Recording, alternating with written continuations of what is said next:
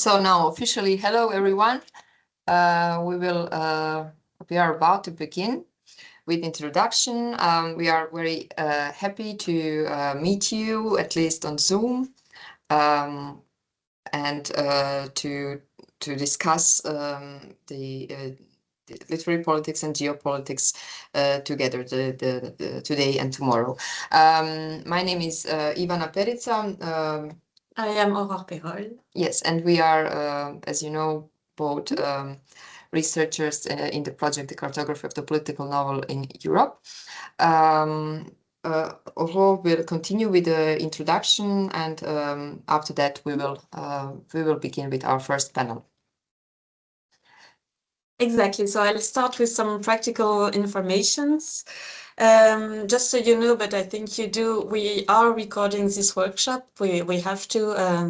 It's obligatory in the European project. So I hope you don't have anything against being immortalized by video.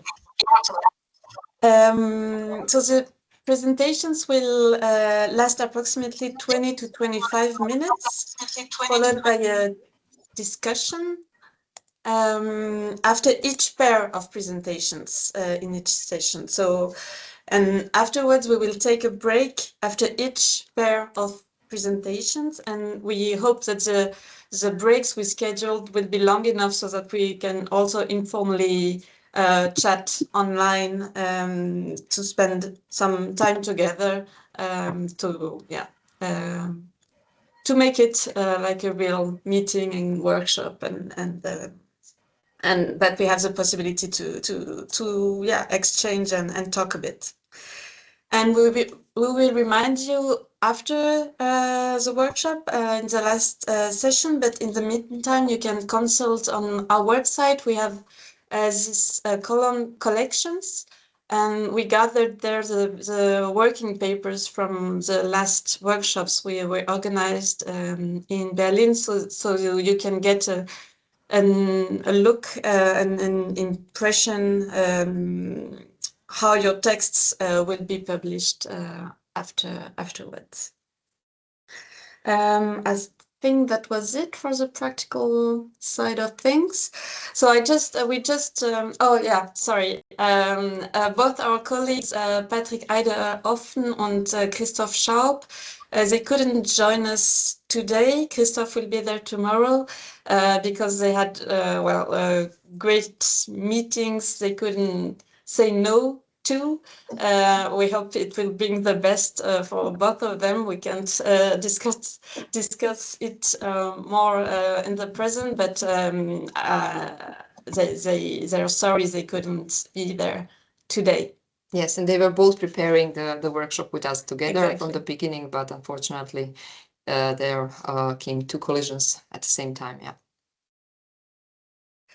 So I'll just have a few words about our workshop and the topics. When we proposed it as part of our research project on political novels in Europe, we could not have anticipated the world we know today in 2026, and in many respects 2022, when we presented the project in general. This year seems very distant indeed. Also, Greenland will not be discussed over the next days. Ukraine and Gaza will be mentioned. And we hope that this workshop will contribute in our very own small way to reflect on the current situation, whatever the situation is. But this workshop builds upon our initial workshop we organized in Berlin. The title was European Centers and Peripheries in the Political Novel. So again, you can read the collection of working papers on the website if you're interested. The aim of this first workshop was questioning and dismissing the idea of a unified, homogeneous culture Europe, in order to consider it as a profoundly unequal space marked by economic, social, cultural, and literary asymmetries. And today we are building on this shift but on a different scale.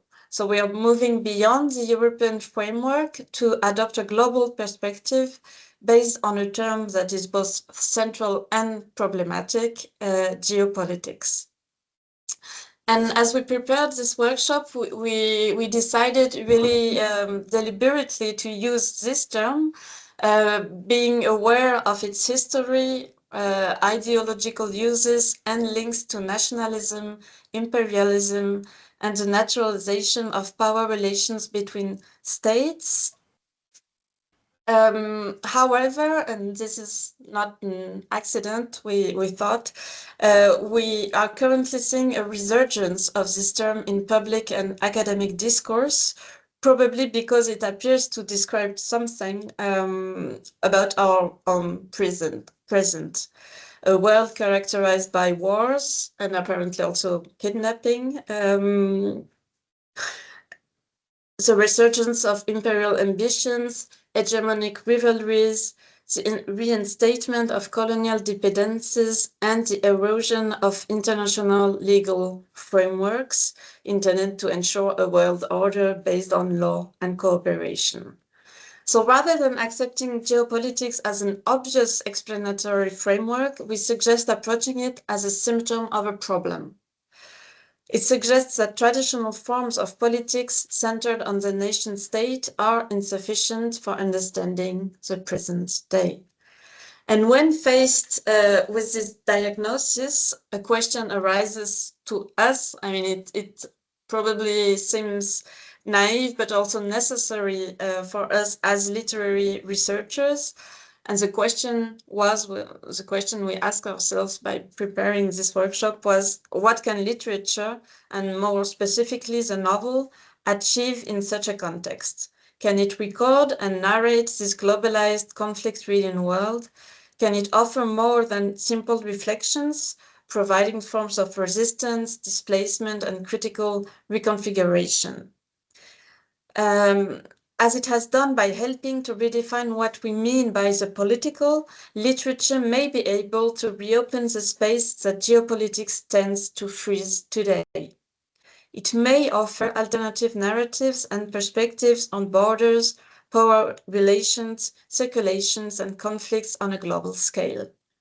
In other words, if contemporary political literature exists, and now we know it does, you can check our website to see by yourself what we intend by it and what work we did on this topic. So if contemporary political literature exists, can we also talk about geopolitical literature? The workshop features a variety of presentations that address the topic of geopolitical literature from different genres, periods, and contexts. Topics include spy novels, which we are thrilled to have, but also major geopolitical turning points of the 20th and 21st centuries, the literary uses of cartography, etc. And we had the impression after reading the abstracts we've chosen for this workshop that they also explore attempts to critically reinvent geopolitics through literature. So rather than seeking to establish a definitive definition of geopolitical literature, this workshop aims to open up a space where geopolitics is not considered a fixed framework, but rather as a problem, and where literature emerges as a privileged domain for contemplation, discussion, and potential transformation. So I think that was it. I wish us all in great talks and stimulating discussions. I think I will now hand over to Ivana for the first session. Thank you, Aurore. So I will be quick in order not to lose too much time, but let me introduce to you as our first speaker Zrinka Božić, who will present a paper entitled Literary Cartography and Critical Geopolitics. Together with Mark Devaney, Zrinka sets the theoretical framework for our discussions of literary politics in the age of geopolitics, or perhaps more precisely, in the wake of the most recent authoritarian turn in global politics. I assume we will touch upon both concepts and also try to differentiate between them. So Zrinka Božić is Associate Professor of Literary Theory and Chair of the Theory section at the Department of Croatian Language and Literature at the Faculty of Humanities and Social Sciences in Zagreb. Instead of listing all her research interests, which you can easily find on the Caponeu website, I'll just mention two key books. The first is From the Perspective of Death, Heidegger and Others, that was published in Croatian in 2012. And the second has been published a few years ago, titled The Community in Avant-Garde Literature and Politics, published with Palgrave Macmillan in 2022. I think we can speak of a long-standing fascination with community and with how aesthetics and politics intersect in avant-garde movements. This interest continues to shape her work. And last but not least, as the coordinator of Caponeu Consortium, Zrinka is quite literally responsible for what we do here. Yes, so I will not lose any more time. I invite you, Zrinka, to take the floor, and we are very much looking forward to your presentation. Hello, everyone. I'm really happy to be able to present some of my recent readings and to discuss it with you, and maybe to clarify some things even in my own understanding of several concepts. I will just briefly share. I will not have a very big, just a moment, here it is. I hope that you see just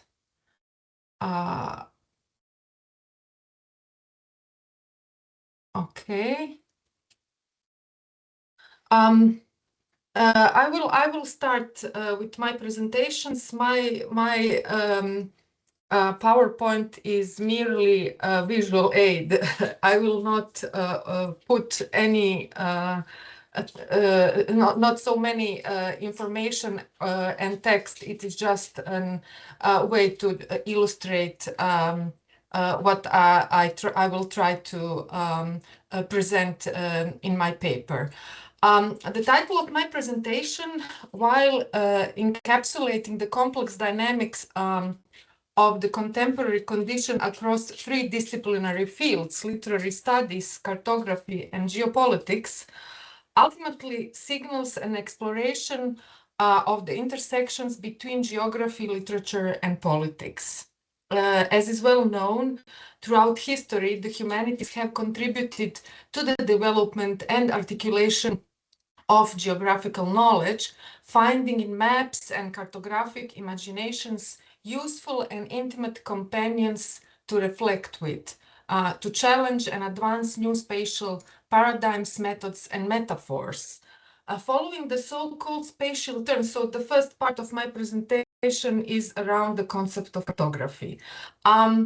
Following the so-called spatial turn in the arts and humanities and the widespread adoption of digital technologies across cultural domains, several emerging research areas such as spatial digital humanities, geohumanities, deep mapping, and map-based art have highlighted the expanding scope of scholarly and practical engagement with cartography. These developments reveal the methodological and conceptual flexibility that cartography offers to humanities. In parallel, over the past 15 years, map studies has emerged as a transversal research field, deeply informed by humanities, methodologies, by humanities methodologies, concepts, and perspectives, providing new interpretive frameworks for understanding the intersections of space, culture, and in our own case, literature, political novel. However, when it comes to cartography, there is a rich history of conceptual thought focusing on the nature of maps and the art and science of mapping. As Christian Jacob observed back in the 1990s, there are two ways of approaching maps: as a transparent medium, an archival device for objective knowledge, based on conception of image and representation as an imitation of an external and objective reality, or to attempt to understand them within the culture that produced and used them, and simultaneously not lose sight of the map itself, of its materiality. In the first case, all maps would have the same purpose in all contexts. The display of geographical or topographical data, giving orientation and distances and providing a view of a territory. This means that interpreting maps would imply similar perceptions and intellectual operations in, for instance, ancient Greece, imperial China, or among native Arctic peoples. In the second case, Jacob argues the history of cartography should not be considered as a discipline in itself, but as an interdisciplinary field combining components of political and social history, history of visual artifacts, history of intellectual representations, history of ideas, history of technology, history of cultural practices, and history of science.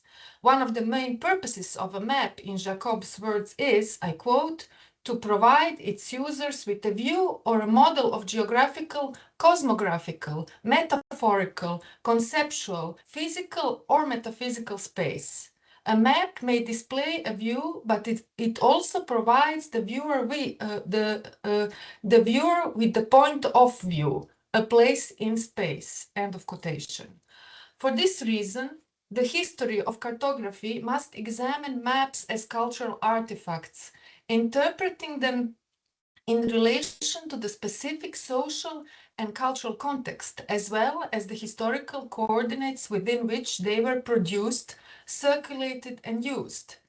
In his influential 1989 essay, Deconstructing the Map, John Bryan Harley, building on post-structuralist critique of the representational paradigm, emphasizes that the task of the cultural history of cartography is to search for the social forces that have structured cartography and to locate the presence of power and its effects in all map knowledge.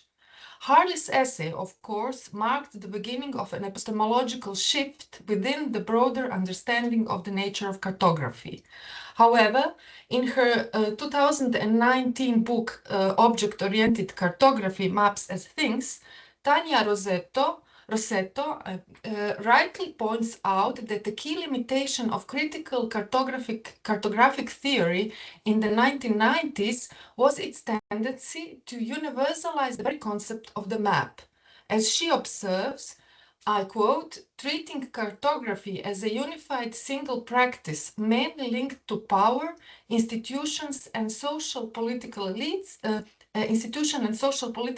elites, this approach downplayed the myriad modes of actual diverse and specific mapping practices. End of quotation.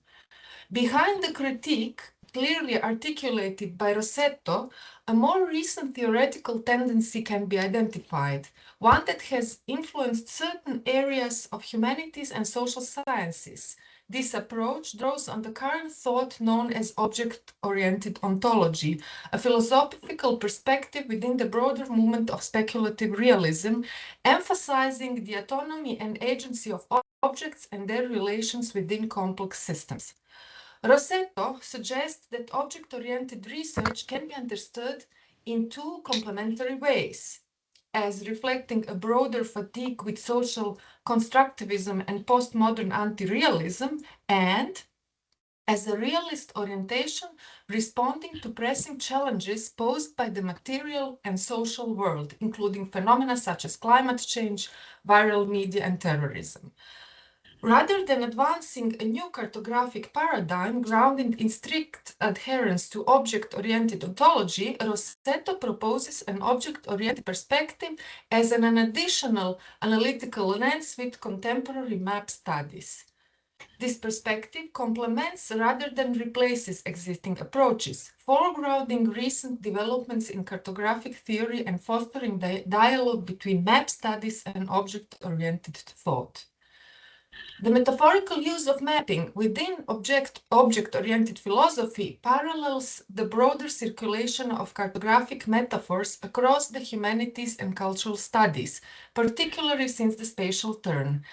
As Peter Mitchell notes, in the postmodern context, I quote, in which the real is no longer a given, the map becomes a key metaphor for the negotiation, physical and cognitive, required in order to derive meaning from our environment. This meaning can only be gained through a direct experience, a mapping of the world, not via a scientific map framed in a distant, godlike perspective. In postmodern writing, therefore, emphasis is placed on the spatial, experiential, subjective, and cognitive nature of mapping and reading. End of quotation. This more effective and embodied cartographic epistemology underpins a range of transdisciplinary works that resist any easy categorization, including Juliana Bruno's Atlas of Emotion from 2002, or Catherine Harmon's You Are Here, New York City, Mapping the Soul of the City from 2004, Louis van Zwaay and Jean Claire's Atlas of Experience from 2000. For instance, Bruno's Atlas of Emotion maps emotional and sensory experiences across art, architecture, and film, revealing how spaces and feelings intersect. Harmon's You Are Here focuses on New York City, collecting artists' and writers' maps that chart personal, imaginative, and emotional geographies of the city, highlighting subjective experience of urban space. Van Zwaay and Claire offer playful hand-drawn maps of abstract states such as boredom, pleasure, and knowledge. Collectively, these projects show how cartography functions less as a totalizing representational system and more as a metaphor for the subjective processual creation of meaning. These examples demonstrate how the postmodern map metaphor becomes a key site for the post-structuralist critique of classical and modernist thought. As Mitchell observes, maps have long functioned as metaphors in philosophy and literature, linking cartography, representation, and textuality.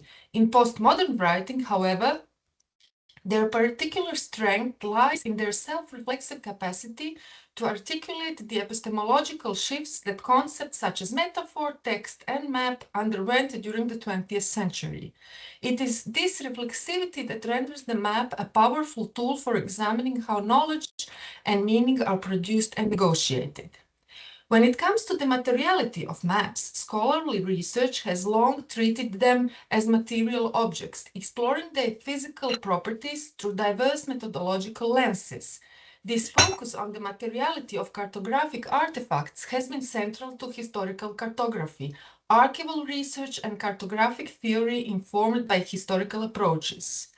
In The Sovereign Map, first published in French in 1992, Christian Jacob contends that although maps generate a new visual order by distancing the object from its representation, their significance lies primarily in their material present and in the embodied visual practices through which viewers engage with them.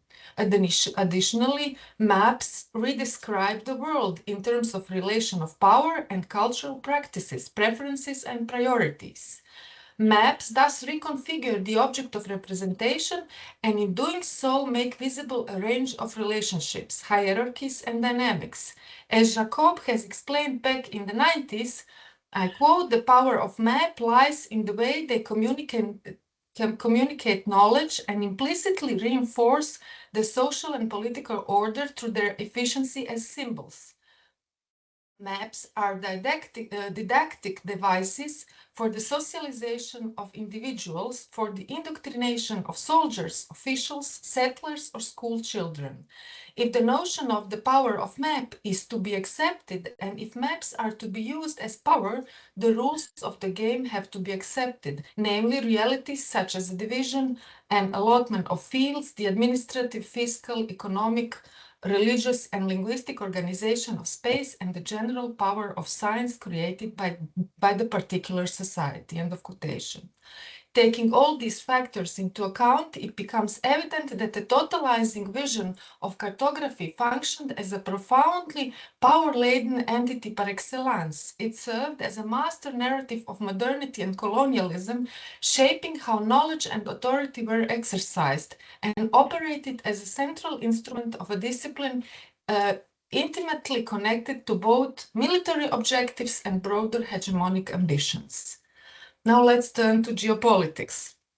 The controversy surrounding the concept of geopolitics lies in the fact that for some scholars it is regarded as an insightful guide to the geographical study of strategic relations between states, while for others it has been castigated for being an accomplice of authoritarianism and fascism. Coined by the Swedish legal jurist Rudolf Kjellén in 1916, the term was shaped by social Darwinist concerns with the survival and vitality of states and societies. As these ideas intersected with intensifying imperial rivalries, and the institutionalization of geography as an academic discipline, geopolitical thought came to attract a range of influential figures, including Halford Mackinder and Friedrich Ratzel. Ratzel and Mackinder exemplify early geopolitical thought linking environmental, technological, and spatial factors to state power, while Ratzel conceptualized Lebensraum through the relationship between environment, state, and culture. Mackinder warned that traditional sea powers faced growing challenges from technologically enabled land-based rivals. Together, their work framed geopolitics as an analysis of statecraft and global power relations oriented toward identifying threats to states and empires and justifying the use of force to protect vital interests. Geopolitics gained its controversial reputation largely during the interwar period when it became closely associated with fascist and authoritarian ideologies. It was conceived as a tool to serve the state directly, justifying territorial expansion, and in the context of interwar Germany promoting aspiration of Euro-Asian dominance through alliances with Russia and Japan. By combining Mackinder's global strategic vision with a social Darwinist notion of the state as a living organism, this approach positioned geopolitical analysis, reinforced by maps and statistics, as an essential instrument of both state power and intellectual strategy.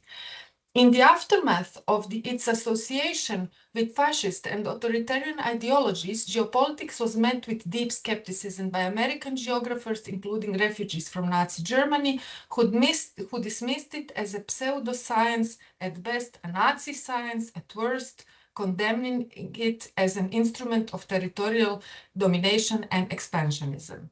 However, former US Secretary of State in Richard Nixon administration, Henry Kissinger is widely credited with restoring respectability to the term. While his use of geopolitics has been criticized as vague, many scholars recognize that he revived the concept within American political culture, sparking renewed academic engagement with global strategy. Thanks to his influence, geopolitics regained legitimacy and became a central topic in Cold War debates, alongside other subjects aiming to bridge global and regional issues. According to Dodds, Coase, and Sharp, the revival of geopolitics, building on earlier engagement in regions such as the former Soviet Union and Latin America, emphasized global perspective, skepticism of diplomacy and law, and zero-sum view of power, the strategic importance of resources, distinction between land and sea-based powers, and a readiness to endorse intervention or restraint in defense of national security. This helped consolidate geopolitics as a key framework for analyzing global power and strategy. A central concern of critical geopolitics is actually, and now I'm introducing the term critical geopolitics, is interrogating the persistence of such thinking, revealing how current commentators often reduce complex places and networks to simplistic terms and challenging the assumptions underlying these reductions. The field emerged at the end of the Cold War to challenge the strategic doctrines of the era and their legitimizing intellectual apparatus. In this context, for instance, Edward Said's work involved questioning of Western colonial discourses and perspectives on regions such as Middle East and Southwest Asia became highly influential. In his seminal Critical Geopolitics, The Politics of Writing Global Space, published originally in 1996, I apologize if I'm not pronouncing this name correctly, Yarud O'Tuchel observes how one of the great ironies of the discipline of modern geography is that it remained remarkably blind to the politics of its own gaze and geographical history for so long. The discipline played a crucial role in the war efforts across all nations, yet after the conflict, most of its leading figures avoided examining its political dimensions, especially geopolitics, which had become stigmatized due to its perceived links with the Nazis.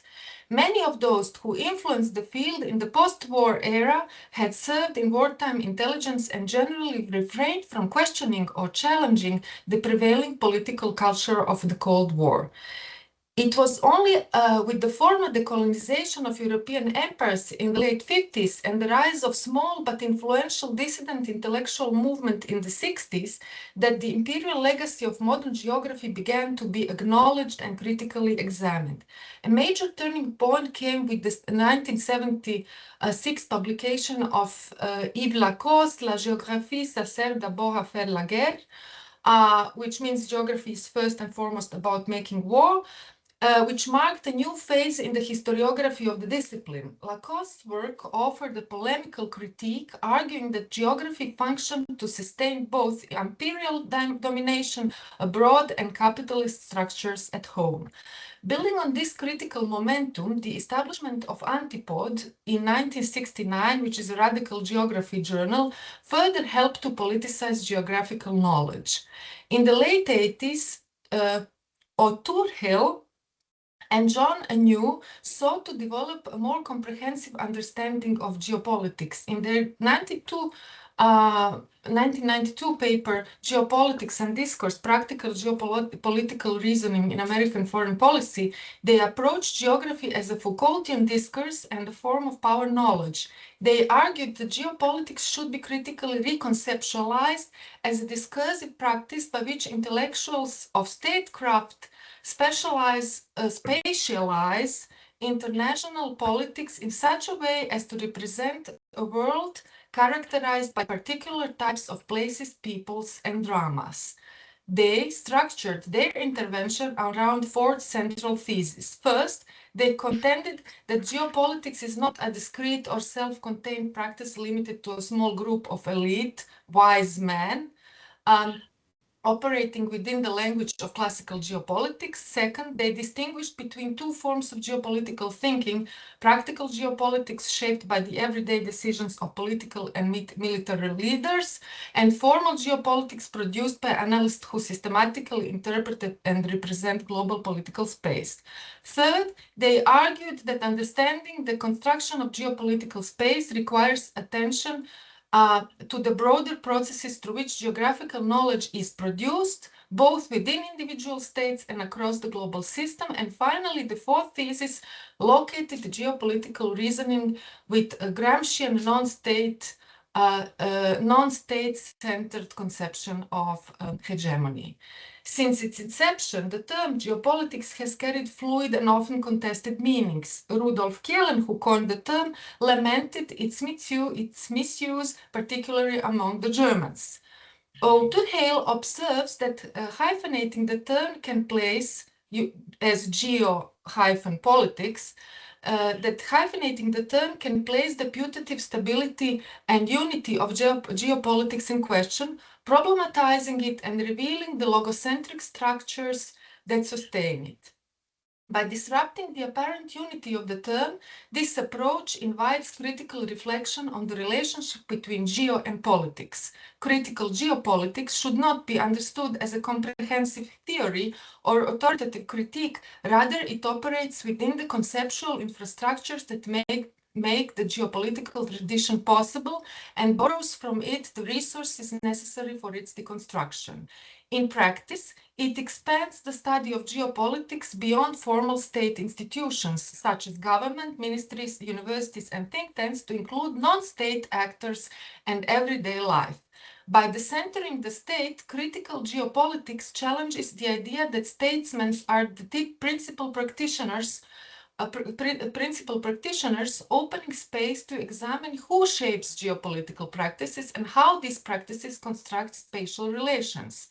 As Dodds, Coase, and Sharp note, a substantial part of critical geopolitics concentrates on unpacking the rigid territorial assumption of mainstream analysis in an effort to offer more flexible accounts, which are better attuned to the societal realities of our time. For example, dissecting the continued reliance on binary understandings of power and spatiality in geopolitical writing, like East, West, security, danger, freedom, oppression, in many government agencies, think tanks, strategic analysis, and much in mass media. In line with this, critical geopolitics challenges statist conceptions of power, emphasizing that spatiality extends beyond territorial boundaries. It examines how spatial practices operate in both territorial and non-territorial forms, broadening analysis beyond the state while still recognizing its material influence. The focus is on how state power is produced and enacted, both discursively and practically, rather than on fixed or universal notions of sovereignty. This broader perspective also raises new questions about the agents of geopolitics, encouraging attention to practitioners both inside and outside formal institutions, from political leaders and officials to journalists, activists, intellectuals, ordinary citizens.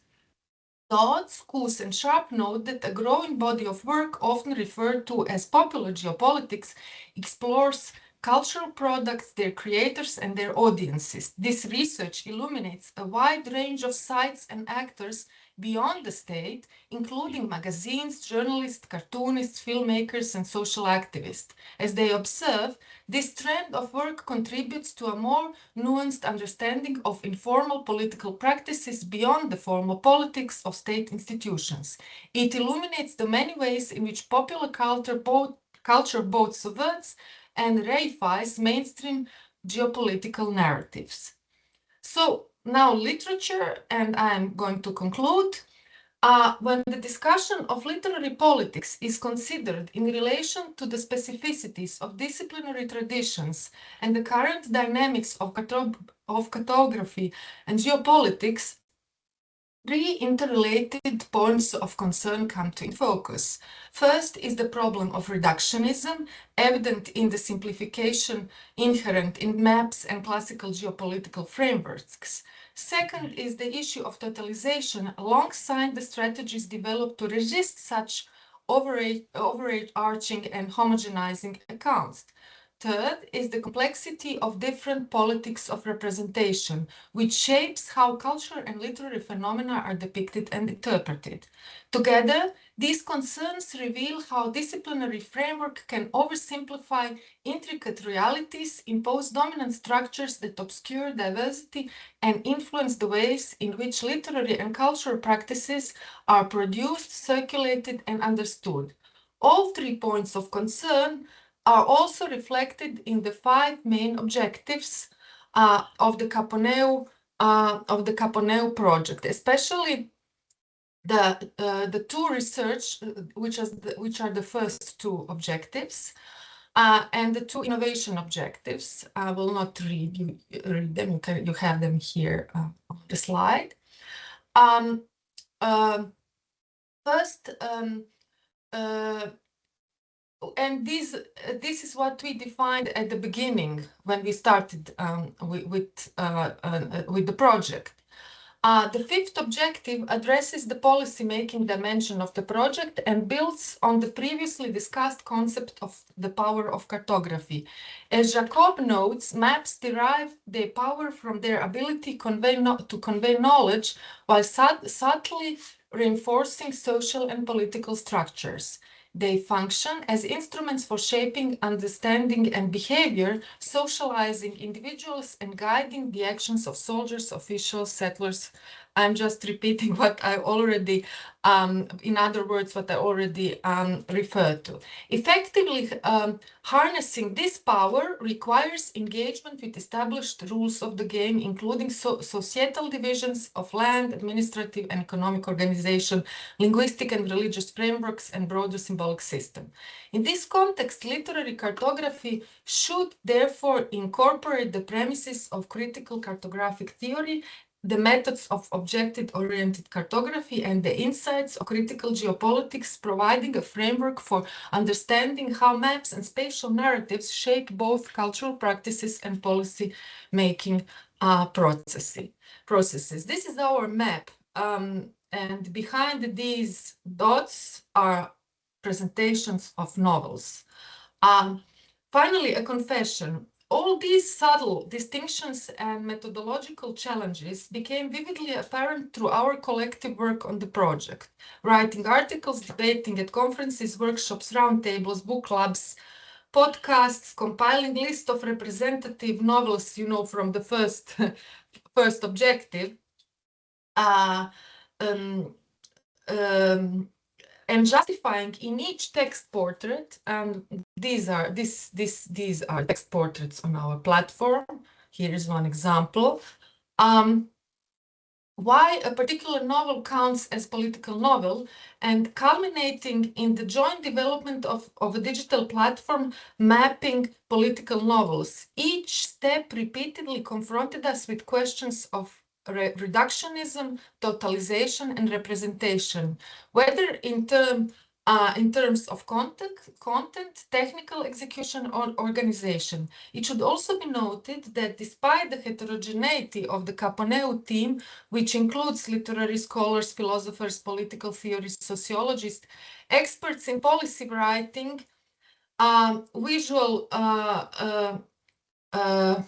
sorry, I apologize.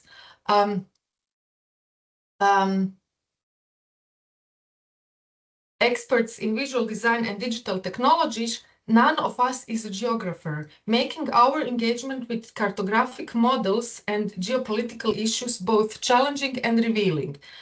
Gadamer has maintained that in his famous and influential Truth and Method, has maintained that understanding is always historically affected and emerges through an ongoing dialogical engagement with tradition and text, such that there is no fixed procedural method to guarantee understanding in advance. Rather, what counts as a method is only recognizable retrospectively as a part of the interpretive process. Accordingly, as we approach the conclusion of this collective endeavor, it is time to take a retrospective view of the paths we have traversed, the debates, experiments, and methodological challenges that have shaped our work. Moving beyond the simple cartographic metaphor that sparked our inquiry in the very beginning, the next step is to consider more concretely what literary cartography situated at the intersection of object-oriented cartography and critical geopolitics might entail for the study of the political novel. Thank you.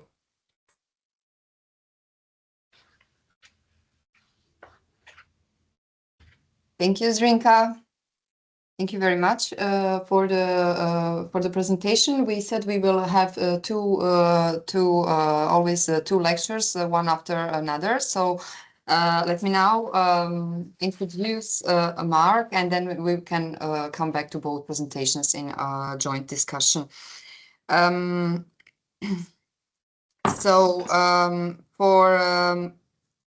For critical engagement with this kind of remapping that Zrinka has outlined, Mark Devaney in this first section will revisit Carl Schmitt's concept of the nomos.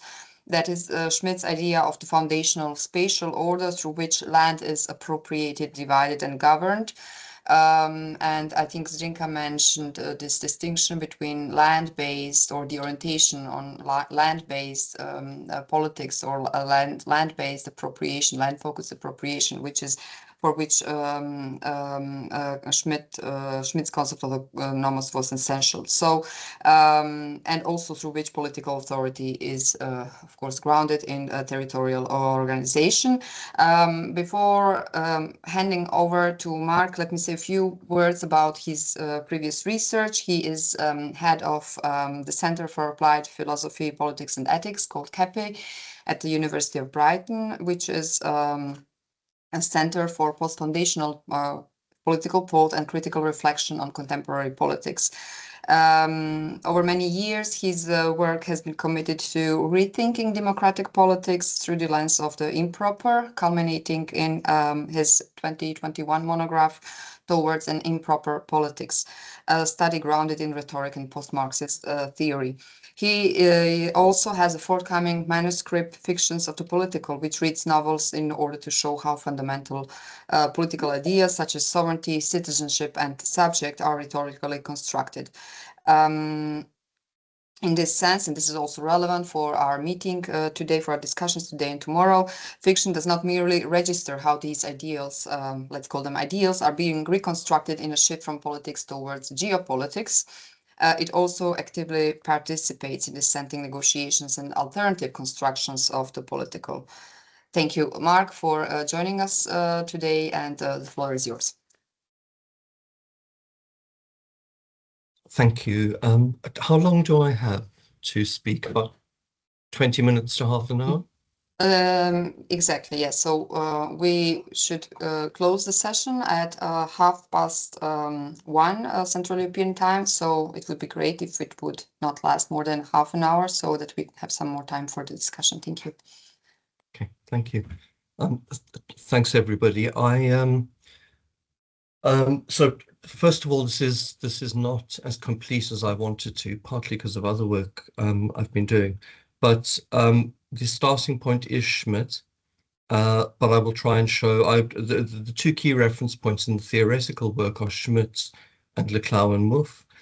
This in part develops work that I did in my earlier book, but I will conclude with some reflections on two novels, one by John Coetzee, published in the early 1990s, called Age of Iron, and the other a more recent text called Money to Burn, written by the Danish author Asta Olivia Nordenhof. The title that I'd given was Novel Without Borders, a response to Schmitt's Nomos of the Earth. I will read, but I'll probably skip some sections. But for the most part, I'm going to read. I don't have a paper in front of me, so it's on the computer, so apologies. I'll be reading from the same computer that I'm on the screen with you. The call for this papers rightly indicated that traditional understandings of politics are no longer fit for purpose, using the term geopolitics to indicate that politics can only ever be understood in a global context. My only disagreement with this characterization is the suggestion that there is something novel about this. In fact, at least since the very first colonial expeditions from 1492, and arguably somewhat earlier, Catholicism, as we all know, includes in its very name this reference to universalism, politics could only be understood with reference to conditions that go beyond any one political system or any one nation state. It is no mistake that John Locke makes reference to the Americas, that Hegel could only consider historical developments in terms of world history, that Kant's politics is infused with racism. Political theory, as we know it, is founded in these colonial conditions, and its consideration of key concepts such as sovereignty, citizenship, the people, is inadequate to understanding the terms on which its own geopolitics is structured and formed. The consolidation of the absolutist nation-state in Europe was conditioned by those external conditions. Given this, the question I ask is what is distinctive about the new authoritarian, quasi-fascist overtones, but not necessarily what is new, and I'll return to that in a moment. I do this symptomatically, and I apologize for those who don't like Altus's form of symptomatic reading, starting with the obsessional neuroses, the tics that unify the global right. This allows us to understand what the global right views as its antagonist. However, second, as with any good symptomatic reading, the point here is not simply the tic, but the underlying structures, the ontological frameworks that establishes and makes possible those symptoms. The question I want to identify is the sites of conflict in the authoritarian ego on a global scale. And I'll conclude by asking, in response to the call, how literature or novels might or indeed have responded to this emerging configuration. And as I said, I'll make reference to two, and if there's time, perhaps three novels in concluding. The argument as I develop is framed by a distinctive, though too often ignored point that opens Schmidt's Nomos of the Earth. My supervisor Ernesto Leclau and Chantal Mouffe in different ways relied on Schmidt's account of the friend-enemy relation in his concept of the political. Chantal Mouffe, for example, argues that the political entails the drawing of distinctions between friends and enemies. The political, she says, presupposes common identification, irreducible to moral or economic imperatives in line with Schmidt's arguments, and is both distinct from everyday politics as well as from the economic, the aesthetic, the moral, and other realms, all of which are defined by their own distinctive principle. However, these authors never address Schmidt's later text, Nomos of the Earth, first published in 1950, though largely written in the period before the Nazis came to power. Schmidt contends that European global order, what he calls the Nomos of the Earth, dominant prior to the First World War, had articulated the world as a set of distinct sovereign political communities with mutually recognized territorial boundaries within Europe. Schmidt contends that Europe could have established a global political order based on similar principles, had it properly appropriated and organized the rest of the earth that was not yet constituted on these terms. His argument is racist, but it was also an accurate rendering of the dominant political ethos. The key argument that Schmidt makes from my point of view and that I'm interested in exploring is that what he terms a nomos comprises overlapping ontological, political, moral, legal, and property relations. Unlike Heidegger, Schmidt writes, every ontological judgment derives from the land, from land appropriation, which is the primeval act in the founding of the law, and notes in that one sentence the linking together of ontology, question of ways of being, how we live, how we understand, how we conceptualize ourselves, to appropriation, to land and to property, and to the founding of law. So Schmidt links, contrary one might argue to what we find in the concept of the political, Schmidt links together politics, economics, and being, ontology, as a way of comprehending and understanding the then dominant global nomos. Political and legal orders on this reading demand the appropriation of land, We might today say the organization of property. Such appropriations establish internal and external borders. Internally, the division and distribution of land establishes property, ownership, and title. Externally, it defines borders, citizenship, belonging, who can enter, who cannot. These divisions of territory are for Schmitt ontological and material. Let's leave behind for a moment the question of land.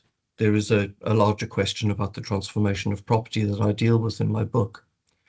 The key thing is that the nomos of the earth is not only about norms, rather it concerns appropriation, boundaries, territory, property, division, title, and a global order that articulates these things together. Schmitt politicizes ontology. He does not ask what is being. Rather, he associates ontology, the question of who we are, with the particular nomos of the earth, with the different regimes for the appropriation and division of the earth, with a particular dominant way of being that he argues is coming to an end. I'm just going to leave. He wrote this text in the dying days of the European colonial order, although it took at least another 60 or 70 years before that order had fully come to an end. This European order had organized the conquest, the occupation, and the articulation of the planet as a common regime. The rendering fictitious of the national borders central to this nomos mark, in Schmitt's view, its end, the end of a global vision of being, and the opening up of the possibility of an emergent, a new nomos. This nomos related to dominant ideas about civilization, about propriety, and about humanity. For Schmitt, the colonial nomos that comes after what he terms the so-called age of discovery imagines the globe as a space to be demarcated and divided between the great European powers. This nomos legitimated appropriation, killing, and genocidal horror. But the question that Schmitt leaves us with is whether or not a new nomos will become hegemonic. He's uncertain about the form it will take. His insistence on the relation between modes of being and modes of appropriation is what interests me in what follows. If the nation-state paradigm was never, and is perhaps no longer, the sole or even the primary site where the borders of property are drawn, articulated, and where modes of being are established, how do we come to terms with the new emergent borders, with the biopolitical borders marked on the bodies of subject that map value, movement, rights, liabilities? These questions delimit any analysis of the contemporary nomos of the earth. And I'm going to leave Schmitt behind for a moment, but just to remember this link between appropriation, ontology, territory, and ways of being, and asking what I want to ask is what the key transformations are. And I'm going to focus on this question of being, this ontological question, the key forms of transformation that we've witnessed since Schmitt wrote. So 75 years later, reflecting on that account of being, what has fundamentally changed that has seen the emergence of the authoritarian right? Writing 75 years later, I want to suggest, and here I echo the opening pages of another text published in 1985, Hegemony and Socialist Strategy, that the evident truths of the past that Schmitt had not put into question are the ghosts that haunt the global right today. A series of positive phenomena. So I don't want to start just with an account of authoritarianism and its horrors that we're all witnessing. I want to argue that the authoritarian right has responded to a series of transformative political mutations that have rendered the world in which we live completely different. I'm going to talk about at least three of these. The first of these is the dissolution of binary gender categories and the reclamation of suppressed histories of trans and gender shifting ways of being, certainly in indigenous movements. The second of these is protest movements that center the legacies of slavery and the genocides of indigenous peoples. And the third is a global climate justice movement that resists the fatalism of capitalist denialism. We've seen to the horror at the genocide witnessed in Gaza, but I'm going to leave that behind for a moment. But what I want to suggest in what follows is that those three things were not simply social movements, but they are actually indicative of a world that is being remade, a world that puts to bed the colonial nomos that Schmitt outlines, but it's a nomos that is reactivated by the authoritarian right. And indeed, I will argue that those three things, gender, race, and climate, are the three objects that repeatedly return as the antagonists in the way in which the authoritarian right presents itself. And there's a reason for this, which I'll speak about towards the end. These antagonisms are more than mere social movements. They're more than merely the expression of demands. They represent, especially if conceptualized together, a radical rejection of what we might term the Western tradition, at least in the way in which Schmitt understood that tradition. I'll address each in turn and draw the links between them. The ecological and early climate movements of the 1980s anticipated the global mobilization about climate change today. These were not simply social movements or demands.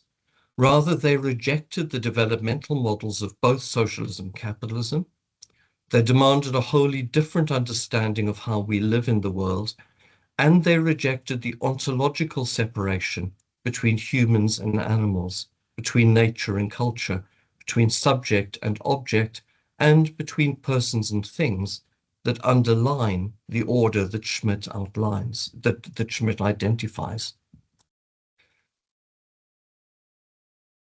Today, in the second movement, in trans debates about gender identity, about the family, about binary gender orders, these debates have destroyed any attempt, biological or otherwise, to attribute fixed notions of sex or gender.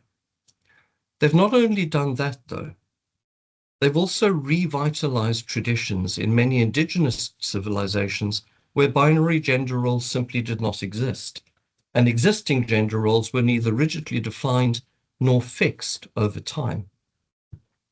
Gender Trouble, when it was published in the 1990s, may have seemed to be extraordinarily radical in recognizing that the sex-gender system is historically produced and maintained. However, in a vein similar to the discussion of those ecological movements that Leclau and Mouffe identify in the 1980s, they do not register that the sex-gender system is a key nodal point in a civilizational order that links back to coloniality, that links back to the way in which the earth is presented, and that requires for its reproduction the maintenance of these dominant ways of being. It's no mistake that the global right repeatedly returns to the family and to maintaining the family, and is paranoid about so-called attacks on the family and the authority of the father in the family.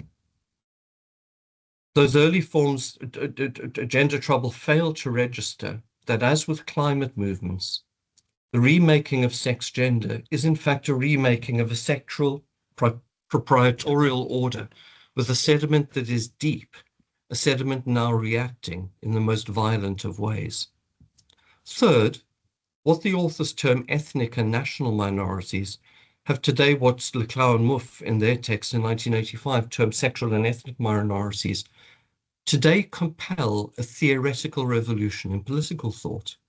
Scholars drawing on indigenous thought, most notably Sylvia Wynter, insist upon the coloniality of being and of whiteness.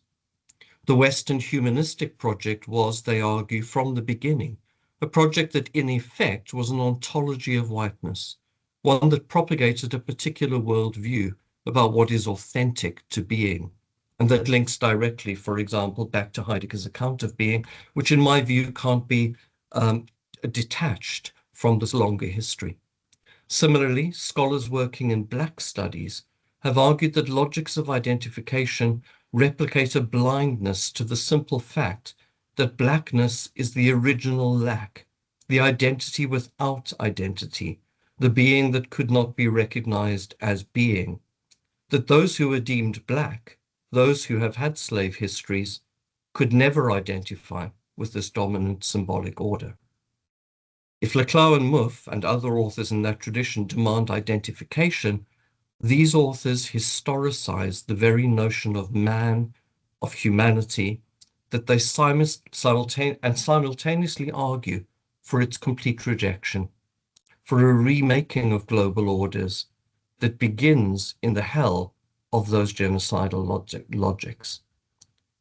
Rather than extend the humanism that the left has traditionally celebrated, these authors insist that humanism was itself implicated in those longer histories.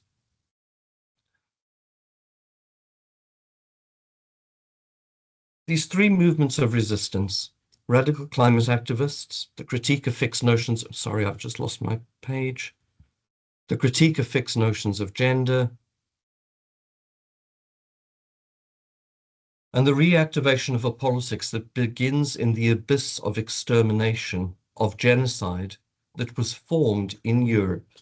These movements together constitute a radical rejection of the imaginary that has secured the social formation we call the West. The reactive politics of right-wing fascism, hatred in its excessive forms, is only understandable if at some level the right recognizes what is at stake. And what is at stake is a radical rejection of whiteness, of the West, of Europe, of fixed notions of gender identity and family, and indeed the very notion of the human that has underpinned Enlightenment humanism, but that in fact secured longer histories of racial slavery and genocidal extermination. In other words, the sediment that secured the hegemony of the West from 1492 to the present has been reactivated, remade, and the cat cannot be put back in the bag. The morbid symptoms that Gramsci once spoke about are indications of a world that is coming to an end that Schmidt anticipates in his 1950 book about the Nomos of the Earth. This reactive politics today is of course distinct in a number of ways. I won't talk about this in detail, but one distinction is the digital framing of every aspect of our lives, so that we live in a hall of reflective mirrors that both highlight certain issues and minoritizes and ignores others. But I think the fascist right understands better than the left that the world that we once lived in has ended. And what it desperately tries to do is put the cat back in the bag. The period after 1968 has unpicked this way of life, and the reactive forces are, as we all know, brutal. But if I am right, then a way of life linked to the Nomos identified by Schmidt isn't at an end. There is no closing the bag. What was once called identity politics by the Marxist left was not identity politics. It was in fact a remaking of the very possibility of being in the world. And it demonstrated that our understanding of the past and our conceptualization of what a socialist or a democratic future might look like have to be radically rethought. Unfortunately, it is the right that has engaged in those radical forms of rethinking. Now, if I'm right about that, if I'm right that Schmidt's argument about the Nomos of the Earth is in some sense being realized in the early 20th century, that what we've seen coming together is a range of different social movements that were characterized as social, that some leftist critics on the Marxist left tended to characterize as demands. In fact, that those are not demands. They've undermined the very ways in which the social orders that we lived in were constituted. If I'm right about that, and I'm right that the authoritarian right recognizes this in ways that are different, and as a consequence is reactive in the ways in which we've unfortunately now become familiar with, then I want to also suggest that the authoritarian right has already lost the battle. I don't want to, I mean lost in the sense that the symbolic and the imaginary that frame that order can only ever seem to be something that cannot be reactivated. And that's one of the reasons for the way in which the right now operates. I said that I wanted to conclude by talking about two texts, and I'm going to talk briefly about a much older text, which was published in the early 1990s at the end of apartheid, called Age of Iron by John Coetzee. And then secondly, a more recent text, Money to Burn, to look at the ways in which literary texts have come to terms with what I've called the decline or the end of this colonial nomos of the earth and the emergence of other ways of being. I begin with John Coetzee's text, Age of Iron. Age of Iron addresses the life of a white South African woman, Elizabeth Curran, living in Cape Town. She lives in Cape Town at the end of the 1980s, the period when apartheid is coming to an end, and she is dying. The novel takes the form of 4 letters written by Elizabeth to her absent daughter, now living in Canada. At the same time as Elizabeth Curran is confronting the cancer within her, the cancer that is killing her, the cancer that she describes as her new child because her daughter has left, she is forced to confront the brutal cancer of apartheid that has framed her life as a white woman living in Cape Town and given her life its form. She has to come to terms with and understand the grim reality of a community torn apart by racism, by apartheid, and by colonialism. In this polarized world in which Curran finds herself, there appears to be no other choice than that literature supports the forces of revolution, of justice. And indeed, the novel thematizes the relationship between the political demand for revolutionary transformation of the social order, for an end to the politics of whiteness in South Africa. The novel thematizes this relation, in this case, Curran writing her elegy, her letters to her daughter, and the demands of political struggle, that all writing must serve the struggle. In experiencing these two crises, Elizabeth confronts her own marginality. She's a woman in her 70s, she's white, she lives in a house that is falling apart, and it is a marginality with no authority.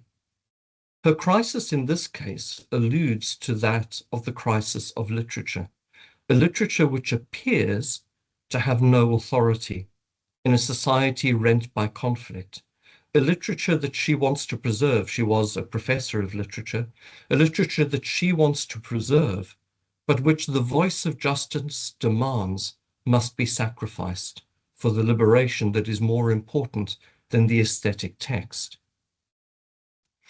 Elizabeth entrusts her 4 letters to a character called Virtue, who is a tramp, a man she meets on the streets. It's been read as the encoding of Virgil. And Virtue is supposed to post her letters, but she's uncertain that the letters will reach her daughter. She doesn't know if the man to whom she gives the letters will send the letters to her daughter. As readers of the novel, we're positioned in the place of the daughter, the receiver of the letter. But there's no guarantee that we will receive the letter or the message that the letter imparts. This uncertainty is thematized in the closing scene of the novel, when Elizabeth dies.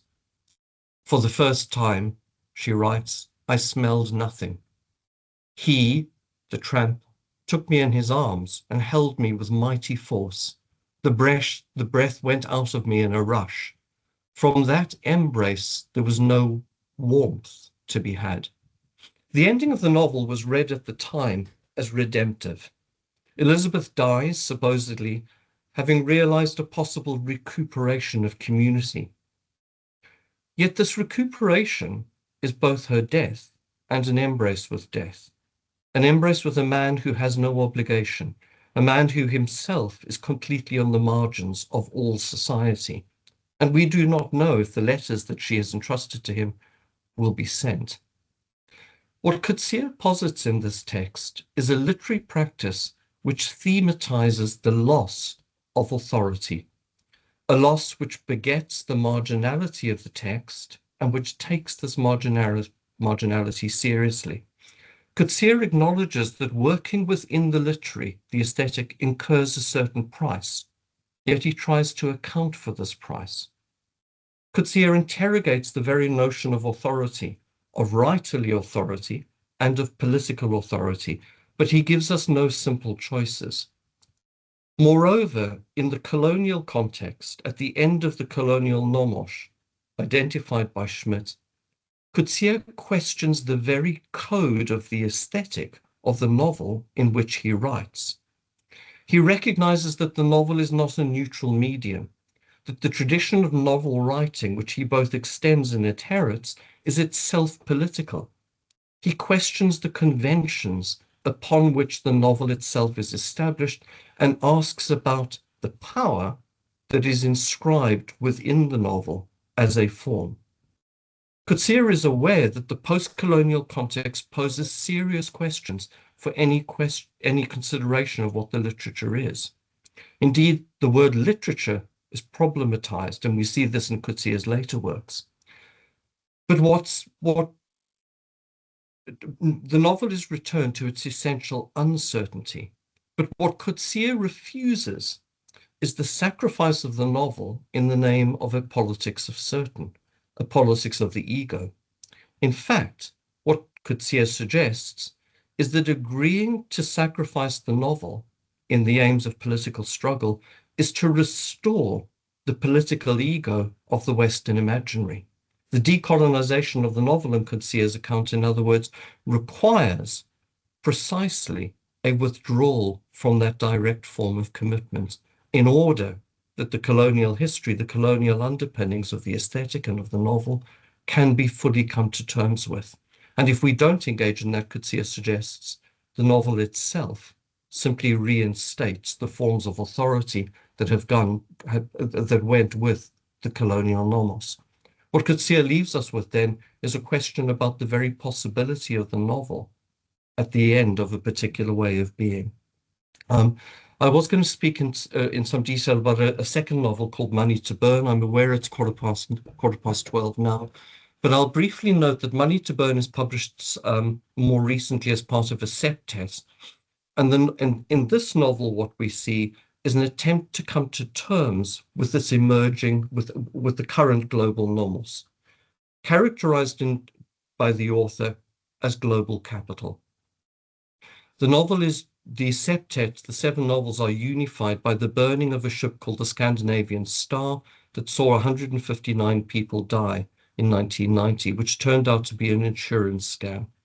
And what the author does is she I was going to speak about the merging together of fact and fiction and the situating of what appear to be small lives within the global web of capital and within the colonial histories that underpin that global web of capital.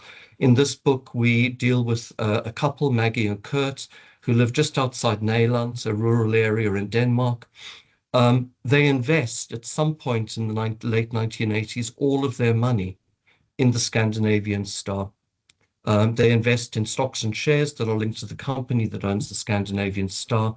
After the ship is sunk and the insurance scandal begins to emerge, the money is lost. And what we see is a very small life inscribed within far larger forces of power.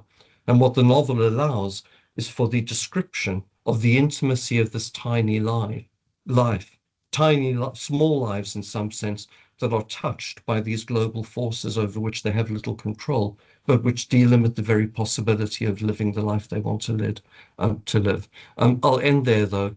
I hope that some of what I've said speaks to the themes that we've been speaking about.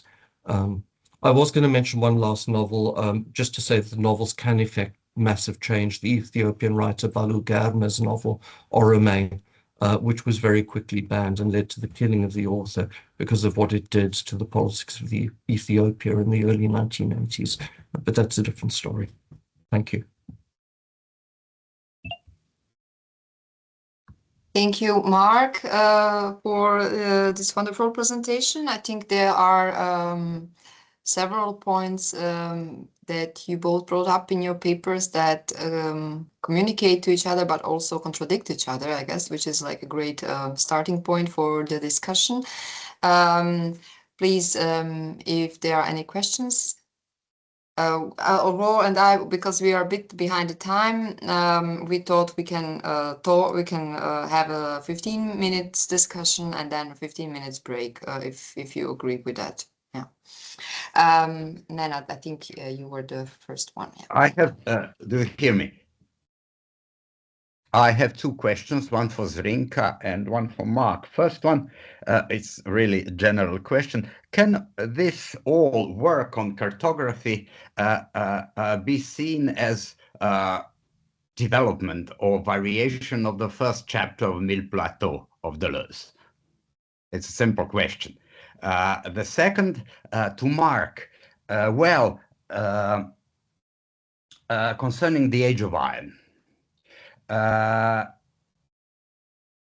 it be, well, what I want to say is, do you remember that scene where the main character is wounded by the young, those young men? Yes, and there is a very interesting metaphor there, the metaphor of a bee's ash. Well, she's lying on the ground, somebody's putting fingers into her mouth. It's a scene of absolute debasement. And then she mentions bee's ash. She mentions bees, the metaphor of bees. And my question is this decolonization ever complete? Because the metaphor comes from a very long European tradition of thought. For example, Victor Hugo, he makes of the bees in Les Miserables the harbingers of revolution. Or going to the past even more, bees are the only creature that are parthenogenetic. So we have, on the one hand, the realistic description of abasement, and on the other, as if the whole tradition of the conception of a literary work. So, is this decolonization, in fact, a sort of forging new ties with the culture and Europe, in a sense that, in fact, is not seen as a colonizing force, but as culture? Thank you.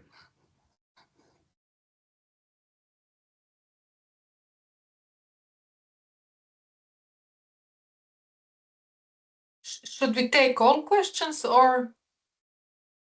No, I think you can go on and answer, then we'll take the second question. I will say regarding Deleuze and Mille Plateaux, yes, and I will also add Borges and and the way he conceives cartography. I didn't have time and place to elaborate more on that. It will be the next step. So thank you for this. Not Deleuze, but Borges much more in this discussion on cartography.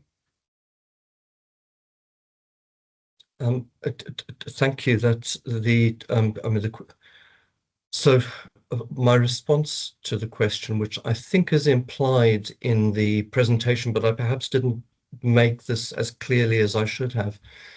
First of all, the one thing I disagree with Schmidt about is I don't think that we can simply characterize the Earth in terms of distinct normosh, that where the lines can easily be drawn, because the way in which political change takes place and political revolutions take place is that there are always remainders, and those remainders always echo in the present.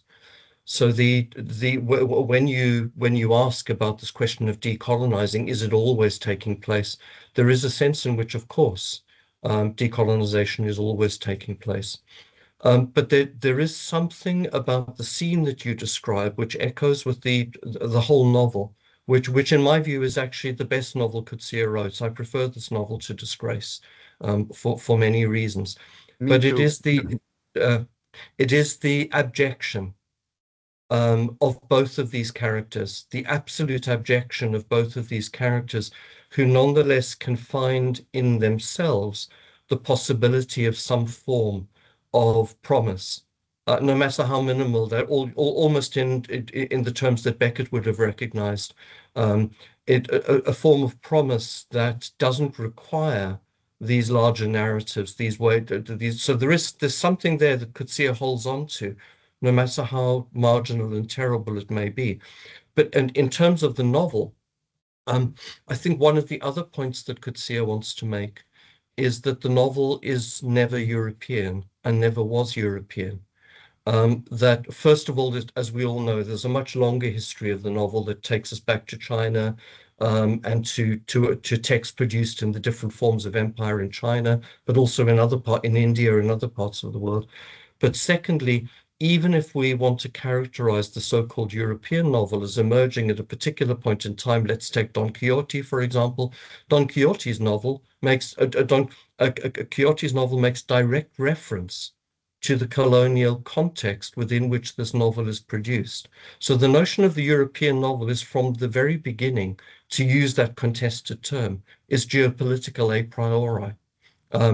It's dealing with the legacies of colony, even in its first moments of emergence. The same is true, of course, of the writings of Shakespeare, and of earlier writers. I think what Coetzee does is he demonstrates precisely those legacies within the novel, but also, and this is what I particularly like about Coetzee, is he puts into question the authority of the narrator and the position of the author in relation to those longer European traditions, which we don't necessarily find in other forms of writing.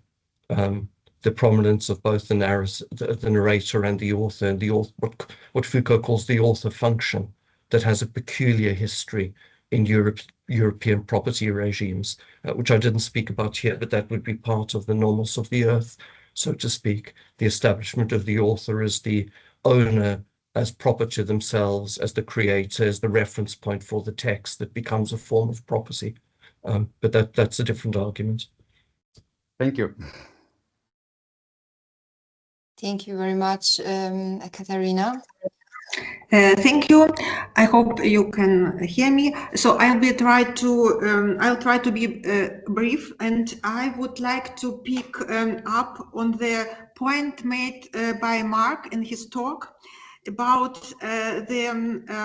this authoritarian right symbolically lost the battle, you said.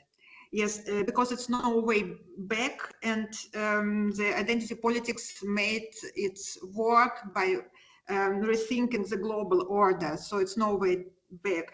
But my idea I had listening to it, that actually the new authoritarian right also doesn't want to go this way back, actually, because this authoritarian right actually reinvented itself as well. So maybe to prevent the success of this authoritarian right, maybe it would actually also identity politics maybe would need to reinvent itself, because also if when we admit or accept that identity politics already rethought the global order, but maybe what it will need to do to rethink this rethinking again, because this authoritarian right reinvented itself, so probably identity politics will need to do the same, reinvent itself again, or reinvent itself and revise its own criticism of the global order. I'll try to be brief so we can get other questions. The first thing is I think it was always a mistake to characterize these movements in terms of identity politics. So the authors who did that called them forms of identity, so they were regarded as particular and as forms of identity. So if you look back to, for example, Chantal Mouffe's work, Hegemony for Mouffe takes together different forms of identity politics, articulates them in a common frame in order to have some form of counter-hegemony. I think what that misses is that at least the three movements I've spoken about are in fact fundamental challenges. They're not just demands. They are remakings of and to go back to the ontological question, to the possible ways in which we can be human. And they put into question our relations to our bodies, to the earth, to other creatures, as well as to other human beings and to our sex and gender. You know, if we take seriously debates in trans politics, for example, the most radical interpretation of those debates is that everybody is in some sense characterized as transsexual in the constitution of their being, which is something actually you get in Freud originally. So where trans becomes identity politics, I think it makes an error. Where feminism becomes a form of identity politics, I think it makes an error. Likewise, the other movements. So that's one way of answering your questions. I think we need to think about the way in which these movements have reconstituted the possible ways in which we can be together, and that's dual. It reconstitutes our history because we see the colonial past differently and other ways of being that have been lost or repressed, and it remakes our understanding of what the left has always looked like. Because in this case, we can think of Altus's term, the social formation, the overdetermined social formation, in which what looked in Leclerc's version like demands are in fact symptomatic of a social formation that's being remade. And of course, capital is implicated within these logics. I didn't speak about class and capital here. So yes, I absolutely agree with you. Just one brief comment about you're right. The authoritarian right has remade themselves, and what you indicate is, of course, that the right isn't the same. It differs from country to country, so we shouldn't generalize too much. But there are some common features, and some of those common features are that it's not for the global powers to determine what the nation state does.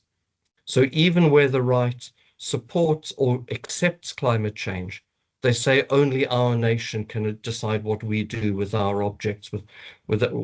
Likewise, when the right accepts, for example, homosexuality and parades homosexuality as a way of showing that Western civilization is better than other civilizations, it does so in terms that are proprietorial, that are property, that are linked to proper ways of being, and it ties those back to the familial relationships.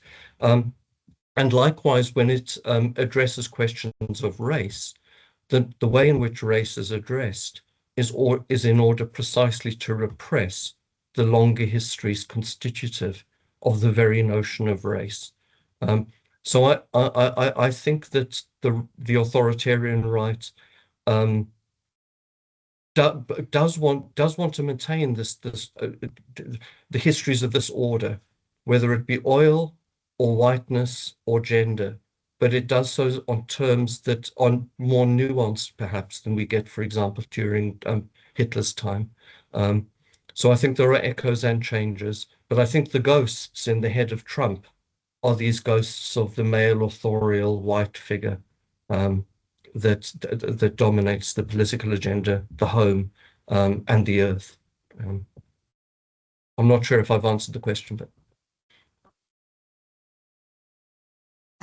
we have two more questions. Thank you both for the comments. We have two more questions. I think Nenad wanted to follow up on something, and Benjamin, and no, okay. So your hand is raised from earlier. So Benjamin, it's just you. It's your turn.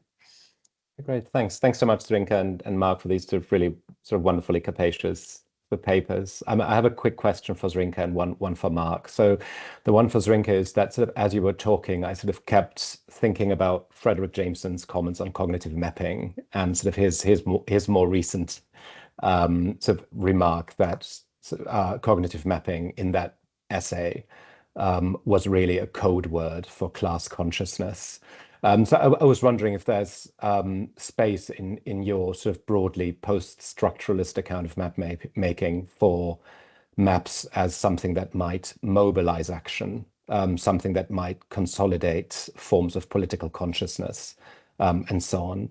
And then my question to Mark would be, and I really enjoyed your paper. I mean, it seems to me that sort of many accounts of the novel form, sort of in literary theory, in literary history, from sort of Bakhtin to Ian Watt to Isabel Armstrong, would argue that the novel form has a kind of hardwired commitment to democracy.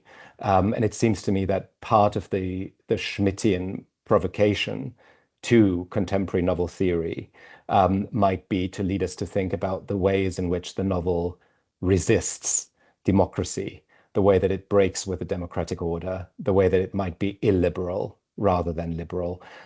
So I'm wondering if there's something that you might sort of want to engage with. Thanks very much.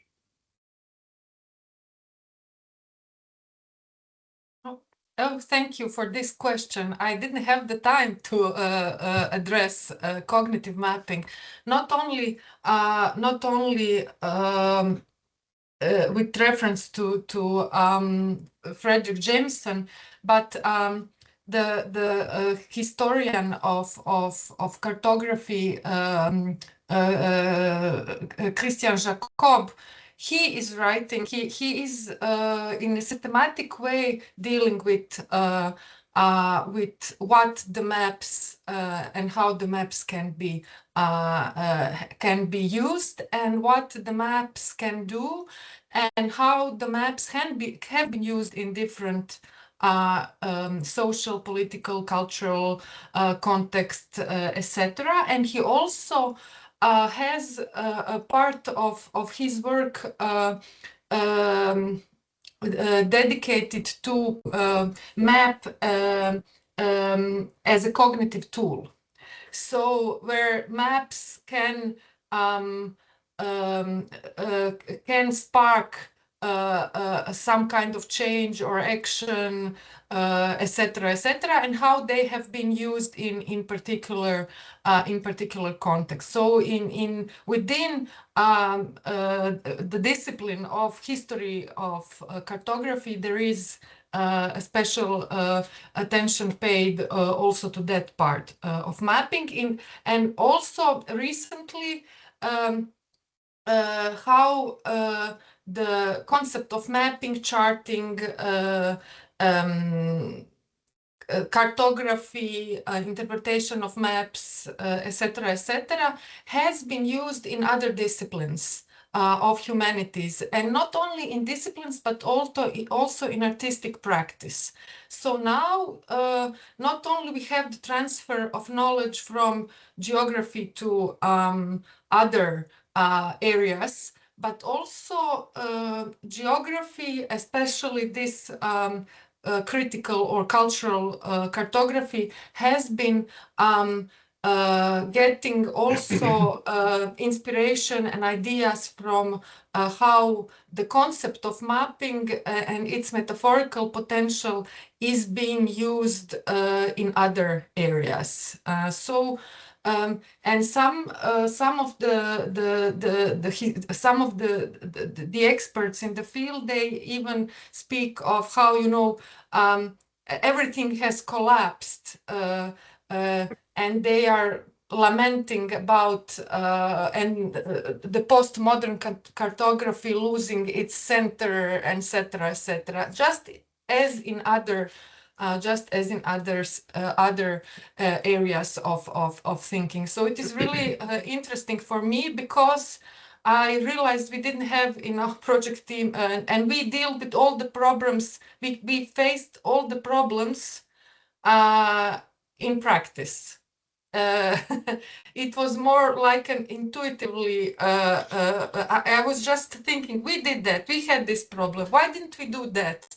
Why didn't we have any cartographer in our team? Why didn't we think of that? Because our idea came from Moretti, and we didn't think about, and I didn't mention Moretti at all today. So he is like a specter behind but the whole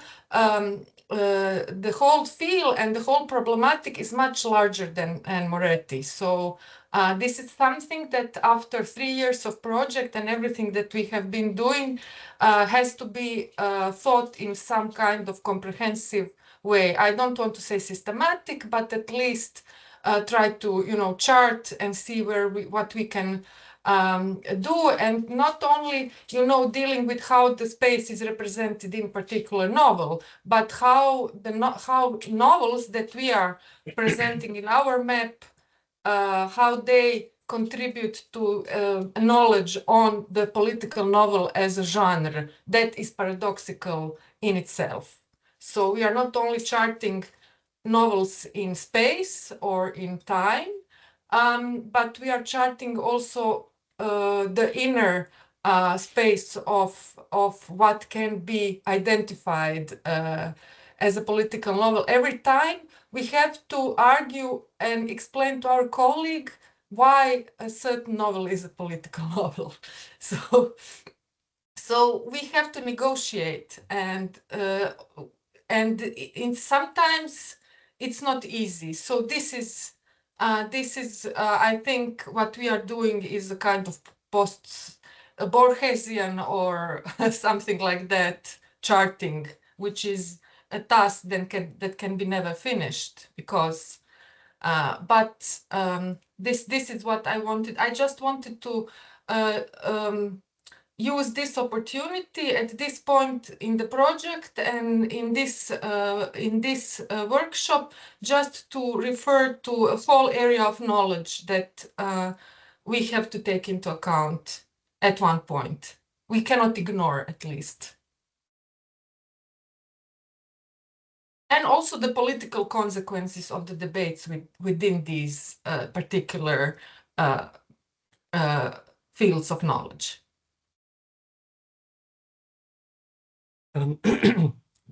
Benjamin, thank you. It's nice to see you. So, I mean, the obvious thing to say is yes, of course. I think that many novels encode, even when they claim to be radical, forms of politics that are in fact of the right. If you only look, for example, at the debates that took place in the 1960s in the work of Ngugi wa Thiong'o, looking back to Conrad's Heart of Darkness. Heart of Darkness, of course, is produced supposedly as a radically critical text, whereas it's viewed from the point of view of African critics as a text that in fact encodes precisely the civilizational norms that are central to Europe. So what looks like a text on the left in many respects reproduces those logics. But I wanted to just give a slightly more systematic answer.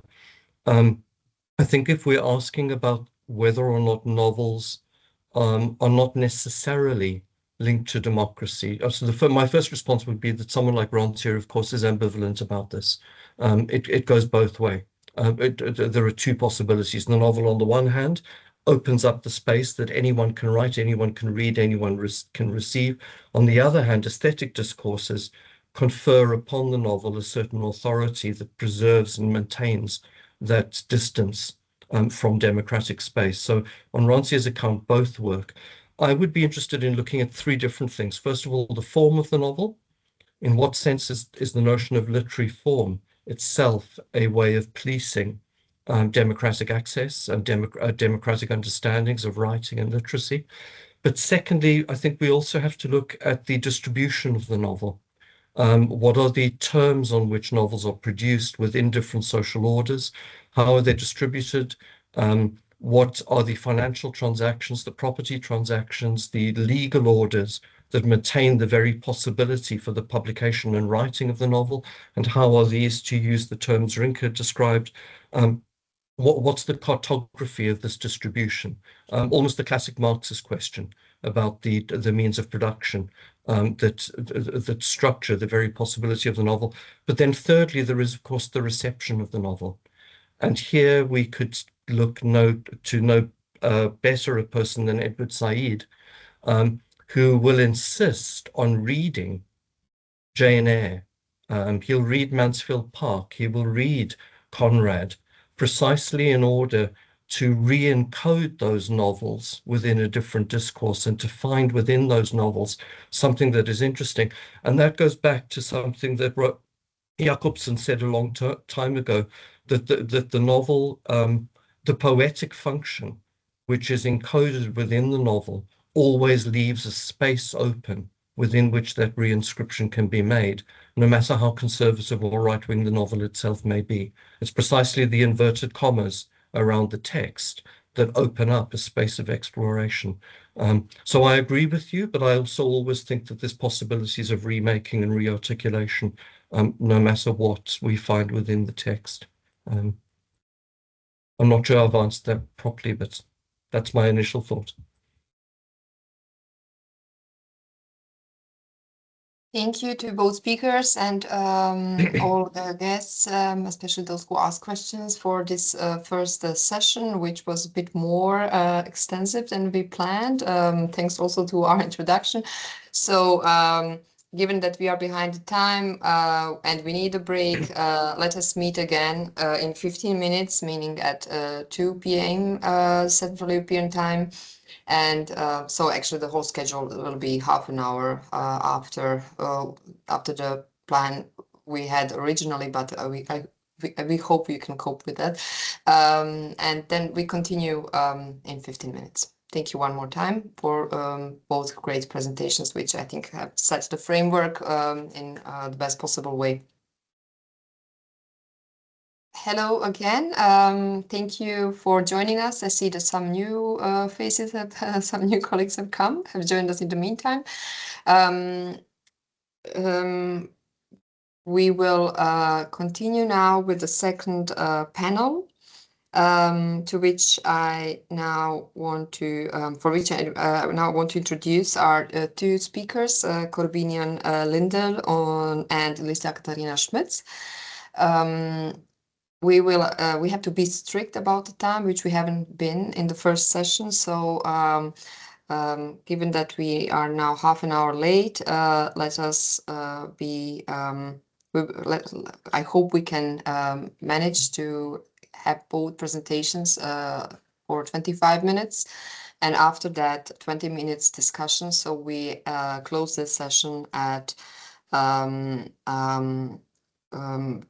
15 or 3 or quarter past 3 Central European time. That's like quarter past 2 UK time.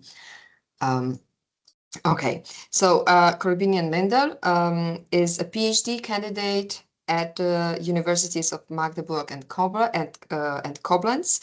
For the past 3 years, Corbinian, you have been working on your dissertation project, Networks of Geopolitics in the Literature of Modernity.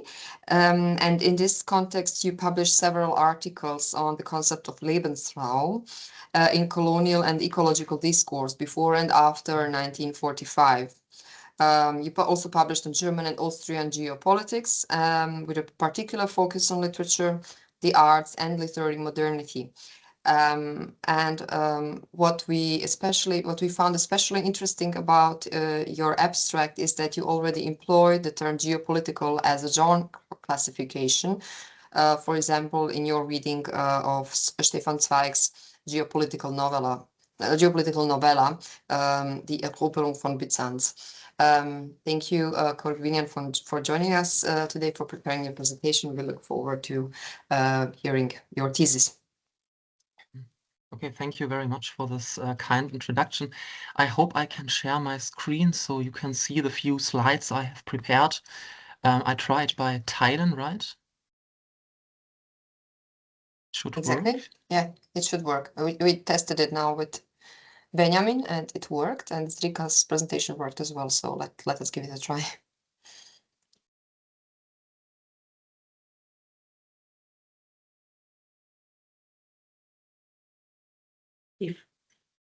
Okay, perfect. Okay. Yeah, it works. Okay, great.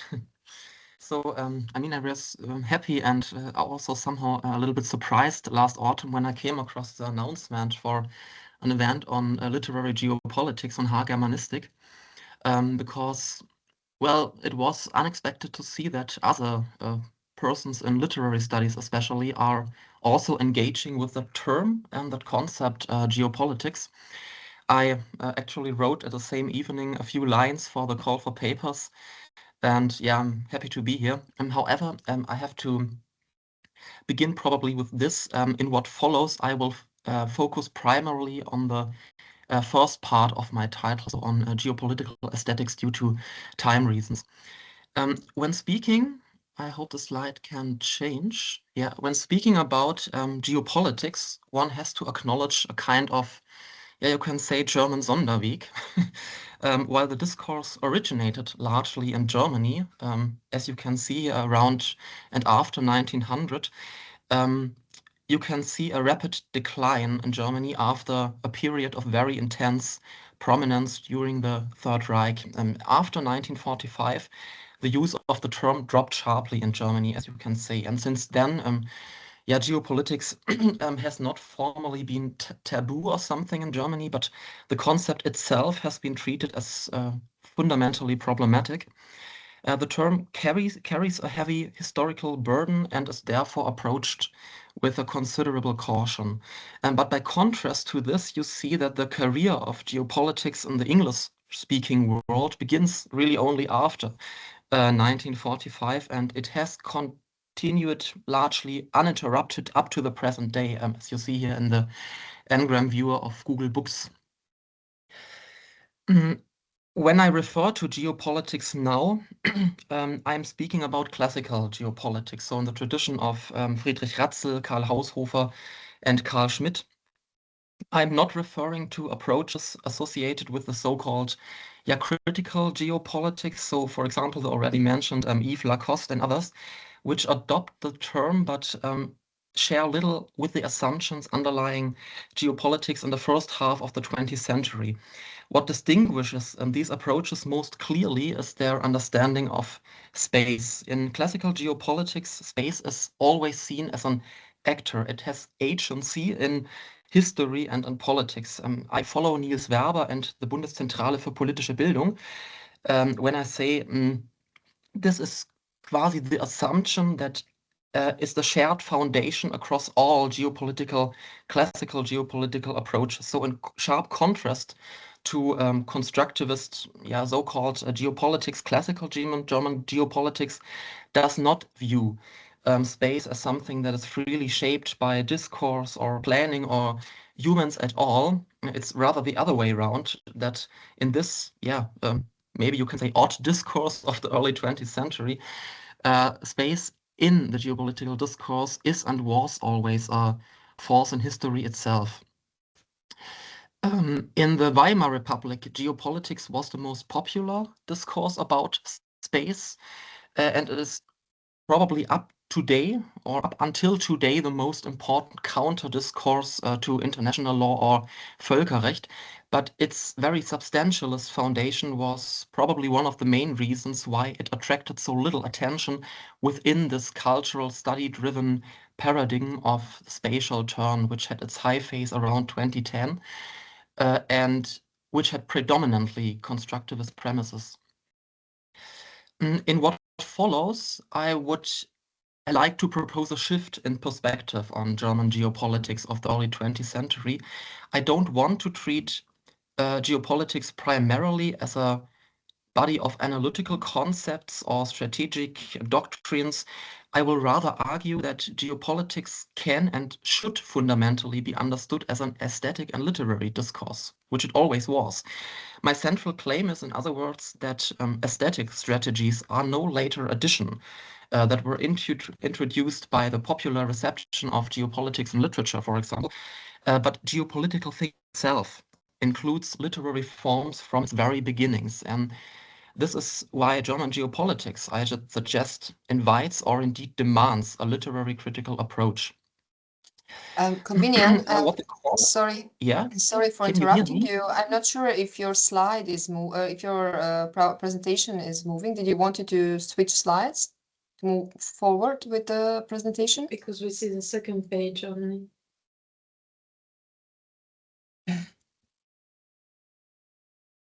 When you can listen to me? I hear you now. You were frozen for a second. Now we lost the presentation. Maybe my internet connection is not that stable, but now you are moving again, so I hear you. Good, but we don't see the presentation anymore. Perhaps you can try to I can share also it again. go forward without the presentation if it does not work correctly. Then I will make it this way. The core ideas of this discourse actually consist in a few premises that will, by way of introduction, here be outlined only very briefly and in broad strokes. In its word and its concept, geopolitics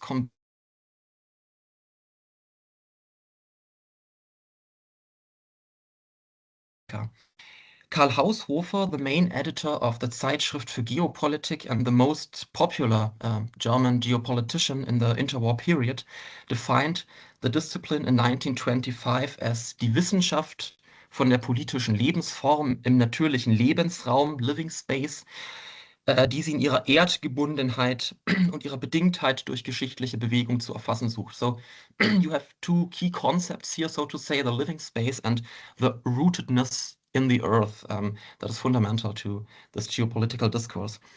Within this framework, the geopolitical concept of earth is characterized, as said, by a pronounced principle of self-activity.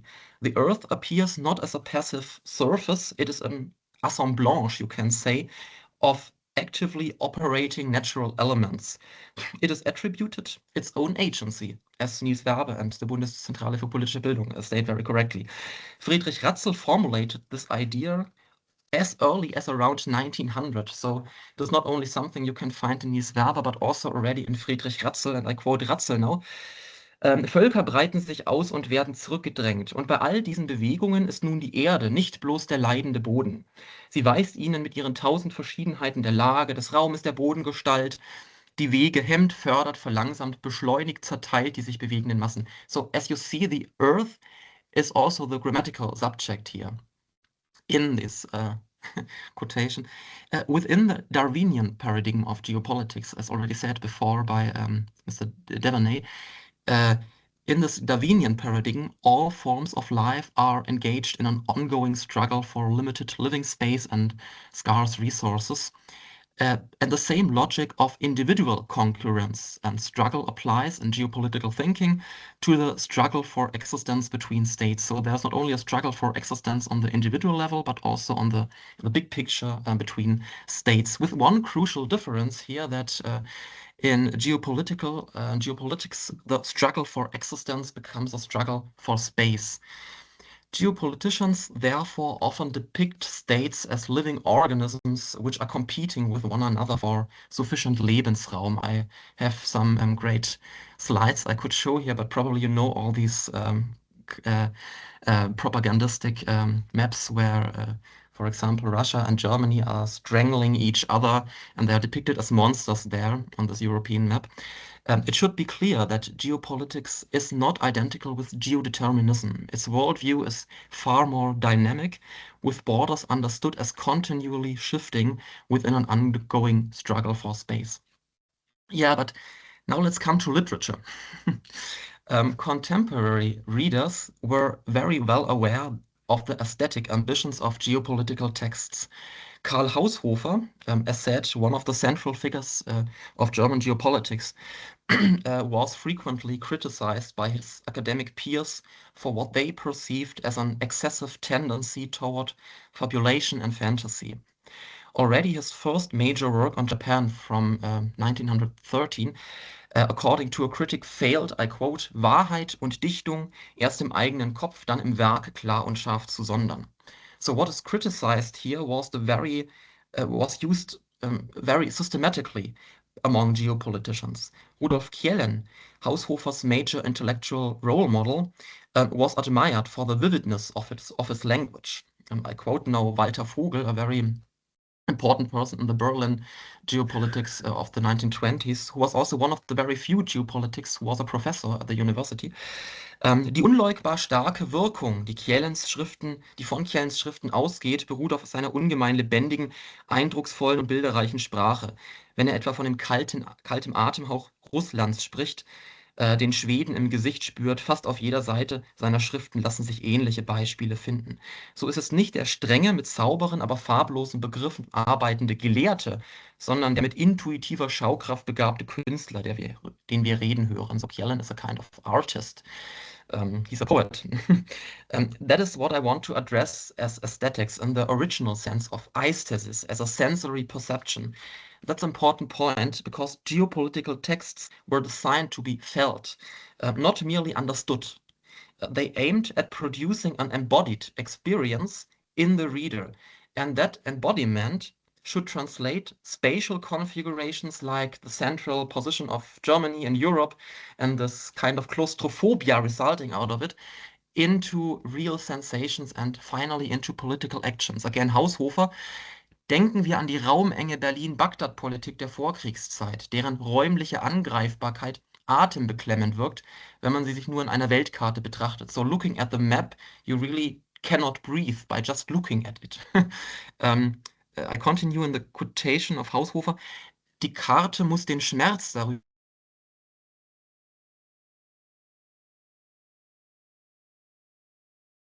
ideal geopolitical subject is one whose sense of national space is so strong that any threat to the border is experienced as a threat to one's own skin.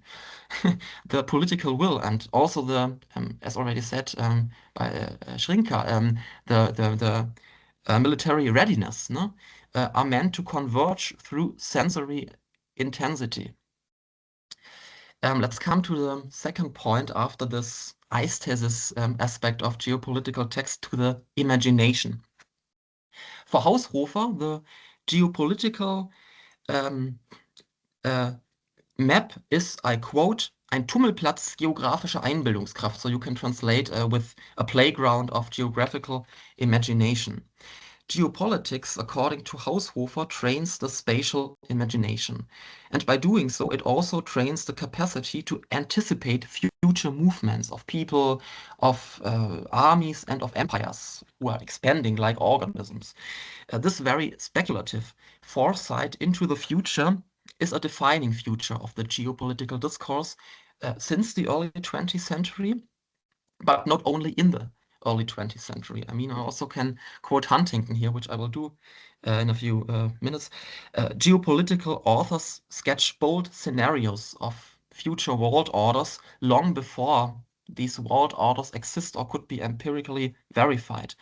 Well, to give a more recent example, Huntington, that example shows that this practice does not end with the interwar period. One of the most influential geopolitical texts of the late 20th century, Huntington's Clash of Civilizations of 1996, ends in its last chapter with a detailed fictional scenario that is set in the year 2010, so more than a decade ahead after the Clash of Civilization was published. In this imagined future, China invades Vietnam, India attacks Pakistan, then there are complicated conflicts across the whole Middle East. A nuclear bomb explodes near Marseille. The NATO drops bombs over whole North Africa, and the conflict ends with an, I quote, Aufmarsch russischer und westlicher Truppen auf dem Platz des himmlischen Friedens. I'm sorry that I quote the German version of Huntington, but it ends on the Platz des himmlischen Friedens. But there are no stable world orders now. The new world power is now India, I quote, das nunmehr freie Hand hat, die Umgestaltung der Welt nach hinduistischen Grundsätzen in Angriff zu nehmen. Unquote. So India is reshaping the world according to Hindu principles now after 2010. Africa, by contrast, is unable to contribute to the reconstruction of the devastated northern hemisphere. And instead, I quote, speit Heerscharen von entwurzelten Menschen aus, die sich auf die Überreste stürzen, unquote. At the same time, new powerful players immediately emerge in the global south to challenge the triumphant India. They are Indonesia and Nigeria. So to make it short, there are new world powers after 2010, India, Indonesia, and Nigeria. Huntington's quite monstrous narrative reads less like political science, more like a dystopian novel. In fact, it closely resembles the future imagined in early 20th century science fiction. You can parallel Huntington's description with H.G. Wells, for example, because they narrate in a very similar way. But you don't have to look in the English literature. Also in Germany, namely at Karl May, we find very similar speculations that clearly stem from classical geopolitics a little bit after 1900 already, and especially Ratzel is a very important influence.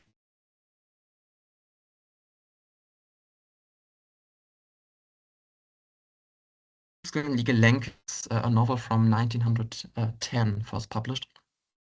Er glaubt, was Japan konnte, das könne er auch. Der Riese Islam, dessen mächtige Gestalt auf europäischer, asiatischer und afrikanischer Erde ruht, fürchtet sich nicht vor der scheinbaren Übermacht des Abendlandes.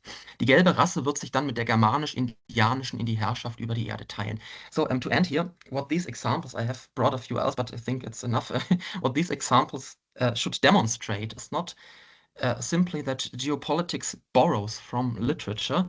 Rather, geopolitical ideas are often prefigured in fiction and literary text long before they are systematically theorized. Literature does not merely receive geopolitical knowledge, so there's not only a reception of geopolitics in literature, it shapes and in some cases even anticipates it.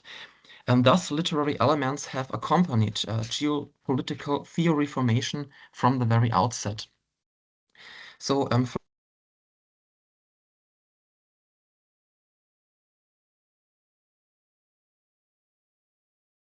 why geopolitics has also much to do with modern, specifically modern aesthetics. So far, I have addressed this aesthetics point and then the imagination. But to conclude, I would now like to turn third to the entanglement of geopolitics with specifically modern aesthetics, because whatever one may think about geopolitics, there's one thing that cannot be denied. Like other highly problematic phenomena of the early 20th century, like fascism, for example, geopolitics is above all a genuinely modern discourse. Adolf Grabowski, a key figure in Berlin's geopolitical circles, described geopolitical authors as experts who sought to make their knowledge accessible for the broader public. And therefore, Grabowski, in his Weltpolitische Bücherei, 1928, this was published, reflects upon ways of popularization. I quote Grabowski: Wir streben ein neues Sehen an und ein neues Denken, weil ein neues Sehen. Ein plastisches Denken, so möchte ich es nennen. Dass dazu nicht nur das Wort gehört, sondern auch die Karte versteht sich von selbst. Freilich müssen Karten für den neuen Zweck hergerichtet werden. Einen neuen Typus der Karte, eine Karte des Wesentlichen ist zu schaffen. It is very avant-garde-like how Grabowski not only stresses this idea of neue Sehen and of the new in general. What geopolitics requires, according to Grabowski, are expressionist maps.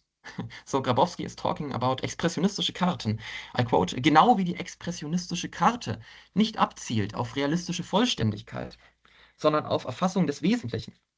Ebenso hat für die Politik in Betracht kommende Geografie nicht die Aufgabe, alles zu geben, sondern weniges, und zwar Hauptsächliches. Es sind also expressionistische Karten, die verlangen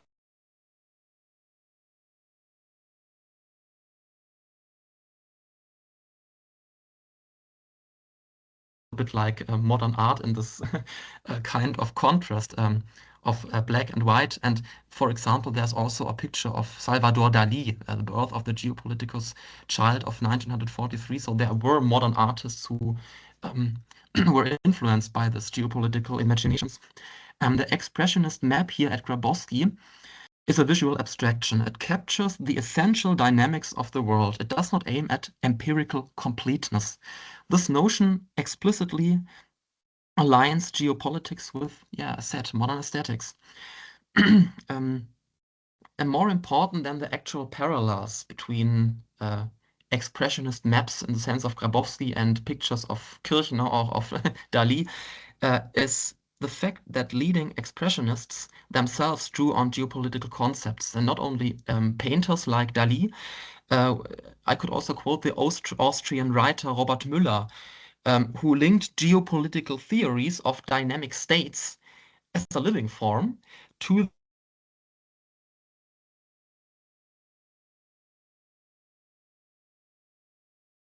im Politischen. An die Stelle des starren Staates tritt der Relativitätsstaat. Die knochigen Mammutsstaaten sterben aus, die Katzenstaaten kommen auf, diese gelenken Sammelwesen wie England und Österreich. In der Ferne wirkt dieses Elastizitätswunder Europa sichtbar. Auf diesem Gebiete sind sehr originelle Gedanken von dem Wiener Geopolitiker Erwin Hanslick gedacht worden. Also Herr Erwin Hanslick, who was somehow the head of the Vienna Geopolitics. I come to the conclusion. Aesthetic procedures, as described here, were not only ornamental additions to geopolitics, but I argue that they are a core element. Aesthetic intensity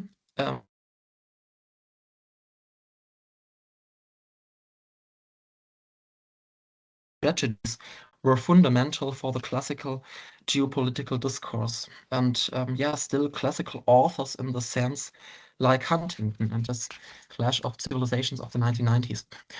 Seen in this light, German geopolitics of the interwar period appears as a deeply literary and aesthetic phenomenon. Its entanglement with artistic forms and narrative techniques makes a literary critical analysis, I think, not only optional, but necessary. Okay, thank you. And now I'm done, and thank you for your attention. Thank you very much, Corbinian, for this clearly structured paper that gives us, or that brings us back to this geopolitical era, or the high point of geopolitical German discourse. We had some interruptions, but I think we could understand, we could follow your presentation very well. I will now say a few words about our next speaker, Lisa Schmitz, who is a PhD candidate in German literature and thought at Johns Hopkins University. She previously studied at the University Duisburg-Essen and at the University of Connecticut. Her dissertation examines literary representations of nature across contexts, including homeland, narrative, scientific discourse, and colonialism. And she has also worked at literary institutions and publishing houses in Germany and Austria. Lisa, the floor is yours. Your paper is titled Unlearning Geopolitics, the Language of Global Order and the Potentialities of Literature, with a special focus on Mohsin Hamid's Exit West. And what we especially also found interesting about the abstract you submitted is this potentially unlearning of spatial grammar of imperial modernity, which is then we imagine that your paper will be kind of an answer to the geopolitical aesthetics presented by Corbinian. Thank you. Yes, thank you very much for the introduction and for having me. Yes, I think there will be like some overlaps between, a lot of overlaps actually between our talks, which is nice. I will try to share with you my presentation, but please let me know if there's a problem. Then I will also just do it like this.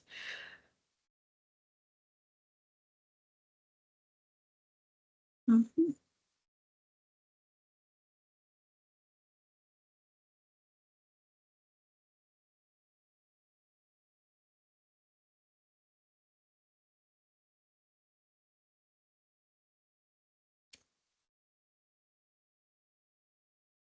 Can you see my screen now?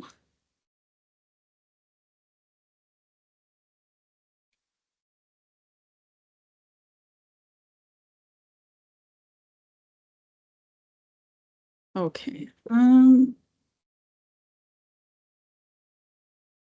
computer is a bit slow, but I will try.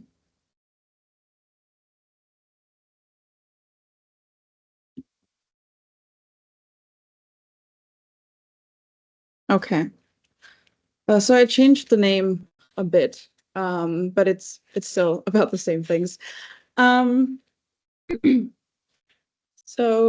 in the context of this workshop, I would like to discuss, as you already mentioned, Mohsin Hamid's novel Exit West from 2017 as an example of geopolitical literature. The critically acclaimed text tells the story of Nadia and Said, a young couple that is forced to flee their home country due to war and destruction. Once they hear about the sudden appearance of magical doors that open gateways to faraway places, they eventually take their chance and travel from a refugee camp in Mykonos to London and finally to a small town in California. At all of these stops, they face different challenges connected to the nation-state's inability to keep up with an ever more globalized world. Despite differing emphases, scholarly readings of the novel largely converge around a set of shared political concerns. In particular, there's agreement that the text engages with globalization while challenging nationalism and the broader concept of the nation-state. I propose a reading that builds on these observations and expands on them by placing the novel in dialogue with historical geopolitical writings that deploy the body as a symbol to underscore and legitimize their political ideology. In contrast to such texts, literature possesses a distinctive capacity to stage paradox and complexity without the imperative to resolve them. While the juxtaposition of a contemporary novel and early 20th century geopolitical writings may initially appear unconventional, I argue that they intersect precisely at the nexus of body and state, albeit in very different forms. Hamid's novel mobilizes the body to foreground human vulnerability and interdependence. Rather than centering on changes in state territories, the text devotes considerable attention to injured and fragmented bodies and to the narration of small bodily details of various characters. Before I turn to specific passages from the novel, I will first give, hopefully, a short introduction to the origins of geopolitics. We already heard a lot about it, and there will be some overlaps, but I think it's good to look at the text again. Yeah, and in particular, its peak of influence in German political discourse after the First World War. This particular form of geopolitics differs both from contemporary usages of the term and from the academic field of critical geopolitics.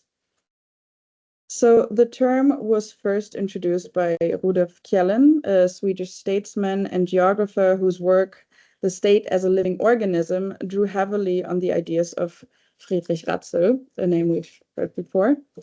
Ratzel, a German zoologist, approached geography from a biologistic and, most importantly, a Darwinian perspective.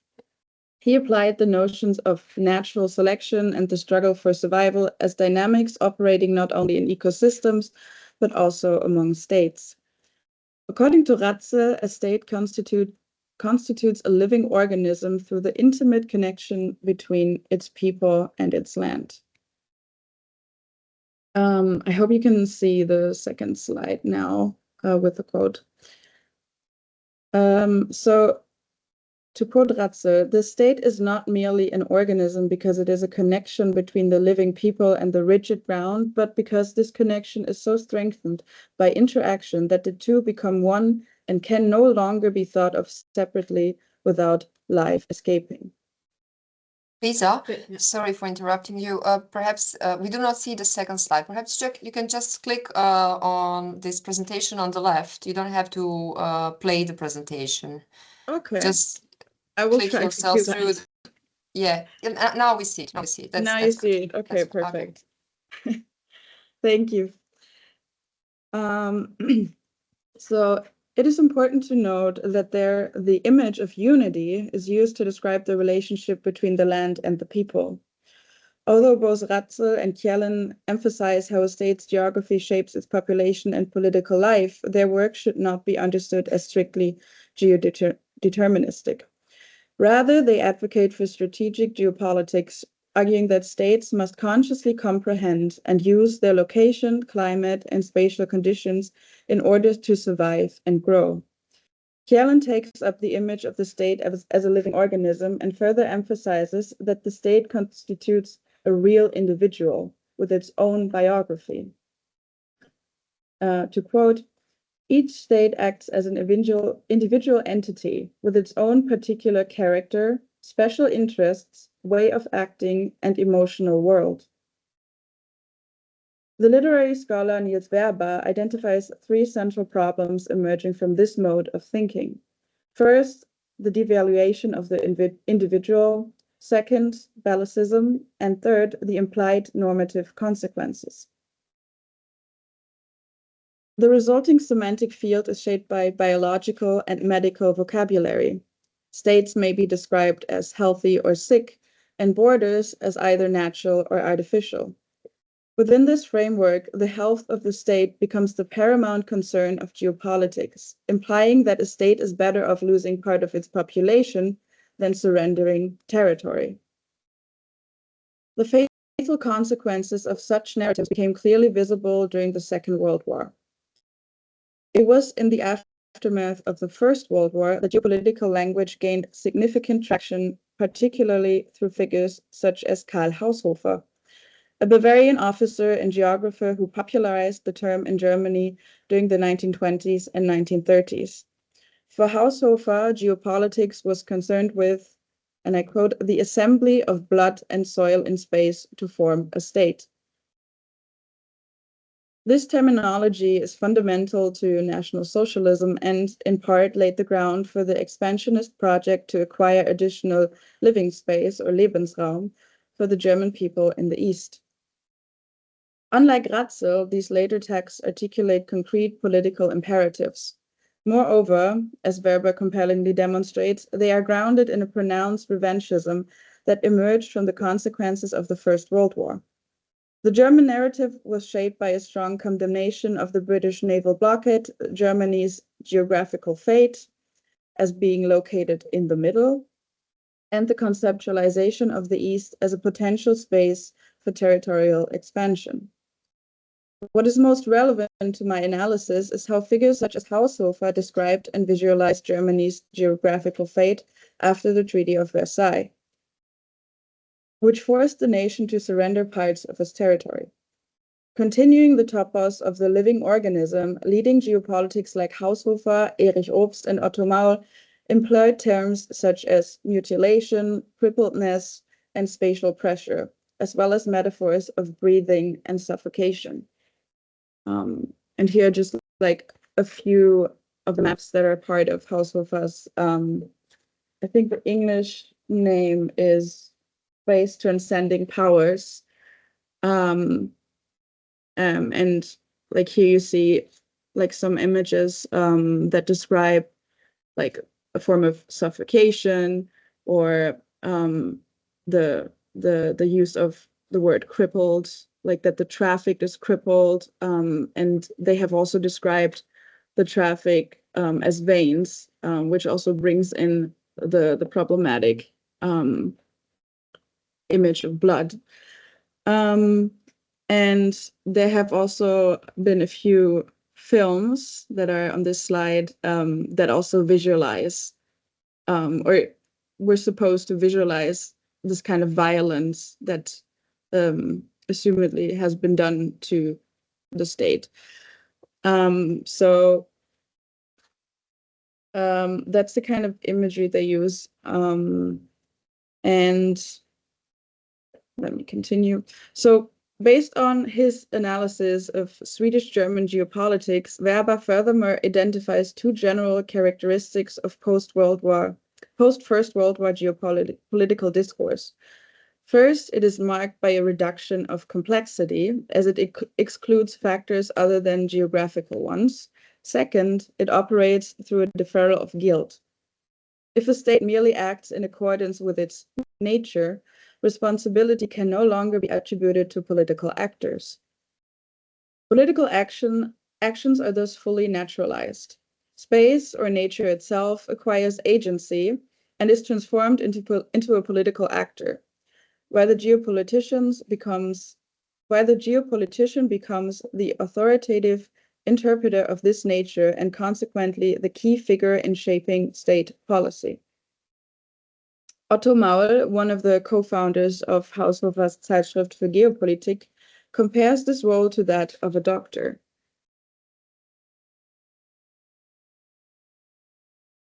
I quote, "Political geography demands recognition of the nature of the state as a political spatial organism. It examines the roots, the soil-dependent nature, and the functional capacity of the individual spatial organs, similar to how biologists examine plants, animals, or even humans. Mastery of this entire discipline is an indispensable prerequisite for geopolitics, but it does not constitute geopolitics.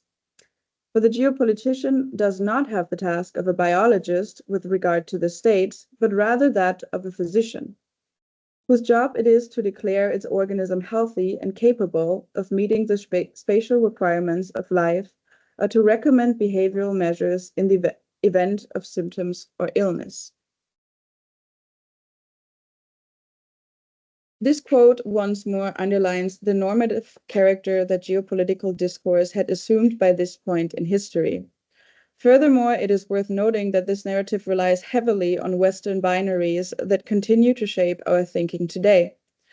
All the geopoliticians invoked the interpretation of nature as a foil for politics and emphasized a supposed unity of natural and cultural space.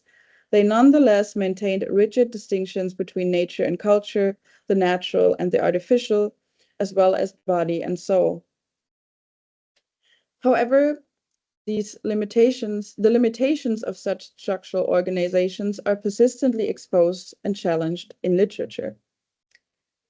If we attend closely to the language and imagery on which geopolitics relies, we can easily draw connections to works of fiction.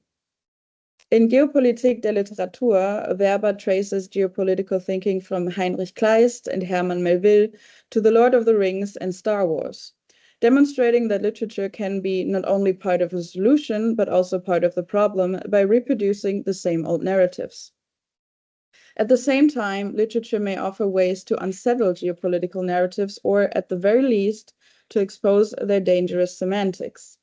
For this reason, I will now return to Exit West and its use of bodily imagery. Scholars like Olazobomi Olomofin have already pointed out how moving bodies and/or ideas possess an intrinsic capacity to disrupt the sense of solidity, of fixity and stability that nations present.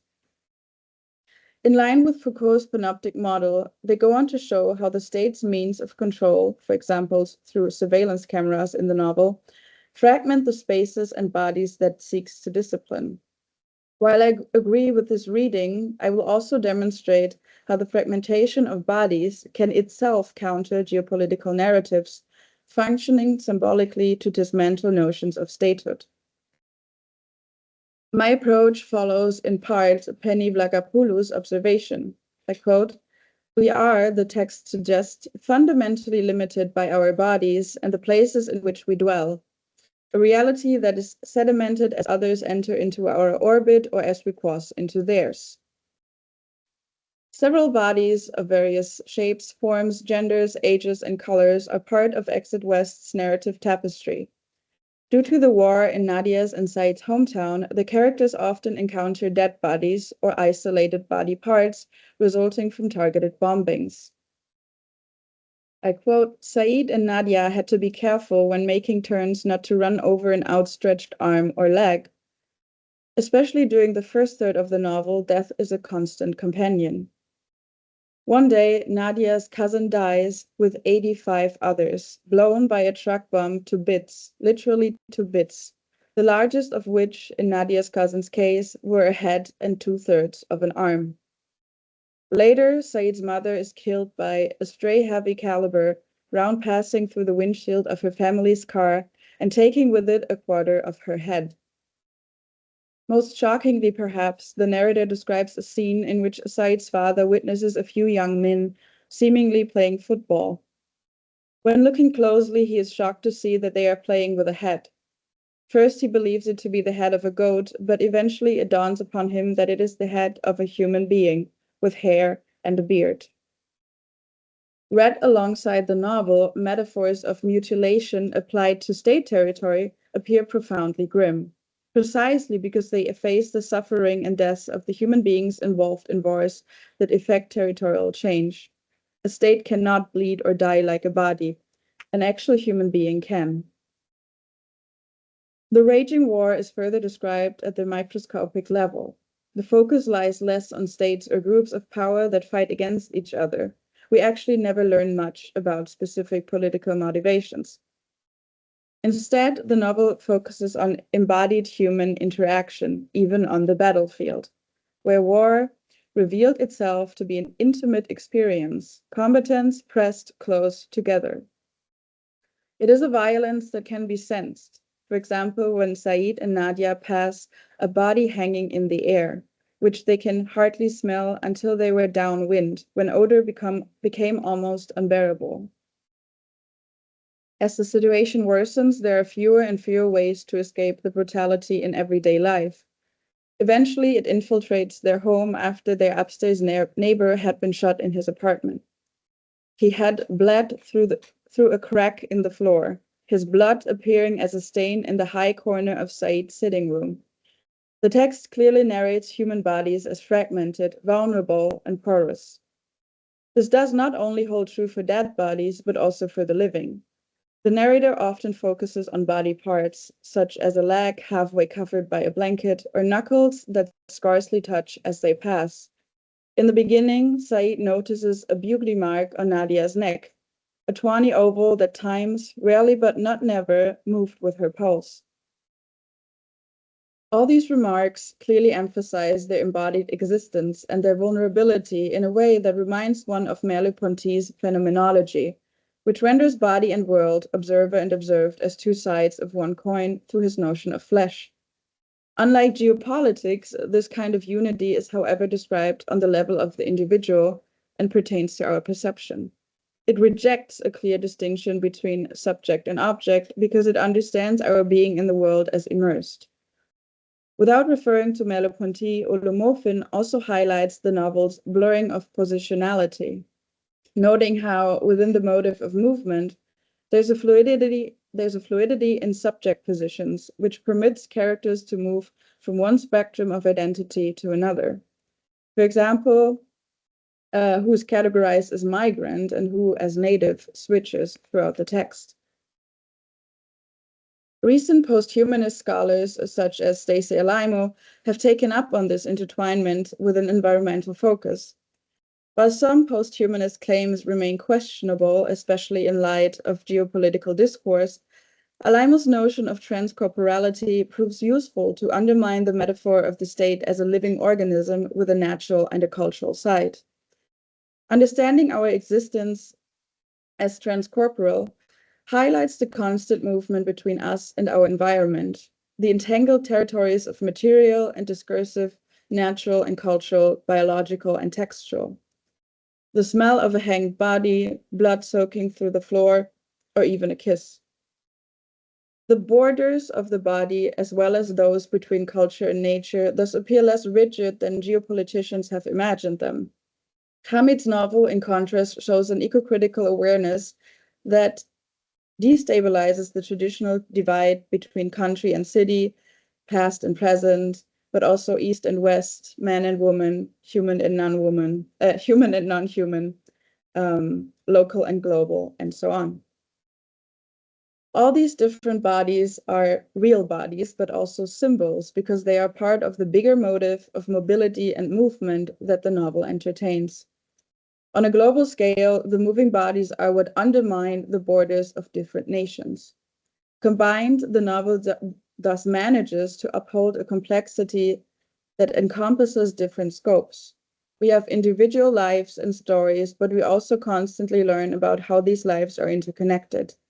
Generally, we can witness an evolution from an initial focus on individuality and individual interests to more collective actions and concerns. The novel switches between scopes, sometimes focusing on the individuals, sometimes evoking the global, and other times zooming out to the planetary scale. The many ellipses during which the text introduces random characters from all over the world who share nothing with each other or the two protagonists, but the experience of migration in different forms, have been described as a narrative house of mirrors. This focus on movement and change is not only visible on the content level, but also through narrative displacement, a refusal on the part of the narrative to congeal into a fixed unitary set of meanings. While many scholars have read The Magical Doors in the context of increased global connection through travel and technology, others have argued that The Magical Doors undermine the suffering of actual refugees by eliding the traumatizing journeys involved in fleeing one's country. Susie Fay, for instance, describes them as an ingenuous conceit. While I am sympathetic to this concern, I would argue that what is at stake here is less an erasure of suffering than a shift in narrative focus, away from the purely geographical. Travel through the doors is still rendered in strongly physical terms, even if it is sharply compressed in time. As has often been noted, passage through the doors evokes imagery of birth, a metaphor commonly used to describe the experience of refugees. Hamid adopts this metaphor, but transforms it into a literal bodily reality for his characters. At the same time, those passages resist complete symbolization. As Magdalena Maczynska rightly observes, traveling through these doors is no singular event. Unlike biological birth, such self-delivery is never final, but can be repeated or reversed by means of another passage. Even as Hamid adopts the birthing metaphor, he resists its potential essentialist or nativist implications. Before closing, I would like to discuss one more passage of the novel that connects the various aspects I've picked up on until now, and it zooms in on one of the strangers we encounter during the many ellipses of the text. We are being introduced to a wealthy, pale-skinned woman who was sleeping alone while her husband is on a business trip. Her torso and left leg were covered by a sheet even paler than she was. Her right leg and right hip were bare. Her bedroom window was open, just a slit. The door to her closet was open. Her room was bathed in the glow of her computer charger and wireless router, but the closet doorway was darker, darker than night, a rectangle of complete darkness, the heart of darkness. And out of this darkness, a man was emerging. He too was dark, with dark skin and dark woolly hair. He looked around the room. He looked at the sleeping woman, the shut bedroom door, the open window. With a final push, he was through, trembling and sliding to the floor like a newborn foal. He lay still, spent, tried not to pant, he rose. He was aware of the fragility of his body. He knew how little it took to make a man into meat. The wrong blow, the wrong gunshot, the wrong flick of a blade, turn of a car, presence of a microorganism in a handshake, a cuff. He was aware that alone a person is almost nothing. The woman who slept, slept alone. He who stood above her stood alone. The bedroom door was shut. The window was open. He chose the window. He was through it in an instant, dropping silkily to the street below.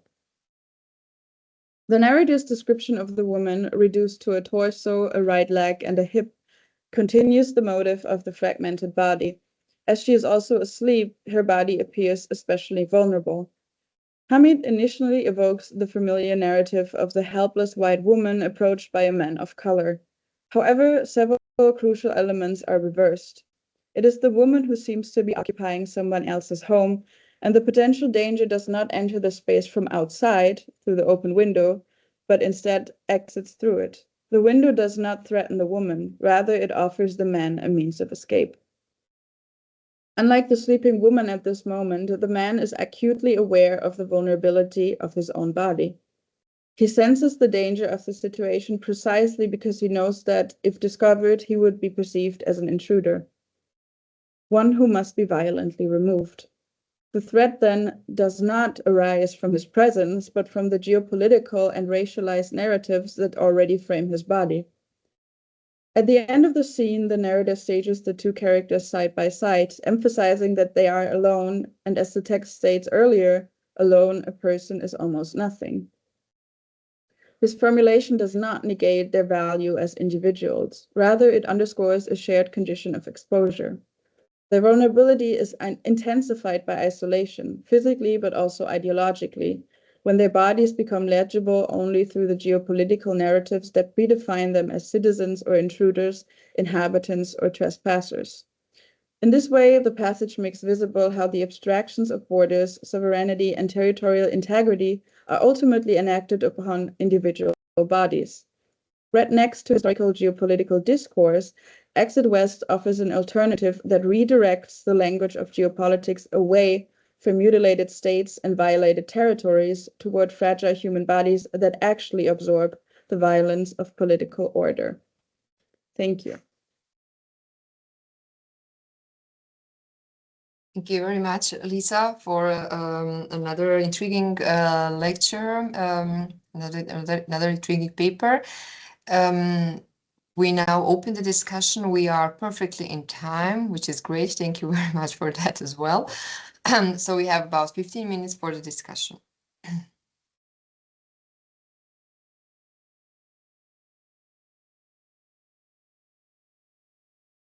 If there are no immediate questions, oh, there is one.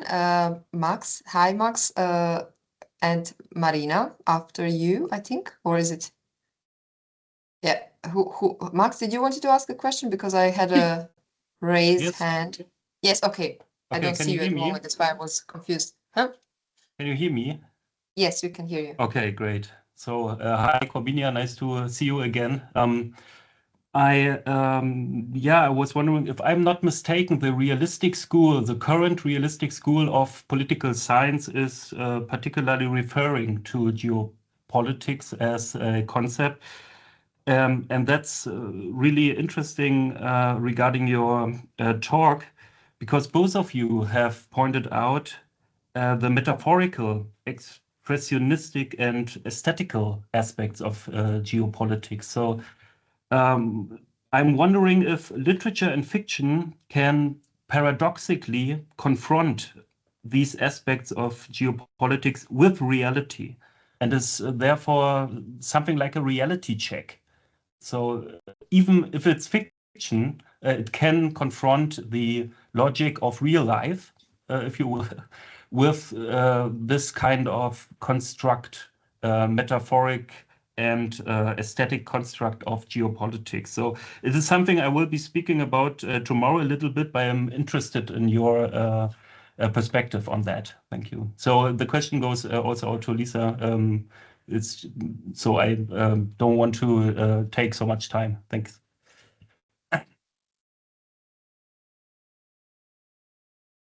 So I could start with the answer.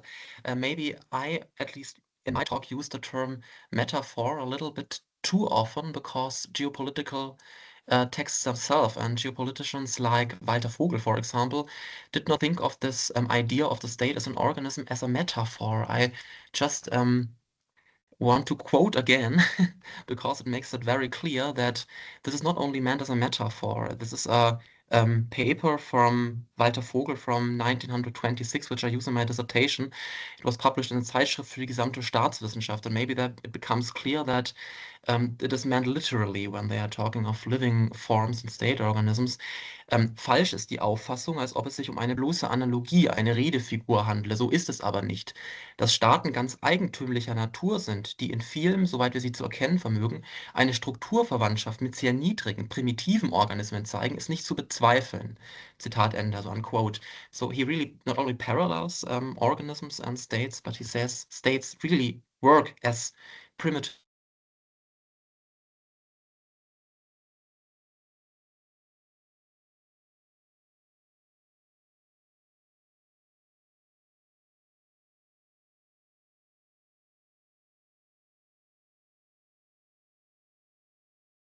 foundations for geopolitics. I mean, you can read texts of Heinrich von Treitschke, you can read Felix Dahn, whose historical novels of the late 19th century, where you can already find geopolitical ideas, like, for example, Gustav Freytag. Niels Weber did this with Gustav Freytag. And I think you cannot really talk of a counter discourse if the discourse is not there already. But the discourse is made by literature before it becomes an own discourse, at least historically. I do not know if this answers the question, but I would say literature has more agency in this whole thing. It not only as a counter discourse, it really actively engages in this whole producing of ideas, of geopolitical ideas. Thank you very much, Marina. Lisa wanted to. Lisa, I'm sorry. I skipped you. Excuse me. No worries. Yeah, I'm not sure if I can add that much to it, but I think what I find so interesting about this is like, yes, like they don't, like as you said, like they don't understand it as a metaphor, like they actually think it works like an organism. But I think what's so fascinating is that it is both. Like they understand it as this, but it is still a metaphor. And I think literature exactly there has the potential to stage that, and that doesn't always go together, and kind of can show the cracks in these images, which I tried to show with the discussion of Exit West. So I agree that their literature has more agency and also more, I guess, also freedom and potential to show this. Yes, thank you.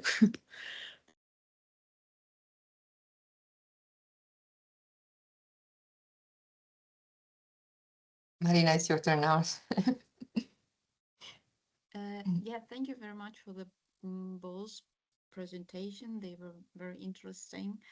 And I have two questions. One question to Corbinian and the second question to Corbinian and Lisa. The first question was about Ratzel, and I'm not sure about that, but I think he wrote some travel accounts or something like of that sort. And I was curious about if it's part of your thesis, or are you looking at it at all? Because like I'm particularly interested in travel literature. And the second question is to both of you regarding, or it's not like a question, but more like a commentary or like a thought. Maybe you can expand on it. Because you were mentioning this whole like biological thinking and of the this concept geopolitics actually, I was wondering if it has some roots not in this like in the 19th century or 18th century scientific prose, because I was particularly thinking about Jean-Henri Fabre. He was like a scientist who were working with insects, like an entomologist, and he wrote like some notes of an entomologist, but it was a rather popular book. And the depiction of insects, it was like very human-like. And for example, Linné, he wrote like about plants as as if they are human in a way, like kind of they wanted like this scientific prose of the time kind of wanted to humanize in a way the world of plants or world of insects. And I was wondering if it's kind of the tradition of this 18th, 19th century prose, like scientific prose, where you kind of want to create a literature of it. Like, I don't know, it was like a commentary or like a thought. And if you can expand on it, or if you agree with that. Thank you.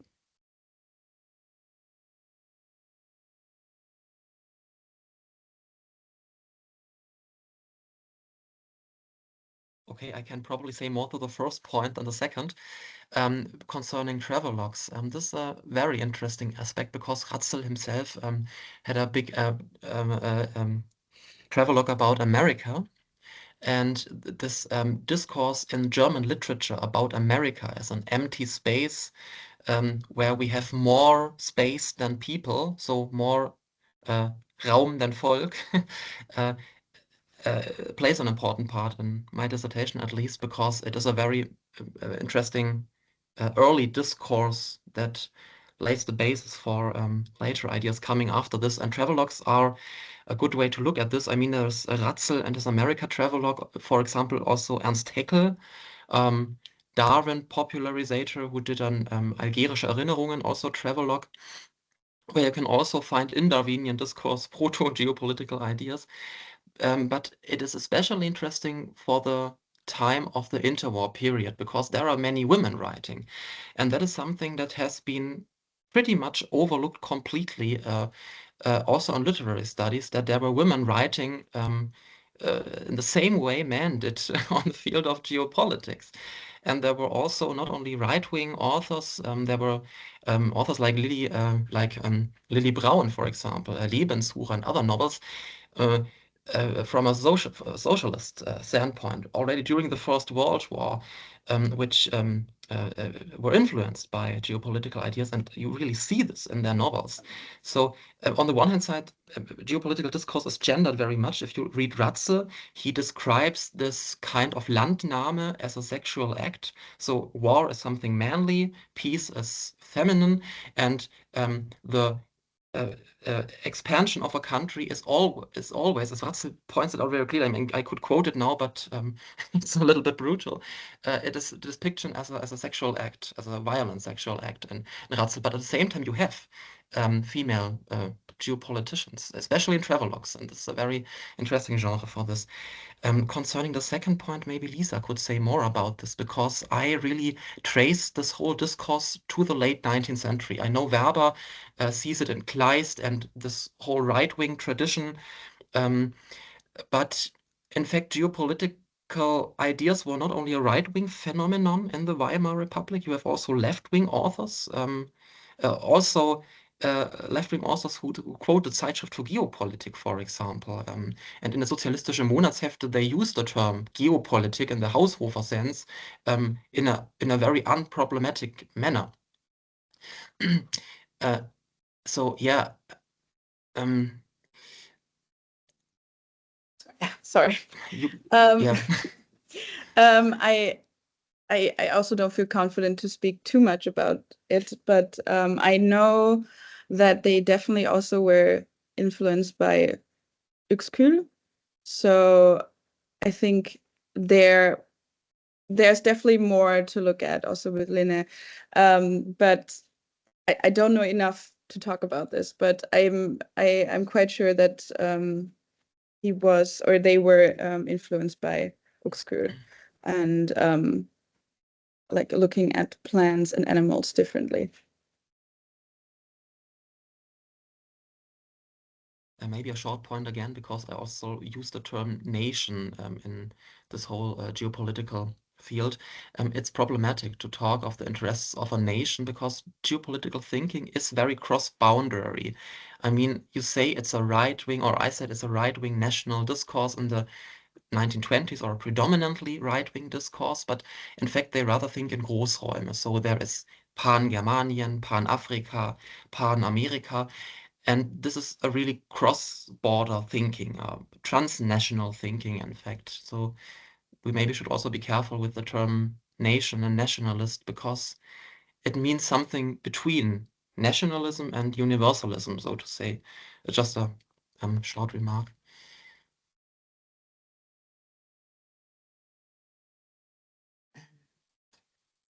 I don't see any more questions, so that's a chance for me to jump in with something which connects your both presentations to the question of literary agency again. I have more like a comment, because this is something which became clear to me while listening. I mean, I had similar consideration already in the first session, but now I think it emerged even more clearly that when we asked the question about literary creation or literary writing, or fiction in the era of geopolitics, we kind of reset the whole literary discourse, scholarly discourse about what does literature do actually in a new, well, we place it in a new context, and then we have to come back to these potentials, as Lisa said, again, of what does a literary text do and can do, and what does it signify in a certain or in a given surrounding, given environment. What kind of came clear across, like, or what comes from both your presentations is that there is no innocent writing. In a sense, it can, like, literary writing can support or can go with a certain geopolitical thinking. It can advance it in a way, but it can also become active against it. In both situations, like we have literary texts which find themselves in a battlefield of discourses, and they can be also be ambivalent, or at least have ambivalent consequences or reception. Corbinian, you mentioned geopolitical literature and very popular novelists such as Karl May, who was also, I remember from the interwar period, very popular among social democrats. So he was kind of a facilitator of geopolitics on the broad social democratic life. That's what I mean when I say there's no innocent discourse. But perhaps you, I don't know, because you both had already some considerations in that direction, perhaps you can you have a commentary on that as well. You know, how do you see, Lisa, particularly the novel you analyzed in this context? Yeah, thank you for this comment and question. I think that's a very important point, and definitely there's like so much danger to just like reproduce or, like, as you said, even advance the narratives. And I tried to be careful with the novel because I didn't want to like praise it too much. But I think in a way what it does is that I feel like it includes a lot of the problematic discourse. And so in a way reproduces it, but it kind of stages it in a way that it shows its own construction. So I feel like there's some meta level, especially in this novel, or several actually. And I guess that is the potential I see in this novel, that it does both, and that it, for example, uses metaphors that are very problematic, but then turns them around or opens them up or exposes them.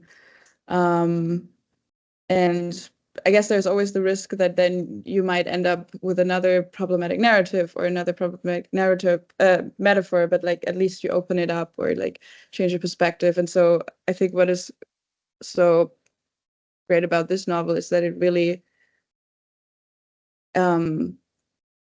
stages simultaneity and different perspectives and opens up. And there's also, I mean, the end of the novel is very utopian and very positive, which I think is also, it doesn't happen very often, I guess, in novels like this. But it's so vague and open that it can also be criticized for that. But I think it's good that it is open, because otherwise it would just fall into another rigid narrative. So yeah, I guess also this openness is crucial here. Yeah, I hope that made sense. Thank you.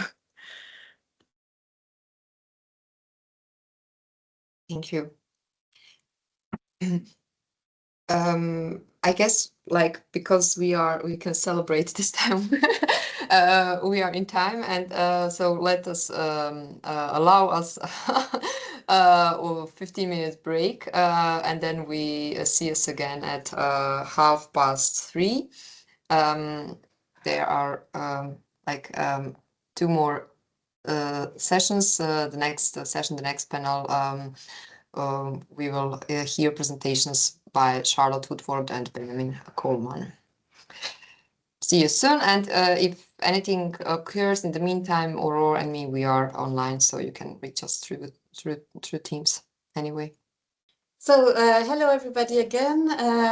After this first panel, which highlighted, I think, the problematic aspects of the term geopolitics and its history, and we've recited like unspoken assumptions of the term. And now in the second panel, I think the next presentations will address possible alternative conceptions of what we call geopolitics.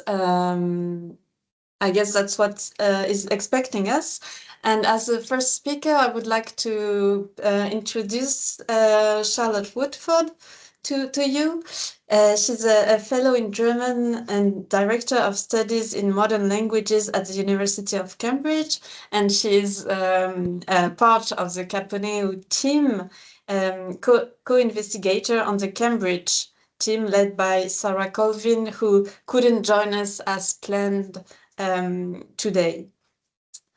Charlotte's research is focused on women's cultural production and narrative innovation around the start of the 20th century. For example, among many publications, she published the book Women, Emancipation and the German Novel, published in 2014, if I'm correct. And her research contribution to the Caponeu project is on women and traveling knowledge, casting between light on the relationship between travel and notions of modernity in the political novel and travel writing. And today, she will more precisely investigate how women's writing points us to ways of seeing the world and casts light for us on the political and cultural forms that underlie modernity, with a particular focus on a peculiar political novel, Hotel America by Maria Leitner, which was published in 1930. So, as I said, I think we'll have another angle about what geopolitics are and what literature can bring or reflect on that term. Thank you, Charlotte. Thank you very much, Aurora, and thank you, Ivana, for the opportunity to join this workshop on literature and geopolitics. And I've been carefully listening to and thinking about my presentation in the light of the productive discussions that we've already had today. I'm grateful for this opportunity to draw on a part of my wider monograph project, Mapping Modernity from the Margins, which investigates the fictions of modernity through women's novels and memoirs in a German cultural context. In my book, through a corpus of novels and first-person accounts in relation to travel, I'm seeking to investigate how literature is produced within and comments on the discursive frameworks of modernity. And I'm looking to women's writing to investigate how authors' ways of seeing the world cast light on the political and cultural forms that connect the early 20th century to the present day. And travel is well placed to draw attention to this geopolitics of modernity.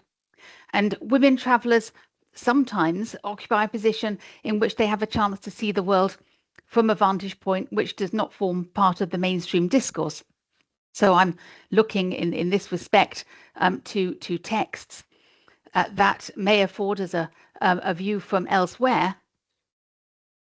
To use the term by Jose Medina, who calls attention to the critical potential of those who speak on the border of what is deemed sayable, to cast light on how the ways of seeing that we take for granted are shaped by discursive frameworks which give them form, and which Mark Devaney has reminded us elsewhere in this respect are also fictions.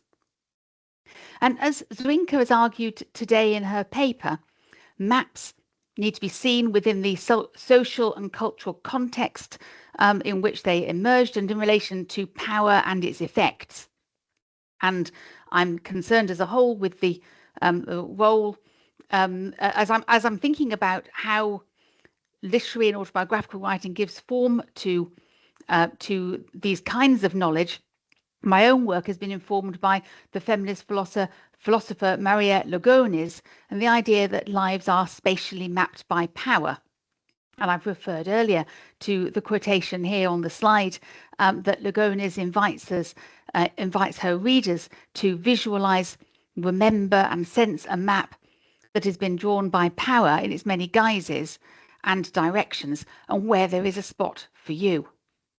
And this idea of a map that has been drawn by power evokes the subjective mapping of space, which has different associations for those who inhabit it from different positions. In her recent work, Traumaland, Asal Dardan refers to this kind of mapping in her essays on the subject of traveling between different sites of memory in Germany, and her awareness of the geography as earth or ground written differently by those who have different experiences of it in relation to the memories connected to it. And Dardan points to the importance of attention to these different perspectives in the mapping of space. So in what follows, I'd like to draw on one example of an early 20th century political novel that engages with the gendered politics of space and the geopolitics of modernity, which will serve today as a kind of case study for what I'm looking at. Maria Leitner's novel from 1930, Hotel America, a political novel with a left-wing perspective, whose plot is set in a luxury New York hotel. Modelled on the well-known Hotel Pennsylvania, where Leitner herself had worked as an undercover as a journalist, or had worked as a cleaner but undercover as a journalist, the hotel stands as an emblem of global capitalist modernity and casts light on embodied experiences through a focus on precarious workers servicing the lifestyles of the rich and powerful. With its setting in the United States, Hotel America then isn't just a political novel, but a geopolitical novel, not so much focused on the power of America, but the inequalities which come from the power of global capital. Leitner is open about her left-wing perspective, draws attention to the interconnection of global capitalism, imperialist expansionism, whose symptoms include both colonialism and the First World War, and the power of the press to support it. And colonialism is referred to critically through writings, for example, on the desk in one guest's room, and in another, the fictional landscape created out of palm trees in the room of a rich and eccentric woman plantation owner. The foundations on which the hotel rests depend not just on the labour of migrant workers from all over the world, some of them, like the Irish protagonists, linked to European imperialism, but also to Afro-American labour. As the literary critic Stephanie Marks points out, the hotel is a microcosm of society, in which in the novel is described by the bellboy Salvatore as like a new Noah's Ark or an enormous zoo, housing all kinds of people.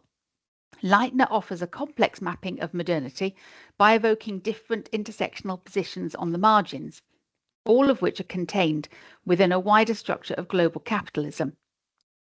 And Leitner's novel pulls the reader in two directions.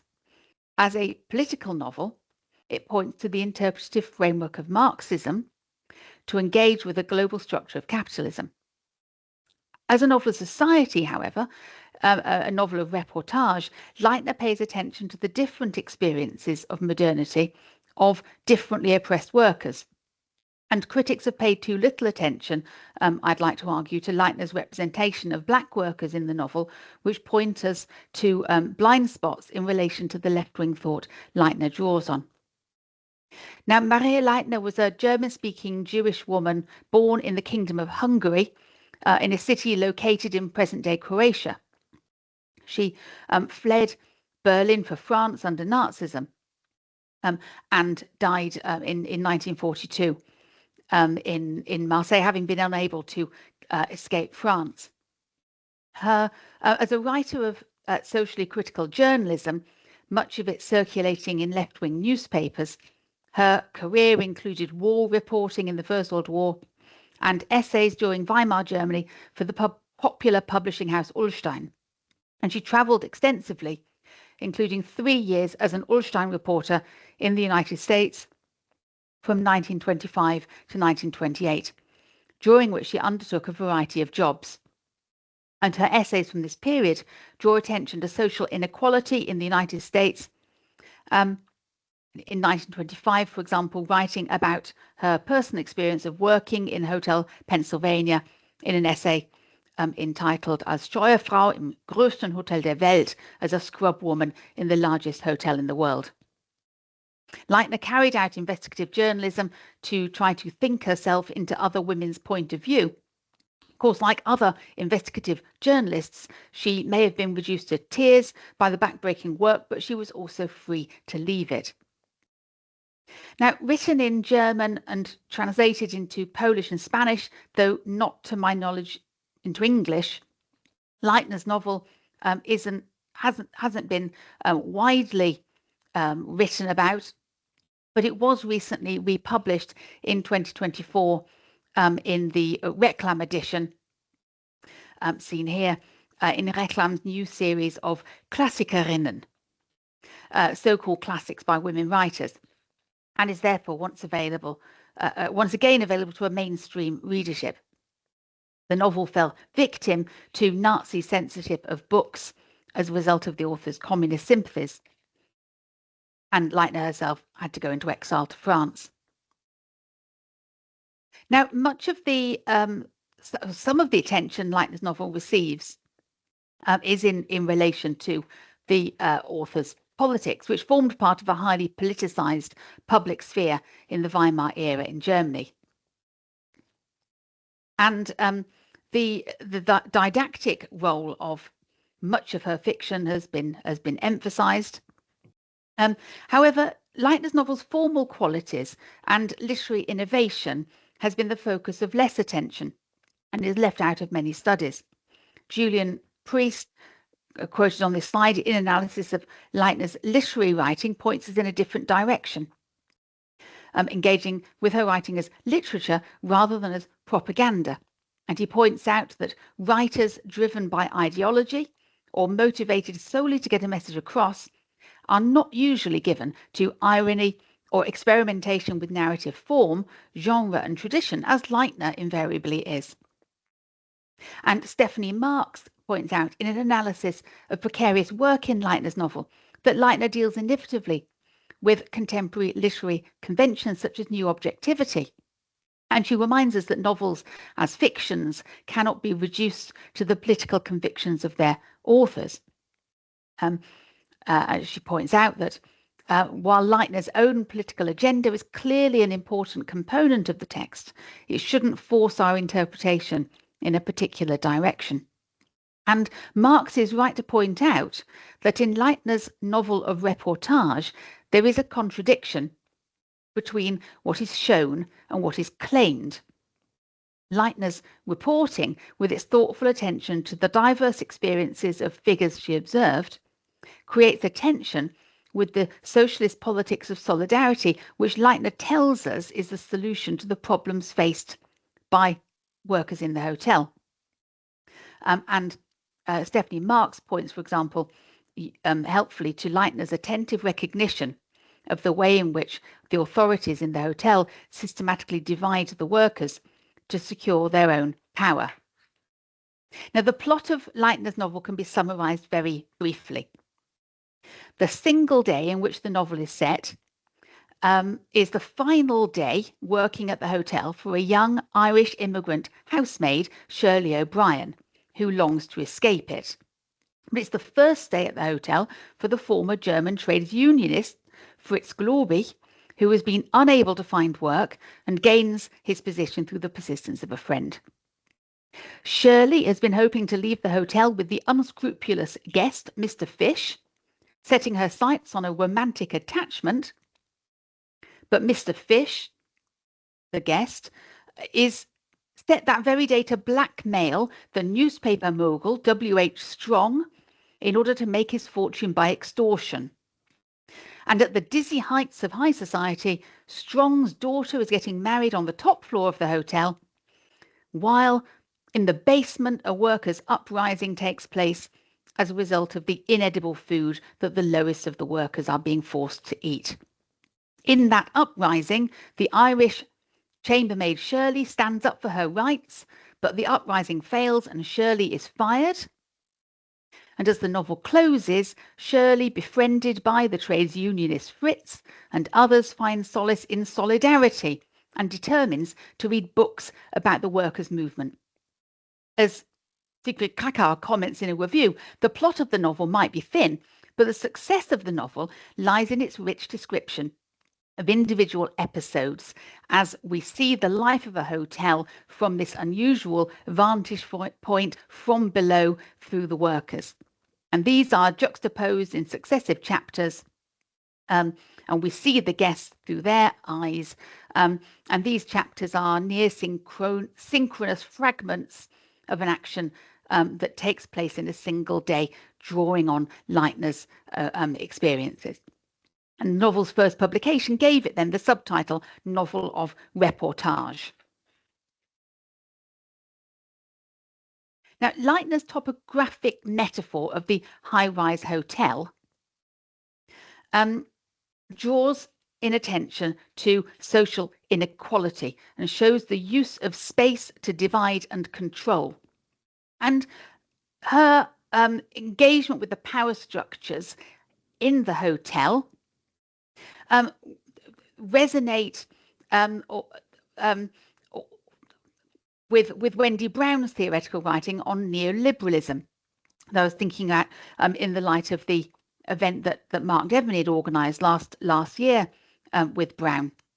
Brown identifies neoliberalism as associated with a range of symptoms, including intensified inequality, crass commodification and commerce, ever-growing corporate influence in Germany. And neoliberalism, Brown argues, configures human beings exhaustively as market actors, always, only and everywhere, as homo economicus.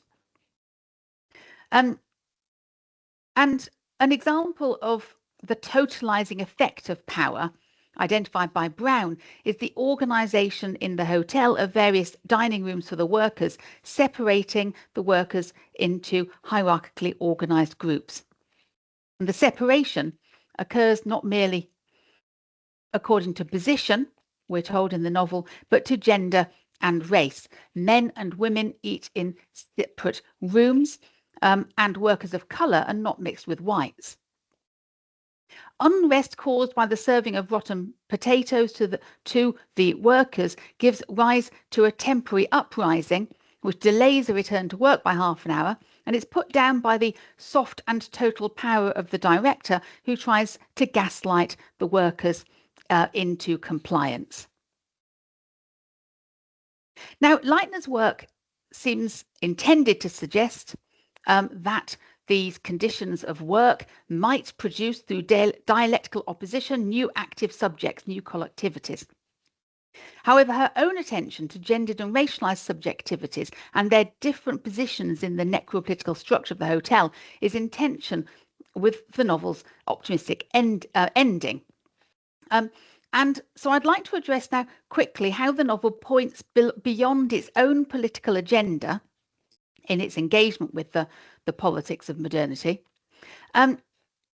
First, by showing how Leitner represents the time of modernity as one of movement, before then turning to the fixity of Black women protagonists in the novel, and as something that undermines the contention that these socialist politics make movement possible for all workers. So in the time of modernity, in the novel, we see time as something that is accelerated, the pace of life running fast, time also something to be utilized for commercial gain. But Prathama Banerjee, reflecting on the temporal regime of the modern in politics of time, suggests that this time of modernity shapes its own others, whose bodies fall outside of the time of the modern, an aspect of Leitner's novel which critics have paid far too little attention to. In the novel, waiters gallop to fulfill their orders. Time is closely linked to commerce. In the lobby of the hotel, in the discussions take place about profit and loss, and women guests are engaged with conversation about the cost of their fashion. The protagonist, Shirley, longs to leave the hotel in a car and rush through the world. Time is a carefully regulated commodity, and the workers must be grateful when they're thrown a piece of time in order to work. The timekeeper in the hotel recruits workers and determines who has that ability to participate in the time of in hotel time. But in contrast to this continuous movement, moments of stasis point to marginalized figures who have no possibility of taking part in this upwards trajectory. And one of the first women the protagonist Shirley sees when she wakes up in the morning in the hotel dormitory is the oldest scrub woman in the hotel, a woman of color called Nanny, who sits still and upright as if fashioned out of wood, her body seemingly hardened by work. She's worked as a scrub woman or charwoman for 50 years, and in the hotel since it was built.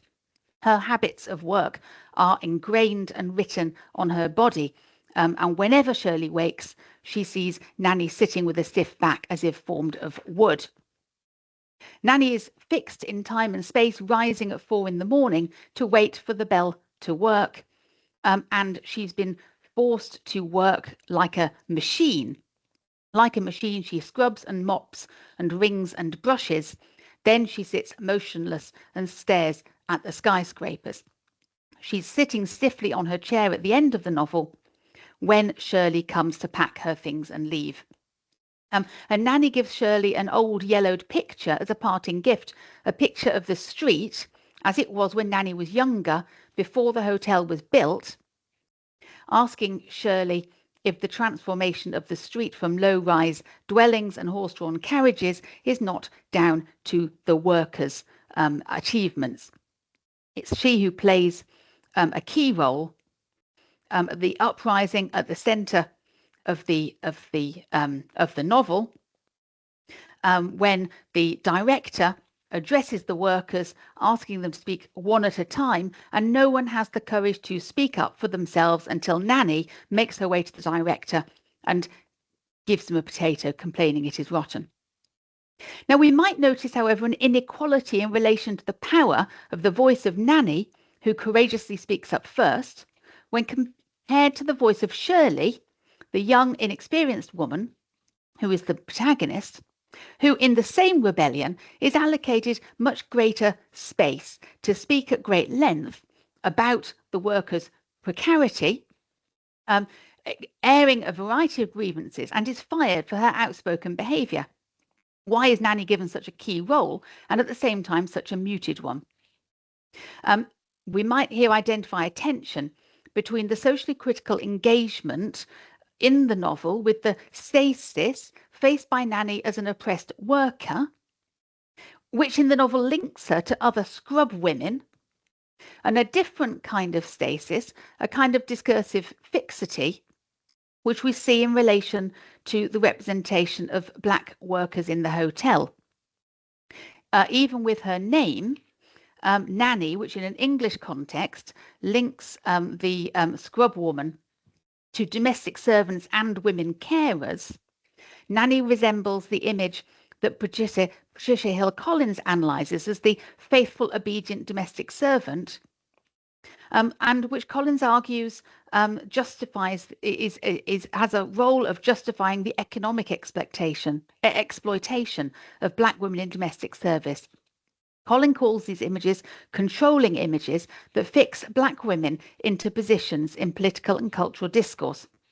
They are, to quote Collins, the public face that whites expect Black women to assume for them.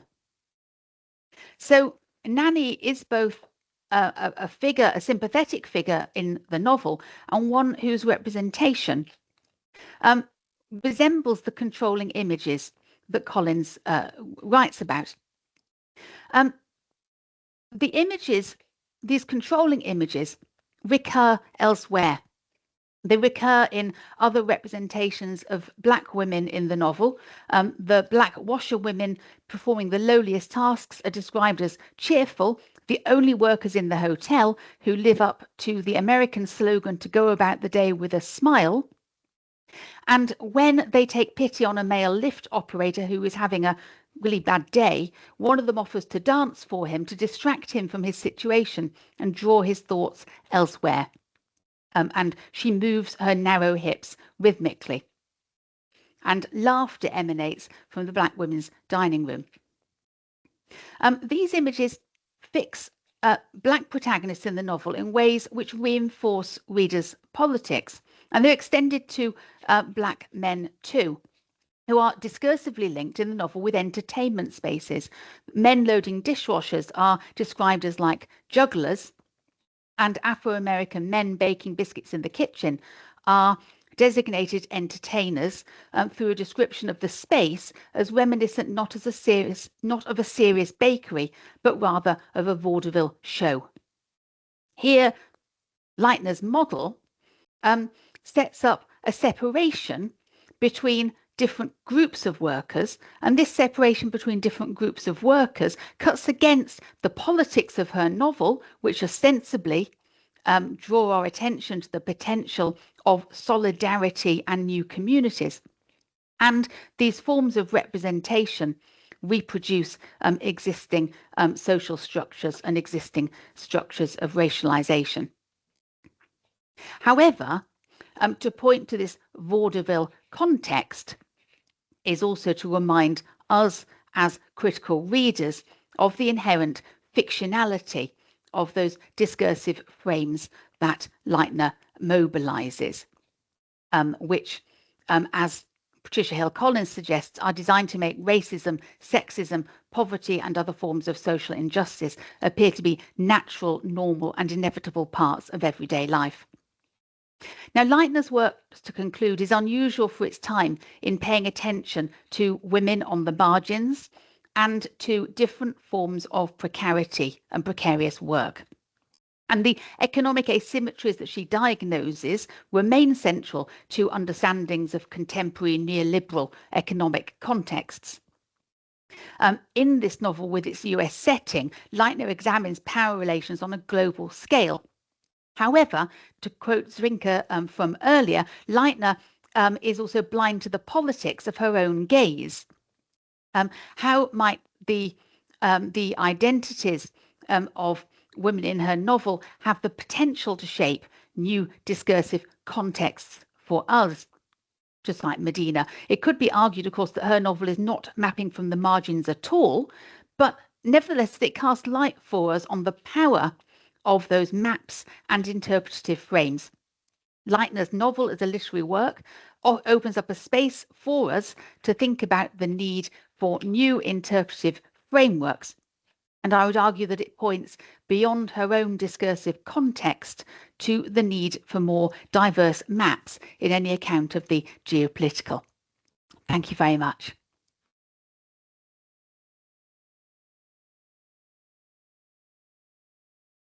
Thank you so much, Charlotte. It was really a great presentation, and thank you also for making us or me want to read the novel, which I didn't know of. So thank you so much.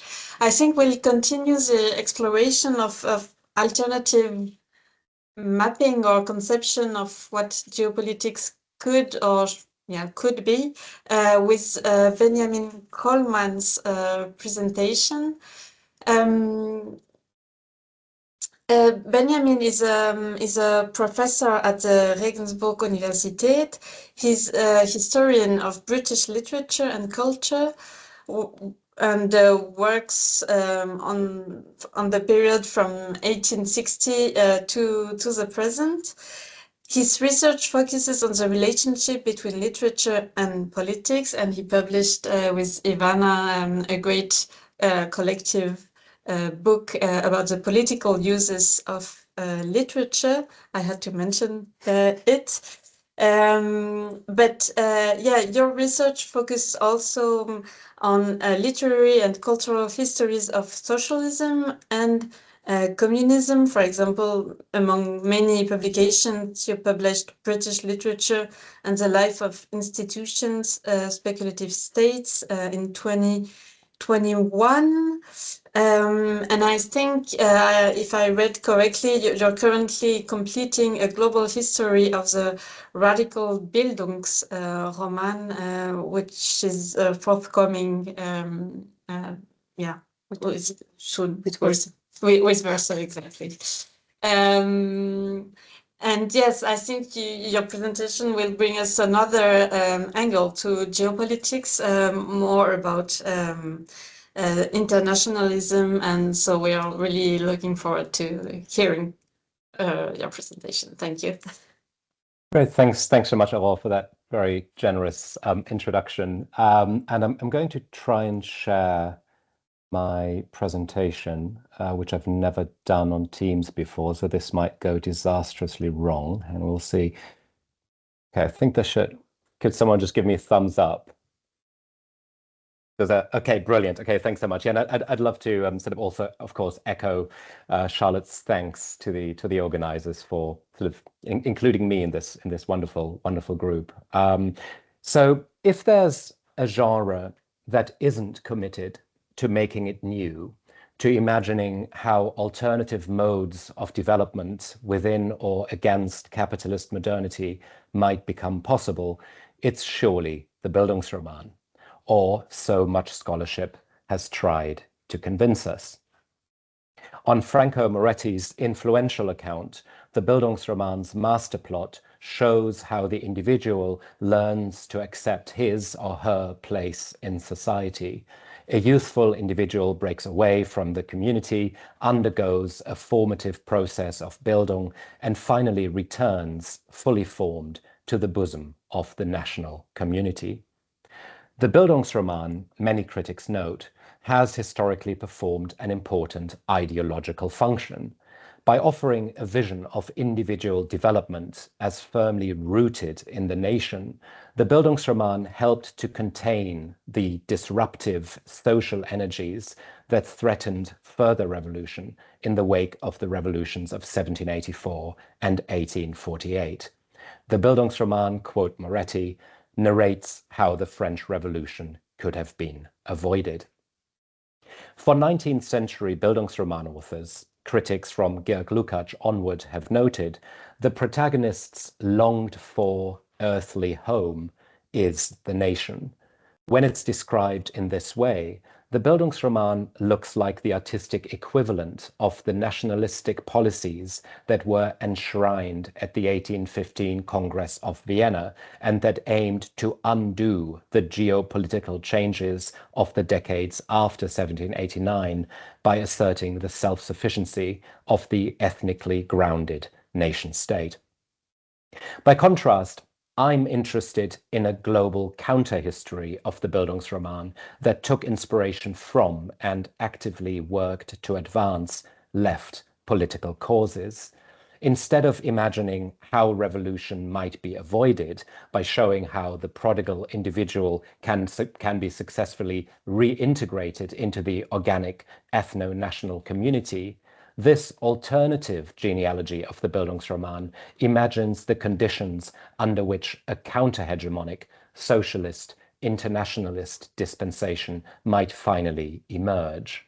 The radical Bildungsroman invites what our conference blurb calls the questioning of classical politics, those of the nation state, end of quote. The radical Bildungsroman, as I want to describe it here, is best understood not as a monolithic or transhistorically fixed literary genre, but rather as a set of politically engaged and often formally experimental texts and films that retool familiar Bildung motifs by constellating them into new narrative patterns and by exploring subjectivities not commonly foregrounded in the Bildungsroman genre. The history of the radical Bildungsroman, so conceived, cuts across the aesthetico-geopolitical divisions of the Cold War that have so long defined debates about world literature. As the literary scholar Joe Cleary has pointed out, during the Cold War, the Soviet Union took ownership of realism, and modernism was taken into custodianship by New York with generous financial backing from Washington, D.C. This produced a situation in which realism and experimentalism were seen as irreconcilable opposites, as what Joe Cleary calls the reified categories and obvious termini of modern world literature. This reductive opposition between realism and formal experimentation has severely limited our understanding of the political work of fiction. By contrast, the radical Bildungsroman, I suggest, can't be slotted neatly into either of these categories. Instead, indeed, the intertwining of of both impulses, so a mimetic, broadly realist one and an experimental one, constitutes the radical Bildungsroman's essential aesthetic structure, what we might call its artistic double helix. The lines of cultural influence that connect these writers and artists resemble what the American cultural historian Michael Denning has called the Novelists' International, a loose and non-formalized network of left-wing artists whose works were energized by communist politics, but whose history is by no means congruent with that of the official socialist realisms of the communist regimes. The radical Bildungsroman's origins lie in a series of socialist readings of Goethe's Wilhelm Meister's Wanderjahre, Meister's journeyman years. Goethe's earlier Meister's Lehrjahre, Meister's apprenticeship years, is usually acknowledged as the inaugural novel in the history of the bourgeois Bildungsroman. In contrast to the relatively stable, unified form of the Lehrjahre, the Wanderjahre is wildly experimental. It offers a weave of different forms and plot lines. Now, those critical essays from the 1830s and 1840s argue that the Wanderjahre's radically open form and its socially diverse cast of characters, Goethe's interest in the lives of proletarians, slum dwellers, and the oppressed, in the words of Karl August Varnhagen von Ense. So these critics argue that these aspects of the Wanderjahre lend themselves to socialist readings.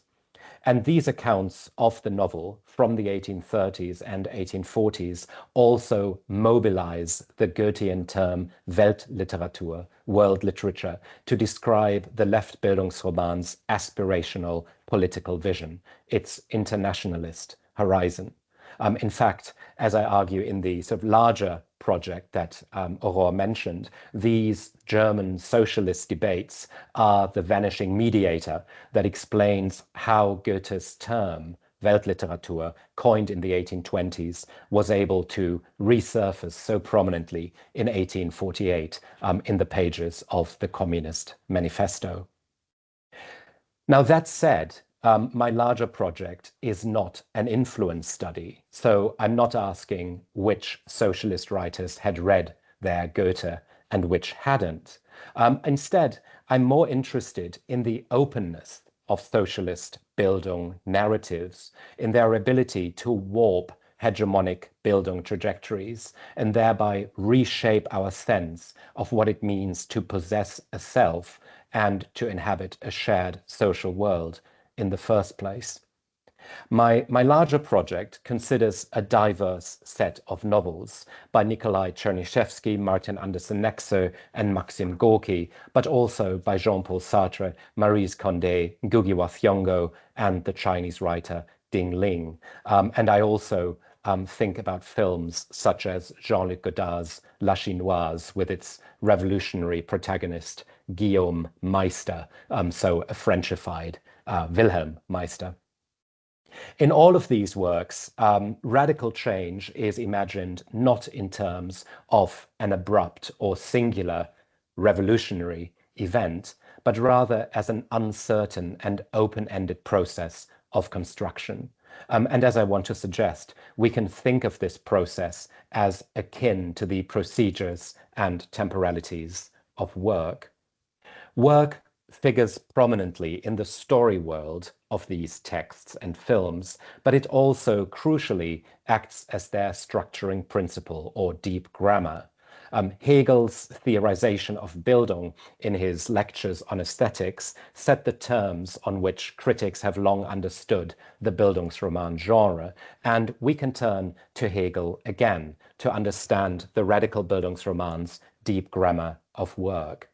So in a key passage from the Phenomenology of Spirit, and this is just a very short excerpt from that longer passage, Hegel discusses the nature of the bondsman's work, the bondsman being a historical antecedent of the proletarians, slum dwellers, and oppressed, which those socialist critics were talking about in connection with Goethe's Wanderjahre. Through work, Hegel writes, the bondsman becomes conscious of what he truly is. Work is desire held in check, fleetingness staved off.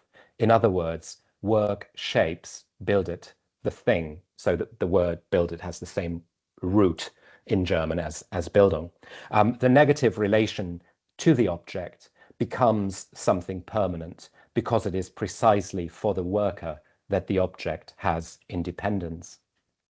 Now, it's possible to extract from passages such as this one an alternative model of subjective formation. For Hegel, the bondsman's Bildung, by which he becomes conscious of what he truly is, resembles an exploratory and open-ended process of material work, rather than the seamless fusion of subject and object, self and social world that Georg Lukács and Franco Moretti identify as the Bildungsroman's ultimate telos. Hegel argues that the bondsman's shaping of the world is distinct from the master's desire to control it. What gets constituted in this process of work, we could say, is not only a subject, but also an object, not only a rich inner self, but also a collectively shared world, a new earthly home, to sort of use Lukács' phrase one more time. Chernyshevsky's What is to be Done from 1863 is an early exponent of the radical Bildungsroman, and it had a formative influence in its own right on Lenin and other revolutionaries of 1917. The book centers on the Bildung of Vera Pavlovna, a young woman who escapes an arranged marriage in the hope of securing some measure of freedom for herself. Vera meets a group of free-thinking radicals and revolutionaries, and she becomes involved in a range of radical projects. In one of the visionary dreams that make up central parts of her Bildung narrative, Vera stands next to a waterlogged field.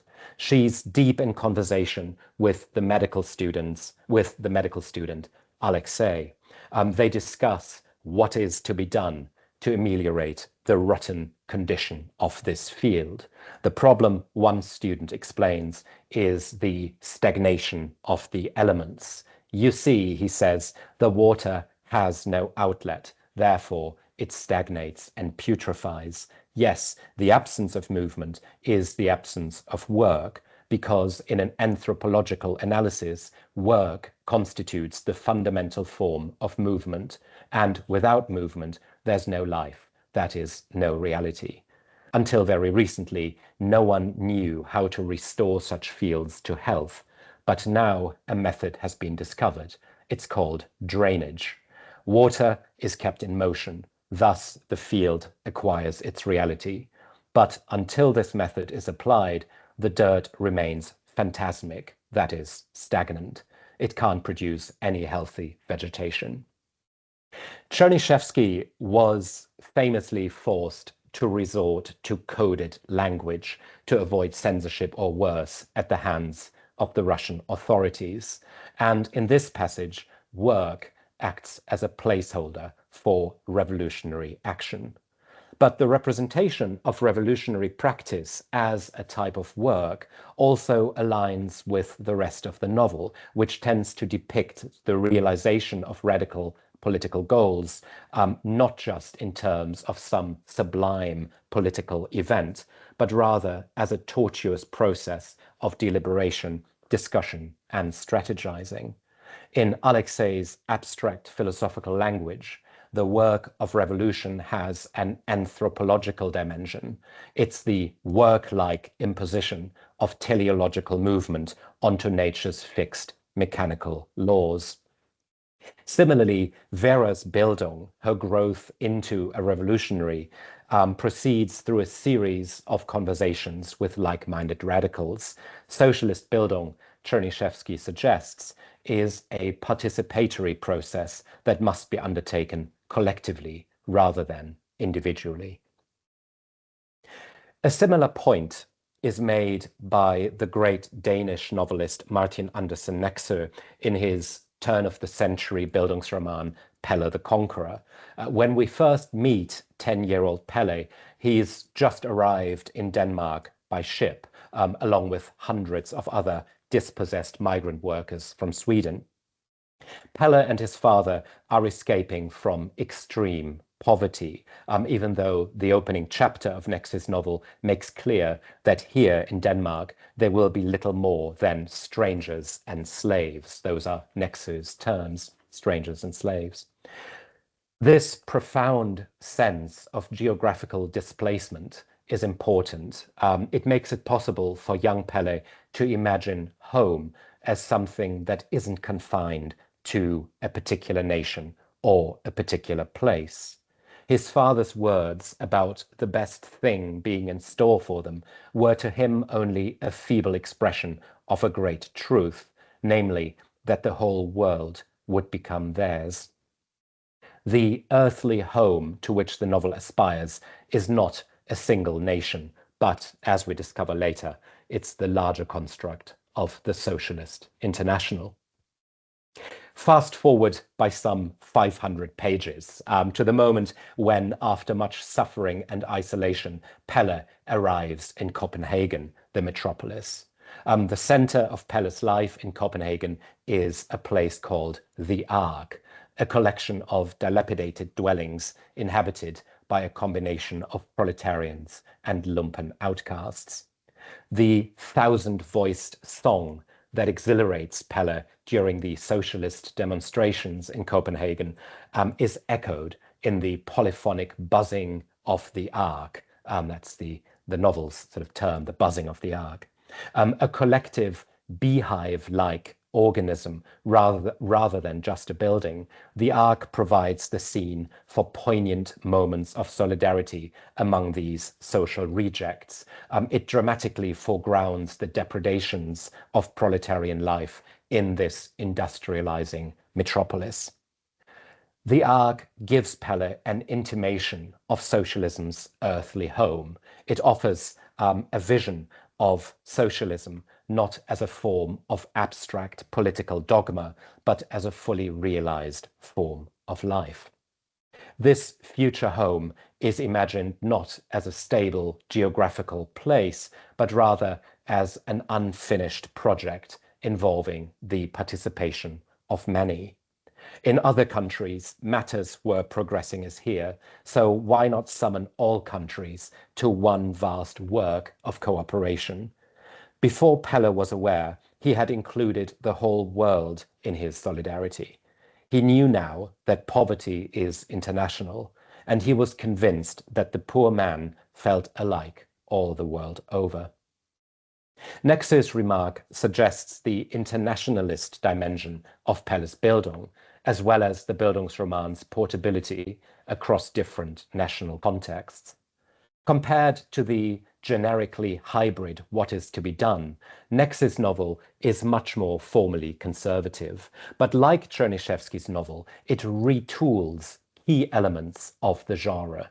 It preserves the Bildungsroman's animating narrative momentum, the Bildungsheld's progress towards an earthly home, but it also pictures this home as a future possibility rather than a pre-existing social order to which the protagonist must resign him or herself. Chernyshevsky's and Nex's novels both picture Bildung as a collective rather than narrowly individual process, and they both succeed in imagining this process as a relatively smooth and linear one. By contrast, later left novels of formation take a much more extreme view of the difficulties that beset the process of socialist Bildung. They offer us vertiginous glimpses of a radically anti-foundational Bildung that cannot fall back on historically established patterns of individual formation. As the socialist project moved from utopian aspiration to political crisis in the 20th century, novelists offered searching engagements with the narrative form of the Bildungsroman. Peter Weiss is perhaps best known for his magnum opus, The Aesthetics of Resistance, a brilliant literary chronicle of the fates of 20th century communism. Weiss's early work includes two autobiographical volumes, Leave-Taking and Vanishing Point, from 1961 and 1962. Leave-Taking begins with the death of the narrator's parents. We see the narrator standing next to his father's coffin. And the passing of the father's tyrannical authority symbolically marks the possibility of a radical remaking of the narrator's self. Instead of tracing a linear journey to socialism's new earthly home, however, both Leave-Taking and Vanishing Point zero in on the fragmentation of the self that follows this moment of liberation. And ironically, the security of a home is precisely what the narrator's father most desired. Through sorrow and sickness, he had clung to the possession of this home without ever experiencing happiness in this possession. This man, who now lay lost before me, had never ceased to believe in the idealization of the existing home. In retrospect, the father's conformist desire for a bourgeois home renders impossible the protagonist's ability to think of the telos of the socialist struggle in the same terms. The two novels zero in on what Weiss calls the time in which I was without form, the time in which I was without form.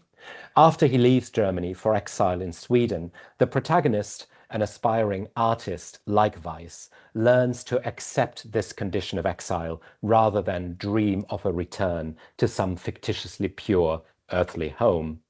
What results from this endeavor is a geographically ungrounded and resolutely anti-foundational praxis of Bildung.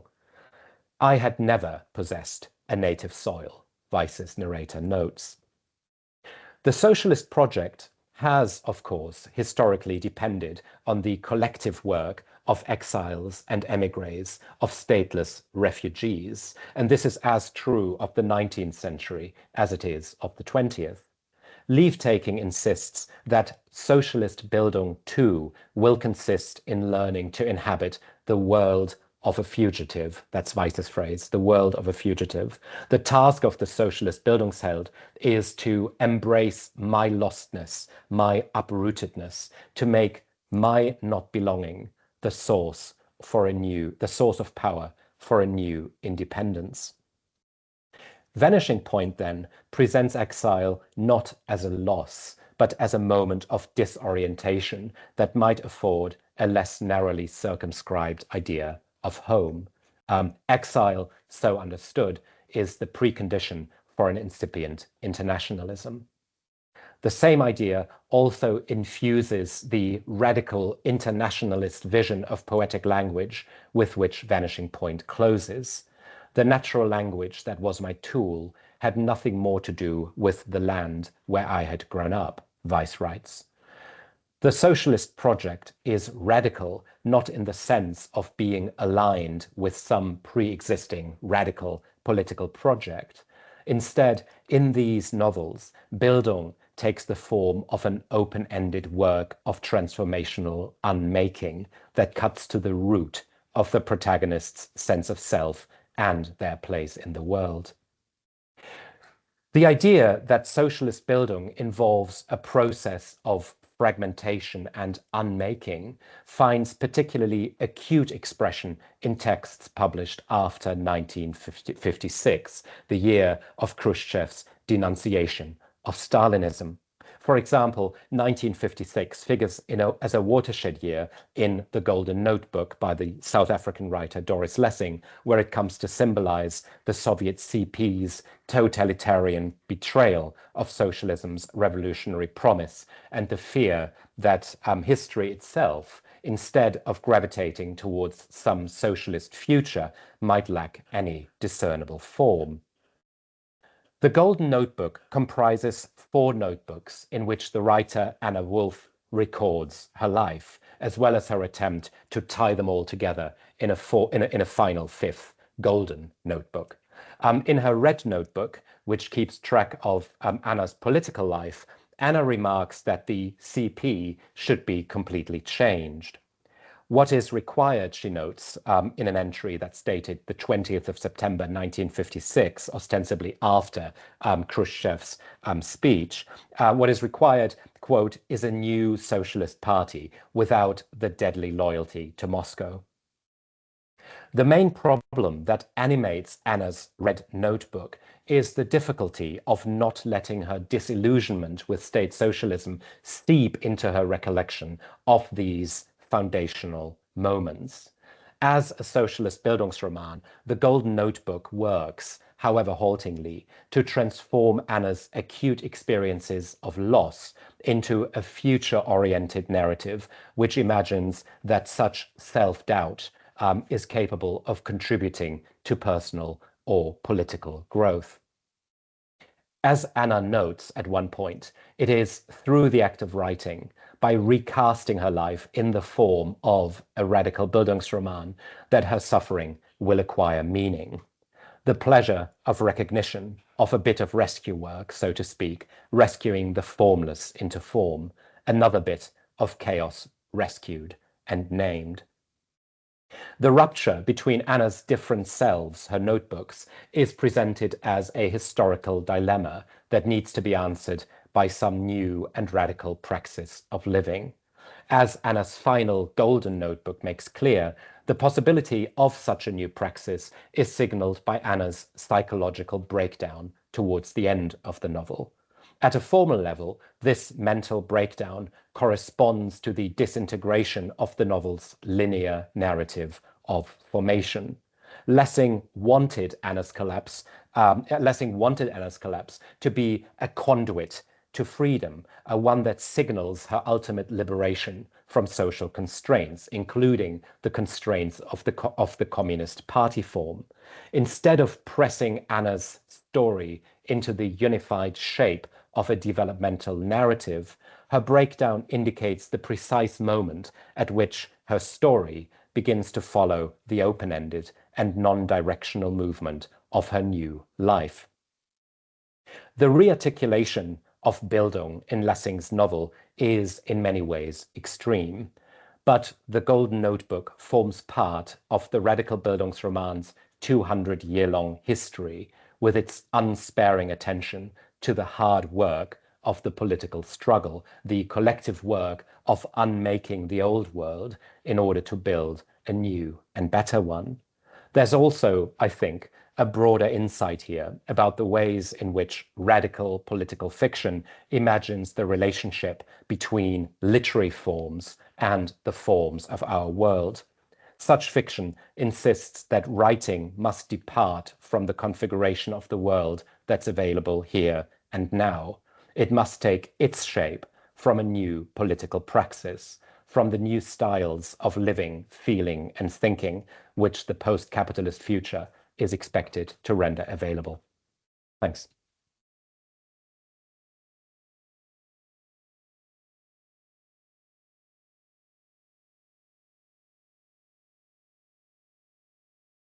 Well, thank you so much for this brilliant journey through the Bildungsroman genre, which makes us, I guess, reread some of the novels you mentioned with this lens you brought up. So, thank you very much. We have now time for questions. Are there any? Yes, Nenad, please. We don't hear you. Now you hear me. Yes. Yes. It's just an information. You mentioned Jean-Paul Sartre, and in what way his work, his novels, I think, either La Nausée or Les Chemins de la Liberté, fits in your framework. Yeah, so were you asking which ones seem to fit, or were you suggesting they both do? No, sorry, I didn't know whether it was a question or a statement. Yeah, I mean, I do talk about Les Chemins de la Liberté, which, you know, I think is an interesting attempt to sort of fold various Bildung trajectories into what is perhaps more recognizably a historical novel. So there's an interesting sort of blurring of boundaries between sort of those two genres. But I'm also interested, for example, in the Enfance d'un chef, which is a kind of interesting sort of prelude, sort of at least as I read it, to the narrative enterprise of the of Path to Liberty, because so it considers what you might call a kind of bourgeois capitalist malformation, a sort of Missbildung before some ground clearing, some working through of the sort of more conventional territory of the Bildungsroman genre before Sartre can then move on to think about the political building of left-wing activists. So there are sort of various sort of angles and sort of paths into Sartre. Yeah, and I mean those are sort of the most important ones. I don't really sort of think about La Nausée so much. I mean, I'd be very interested to, yeah, I'd be very interested to sort of go back to it in that light. I mean, I suppose there's I would sort of think of that book as a sort of a total decommissioning of building a narrative, sort of as such. But I might very well be wrong. Yeah. Thank you very much. Well, no, thank you. Just another question. Have you ever read, for example, Kurleja's The Flags? No, I haven't. It's a very interesting Bildungsroman that touches the question of revolution also, and the question of revolutions in the Balkans. So it might be very interesting. Wonderful. That's great. Thank you so much for that recommendation. I'm really grateful for recommendations. If people sort of have more books for me to read. Thank you. But there is German translation of it. Wonderful. Great. Thank you. Thank you. I think Stephen, you are next. Oh, great. So I have a question for Charlotte. I had a student, so unfortunately I missed Benjamin's talk, which I really, really wanted to hear, but hopefully this may have some impact as well. And this is kind of just a sort of speculative question, because I wasn't familiar with the novel. I've just downloaded it and sent it to the printer.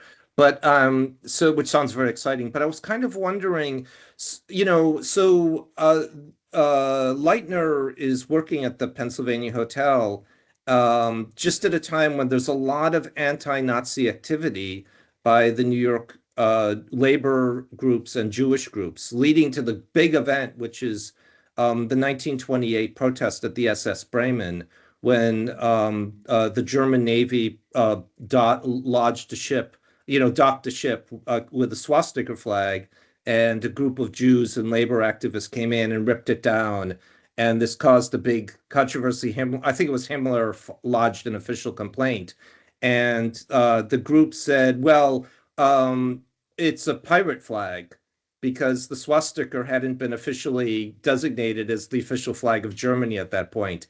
And so the Americans sort of said, well, you know, tough luck. It's not covered by international law. And because of the Bremen affair, the swastika then became an official flag of Germany. So it's like this big, big event in the kind of like officialization of the Nazi Party. And all this is just taking place a few blocks away from the hotel. So without knowing Leitner's work or the novel, and this is where it might have implications for Benjamin's paper, is there any kind of presence that, as this narrative is working on this sort of like life world, that she's really in the thick of, tremendous anti-Nazi activity, Jewish anti-Nazi activity going on before the war? Yeah, thank you. That's a really fascinating point that I can take back to my research. I mean, one of the the fascinating things about Hotel America is that it really is located very tightly in the 24 hours and in the space of the hotel and around the hotel, and focused on the structures of work and of capital, and on the sort of the centrality of money as the driving force behind the structures that organize political life. In the reading that I've done on Leitner, there seems to be a consensus that she doesn't thematize her own Jewishness. Which is something that I'm keen to look into more. So that will certainly be something that I will look into. So thank you for the question, and I'm sorry that I can't bring it back to that historical context, more closely. That's great, thanks. Brinda, I saw your hand, but I don't see it anymore. I don't. Nenad already mentioned what I wanted to add, so I just put the link in the chat to the German translation of. Oh, brilliant! Yeah. Yes, thank you so much. May I ask something then, just very briefly, because I've been sort of, Charlotte, I've been sort of quite interested in sort of political mobilizations of sort of Kafka in the 1930s, and I was sort of, as you were speaking, I was sort of found myself sort of wondering if there is a kind of if there is a sort of a riff on Kafka there as well. I mean, the Amerika roman sort of comes out sort of 2 or 3 years prior, doesn't it? And it's sort of Carl is a bellboy in that novel. So I'm wondering if there's a connection. Yeah, I think that's right. I think that does loom large in the imagination. There's the episode early in the novel that is in some ways sort of, it doesn't drive the plot at all, in which a lift runs away with the workers inside it, and the lift attendant has to chase it up 16 floors, kind of as an example of the way in which the hotel infrastructure has little regard for the humanity of the inhabitants, of the workers of the hotel, but picking up on some of these themes of of dehumanization in relation to work, and just to intersect with your paper, in some ways there's that sort of kind of latent Bildungsroman structure that underlies the protagonist Shirley's transformation from somebody who at the start of the novel is fixated on the idea that a guest might sweep her off her feet, and take her out of the novel in a car, and she has a silk dress under the bed, to the end of the day in which she's been politicized into thinking about the need to reflect more on forms of social organization, that with a kind of utopian ending, and all of that in some ways is slightly schematic, but structures the plot of those 24 hours. Yeah, great, thanks. Thank you. Mark, you have a question, I guess. We don't hear you. Question and a very short comment, and my apologies to Charlotte, because I came in halfway through because I got the times wrong, and had scheduled another meeting. So I am sorry. I was fascinated by by what I heard at the end. But the questions for Benjamin. Just the first is a comment. In Ngugi, when you show the image of the text, it has James Ngugi written on it, and Yes. I'm not sure if you're aware, but in the archive that's at SOAS for the original manuscript, James Ngugi sends the text with the author title Ngugi wa Thiong'o, and the editors in London, James Curry, have crossed out Ngugi and put in James. Wow. And the reason I'm raising that, it's just it's of interest because it's also about the way in which texts are being incorporated within a European narrative culture. So even though it's only a name change, it's also about markets and selling and saying something about the text. So that was just the comment. The question relates to Doris Lessing, well, indirectly to Doris Lessing, but in particular to Nadine Gordimer. And I wondered whether or not you had dealt with any of Gordimer's critical texts in The Essential Gesture, for example. They've been collected there.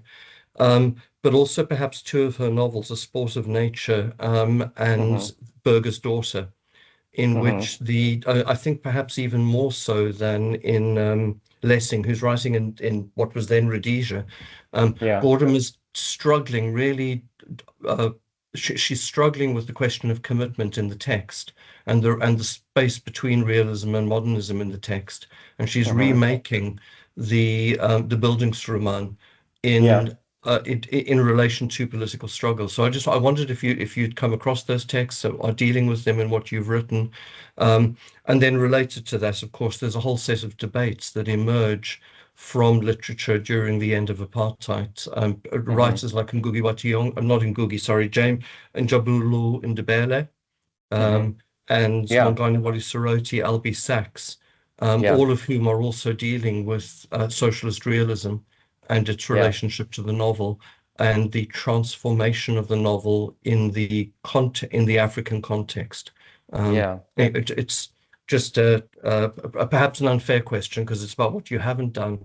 But I thought, given that you've mentioned Lessing, she's engaged in these debates as well, often with these same authors.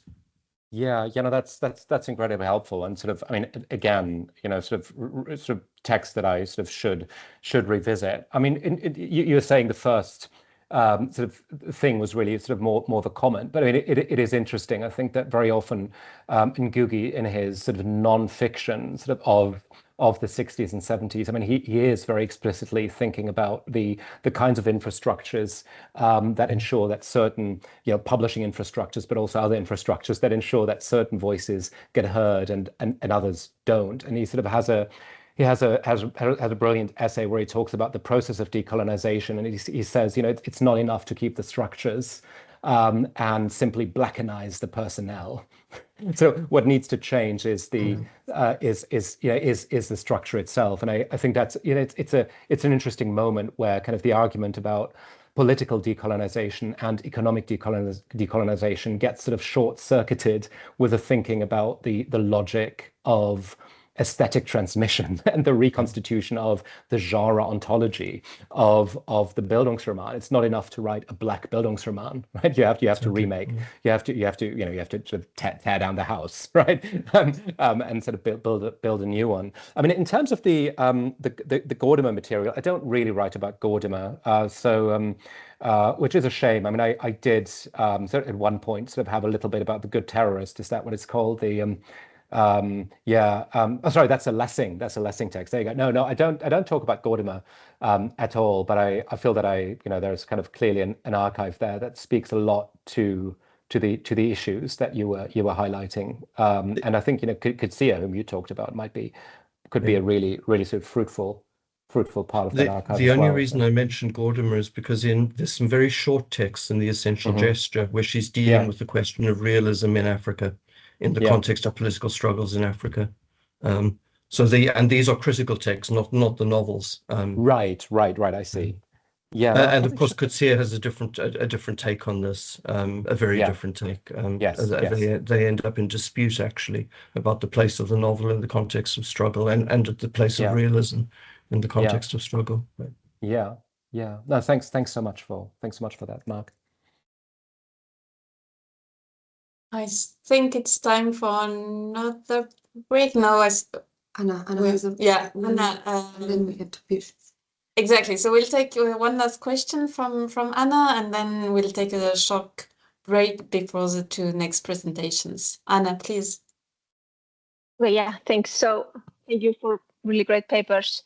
But this question is actually for Benjamin. So I was wondering about, I mean, I know that you have Nexo, but he's often sort of understood to be sort of more of a precursor to the radical interwar proletarian novel than an example of it. And so I noticed a little bit like that you don't have any representative for that particular moment. And the revolutionary autobiography, the Bildungsroman, is very, you know, it's a very big genre within that moment. And often the argument that people will advance is that it doesn't really work because the collectivist, you know, aesthetics and social forms that novel is trying to advance really clashes very hard. You know, there's a big clash between that and the individualistic Bildungsroman. I'm just kind of wondering, like, if your take on the Bildungsroman, having had this like alternative lineage, revises that account in some ways. I'm just kind of curious how you think about the, you know, the revolutionary autobiography or the revolutionary Bildungsroman from the 30s in the context of the historical trajectory that you're outlining. I hope this makes sense. No, that makes a lot of sense. I mean, I should say that, I mean, one of the sort of exciting and sort of deeply frustrating things about this project is that you're sort of constantly out of your depth. You know, so people sort of hit you with sort of books that, you know, you should also read and write about. And I know that there are sort of very well advanced debates sort of in sort of Scandinavian countries about sort of what the term proletarian means and what kinds of shades of writing get sort of done sort of under that label. So it's sort of frustrating that, you know, you have to be so selective. But you're right sort of in what you were saying about Nexo. I mean, the reason sort of Nexo features sort of so prominently sort of in the narrative that I'm telling in that book is because I think the book sort of lends itself to being read as a riff or as a kind of a socialist rewrite of Henrik Pontoppidans' sort of Lucky Pair, which is, you know, sort of an interesting sort of adaptation of the Bildungsroman genre to the Scandinavian sort of context, very, very firmly centered around an individual sort of, you know, Nietzschean sort of protagonist. And I do see Nexo, despite the attention which he gives to individual figures as being engaged in an artistic enterprise that is very different from Pontoppidans. There is a shift towards these scenes of collective care and mutual aid, such as the ones that I was describing with a view to the Ark in Copenhagen. And there are sort of interesting contrasting moments as well, where, you know, Nexo introduces a character called Morten the Red, who is a kind of Rachmatovian, you know, sort of radical man who emerges fully formed onto the stage of the novel. And somehow that is not good enough. Nexo wants to show us sort of how radical selves are made, and for all its sort of social democratic sort of biases, that is what Nexo sort of tries to do in the figure of Pelle. Now, how all of that sort of translates into the very specific Scandinavian context of the 1930s, I'm guessing you're probably a lot more qualified to say than I am. But it is certainly true that Nexo's novel, as you also know, I mean, had an immense global circulation, and it became part of the sort of Moscow-centered publishing hemisphere, and it was widely available to write as a model for a radical Bildungsroman, sort of outside of Scandinavian countries, of course. So yeah, so Nexo had his artistic batteries sort of supercharged by Moscow, sort of for a few decades. So his influence is absolutely perceptible in sort of 30s, you know, sort of radical fiction outside of Scandinavia that I'm more familiar with. Yeah. Thanks.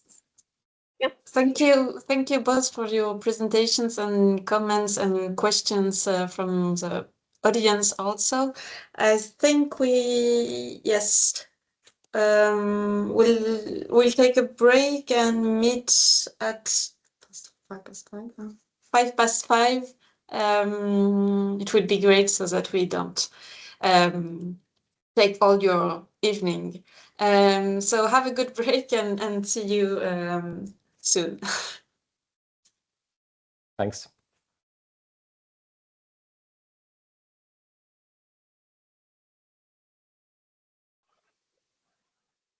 Okay, I guess we'll start. So we've been kind of traveling in time in the previous panel, in previous decades and even century, and I guess this panel will bring us back to our times. No, okay. Okay, so maybe the program isn't as current as I thought, but we'll hear about absurd times which can apply to our own. And then we'll mention also Palestina in Louis Aubry's presentation. But first we'll hear Natalia Besta. You're a senior research fellow at the Tampere University, currently working on a project called After Utopia, World Literature and the Future of Eastern Europe, and also act as the principal investigator of the team project on Utopia and Eastern European literature after 1989. And as I could read from your website, the ambition of these two connected projects, of course, is to deprovincialize the study of literatures of Eastern Europe by mapping. So we are back to our initial presentation, mapping anew the existing geographies of comparison by developing a world system theory of literary semi-peripheries, which is a term we also mentioned and thought about a lot in our previous workshop, and by revising the current understanding of the novel as a globally dominant genre. And your research about theories of comparative and world literature, utopia, and Ukrainian fiction make you, of course, an ideal contributor to this workshop. And exactly, we are very excited to hear your presentation called or titled "The Role of Literature in Absurd Times," as I was telling. Thank you, Natalia. Thanks so much. Thanks for this really thorough, wonderful introduction. I am extremely grateful for the invitation to this workshop. I have been a listener of the previous workshops. I'm familiar with the work that your group does, and it's extremely relevant and interesting, also in relation to this current endeavors that I'm trying to do, but generally. Let me try to share this. How does it work? We see it well. You can try to switch slide, to change the slide. Yeah. Yes, it works. Yeah. Okay. So I now can't. Maybe it was. Does it still work? Technical difficulties. Does it still work? Okay, because I am trying to see everybody else on the other screen. So if the presentation is still visible on just one screen, that's great. So in my talk, I wanted to focus on one of the questions raised by the call for papers, namely what literature can do with regards to geopolitics. And the title that I proposed for this talk, it came from at a low point in my semester, I'll be honest, when I think I'm generally grappling with the question of what a literary scholar can do in the world today, hence this title. But I'm also studying Utopia at the moment, so I inevitably go back to thinking more positively, which I hope this talk will be a bit. And I'll approach this question about literature and geopolitics, drawing on my current book project on the world literature theory of the former Second World literatures. And I'm also working, and this is the exciting thing for me at the moment, I'm working on a short theory book in a comic book format with Jarko Filevich called A Short History of Ukrainian Utopia.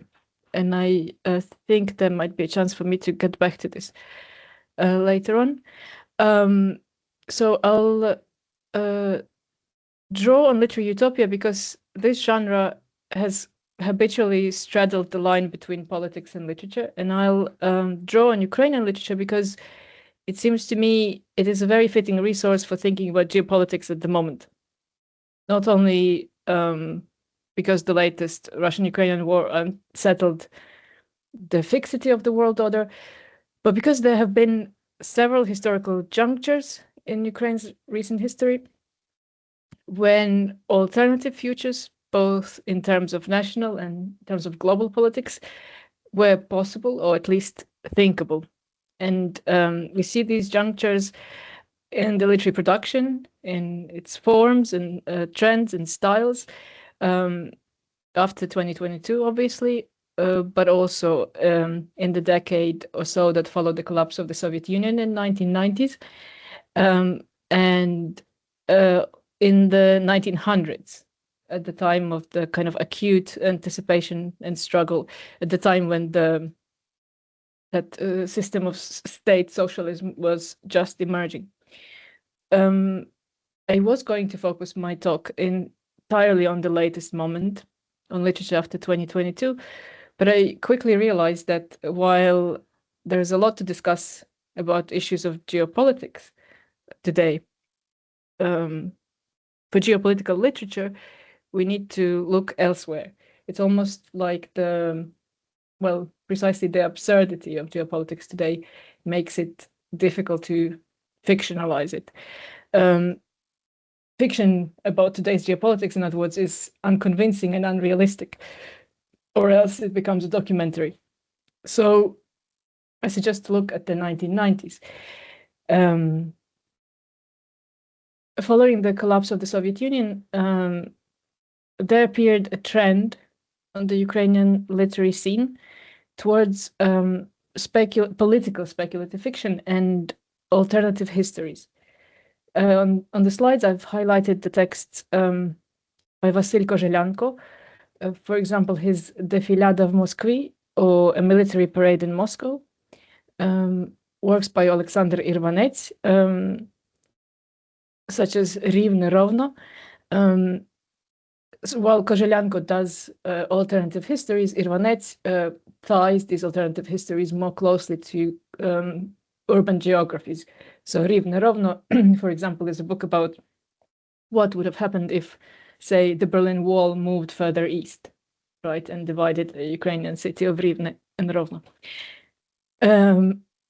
Kozhelyanko's Defilada, on the other hand, is, let's say, a more straightforward alternative history, which starts with the premise, what would have happened if the Nazi Germany won the war?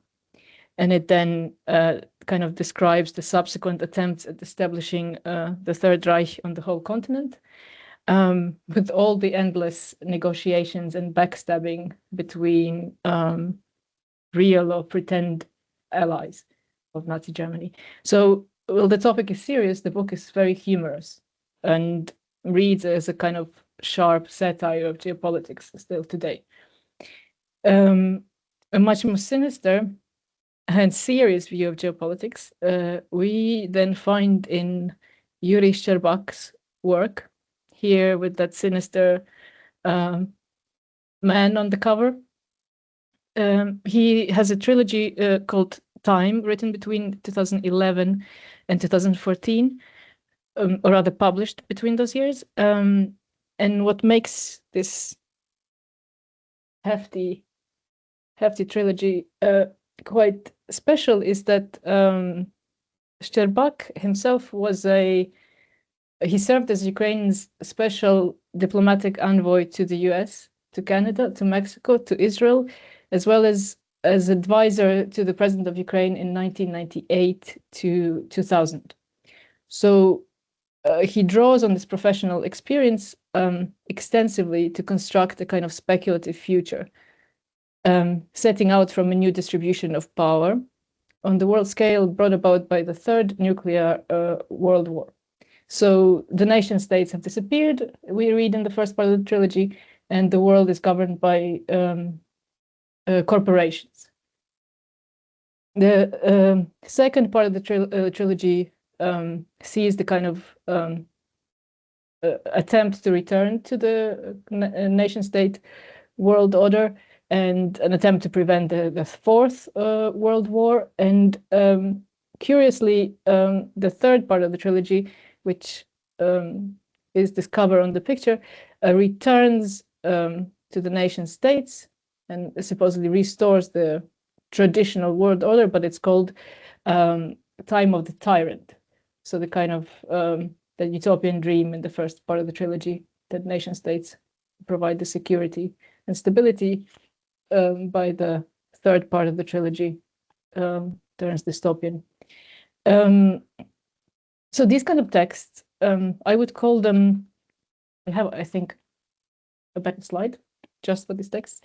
So I would call these kind of works geopolitical literature in a very literal sense.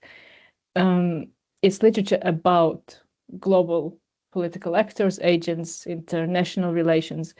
It is mediated through characters, through kind of individual conflicts, and kind of typical plot designs, typical of a novel, but it's often schematic, right? And the characters are often real historical figures. And these texts, I would say, are interesting as a kind of exercise with alternative facts, so to say. But in terms of making something new, thinkable, in terms of imagining a new political project, in terms of exploring the interpretive potential of literature, we would need to look further still. And at the moment, I'm looking back to the 1900s. So at the dawn of the 20th century, there was still, or again, depending which side you look from, there was a heated struggle for Ukrainian political and intellectual elites going on for a national project. And in the midst of the struggle, Lesia Ukrainka here on the slides, Lesia Ukrainka published an extended essay, excuse me,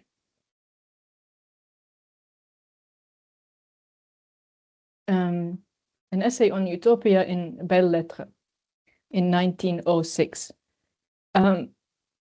She was an exceptional figure, a prominent poet, dramatist, translator, polyglot, erudite scholar, a co-founder of the Ukrainian Social Democrat group.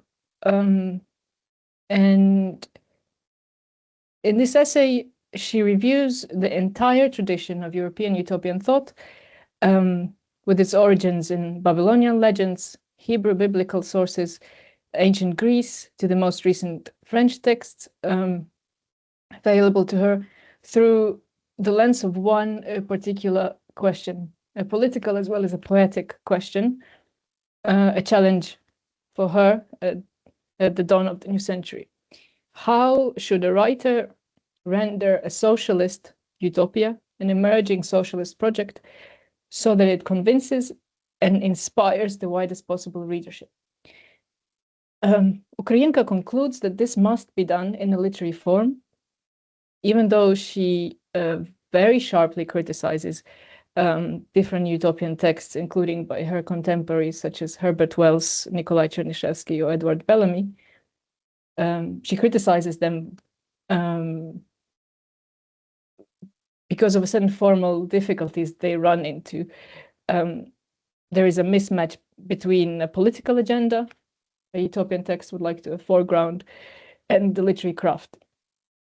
There is a mismatch between, let's say, old gender politics that she pays particular attention to, and the kind of demands of the renewed social organization.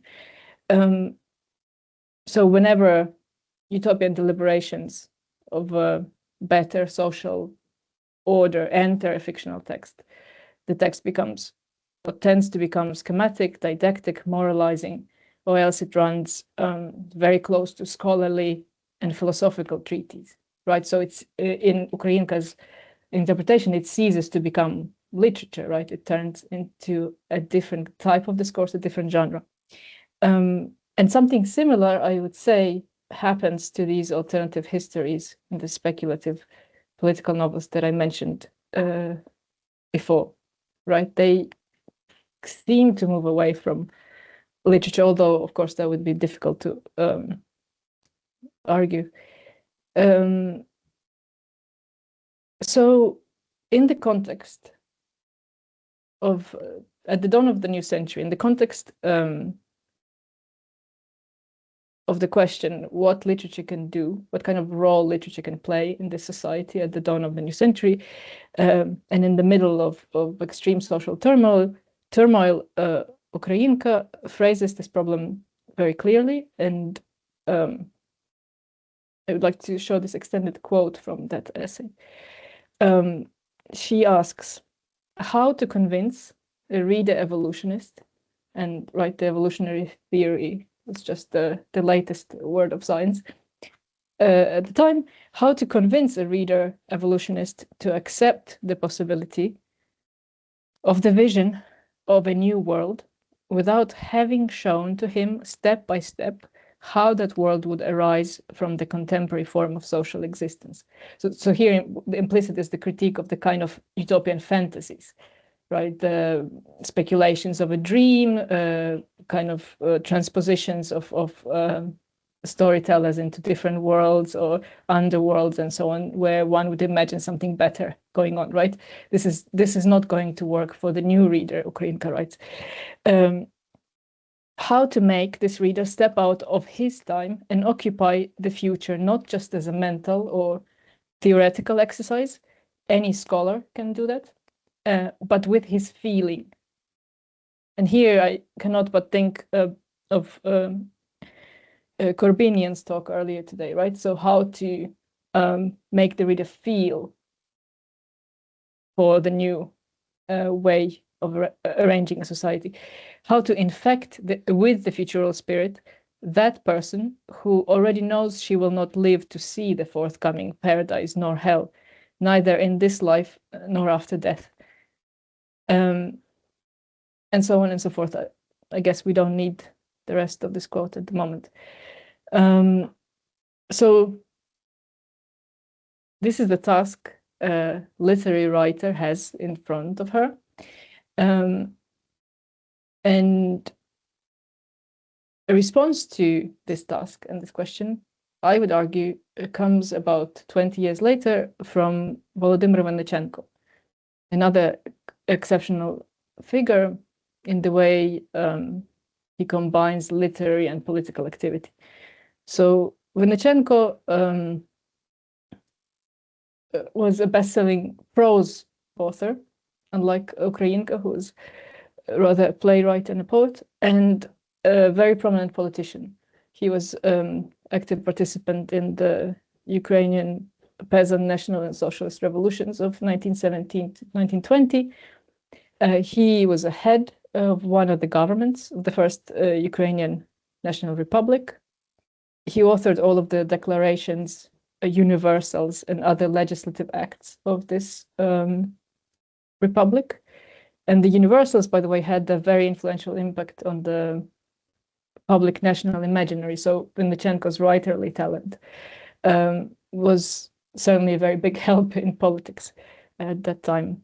He was also heading various delegations Ukrainian government sent to Russia to negotiate an independence. He conducted fierce polemics with Stalin and Lenin, who for some reason did not want to see Vinnichenko in person. And since 1920s, he was forced into an exile, first in Germany and then in France. He was also a convinced vegan, and a naturalist. And throughout his life, stepping away from politics, he was trying to develop, or he has developed a system of a kind of philosophical political system of achieving happiness, which he called concordism. But when it comes to literature, his success was unparalleled. And I would like to quote this observation from another writer, Mikhailo Kotyubinsky, who in 1906, when Ukrainka publishes that Utopia essay, writes this kind of quip: "Our readers are reading whom? Vinnichenko, who is being discussed anytime there's any conversation about literature. Vinnichenko, whose books are being bought? Vinnichenko's again." And so this figure, in 1928, he publishes an 800-page best-selling Utopia, The Sun Machine. And this is what I would say would be the kind of literary reply to the writerly political program Ukrainka has set some 20 years earlier, right? And this novel is an interesting book. It is set in Germany, but it takes the whole globe as its horizon, and the German setting seems to serve here as a kind of help in critiquing all kinds of problems of the capitalist system as they were becoming visible at the time. And this external setting was also a way for Vinnichenko to polemicize with the Soviet form of socialism. Let me see if I have time to briefly go through this structure. I realized that I won't be able to show the kind of achievement of this book by citing any particular quote from the text.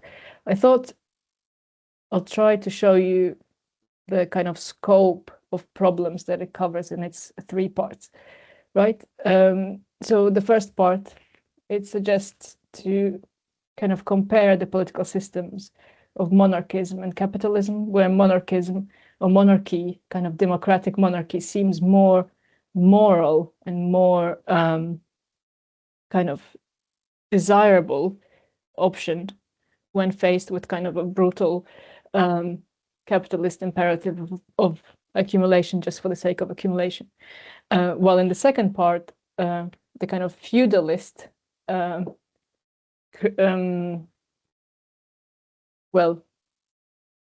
feudalism of the monarchic system kind of comes out with the liberal tendencies brought about by capitalism discussed in earnesty.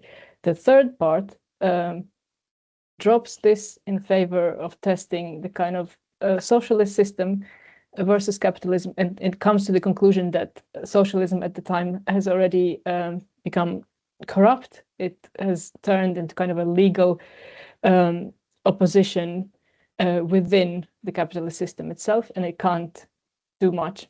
And so eventually the book comes out with its own version, with its own spin on socialism, which is called Sonceism or Sunism, a kind of quasi-anarchic world revolution, but without violence. And this is kind of a one line that runs through the whole book.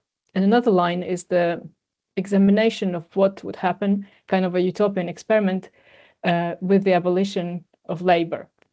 And it's achieved by the kind of miraculous invention of a device called the sun machine, which allows humans to consume solar energy directly. That removes the necessity of forced work.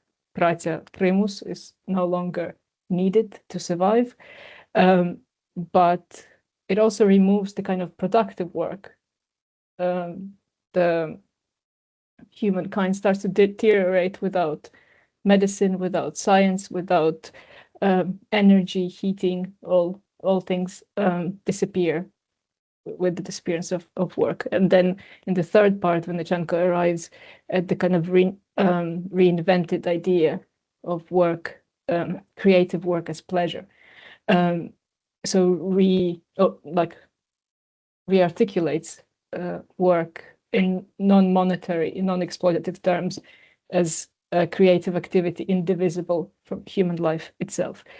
This is the kind of a bare structure of the novel that I've extracted, while the book itself is written as a kind of detective romance thriller. So there's a lot of action, there is a lot of chases, there's a lot of love triangles, there is a lot of things going on, and it, I think, kind of solves the genre question of utopia. So it delivers a utopian idea wrapped in a kind of a novelistic wrapping.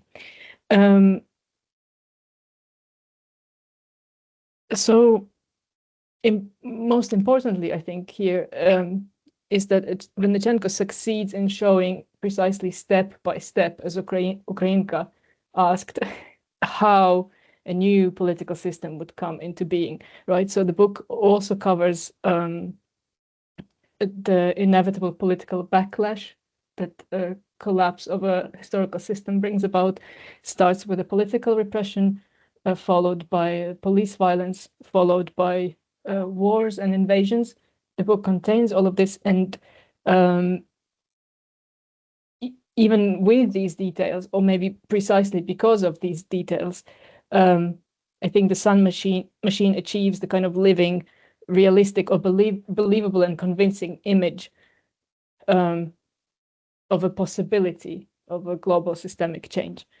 And this would be a semi-direct answer that I have to the question I opened it with: what would literature's role vis-a-vis geopolitics be? I wanted to look at the kind of attempt to render this type of form in like a visual comic book format. I don't think I'll have time for this now, but I'll move straight to the conclusion. And well, what I would like to highlight, based on the literature cases that I've found that would respond to this question, is that it seems to me that at least all the works that I could find that have something to say vis-a-vis geopolitics have also been authored by politically active writers. I don't think that's a requirement, but that's certainly a curious coincidence. In any case, geopolitics also seems to kind of fare better as a literary material in utopian genres, which I guess is an obvious point if we think of the utopian preoccupation with precisely socioeconomic designs, global socioeconomic redesigns, rather than with fictional attributes. In any case, it's not about representation, since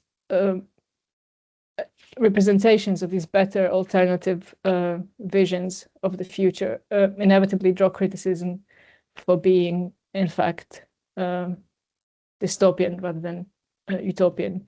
So utopia actualized, to put it differently, is a utopia that failed, right? And all of these works have to deal with this problem. But so in that sense, literature, what can literature do to make geopolitics thinkable on a human scale is not to represent it, not to represent a certain system, but to offer a means of interpreting it, offer an approach to political reality that sees this reality as complex, but also as contingent, as versatile, in flux. And this would be in opposition to the policy-based discourses that need to project confidence, rigidness, objectiveness. I think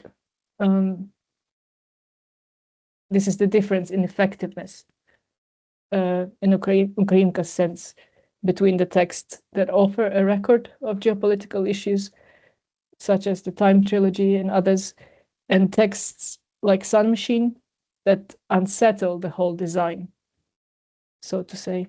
I think this would be a good place to stop. Thank you.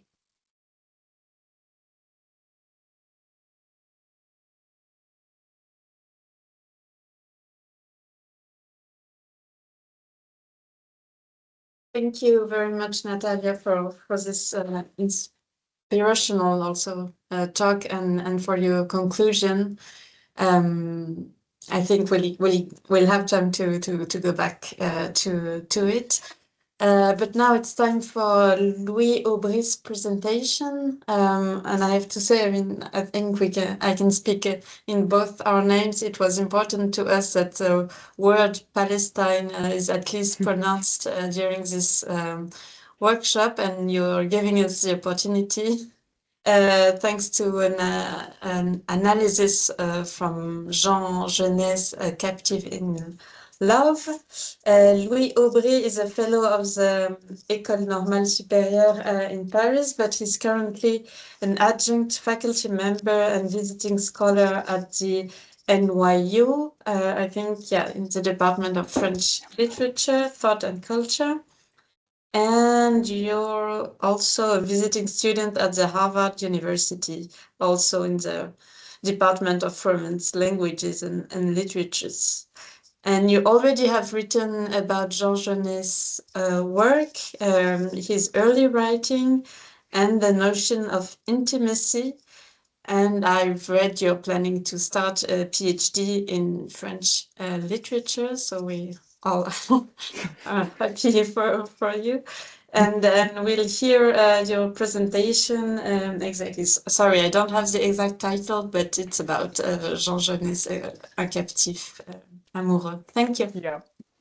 So thank you for having me. I know that all these presentations were super impressive, and I am younger, less experienced, etc. But since I'm speaking about this topic, I guess that my inclusion was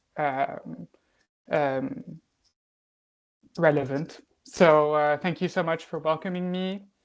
So I'm going to talk about Un Captif Amoureux, which is Jean Genet's last piece of writing, long form. So the English title is Prisoner of Love.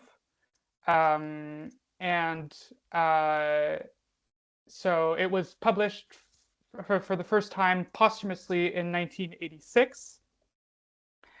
And it's a work in which Genet writes on his activism in the 1970s, including his journeying around the United States briefly with the Black Panther Party. But it's for the most part about his 2-year-long stay among Palestinian freedom fighters, Fedayeen, and refugees in Jordan, as well as his travels in the region to observe and write down his impressions. But his impressions are not really of the documentary kind, because he writes of certain events 10 years after the fact, and he organizes this writing in the last 2 years of his life, so from 1984 to 1986. And the reason why I talk about the fact that this is not of the documentary kind is because there's a debate around the genre that the book belongs to. So it's been described as belonging to all sorts of genres, so from the political memoir to even a long-form poem. The expression is from a French poet called Michel Deguy. But it's also been described, and that's what I'm going to go with, as a form of novel which experiments with and builds on historical writing. And the reason why I think that the novel qualification is useful is because first, like, the chronological progression of the events is not respected by the narration. Second, because there is a narrative disconnect between the everyday life of Palestinians that is described by and witnessed by Genet and the historical events that are recorded by the narrator as well. Third, it's because Genet, although he's present as a subject, is sort of self-effacing. He's in the background, so it can't really be described as a political memoir because he doesn't really speak in his own name that much. And lastly, the reason why the novel qualification is interesting and important is because the events are either described as explicitly reconstructed through the veil of memory, or they're imagined by the narrator, or they're mythified, they're made into myths and symbolic abstractions rather than historically or objectively described. So the style alternates between historic writing and oniric or symbolic writing, so to speak. So the subject matter of the book brings me to consider it under the scope of the geopolitical, obviously, because it's about territorial conflict. It's very, very involved in looking at landscapes and how Palestinians used to work with the land and how they find themselves displaced. But the other reason why I want to consider it under geopolitics is because the memories that constitute the book are juxtaposed in a manner that uses language and free association rather than geographic continuity as a through line. So this disarray of the writing has been viewed by English translator Barbara Bray as an effect of physical and psychological distress of old age, because as I said, it's Genet's last book. And in the last years of his life, he was quite ill. But it's also actually the result of several years, so at least 2 years of composition and editing work, which means that the text is in flux, but it's not unfinished really. And the confusion that it might cause in a reader, perhaps more so in this work than in others before that he wrote, is the result of a certain deliberate arrangement. And the reason why I say deliberate arrangement is because there's an editor called Laurent Boyer who tells us that Genet had originally thought of disposing the text in the form of a juxtaposition of columns or in squares to imitate a chessboard, which is even less legible. So it goes to show that the final anarchy that was pointed out by Barbara Bray is in fact more legibly organized than it seems. And the reason why this meandering nature of the narration appears to me as a literary way of focusing on the region and the people that surround him and of eluding borders is because the writing formally challenges geopolitical certainties. And of course, the biggest one that is challenged is let's say the objective nature of borders. So I'll quote a few sentences. We were only one people before the French and the English drew lines. We don't understand over us with their rulers. So a very blatant critique of what borders are for Middle Eastern countries. Or more humorously, the Emirates supplied the Palestinians with cigarettes to teach them the geography of the Gulf.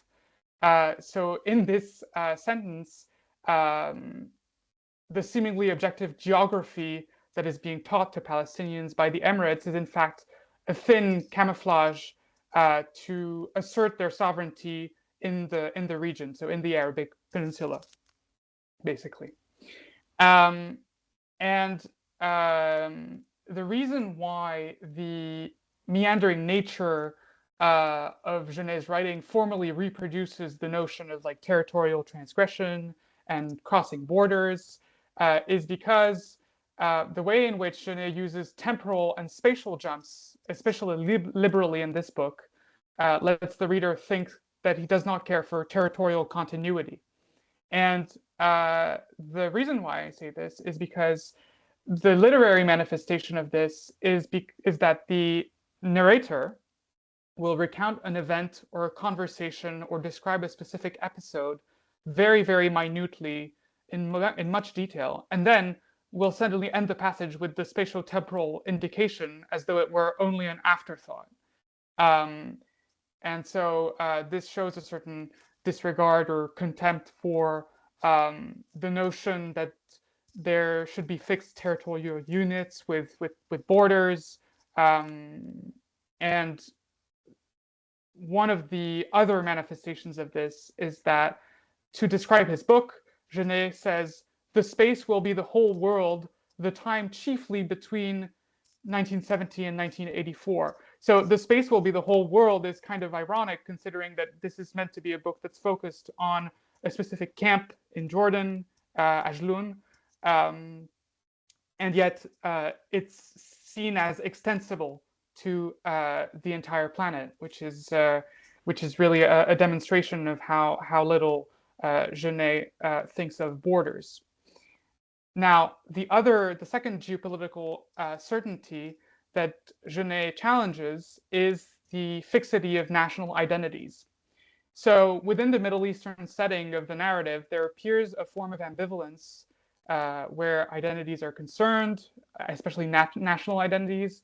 So because of the shifting nature of imperial and cultural domination over the region, paired with frequent geopolitical changes, both individual characters and entire national groups reach a certain confusion as to what their identity is as a nation.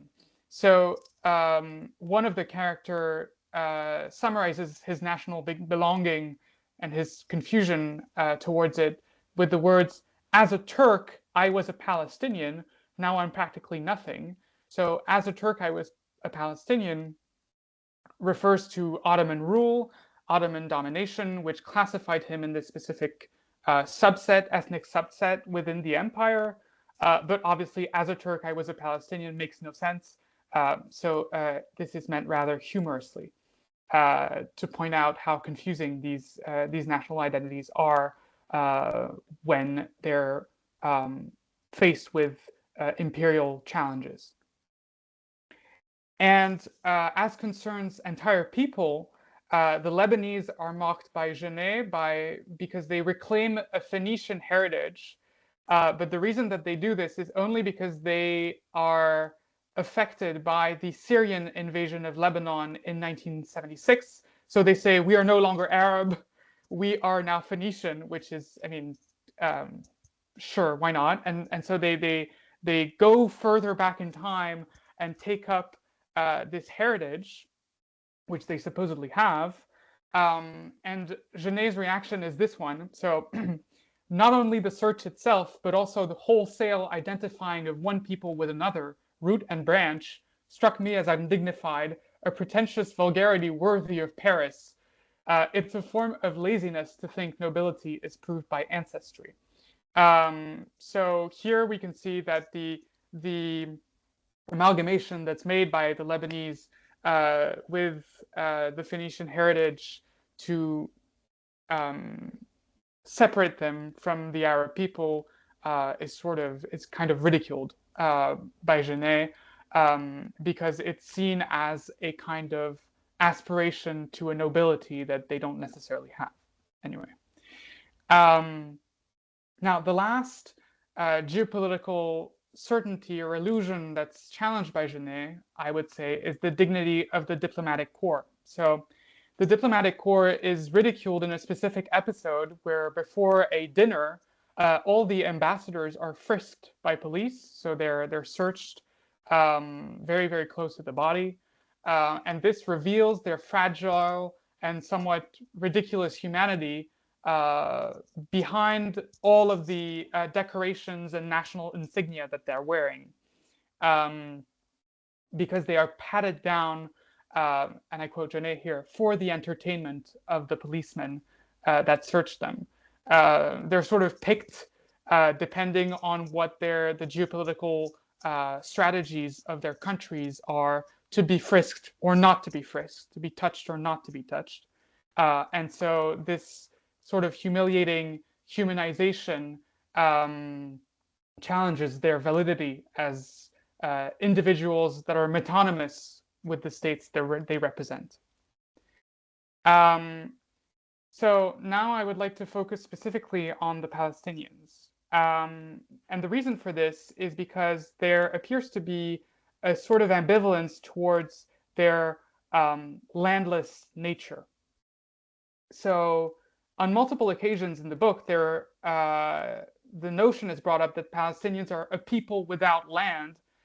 In French, un peuple sans terre, so literally a people without soil, without earth, which make, and this denomination makes them into a ubiquitous and rather menacing presence in the collective mind. But ironically, this fear of a globalized Palestinian revolution and is maintained by Western media itself, because it's constantly fighting, journalists are constantly fighting each other to photograph the Fedayeen in Jordan. So this appearance of ubiquity is both feared by the Western collective imagination and entertained by it through constant media attention on the Palestinians. And the other reason why this ubiquitous aspect of Palestinians is explored by Genet is because the Palestinians use this ubiquity to appear strong to Israel, but this only, in fact, highlights their military inferiority. So I'm gonna quote a passage to show what I mean.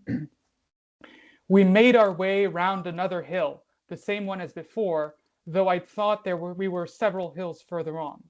This was a pathetic trick to make the enemy think the Palestinians were everywhere at once. So they're going round and round the same hill in the middle of Jordan to appear to be very, very large in numbers, much larger in numbers than they are. And so for 10 years, against the hypersensitive equipment of Israel, the Palestinians used ruses that were both dangerous and useless, but often amusing and even poetic. So with this, we understand that the communication tactics and the media tactics that Palestinians adopt to become known and visible to the world, even abroad, where, for example, the opera in Paris, the Opera House, was covered in a band that read "Palestine will overcome." So that was already something that happened. It was let's say a collective action that already happened in the 1980s. So all of these communication tactics are, in fact, merely the image that the Palestinians wish to give off of being all-present, all-encompassing, and of being, let's say, internationally recognized. But in contrast, and this is what Genet does brilliantly, is that their connection to the land and with soil in general is highlighted in the work. So the work is extremely grounded, perhaps to contradict or to counteract the commonplace idea of a landless people. So on one occasion, there's a Jordanian character who says that the Palestinians are the ones who showed her family how to turn the soil, how to choose the seeds, and when to water them. So these are extremely specific things, which are reinforcements to Palestinians' indigeneity to the region. And the image of Palestinians' connection to the soil is symbolically contrasted, sort of in an Eisensteinian way, with Israel's dominance of the skies. So I'm going to read a passage. It wasn't impossible that deep down, every Palestinian blamed Palestine for lying down and submitting too easily to a strong and cunning enemy. Why didn't she rise up in revolt, Palestine? Volcanoes might have erupted. Thunderbolts might have fallen and set fire to everything. Thunderbolts? Haven't you realized that heaven's on the side of the Jews? So here we can see that there's a sort of dichotomy between the land, which would be on the side of or affiliated to Palestine, and Israel symbolically dominating the skies, and actually, in fact, concretely dominating the skies because of their ammunition and of their weapons. But so because we've read this symbolic opposition, we can see that such an interest for the land on the part of the Palestinians is reflected by Genet's lyricism when it comes to describing landscapes, as opposed to the cool or cynical manner in which he recalls major geopolitical events in the chronology of the Palestinian struggle. And the reason why I say this is because there's an opposition between lyricism when it comes to describing everyday life and the connection of Palestinians to the land, with a sort of farcical irony when it comes to geopolitics and the geopolitical abstraction.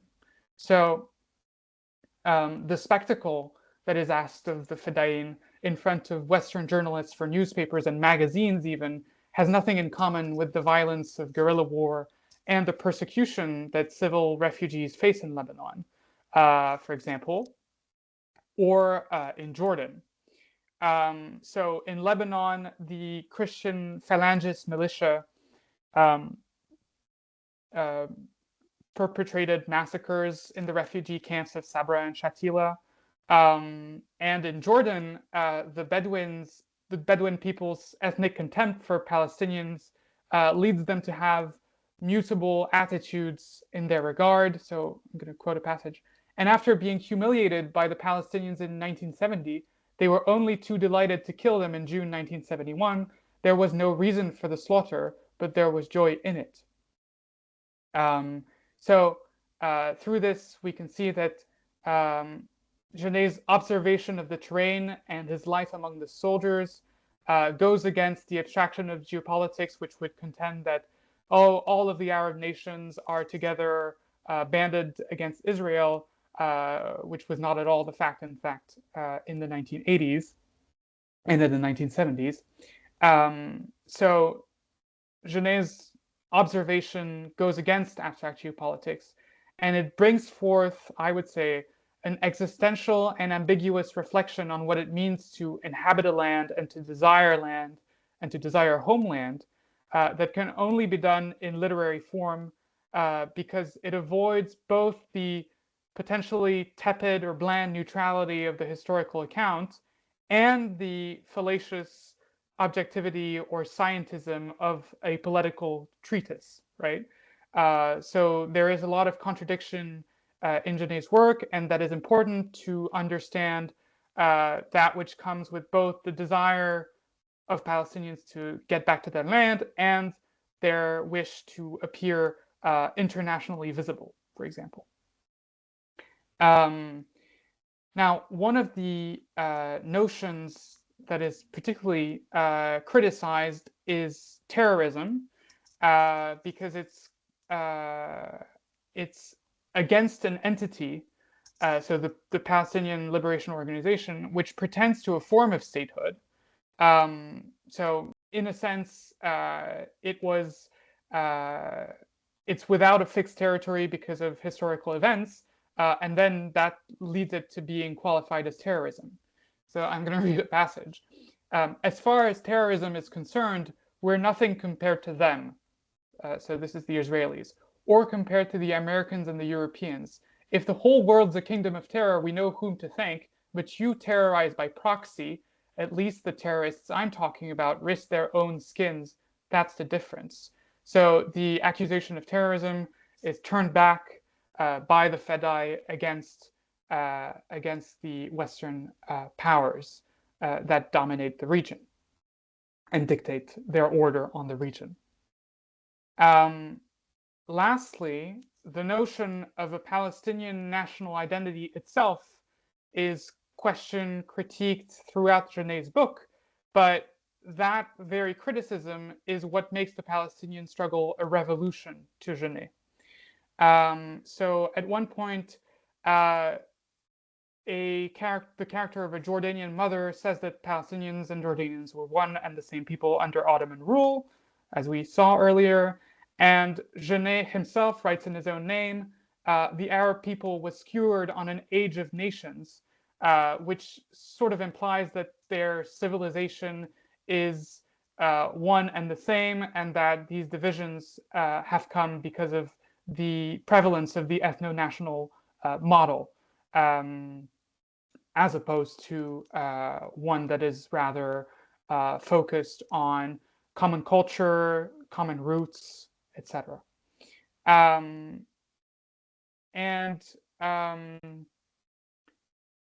However, despite this this idea of criticizing Palestinian identity, the idea of Palestinians as a landless people makes their struggle extensible to all indigenous peoples who were cast on the wayside by nation states.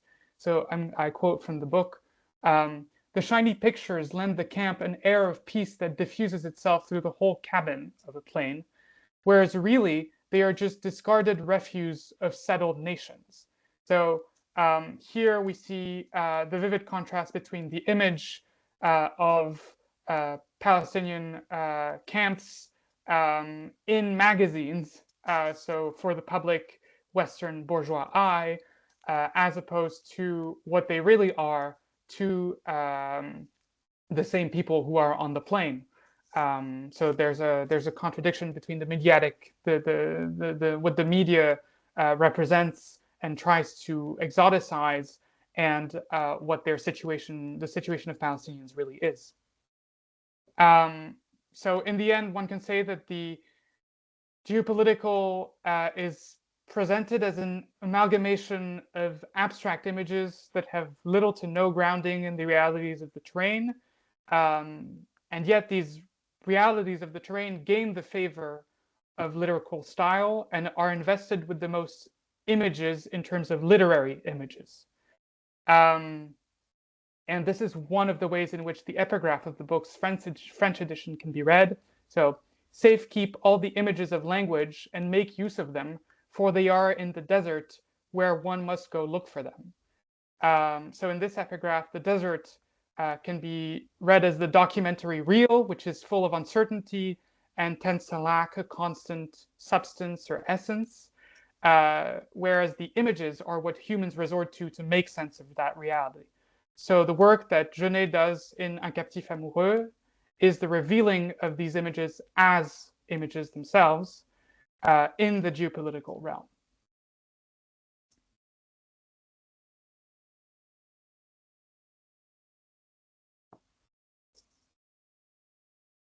Thank you. Thank you very much for this talk, and to both of you. I think it was really, really interesting, also in regards to geopolitics and how literature can contribute to see this anew. Are there any questions or comments, remarks? I have a very brief comment. Please, Natalie. I just very curious. And I see that Stephen has joined the talk, and I found this very interesting what Louis said about the novel, or putting the label "the novel" on Genet's work helped its cause, right? So it kind of removed the demand of that what documentary or memoir would put on the author and on the text. And in the case of Vinnichenko that I am trying to work on, the label utopian novel actually, in my interpretation, served the opposite. It hindered the kind of interpretation of that work as a utopia, right? Because it consistently is like the drawbacks of its novelistic lacking is pointed out. So this question of how one genre can one and the same genre label would help or hinder the kind of politics of a particular work is quite interesting. But like I said, it's just a comment. I found it a very interesting frame that you put on the book. Thank you for the talk.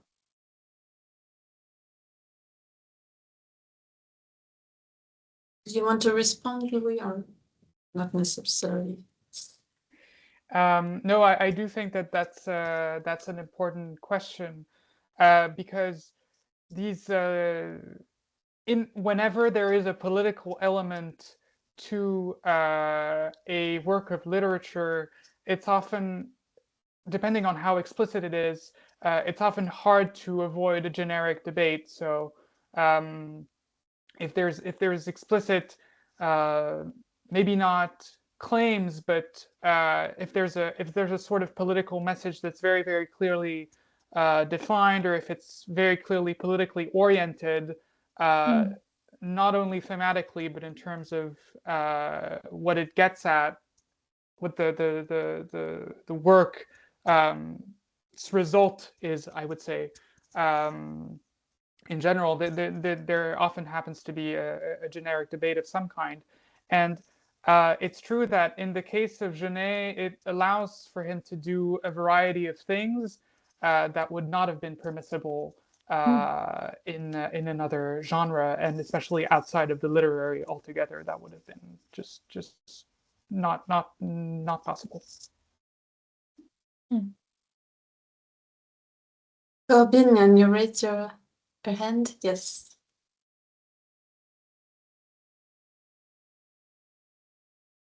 No, we don't hear you. We don't hear you, I'm sorry. Yeah. You are not muted, but we don't hear you. Something about the settings? Maybe I'll give... I let Nenad talk, and then we go back to you if it works better. Nenad, please. Oh, thank you. You you make a distinction in Le Captif Amoureux between historical writing and oniric writing. How do you distinguish one from the other? That's a very good question. I would say that stylistically there are distinct there are distinct sentence types that are used by Genet. So whenever he gets into what I would call lyrical writing, his sentences become much longer and more full and developed, whereas he uses very, very sharp and short sentences when he goes back into the documentary and when he dates events, when he gives himself the objective to remind of events that are actually in the historical record, as opposed to his sort of freer descriptions of what he saw in the quotidian life in Palestine. I mean, of Palestinians in Jordan, sorry. Then it would be a sort of distinction established by Émile Benveniste, isn't it? Between historical discourse and other type of discourses. Possibly, yes. Yeah, that's one question. And the other, when you speak of his formula, peuple sans terre, n'est-ce pas? Then, if you read it against the same formula applied to the Jews before coming to Israel, the same Zionist formula, you get somewhat different results. It's just a remark question. Yes, that is true. It's a mirror image. Yeah, no, that's an accurate comment. I didn't really think about it, to be honest. It sort of slipped my mind, but yes, that's a very ironic manner of putting things, and especially because Well, on the one hand, it's sort of a sliding scale effect where one people supposedly finds its homeland or its land at least, and then another one is kicked out by the accidents of history. So yes, that is an accurate and very interesting comment. I think there's no Roman emperor to make peace and a nice life in the Middle East. Thank you. But yeah, I think it's a conscious use of this expression from Genet, because yes, un peuple sans terre refers quite explicitly to the Jews in history. Yeah. So I think it's a conscious inversion of designation. So Corbinian, can you? Yes. Do you want to ask a question? If you can hear us, and if we can hear you.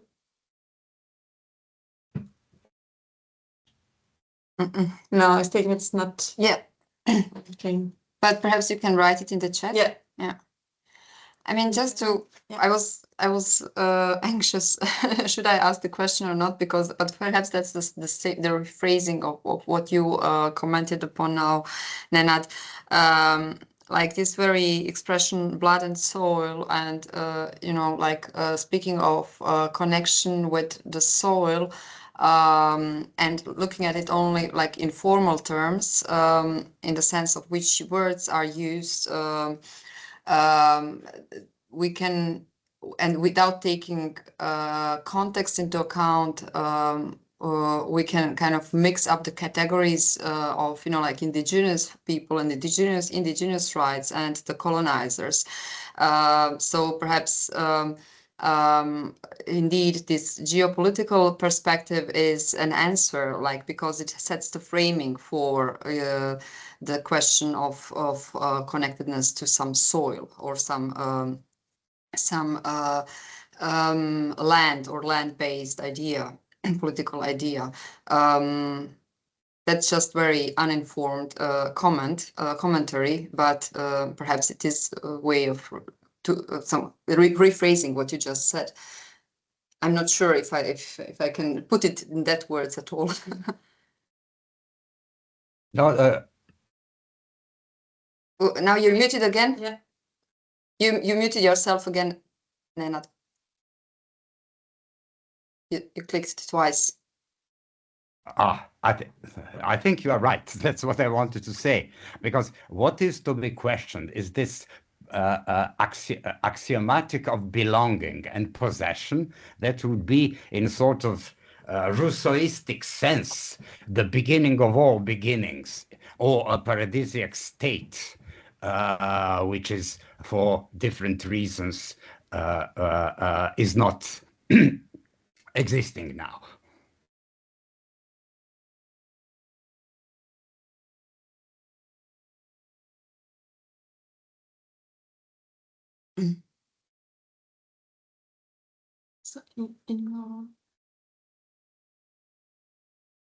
So Inga, did I see you? No. No, sorry. No. I was just replying to Ivana. Yes, and I wanted to come back to Natalia's paper, because I'm like while listening to the presentations, I'm constantly, you know, like picking up details and some thoughts that can help us enlighten, you know, like this complex of literary politics and geopolitics. And to me, it seems like very, very fitting, this observation of yours, Natalia, that geopolitics seems to fare better in utopian and dystopian novels, I would add, than in other genres. So there is some kind of genre relatedness of, or some kind of a specific placement of geopolitical interest in some genres more than in others, although we have seen that like geopolitical dimensions are actually present everywhere, but perhaps it is the both utopian and dystopian genre that or the novel that explicitly draws or like draws much of its strength from geopolitical mapping. I don't know if I understood you correctly. Was just a kind of a side observation what you mentioned? No, that was what I was trying to figure out, and I kind of took the question quite literally, right? Like geopolitics as a material for literary work, right? And then I tried to see what kind of books would take that kind of challenge on, and I think it's if you take geopolitics as a material, then as a topic, the problem is the same. The problem is of scale and of representation, and it kind of in parallel I'm working on the question of realism and reading some Jameson. So Jameson has this argument of how such complex let's say movements of violence as big wars, how they resist representation or like there are several modes in which they can be approached in literature, and it seems to me neither of them quite gets to the core of, let's say, this phenomenon such as war. Let's call a war a phenomenon. So if you would represent it on a big scale, on the kind of impersonal movements of agents and international kind of relations and all movements of armies and all of that, it removes the individual perspective from it, and it kind of lacks a crucial side to war and to geopolitics. But if you would represent war or geopolitics through an individual perspective, the kind of psychologized plots that novels offer, you lose that big scale perspective. So between the two, what would be the mode that could approach a complex phenomenon, a complex social phenomenon in a literary form, right? So that's the kind of representational challenge, and like I was trying to figure out what happens if a literary work takes it on, and so things like these speculative or alternative histories, I think they address it very directly, but they lose a lot of the kind of literary literariness. They stop being literature in a sense. They tend to become documentaries or like fictional documentaries in a sense. So yeah, and the utopia, I guess, is more free in terms of what it, because utopia, I think 20th, 21st century exists as kind of mix of genres. So it's, I guess, more free from the kind of expectations and conventions you could work with. So I'm not sure that that also responded to you. It's been a long day. Thank you. Are there any more questions? I don't think so. Well, I had some, but maybe I'll read to you. Louis, I don't know if you're familiar with this book. But anyway, I'll write to you because she explicitly refers to Jean Genet's Captif Amoureux, and she's this author, so Nathalie Quintan, she interrogates the role of eroticism in this book and how Genet politicizes this relationship from desire, the desire relationship which links him also to the Palestinians fighters, and it's funny and interesting politically and literally speaking. So maybe I'll write a mail to you about this reference. And I think that would be it for this first day of our workshop. Thank you so much for bearing with us this long in the evening. Thank you for your questions and of course for your presentations. And don't hesitate to look at the chat, because there was some also recommendations and questions and comments which can be interesting to the participants and to all of us. We'll meet again at noon tomorrow for the next sessions, and we are looking forward to it, because we had an interesting day, I guess. So thank you, and see you tomorrow. Thank you. Thank you. Also from my side, I just will stay online for just a few minutes more in case you want to see the chat, because there has been some discussion in the chat as well, so you don't overlook that. Yeah. Good. Thank you, and see you tomorrow. Bye.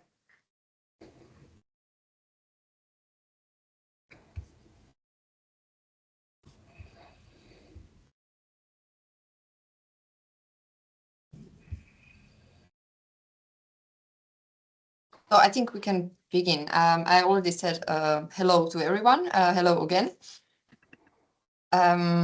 I hope you had the chance to get some rest after yesterday's exhausting afternoon.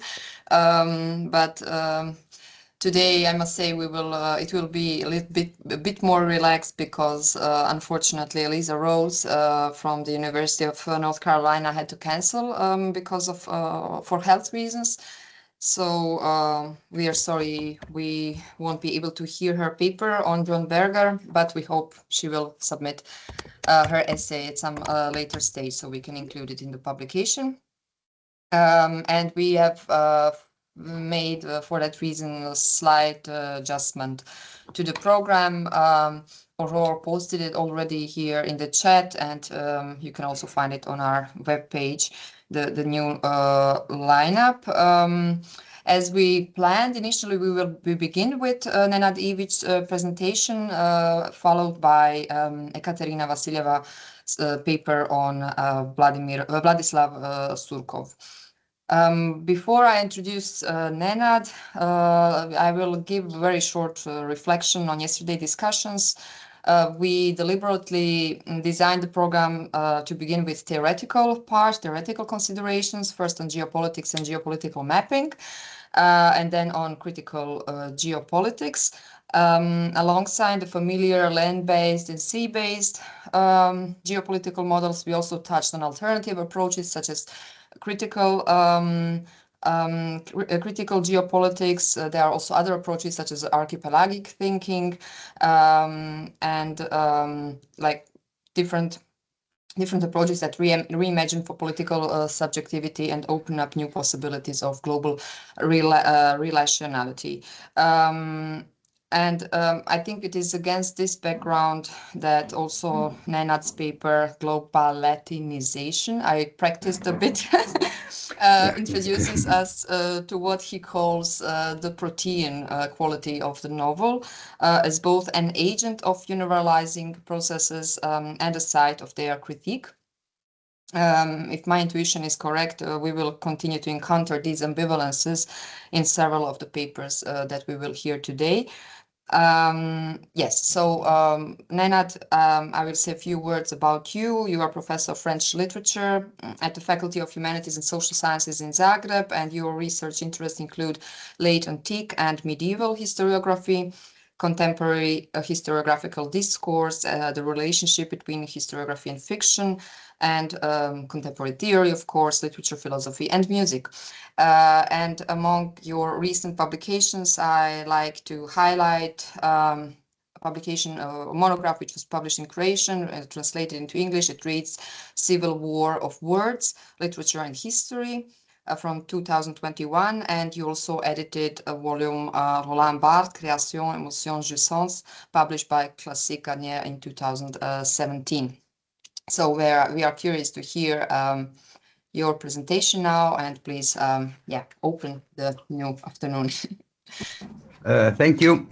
Thank you for this for those kind words. Well, in my talk, I will first address the problem of the novel as I see it. In the second part, I will sketch the context of global Latinization or Latinization. It's a terrible word to pronounce. And in the third part, I will address some issues of Coetzee's novel, Waiting for the Barbarians.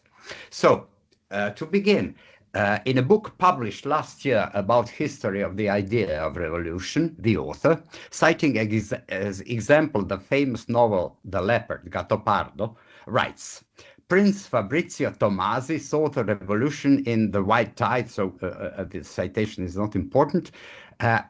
What is important that the historian happily amalgamates the author, Prince Giuseppe Tomasi di Lampedusa, with the main fictional character of the novel, Fabrizio Corbera, Prince of Salina.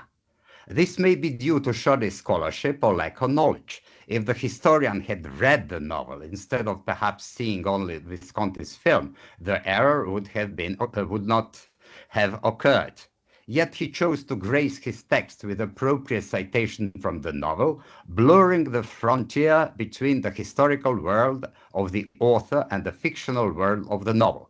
The fact that the operation of the historian can replace the character in the novel by a makeshift author character, thus transforming fiction unproblematically into historical reality, tells us something about the place of a novel, and fiction in the actual system of veridiction. As the imaginary, as philosophers maintain, abolishes the as of the see as, and that absolutizes the experience of seeing, this amalgamation can be seen as a shorthand of certain theoretical and critical imaginary in the world dominated by EI summaries and digital humanities, that, as French historian Ivan Jablonka said, digital humanities that at once represent and explain the reality. On a more imperial or serious level of explaining past reality, Roman historian Walter Scheidel, in his erudite Escape from Rome, published in 2019, concludes, the very notion that Rome may have the potential to industrialize is thus hardly worth considering and best left to novelists who have indeed on occasion tried their hand at developing such scenarios. In a footnote, Scheidel offers 3 appropriate candidates: science fiction novels Helen Dale's Kingdom of the Wicked, Kirk Mitchell's Procurator, and Robert Silverberg's Roma Eterna. The relationship that Scheidel outlines between the novel and history, especially through the lens of counterfactuals and the history of the Roman Empire, presents a curious dynamic. Historian of repute, Scheidel is not opposed to exploring counterfactuals himself, but in his interplay of text and footnote that is usually a place where a citation can subpoena the referential language that acts therein as reality and judged in the name of knowledge, science fiction novels serve as illustrative examples to support his historical thesis about the vulnerability and limitations of the Roman Empire and its negative impact on the world's progress, powered by competition that the empire hindered. In this way, in a speculative what-if mode, as humans have the capacity to be touched by the spectacle of reality and not only by reality, the novel becomes a privileged, albeit problematic sign where the fictional signified is associated to the historical signifier as a part of social referential language. Moreover, those novels function also, among others, as representation of the empire misinterpreted reality, dependent on the aforementioned system of elucidations. The same goes also for modernity, as can be seen from Edward Said's analysis of the theme of pleasure in Kipling's Kim. The example of the pranks of Kim via the story of Boy Scouts becomes a sign and I cite, turning these images directly into the grand scheme of imperial authority, and slides effortlessly into a representation of the empire, and I'm citing Said, because boys should ultimately conceive of life and empire as governed by unbreakable laws. As for the Roman Empire, its historical record is notoriously lacunary and is usually supplemented by what is called useful explanatory fictions. On the other hand, modern empires present more copious records, but it does not defend their reality against fictions and novels. No Roman emperor will re-enchant our present. Novels, however, line up to try. In this intertwined relationship, history and the novel are not opposites, but depend on each other, much like fiction and reality do. The discipline of history draws from the novel, while novels draw from history. Each field regularly adopts the methods of the other. For example, the techniques used to ensure operational accuracy in historical writing often become narrative strategies in the novel. It can be said, and this is not new, that despair and its complex relations constitute a cultural style of modernity in the broadest sense, as opposed, also in very broad terms, to the cultural style of antiquity, characterized by myth and its critique on the one hand, and on the other, cultural style of Middle Ages with its concentration on Bible and religious history.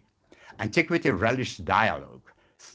Novels, when they appeared in 20th and 13th century, offered a safe, loosely controlled and relatively open playground of mildly heterodox ideas.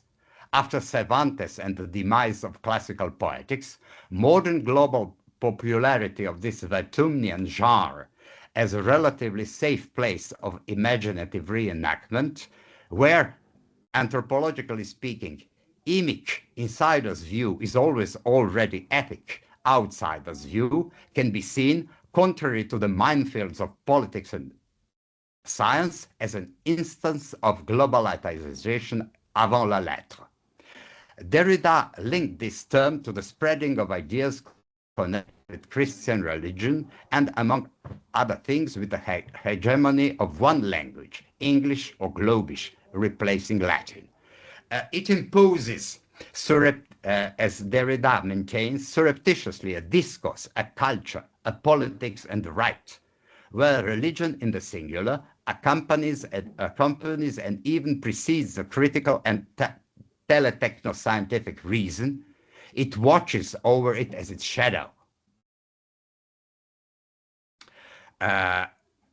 Its performance guarantees the revealed truth it spreads. The novel, whose appearance in the Middle Ages, on the other hand, whose appearance in the Middle Ages is connected to Latin as a translation, a roman derives from Romanice, translated from Latin to Romance language, and to Christian religion, imaginative reenactment via adventures of a Christian mystery of the Graal.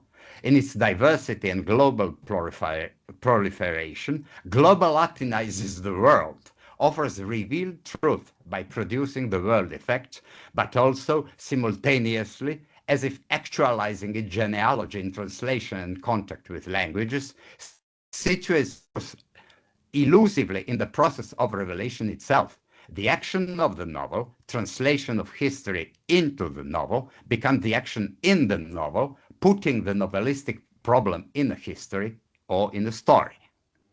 By relegating the absence of Roman industrialization to the realm of fiction, Scheidel seeks to reinforce his argument, simultaneously excluding certain possibilities from the domain of history, while also co-opting fiction to serve obliquely as evidence within historical discourse.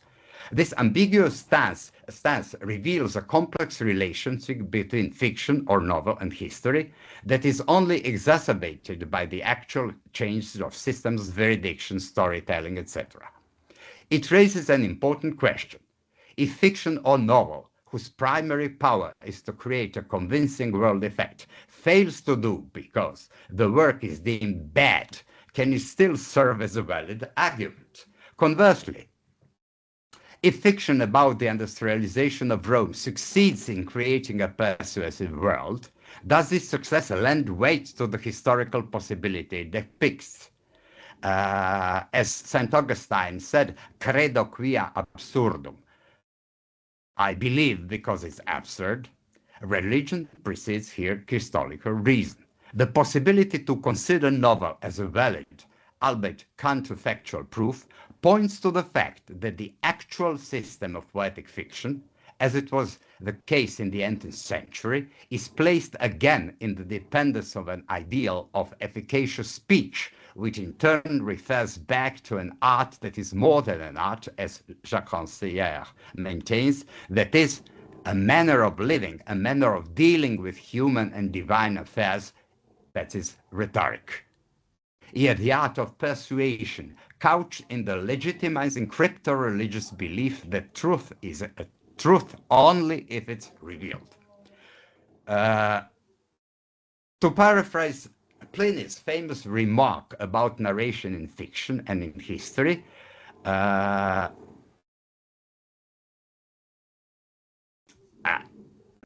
one and the other is in, they persuade, persuadet illa, persuadet haec, adding sed aliter, but differently. In this difference, that is so difficult to pin down in the world, in the words of Jean-Luc Nancy, that has lost its capacity to form a world, faire monde. It seems only to have, and seems only to have gained that capacity of proliferating to the extent of its means, the unworld, immonde, which until now, and whatever one may think of retrospective illusions, has never in history impacted the totality of the orb to such extent. End of citation of Nancy. Unworld inadequately translates immonde, meaning in French impure, dirty, filthy.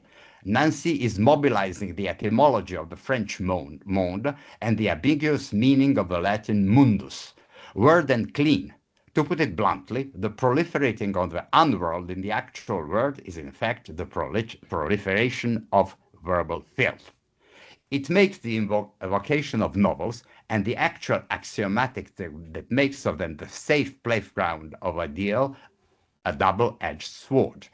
Even for historians who are willing to entertain counterfactual, or literary theoreticians whose worry about dispossession of the dispossessed mask a revamped Blut und Boden ideology, and for whom belonging is a primordial blissful scene of anthropogenesis, the reality drive on the interpretations, relying on fiction and the novel as historical and theoretical evidence, is fraught with complications and might well be another minefield that, over and over again, asks for a hermeneutics of suspicion.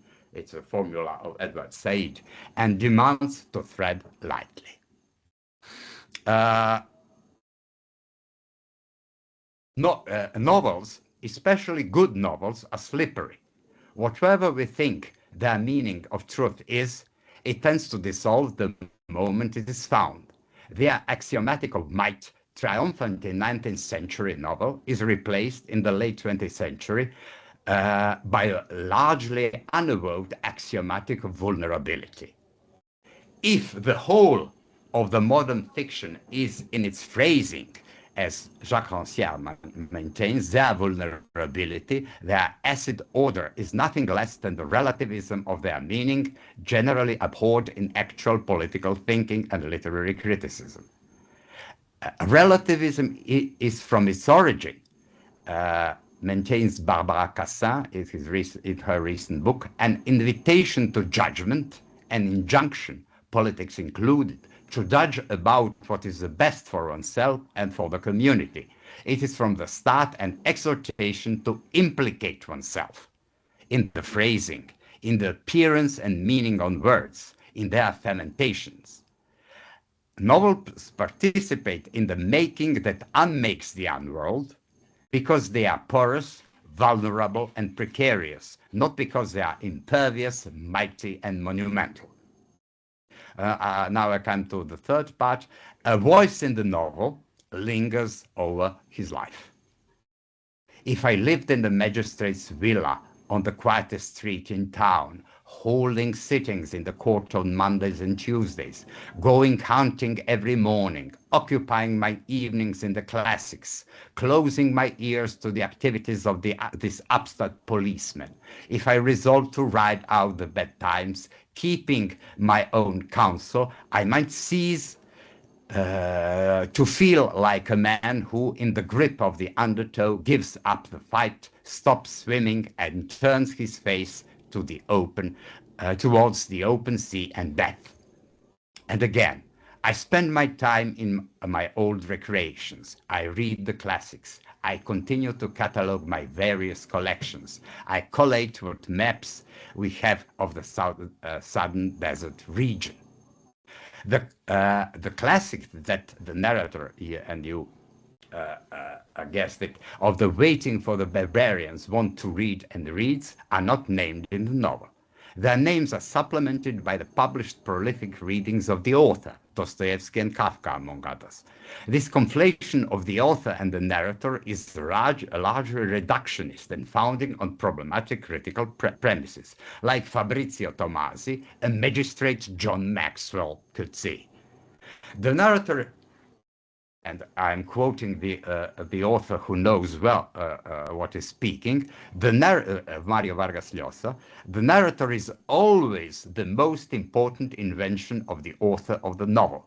It is a character most difficult to create because the truthfulness of falsity, richness or poverty of what he narrates depends exclusively on facts that he offers or conceals. Autor's reading of the classics, then, his undergoing of the impact of the classic, as Coetzee said in one of his essays about classics, and the magistrate's silence on them occur in separate realms. What the author discusses or omits, he does not mention Cavafy, for example, in his notebook, as written at the time of composition, does not always explain the discussions and the silences of the narrator. In author's terms, is the criticism of the elusive and unmentioned classics indeed of the most skeptical kind, what the classic uses to define itself and assure its survival?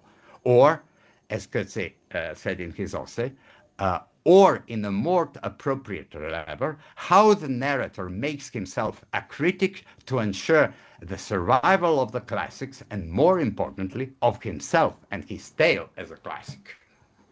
A voice in the novel says, I think I wanted to live outside history. And I wanted to live outside the history of that empire imposes on its subjects. I never wished it for the barbarians that they should have the history of empire laid upon them. How can I believe that that is a cause of shame? The scene of this aggressive grab is set at the end of the novel, whose title is reminiscent, as is well known, of the famous poem by Constantin Cavafy. The poem, Waiting for the Barbarians, is generally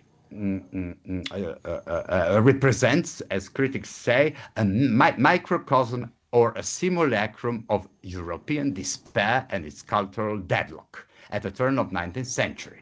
It makes a parody out of the mythology of salvation and negates messianic consolation. The last words of the poem, barbarians didn't come, now what's going to happen to us without barbarians? Those people were a kind of solution. It's a translation of Keely. Lysis in Greek. It is absurd to maintain that the waiting of the novel's title could also then refer to the process of waiting for the other to speak without having to use the words that have been chosen for him, as one critic maintains, because the only voice of the novel is the voice of the narrator, even when he makes other characters speak in oratio recta or has the barbarian wishes interpreted by barbarian go-between? The barbarian as denaturalized other is not a solution, and that there is one hesitant and irresolute. Perhaps when the barbarians come riding in at the end of the novel. The critic is right to say that the novel perpetuates the search for another solution beyond barbarians in the present, and the present of every reading. But reading of what? I would suggest a careful reading of the last word of Cavafy's poem, solution lysis. Lysis in ancient Greek, disentanglement, liberation from servitude, ransom, absolution, a resolution of a problem, loosening. Perhaps the novel that waits for the barbarians would be some kind of lysis.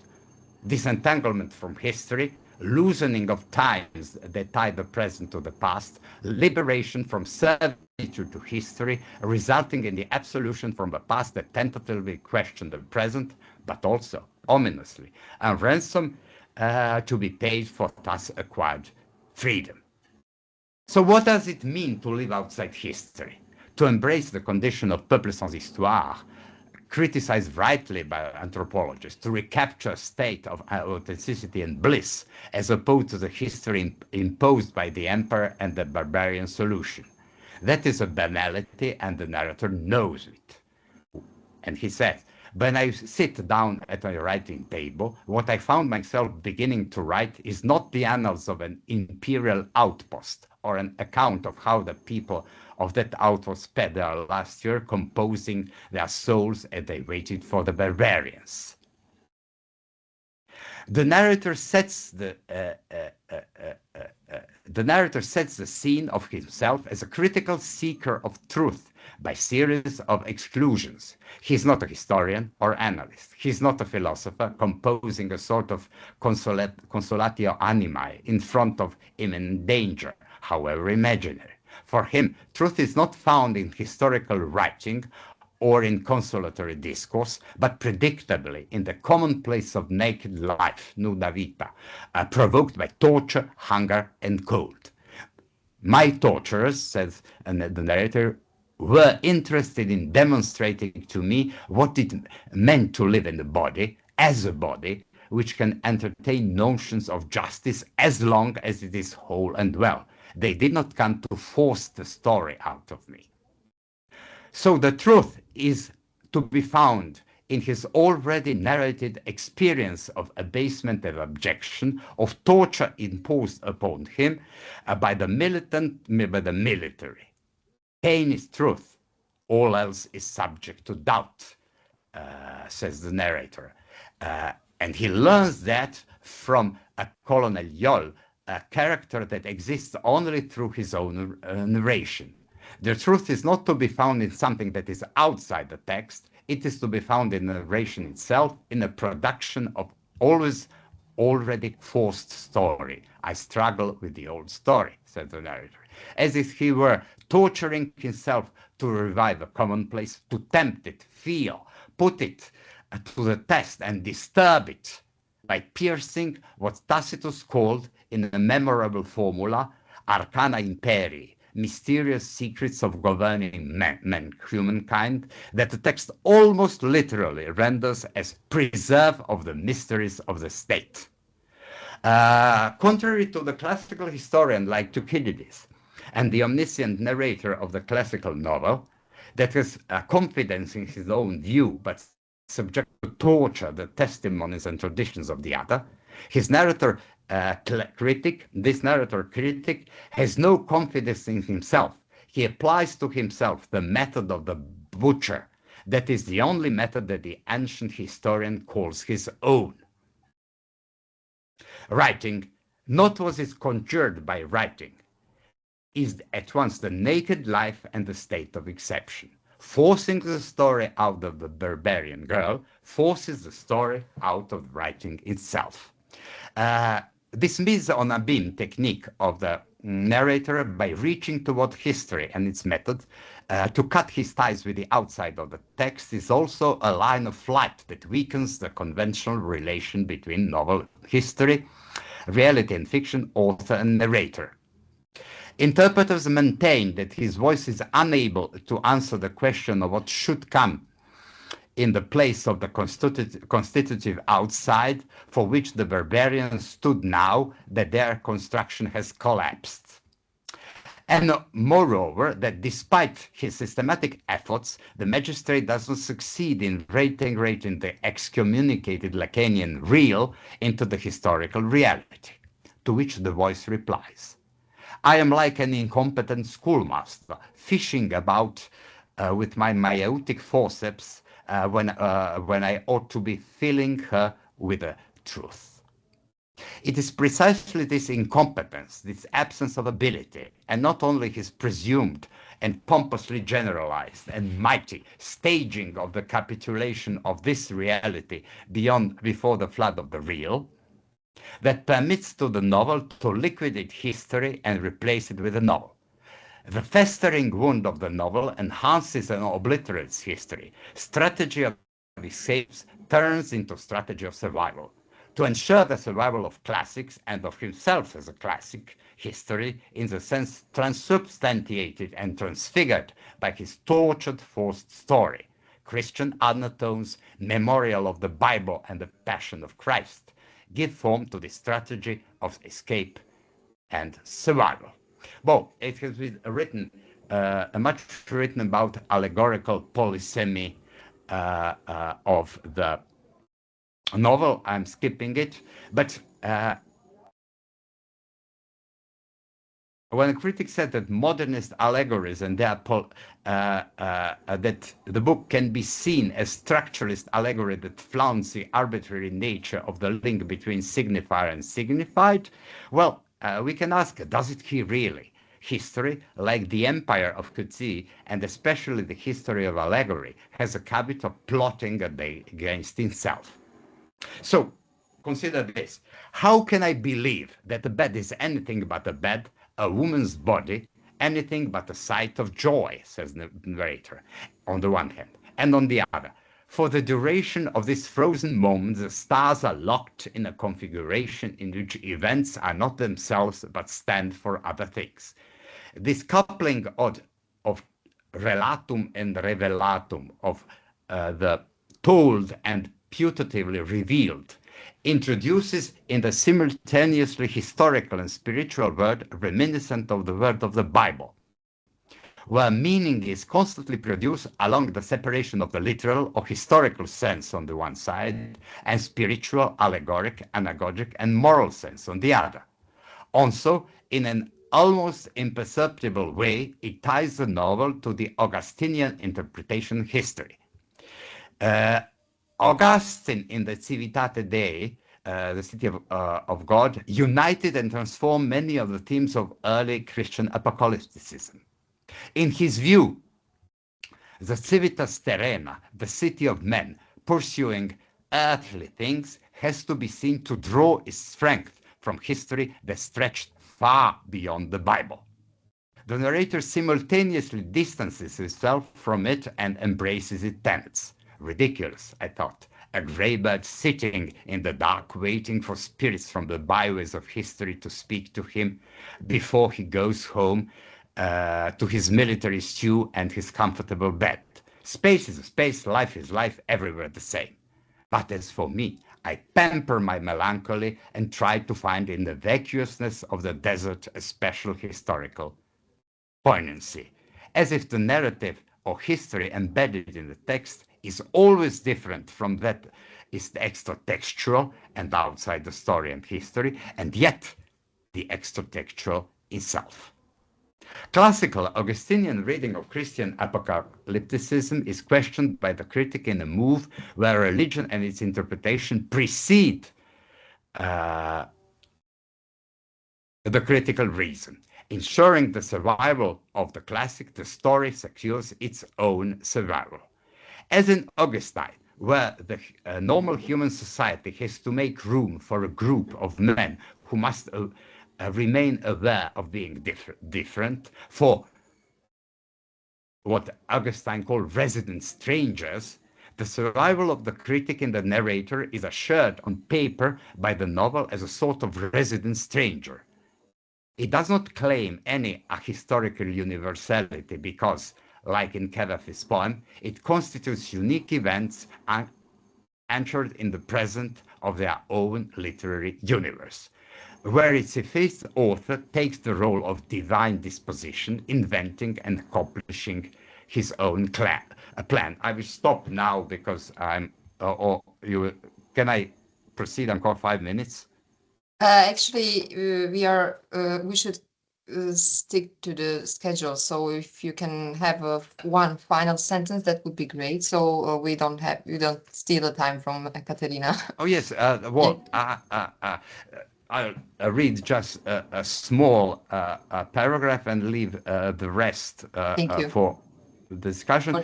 But the voice in the novel angrily protests. I shake my head in fury and disbelief. No, no, no, no.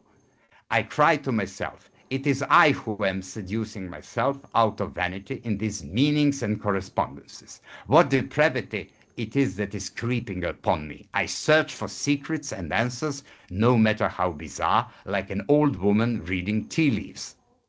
The invention of a plan laden with meanings and correspondences of the Augustinian existence in every age of a single fundamental tension is deprived of the Augustinian direction, even of the Hegelian secularized age of reason, and is a road, as the narrator says, that it may lead nowhere. The tension of novel apocalypticism is poignant because precisely because it is weak. It is more akin to something like and I quote Pascal Quignard in his definition of a novel, like a pre-season that airs the whole life, that haunts the seasons of the calendar, that visits daily activities a little and feelings frequently, strange to any constituted and therefore inconsequential literary genres, that leads simply by default to a genre that is not a genre, rather a dump, a tiny, miserable, and obsessed rumination. Thank you.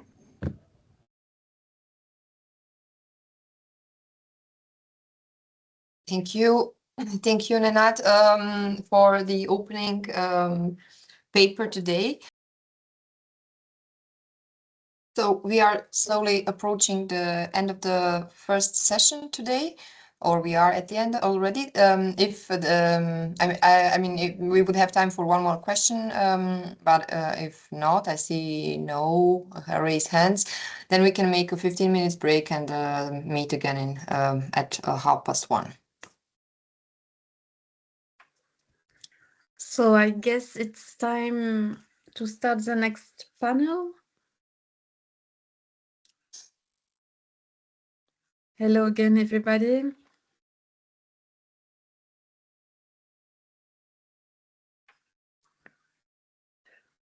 So I'll start with the presentation of Marina Sivak. Marina, you're a PhD candidate and research fellow at the Peter Sondy Institute of Comparative Literature here in Berlin at the Freie Universität. Your dissertation examines early Soviet travel writing, as you mentioned already yesterday in your interesting and relevant comment. You examined this early Soviet travel writing and discourses of modernization in Central Asia.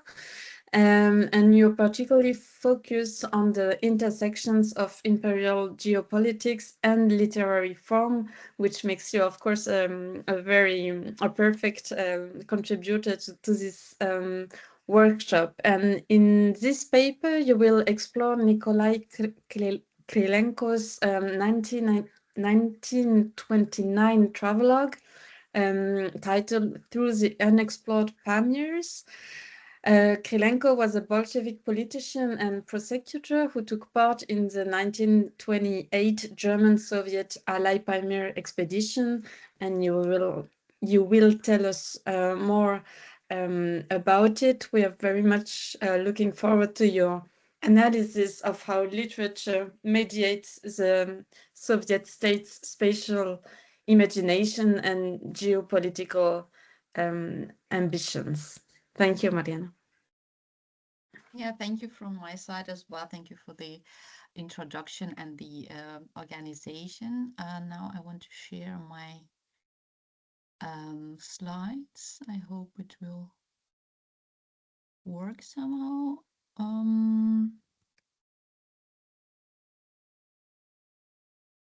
Well, I can share the whole.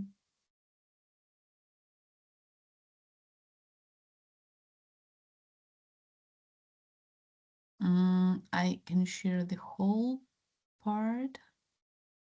We'll see. And then slides. Can you see my slides now?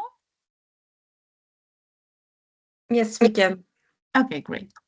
So then I can start. Well, as Aurore mentioned, I will be giving a paper on the Soviet-German exploration of the Pamirs. So I will be mentioning the Pamirs quite often. And since the topic of my presentation is mapping, I thought I would begin by showing some contemporary maps of the region. Here on the background, you can see the map that the expedition made in 1928. And here is the historical, not historical, but like contemporary Google map screenshot. And I thought, yeah, I just like mentioned where the Pamir lies, because much of the range is situated in Gorda-Badakhshan region in Tajikistan, but it also extends to such countries as Afghanistan, Pakistan, Kyrgyzstan, and China. And the Alai Valley in particular partially lies in Kyrgyzstan. And since the scientific expedition that I'm focusing on took place in 1928, it coincided with the delimitation of the Soviet Central Asian republics from the mid-1920s till the 30s. So, and here you can see the roadmap of my presentation. I start by a discussion of some of the key terms for my topic. Then I provide some context on the German-Soviet expedition. And then I focus on one of the participants, the Bolshevik prosecutor Nikolai Krylenko, and his travelogue through the unexplored Pamirs.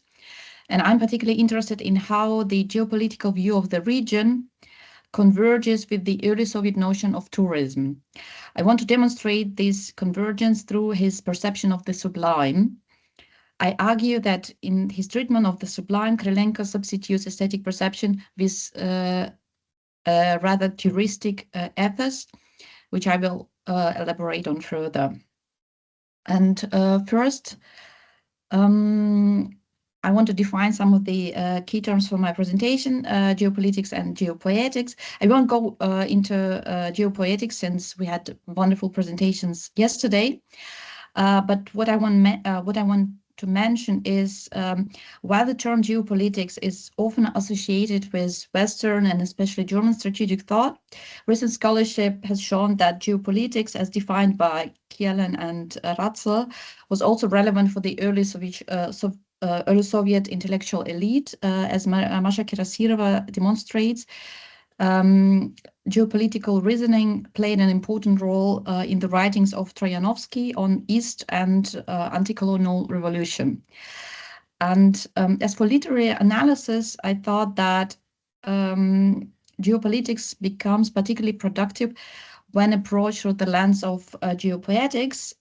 This term was proposed by Kenneth White, and in his rather poetic and slightly esoteric approach, he tried to figure out how literature and arts mediate relationships between physical territory and cultural meaning. Though geopoetics attempts to poeticize a space, however, it cannot be considered separately from the Said's notion of imaginary geography, especially in the Soviet case. In his thinking, Said foregrounds the fact that space is never merely described, but actively produced through narrative, and travel writing plays a crucial role in this process as it translates exploration into textual forms that render territory intelligible. And there lies the political potential of this genre. In this sense, literature does not, or travel literature does not simply reflect geopolitical realities, but participates in their construction by linking landscape to knowledge production and power structures.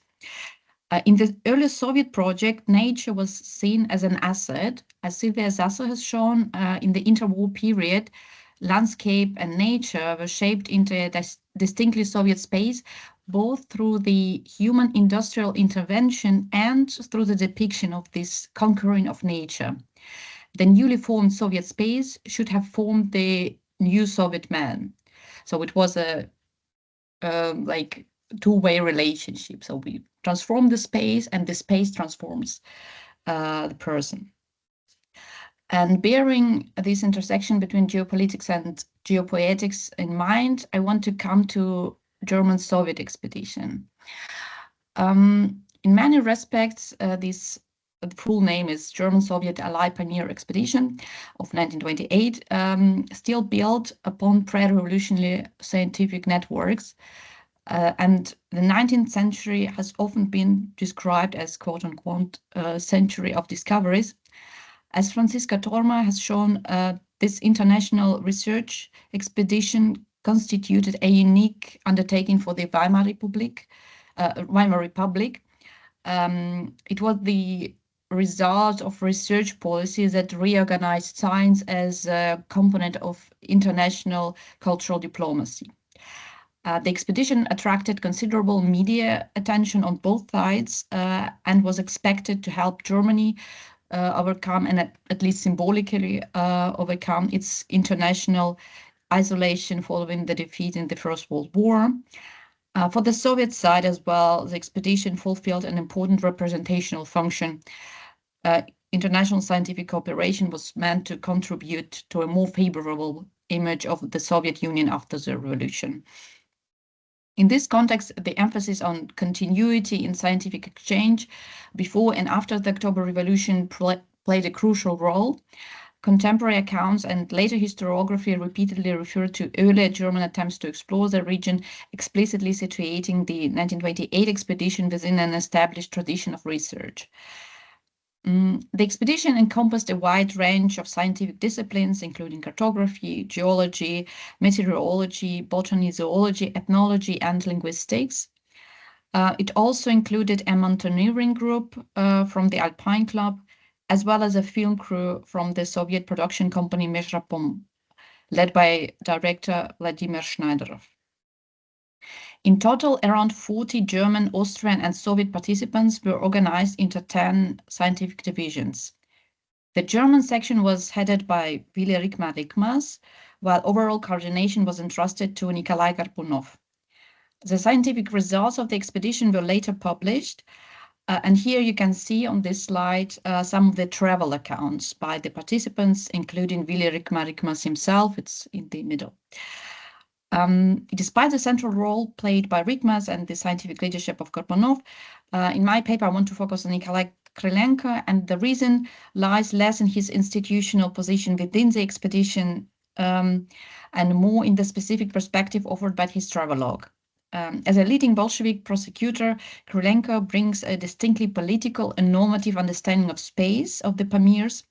His text shifts the emphasis from the scientific exploration to a narrative codification of territory in which geopolitical categories intersect with aspects of sports and leisure activities. It is precisely this constellation that makes this work interesting. Some information on Krylenko. His engagement with the Pamirs cannot be separated from his biography. He was a committed Bolshevik revolutionary before October 1917, and later he served as Supreme Commander of the Red Army and subsequently as People's Commissar for Justice. Alongside his political responsibilities, he cultivated a range of leisure activities such as chess, hunting, and mountaineering. These practices contributed to a self-image of a physical and intellectual self-discipline, raising the question of whether leisure, in this case of Soviet officials, could itself become a state-relevant practice. And here you can see that's a picture from the book where he stages himself as an alpinist. Krylenko began mountaineering during his political exile in Switzerland in the mid-10s and climbed Mount Elbrus in 1927. Comparisons with the Caucasus and the Alps recur in the Pamir writings, reflecting a long-standing fascination with mountains and mountainous landscapes. This fascination intensified after the German-Soviet Pamir expedition of 1928 and shaped a series of later expeditions and publications. Nevertheless, this paper focuses exclusively on through the unexplored Pamirs, which emerged directly from the first Pamir expedition. But Krylenko, he participates in at least 4 Pamir expeditions. In the book's brief preface, Krylenko emphasizes that the text is based on expeditionary notes compiled according to official guidelines and largely published early in the major Soviet newspaper Izvestia. He explicitly downplays claims of scientific completeness, presenting the text instead as a collection of lived impressions with alpinist and touristic experiences foregrounded. Yet despite this modest framing, the narrative exhibits a clearly literary ambition. Officially classified as vacation, Krylenko's participation in the expedition nevertheless fulfilled ideological functions. As Diane Kirker has shown, tourism in the early Soviet Union was conceived as a form of physical and ideological education rather than private leisure. In this context, alpinism, celebrated in the early Soviet culture as particularly pure and sublime form of tourism, functioned as a disciplined practice linking body and mind. And further, I will explore the dual positioning of the Pamirs as both a site of geopolitical exploration and the sublime. Through the unexplored Pamirs, Nikolai Krylenko represents the Pamirs not merely as a geographical region, but a strategic node within Soviet geopolitical and epistemic expansion. You can see the quote on the slide. Referring to the Alai Valley, he explicitly frames the region as a corridor linking the Soviet Union to Afghanistan, India, and China, emphasizing caravan routes, mountain roads, and overall trans-regional connectivity with East. Space is thus articulated through its infrastructural and strategic potential. Geopolitical reasoning operates on 2 levels in Krylenko's text. First, it structures communication with the international expedition itself, particularly in relation to the German participants. Second, it shapes representations of local populations in the recently delimitated Soviet republics. While Red Army escorts are mentioned by name, they appear not as expedition members, but as functional accompaniment. But at least they are named. Tajik participants function as porters, by contrast, remain unnamed, reinforcing an order embodied in the early Soviet society and in the expeditionary hierarchy. This perspective aligns with the expeditionary literature, unlike travel writing, which is always centered, not always, but sometimes mostly centered on subjective experiences. Expeditionary texts are oriented toward knowledge production and institutional authority. The traveler appears not as a single observer, but as a representative of the state and its epistemic apparatus. Accordingly, Krylenko's narrative foregrounds maps, routes, and white spots rather than personal hardship. Unlike other participants, for example, Yefim Rossos, he largely omits anecdotal episodes and adopts a markedly official tone. One can say maps function not merely as illustrations, but as blueprints for his narration. In Through the Unexplored Pamirs, the experience of the sublime is closely bound to Krylenko's position as an alpinist and note-taker in extreme landscapes. The Pamirs are repeatedly described as hostile, inhospitable, and largely unknown. Yet this hostility does not produce paralysis or existential dread. Instead, it invites conquest, measurement, and transformation into a space of disciplined tourism. The sublime in Krylenko's text is therefore less contemplative and more practical and sport-oriented. The logic is already evident in the description of the expedition-specific tasks. the research for unnamed passes and as the ascent to peaks exceeding 6,000 meters, located in areas that, quote unquote, on the maps of the Pamir usually gave as empty white spots. The rhetoric of the unknown heightens the pathos of discovery, while simultaneously framing it as an achievable and even necessary mission. Exploration here is inseparable from cartography. The expedition success is confirmed when the previously blank space is transformed into a mapped route, visually documented and narratively secured. On this slide, you can see how the mapping was made before the expedition, and you can see all the routes that expedition found. Caponeu describes that expedition had 100% success. Significantly, Sri Lanka often downplays the uniqueness of the Pamir landscape. He repeatedly notes that from a touristic perspective, the scenery resembles familiar Caucasian landscapes and often, quote, nothing fundamentally new, end of quote. What matters then is not the singularity of the landscape, but the conditions under which it is encountered, altitude, exhaustion, and the persistence in extreme conditions. The sublime emerges less from visual novelty and more from bodily endurance and controlled exposure to danger. Krylenko repeatedly stages himself as writing within this environment, sitting on a rock, taking notes amidst ices and silence. This attitude reminds of Kant's notion of sublime as mode of thinking rather than the quality of the landscape itself, Denkungsart.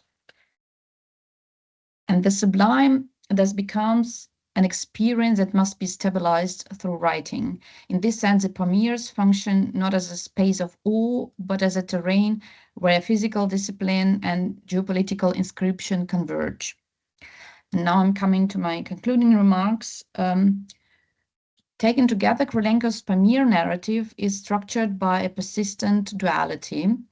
The region is repeatedly described as unknown, yet this unknown is always relative, unknown primarily to the European observer. And Soviets, they stage themselves as Europeans, of course. What appears uninhabited or unexplored often proves to be so only on the map. The inaccuracies are gradually corrected in the course of the expedition. The Pamirs thus emerge as a space that is simultaneously inhabited and blank, familiar and inaccessible, requiring constant epistemic adjustment. A similar tension shapes Krylenko's treatment of the sublime. While the mountains are initially framed as overwhelming and hostile, they soon lose their exceptional status. The Pamirs resemble other mountainous landscapes. Icy terrains become habitual. Peaks are increasingly perceived as not as awe-inspiring natural phenomena, but as athletic objectives. The pathos of discovery is gradually transformed into a sporting ethos. This shift becomes especially clear in Krylenko's gesture toward future tourists. On the campsite, he constructs a 3-meter-high stone pyramid and deposits a note in a glass jar detailing routes and directions, explicitly addressed to quote-unquote future tourists. Although this act offers no guarantee for communication, it reveals an impulse to stabilize the space for subsequent use. Tourism here is not conceived as a leisure, but a, quote, school of courage, in which endurance and navigation are cultivated under extreme conditions. In this way, Krylenko's text converts the sublime from an aesthetic encounter into a practical, ideological, and sportive experience. The poetic discovery of the Pamirs turns out to be an ideological issue. The writing by Krylenko maps out the potentially dangerous landscapes of the Pamir, preparing the routes for the future visitors. And the last map, that is the map that is featured in the book itself. Thank you.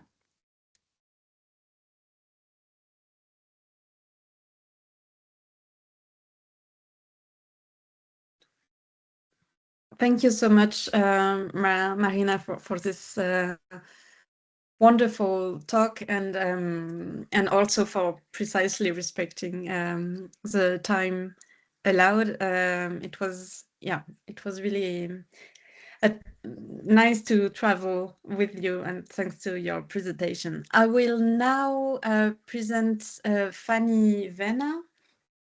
Fanny has many affiliations, but she's our very appreciated colleague here at the ZFL as an associated researcher with the Afropia project, but she's also a doctoral candidate at the Institute for Slavic and Hungarian Studies at Humboldt-Universität zu Berlin. And she's a research associate at the Cluster of Excellence Temple Communities at Freie Universität Berlin. And she had the opportunity to present her thesis, her PhD dissertation at the ZFL, which is really fascinating and really, really interesting. The title is Representing Pushkin, Challenging the Canon, an Afropean poet at the borders of Europe. And we wish you luck with finishing this beautiful project and research. But today you won't speak about Pushkin. Fanny will explore a Cold War thriller, Mike Phillips' A Shadow of Myself, through an Afropean lens. And I think your contribution will also be very valuable to our workshop. So thank you, Fanny. Thank you so much, Aurore, and also Ivana for organizing this wonderful workshop and for giving me the opportunity to speak here today, and for the kind introduction. Can you hear me all right? Yes, okay. I will try to share my screen then.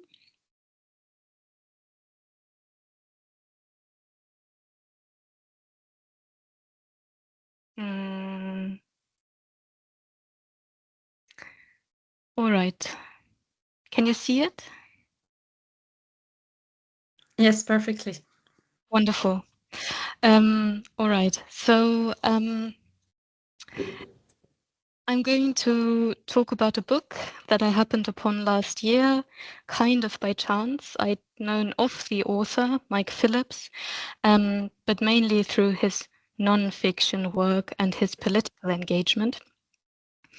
That Mike Phillips, author of London Crossings, a biography of Black Britain, and Windrush, the irresistible rise of multiracial Britain, has also had success as a writer of crime fiction was news to me, however, and I was thrilled to discover that he had written a thriller set in Prague, amongst other cities, as I later learned. You can see the cover, I hope. Admittedly, when I saw this cover for the first time, I did not expect it to give me I did not expect the book to give me as much to think about as it has.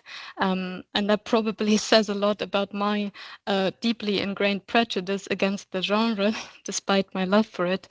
Then again, the publisher might have to shoulder at least part of the blame, since the cover is, we might agree, quite generic, a bit cliché or stereotypical, a word that I'm going to return to.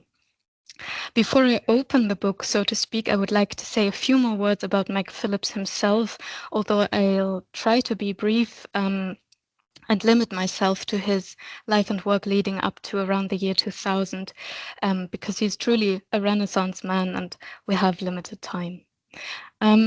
Born in Georgetown, then still British Guiana, Phillips moved to London with his family at the age of 14.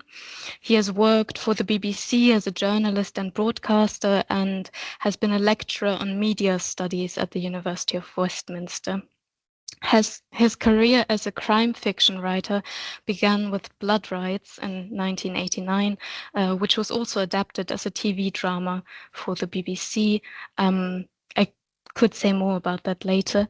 It was the first book of Philip's Sam Dean series, in which the eponymous journalist turned detective solves crimes, often crimes connected to politics. The second book in the series, The Late Candidate, also listed here, was also quite successful. The third novel, you see here, The Dancing Phase, is not part of the series, but has enjoyed a more recent second success. First published in 1997, The Dancing Phase was republished in 2021 as part of the Penguin series Black Britain Writing Back, curated by none other than Booker Prize winner Bernardine Evaristo.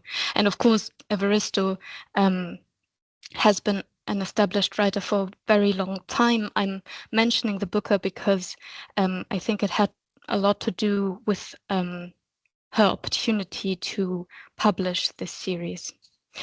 The 2021 edition comes with an introduction by Evaristo, and you'll have to forgive me my obsession with book covers. This beautiful cover created by London artist Daniel Zonu Clark. In her introduction, Evaristo confronts crime fiction's, I quote, bad rep in literary circles head on. While she admits to the genre's, quote, tendency to focus on the more formulaic mechanics of storytelling, she stresses the genre's diversity in terms of its subcategories, reaching from the classic hard-boiled detective novel to the legal thriller, for example. And while Evaristo insists that she is not interested in establishing a counter-canon, thereby merely producing another hierarchical exclusive structure, it seems to me that inevitably the crime fiction republished in the series, one other thriller so far, is elevated not only to a new level of visibility, but also to a new level of prestige through its new publication context. Evaristo honors Phillips as a pioneer of Black British crime fiction, I quote, whose novels are both page-turners and intellectual investigations into important social and political issues. That Phillips has never shied away from tackling highly relevant and divisive political questions in his crime fiction is apparent from only a brief glance at the plot of The Dancing Phase. As university lecturer, Gus is increasingly frustrated by the Committee for Reparations to Africa, of which he is a member. He decides to re-steal a priceless Beninois mask from a London museum. A Shadow of Myself, too, is concerned with questions of cultural heritage, criminal activity, and its potential for transforming society, even with art theft, but in a very different context. In an essay published in 2010, Phillips commented on his first foray into this new context as follows. Ironically, one of the first questions I was always asked in Britain when I published my novel A Shadow of Myself was, why are you interested in Eastern Europe? The issue, of course, was partly that as a Black writer, I was expected to limit myself to the former colonies. On the other hand, statements of this kind were in some sense a measure of our collective failure. Here Phillips recounts the surprised reactions to the fact that he, a Black British writer, would be interested in Eastern Europe, and the underlying expectation that if a Black British writer were interested in venturing outside Britain in his fiction, they would surely stay within the realm of its former colonies. This in turn elucidates the underlying assumption that someone interested in telling stories in which BIPOC characters play a central role could not plausibly be interested in Eastern Europe, which is thus imagined as a white space. This monolithic idea of Eastern Europe, of this forever shifting imaginary with its diffuse borders, is something that Phillips is intentionally dismantling in A Shadow of Myself. At the same time, in the discourse around the novel, Eastern Europe as a term is used very liberally and remains undetermined. This includes descriptions like Phillips taking the reader, quote, across to Eastern Europe, end quote, when the majority of the novel's plot takes place in Central European cities. This is in some way part of the collective failure Phillips is talking about. In the essay I already mentioned, published under the title Narratives of Desire, a writer's statement in the volume Facing the East and the West, Images of Eastern Europe in British Literature, Film and Culture, he expands on the subject as follows. Quote, "It is clear that the concerns sketched out in British fiction have so far failed to meet the challenge of a new East European context." I would add that this is especially relevant for the political thriller, a genre that has developed with the Cold War and to a certain extent relied on its antagonistic binary structure suited to tense and thrilling plots. So A Shadow of Myself is a post-Cold War thriller, I should emphasize. Phillips traces the history of British fiction's misrepresentations of Eastern Europe in more general terms in his essay, sketching a relationality that is put in more genre-specific terms in Luc Boltanski's Mysteries and Conspiracies, Detective Stories, Spy Novels, and the Making of Modern Societies, so quoting the English translation. Boltanski describes the geopolitics, his term, of Conan Doyle's Sherlock Holmes novels as follows, quote, "Foreign countries, particularly continental Europe, but also Russia and South America, are portrayed as places that are plagued by revolutionary forces and led by bloodthirsty and criminal beings," end quote. This image, Boltanski suggests, was a common trope in Victorian literature already and is connected to the duty of British citizens in this context to inoculate themselves and the realm of their state against the chaotic influence of foreign agents. In his reflection on the issue of British representations of Eastern Europe, Phillips comes to a conclusion that I found at the same time surprising and quite instructive in how to read A Shadow of Myself. He does not seem to have the objective of overcoming fixed patterns of representation, but rather makes an interesting distinction between what he calls active and static stereotypes.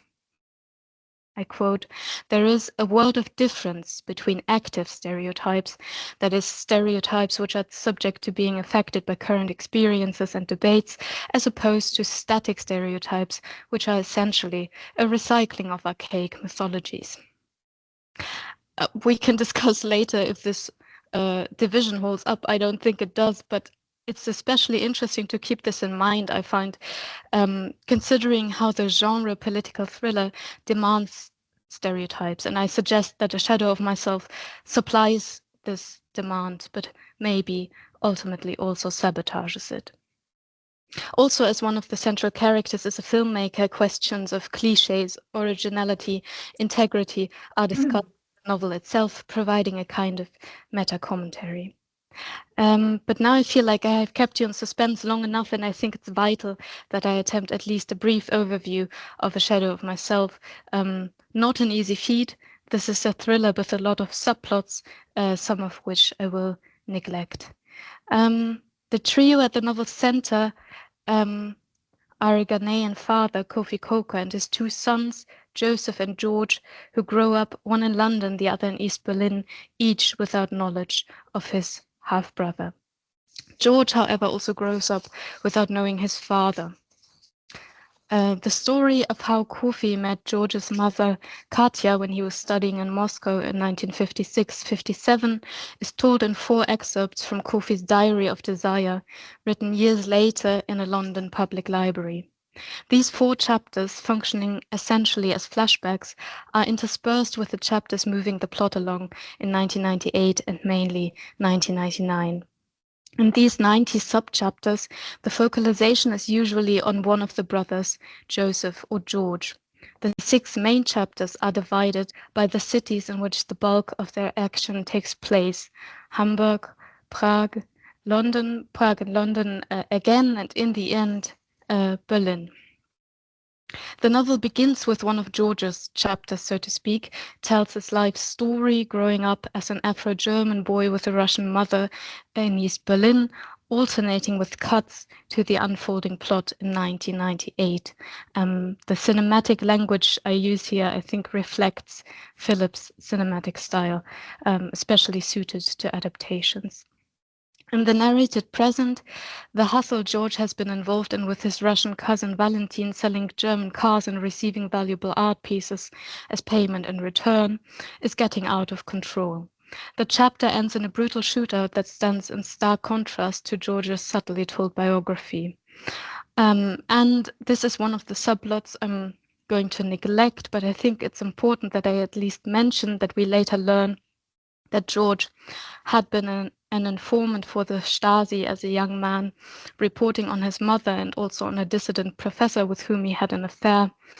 And the man he reported to, Liebel, is perhaps the novel's central villain, and in 1999, one of George's criminal contacts. In a more conventional thriller, this line of action would continue and remain central to the plot. Instead, the novel moves away from it, continuing with the Prague chapter and a small time jump of exactly 1 year. So we're in September 1999. The chapter zones in on Joseph, who has just shown one of his films at a film festival in the city. At his hotel, a visitor awaits him. I quote, "The first time Joseph Coker saw George, he had the peculiar feeling that he was looking at a jumbled up version of himself." As we see, as soon as the brothers meet, the image of a double is evoked, but as an image that is slightly distorted. Through Joseph's eyes, George can be read as the titular shadow of himself.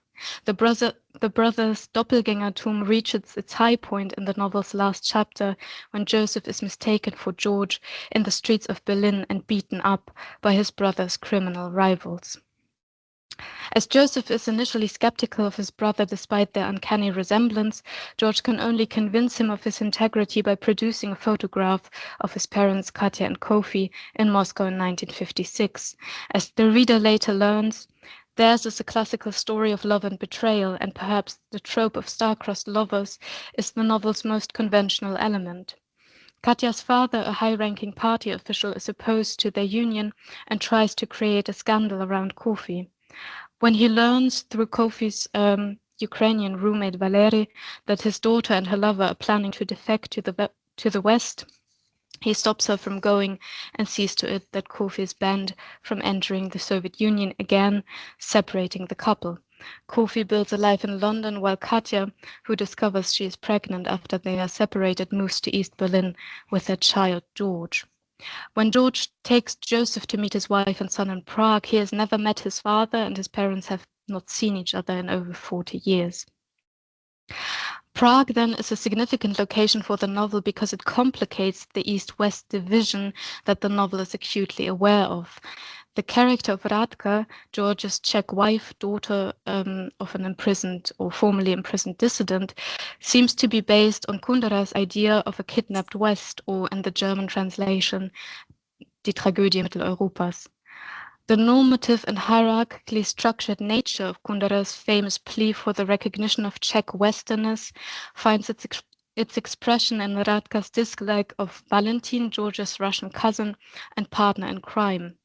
That is, at least from George's point of view. In a complicated scene, her husband accuses her of anti-Russian sentiment, which he frames as racism, an accusation that cuts Radka to the quick. As the novel follows George's experiences in his and her home country, he is portrayed as a European of double precarity whose belonging or Westernness is questioned because of his African and his Russian East German heritage. I'm sorry, Aurora, but I'm going to talk about Pushkin in the end. Russian national poet Alexander Pushkin becomes an important reference point for George, an example of someone with African heritage who had been fully embraced by a European nation. That this has often gone along with the erasure of his African heritage is something that Phillips is acutely aware of, but that is not brought up here. When George meets Radka for the first time, he tells her that he is, quote, a special Russian like Pushkin. Taking Joseph around Prague, he delivers the following short speech in front of the monument to King Wenceslas. I quote, "I hate these monuments. All over Europe, in every city, there are monuments to some hero, but all they did was to create terror. Then they put these monsters there to remind you that such things are possible. When I was a little boy, I could never bring myself to look these statues in the face. I had the belief that somehow they would recognize me as a foreigner, someone who did not belong. Pushkin understood all this. He wrote about Peter's statue, but I think of his poem every time I come here, The Rider of Bronze. This is what frightened me." End quote. With Prague, Phillips has chosen a city that complicates perceived Easterners versus geography. The comparison to Vienna is always enlightening here, and the designations of marginality within Europe. More fundamentally, the novel critiques what Prague author Libusha Monikova has called, I quote, "the impoverishment of Europe, the flattening reduction of the world to east-west, north-south, and even more fatally, the modern countability, the first, the second, the third, the fourth world." End quote. The fatality of this countability, being at the mercy of unequal power relations that cannot easily be shifted, is at the heart of the trajectory of Kofi's life, which his diary recounts as the story of a young man stumbling onto history and being moved by it rather than moving it himself. How am I for time? Sorry. Sorry, around 10 to 15 minutes. Left or? Yes. Oh, yeah. All right. Thank you. Yeah, I'll try to be quick. Settling in the UK after working as a stoker on a boat from the Ghanaian coast to Liverpool with his father, a young Kofi meets imposing figures like the Pan-Africanists Tiras Mackinnon, George Padmore, Jomo Kenyatta, and Kwame Nkrumah, the last one an acquaintance that ultimately earns him a scholarship to study in Moscow. In Moscow, his experiences are at the most ambivalent. The Soviet promise of an anti-racist, anti-colonial empire does not hold up, something Kofi learns not only through his own experiences, but also from his fellow students from the global south, as well as from other Soviet republics. As he looks back on his life, Kofi tells Joseph, I quote, "My life was over some time ago. I eat and drink and sleep, go to the library, talk to people. None of it matters except for you, and I'm like a shadow even to you. Some years ago, I realized that nothing would happen anymore because of me, and all the things that happened to me before are like that." All this suggests that the novel's title might as well refer to Kofi, who has become a shadow of himself. But the ending of the novel contradicts this reading. As the rivalry with George's criminal rivals from Tbilisi escalates in Berlin, it is Kofi's connection to Valeri that can fix the situation. Valeri, the roommate who betrayed Katya and Kofi, feels indebted to them. Having trained as a specialist in extraction, first of information, then of oil in Siberia, he has graduated to become a billionaire oligarch who can mysteriously fix the criminal mess Valentin and George have gotten themselves into and make a profit from it too. As all major characters emerge from the novel's action-packed plot more or less unscathed, the text's departure from the more formulaic mechanics of the political thriller is thrown into relief. The resolution of the criminal pickle does not seem to matter much. Rather, Kofi has found private bliss with Katya and a sense of agency again. Radka decides to abandon her marriage with George as well as her blossoming romance with Joseph and move to London with her son Serge by herself, enjoying a new kind of freedom. George has decided to become like Valeri, declaring, quote, "This is a new world for me. I'm going to shape myself to live on top of it."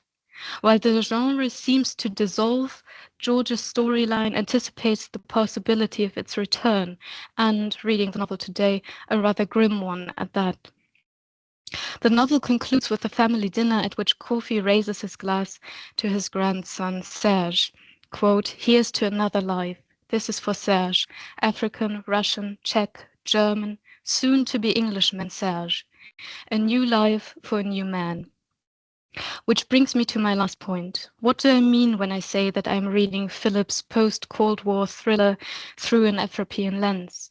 I hope to have shown how the novel, despite its firm attachment to stereotypes, recognizes the complexity and diversity of Afropean identities, presents a heterogeneous picture of Europe, and recognizes its historical colonial entanglements all at the same time. In this sense, Philip's novel can be seen as another one of his pioneering works, perhaps a precursor to a book that many of you may be familiar with and which popularized the term Afropean in Britain and the Anglophone world in general. What you see here are a few pages from Johnny Pitt's 2019 travelogue, Afropean Notes from Black Europe, more specifically from his Moscow chapters, in which he explores, among other things, the legacy of Alexander Pushkin and his African great-grandfather Abram Ganibal, and the experience of students at the former Patrice Lumumba University. I'll leave it at that for now. Thank you very much.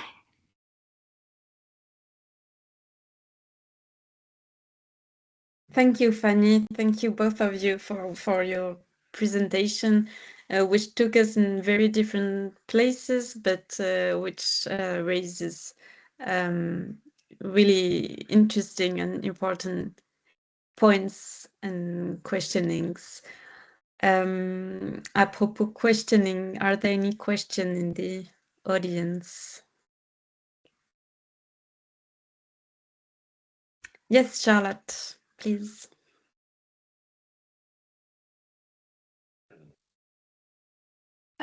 Thank you very much, and thank you for both of those really fascinating and thought-provoking papers.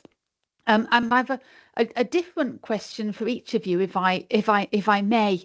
Fanny, I was really interested in this idea of active and static stereotypes, and I wondered if you could just say a little bit more about that. And I also, because I was interested, because I was thinking about those, I suppose, static stereotypes yesterday in Hotel America by Leitner, which are being used as commonplaces. So I was interested in the idea of mobilizing active stereotypes and how you see that as working. And if I can just very quickly ask a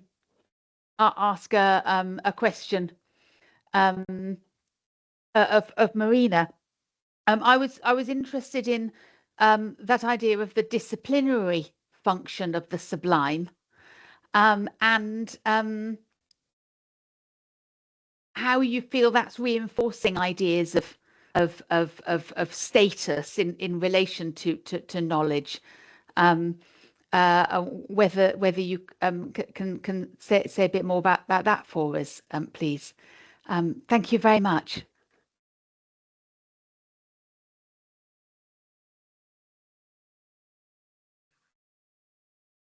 Fanny, do you want to go first?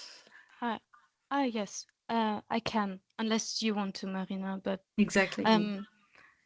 Thank you so much for the question.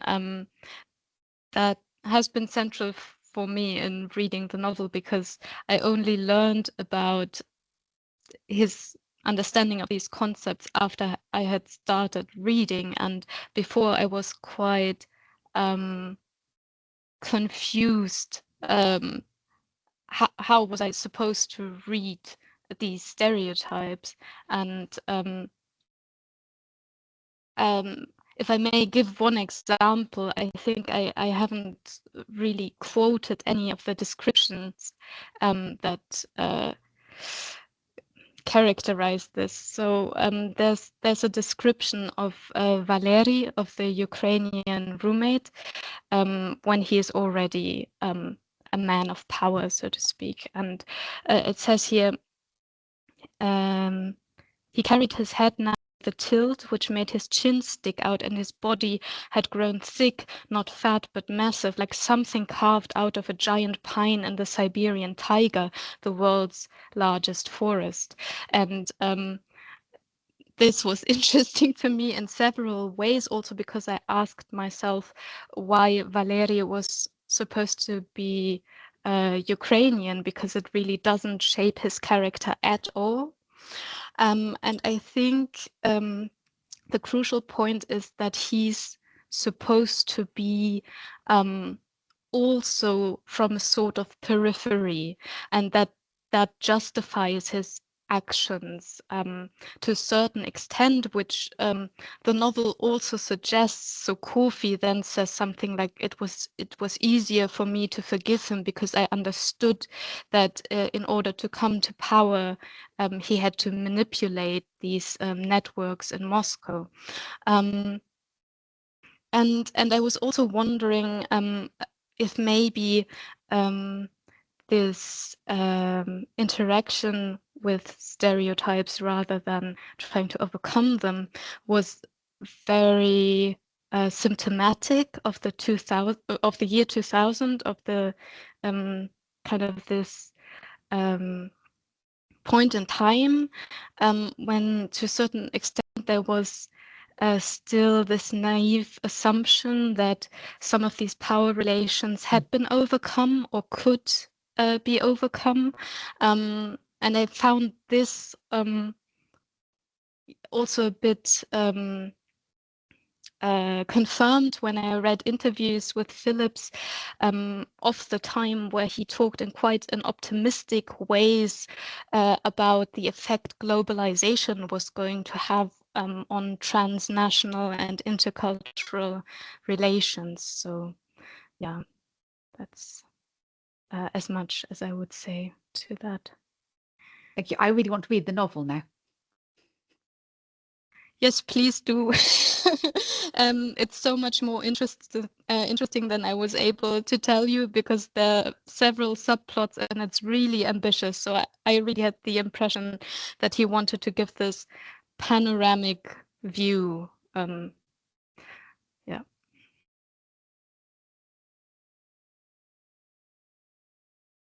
Yes, thank you for the question from my side. Well, I guess, like in my presentation, due to the time restrictions, I had to like skip some chains of this thought, but like basically there is this research by Katharina Clark where she shows that this Stalinist culture, it had a vertical like direction. Basically, like there are many different plots where the heights, like climbing to mountains, like mountaineering, flying over like Soviet Union and so on and so forth, kind of recreates this imperial order, like new imperial order. And Krylenko is one of the examples of this new vertical direction of the new Stalinist culture. And it is like the end of the 20s, and the high Stalinist culture is rather 30s, mid-30s. So it's kind of the beginning of this vertical direction of the Stalinist imperial culture. And in this idea of sublime is, of course, is very loaded, like ideologically loaded category. And Katharina Clark, as I understood that, she's working not with Burke and Kant, but like with Schiller, I guess, because like there are many definitions of sublime, but I'm not sure about that. Which definition of the sublime she uses. And in my presentation, I took the definition of sublime by Kant, where it's for him, it's like the mode of thinking. So it's not like the quality of the landscape, so I understood, but the way we think about landscape. And for Krylenko, it's more like that he's writing about the landscape. The landscape itself, it's kind of, it's ice, basically. It's not that interesting for him, but like the writing and the overcoming and this whole set of different like tasks, it's something that actually gives like the narration more or less logic. And the thing is that I couldn't like I didn't mention the other thing about Krylenko, that prior to his travelogue from the Pamirs, he wrote like legislative texts, like he gave some speeches, and these speeches, they were published later. And then he was working in the realm of law. So he was writing about law and how like this on the subject of state law.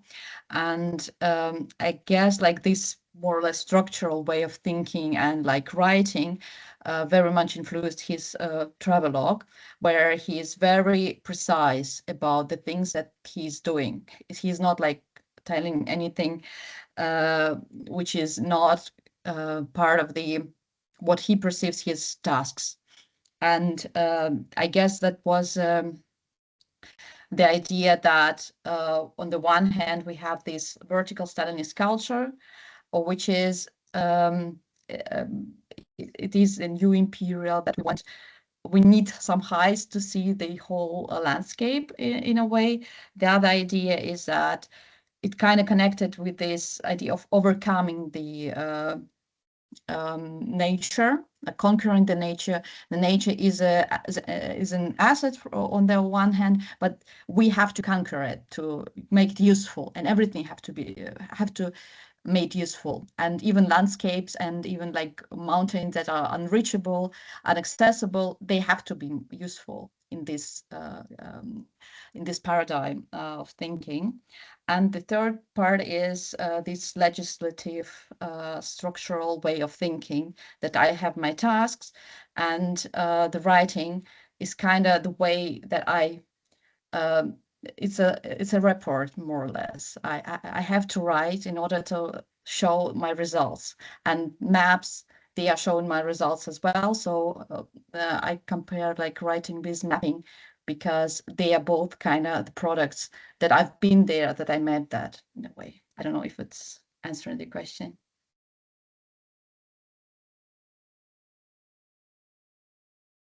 Ivana, please.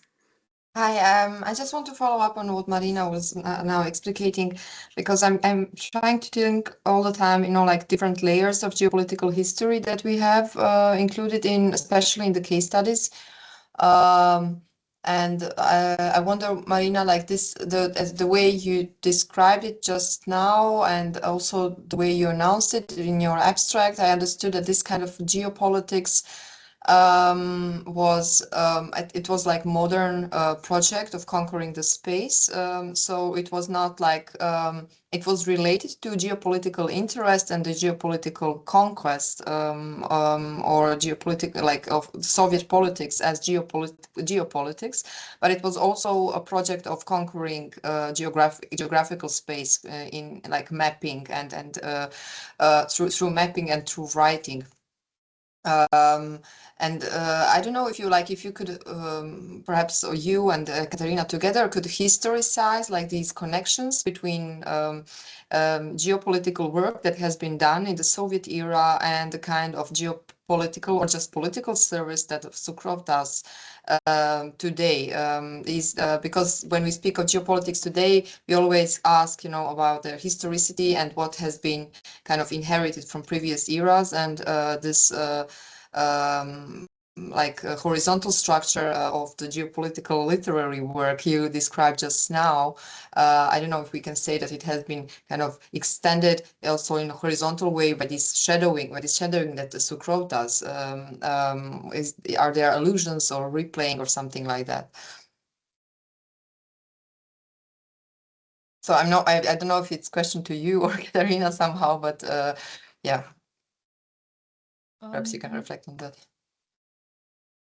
Well, I'm not the contemporary scholar, so I guess Katerina can give more details. But like from my perspective and what I understood about like geopolitics in the early Soviet culture, well, basically there is this study by Milan Hauna, where he basically writes that they weren't like geopolitics as word was more or less connected to Germans and to Western thinking, and like Lenin or Stalin, they didn't like really kind of engage with this thought. But like there is a scholarship by Masha Kirasirova, where she actually points out that there were some other actors who engaged in this geopolitical thinking in the sense of word of Ratzel. And so they kind of engage with German thought on that. And there is this book by Trojanowski about East and a revolution, and more or less this geopolitical thinking back then was shaping it, but like the shaping the borders and how they perceived the East. I meant like political elites, but they were changing in the early, in the end of the 10s and the early 20s. And as for now and how it translates, I guess I have to go. I have to give the word to Ekaterina.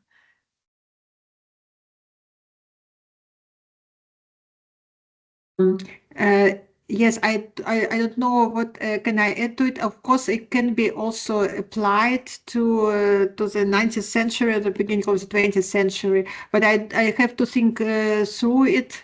Yes, I will take it with me. Actually, how it can be applied here. Thank you for your commentary.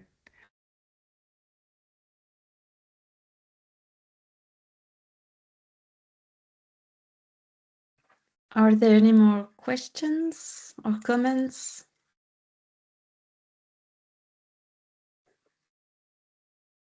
Yeah, Fanny. Yes, thank you. Sorry, I actually wanted to ask you a question, Marina, because I was thinking of Harsha Ram's book on the imperial sublime and wondering if that's a productive comparison for you. So looking at which he locates in like canonical classical Russian literature, and if you see the Soviet sublime that you describe as a departure from that, or if there may be also continuities that cannot be that are kind of hidden, and because there's of course always supposed to be a break with the imperial tradition. That was my question. Yeah, thank you for the question. Yeah, I know this book by Harsha Ram. I don't really. I need to think about it more, I guess. But like from what I know from this book, I think it's like different concepts of sublime. But I don't know. Yeah, I've been thinking about that, but like for me, I don't really think it's productive for this particular case of Krylenko, because I think he does something else there, and yeah, that's why I kind of work more with Clark, and even there I'm not sure, because like Krylenko, it's he's in this transition. It's not Stalinist culture yet, but we are getting there in a way. So it's kind of it's hard to place him only to Stalinist culture, even though some of the scholars who work on tourism and alpinism and all this alpine imaginary, they kind of point out that he was a very important figure in this case for popularizing this alpine tourism, and popularizing Pamirs, especially for the tourists, not only Caucasus or like other Arctic landscapes. So actually, I had a question for you as well, because I was thinking about like this Russia's Black heritage that is basically like, talking in my terms, like terms from Krylenko, is a blank spot, like a white spot that there is like not really much like not discourse, but like not very much literature about that, and how why like Eastern Europe are perceived as like white space in a way. Like how do you how can you explain that? Yeah, thank you. That's an interesting and a very big question. I can say that I usually encounter the reaction that people, for example, or many people don't know that Pushkin had African heritage, and I think that that is the product of erasure that has happened very actively in canonizing him as a national poet. This Afropean identity or African heritage has been erased, but I think so there's that problem, and then obviously also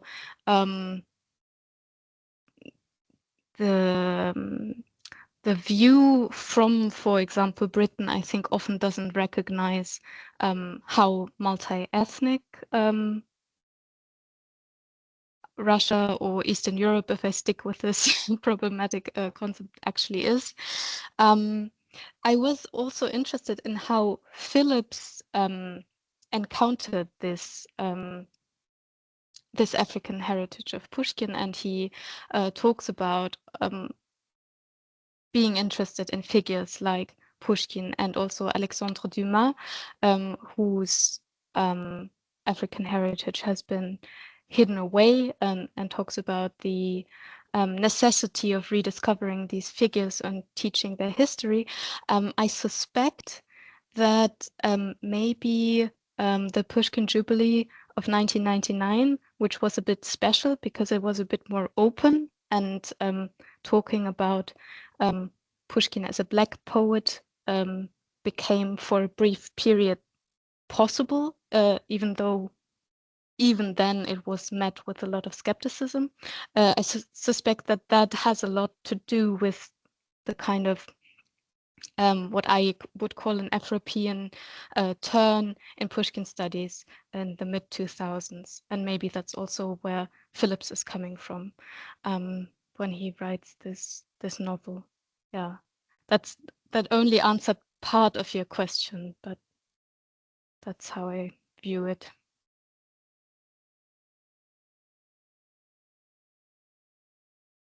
Can I follow up on Sure. because I was thinking as more like Soviet studies scholar, I was thinking more of Tashkent and Tashkent Festival and all these activities, like where they kind of try to bring together the Central Asian republics with what we now will call Global South.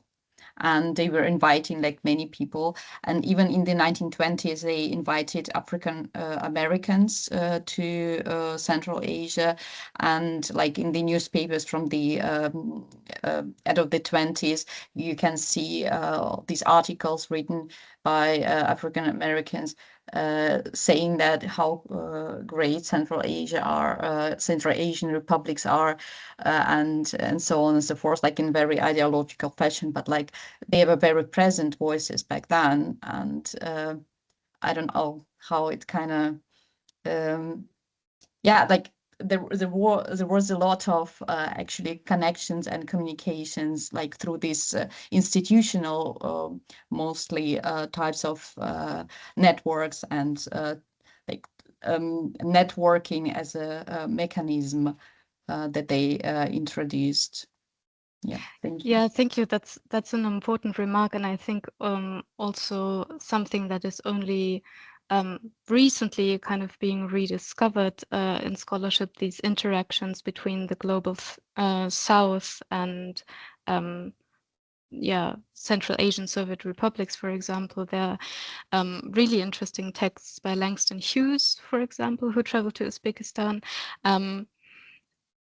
And of course, these are interesting travelogues because they present a very distinct view, and often also, of course, travelers, prominent travelers, did not get to see everything. So their travels were closely monitored, and we have that even much later in the 70s with Audre Lorde also going to Uzbekistan and being overwhelmed by how wonderful this blooming desert looks. Of course, not seeing the ecological catastrophe behind it. But that's a Notes from a Trip to Russia, it's called, unfortunately. It's a very interesting text because I think it has this ambivalence. She realizes that she's being kept away from a lot of what is going on.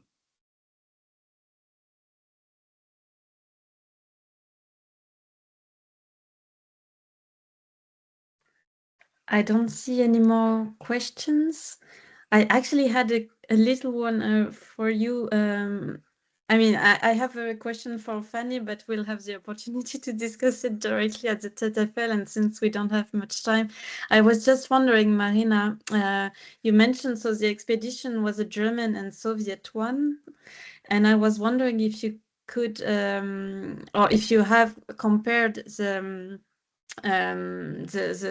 German and Soviet reports on it, and if you can distinguish particularities, how is the German gaze on this space, and how does it differentiate itself from the Soviet one, in case you have this, make this comparison?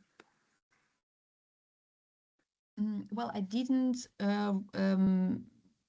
like it's not the topic of my dissertations, and I didn't delve in detail how they diverge.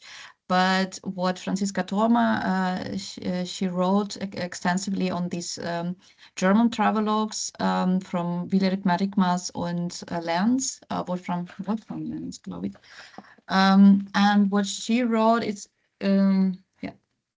what she wrote, Wolfgang Lenz, what she wrote, it was actually very interesting that, like, Willerit Marikmas, he was in Russia before the October Revolution, and basically in the beginning she says, well, it's Soviet now, but it's not really different.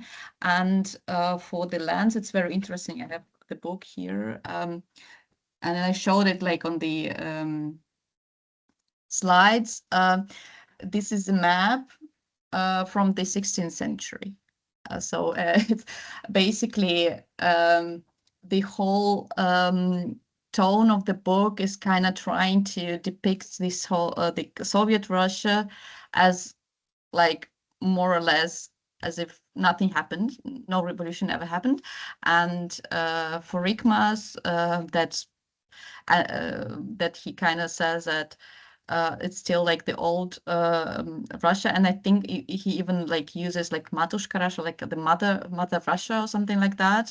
This wording, and for Lenz, he's like using the on this like book cover. I don't know if it was his choice, but like he uses a map from the 16th century, so this like a whole idea of Said that. Orient, it's in the past. It kind of here is very obvious that for Rikmas and for Lenz, yeah, it's just like we are traveling to the past of the cultures and like Russia's past, or like, and it's very orientalizing view, and it's very interesting. Yeah, I think it can make it a topic on itself, like just comparing these like Russian and German materials. Thank you for the question. No, thank you both for your really interesting presentations. I suggest we take now a break, and we'll start again at 3 o'clock for the last panel. Thank you very much.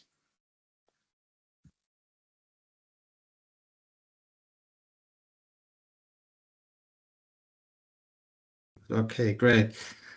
So I assume I'm Christoph Schaub. I'm a part of the Berlin Caponeu team, and I have to apologize I couldn't attend yesterday.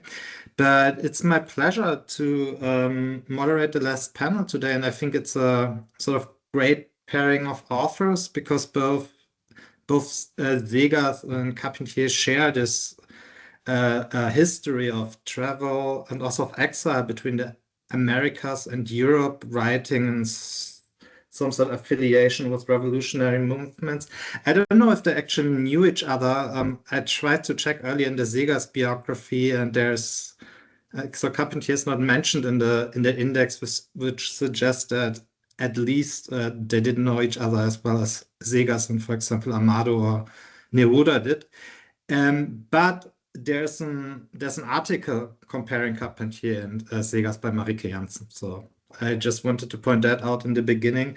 So we have two papers, one by Max Röhl on the power of the weak, imperialism and resistance, and Anna Segas der Führer, and then by the second one by Anna Björk-Einarsdottir and Alex Carpentier's novels of revolution. So we start with Max Röhl, who is a postdoctoral research assistant at the chair of German philology and comparative literature at the University of Tübingen, where he also did his PhD in 2019 with a thesis on the theory of the dramatic figure, which has the really nice nice German title, Theorie der dramatischen Figuren, Beitrag zur allgemeinen Gattungstheorie des Dramas, Theory of the dramatic figure, a contribution to a general genre theory of the dramatic form. Maybe it's about approximate translation, and maybe most noteworthy publications for our topics come out of his interest in the relation between literature and political ideas. And there are two books, one monograph called Der abwesende Souverän zum politischen im Werk Fritz Dürrenmatt's The Absent Sovereign, on the political in the works in the oeuvre of Friedrich Dürrenmatt, and a second one, edited volume from 2024. His most recent book publication is called Politische Ideen in der Literatur, Political Ideas in Literature. So I introduce Anna later. So Max, looking forward to hear your paper on a novella from Anna Segas' Zyklus, The Power of the Weak. Thanks.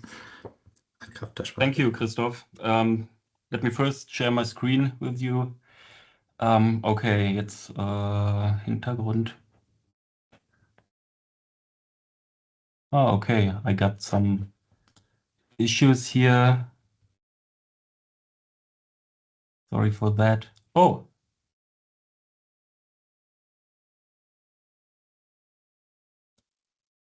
I think I have to start Microsoft Teams over. Okay, so you're going to log out and then be back. I leave for a second and then I'm back, and it will just take 20 seconds. Sorry, but my paper is very short, so everything's fine. See you. Right, this is exciting.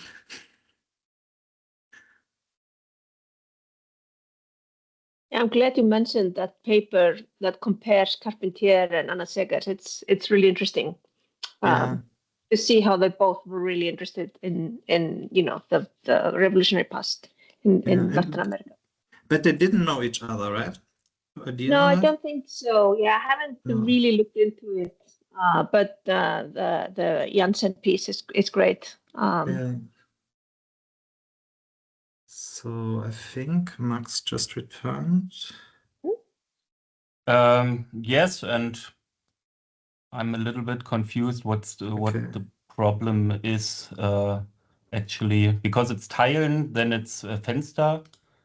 Okay, well, this is my first day on Teams ever. Yeah, so mine maybe too. Ivana, do you want do you to? have any idea what Max has to do?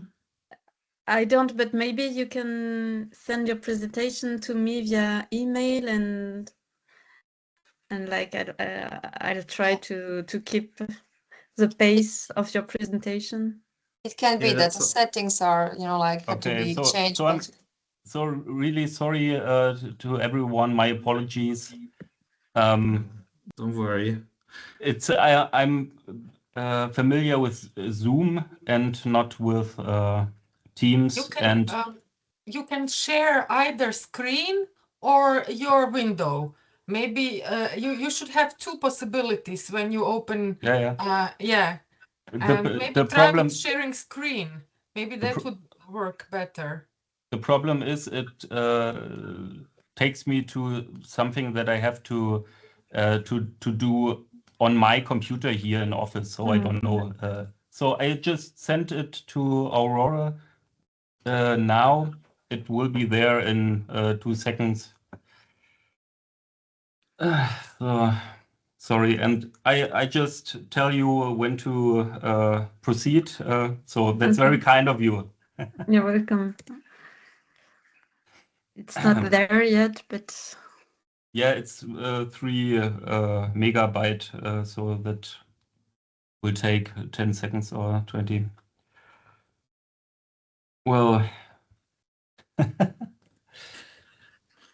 well, it's the first technical issue at the end of the day. That's fine. Yeah. So, and we just changed. It's a ZFL migration program. We used to use Zoom as well, but yeah, it's changed.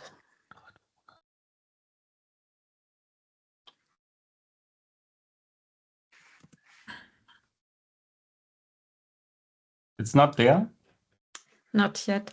Maybe should we begin with Anna's presentation? Then? that's No. the other way to do it. I just got it. Ah, yeah, So perfect.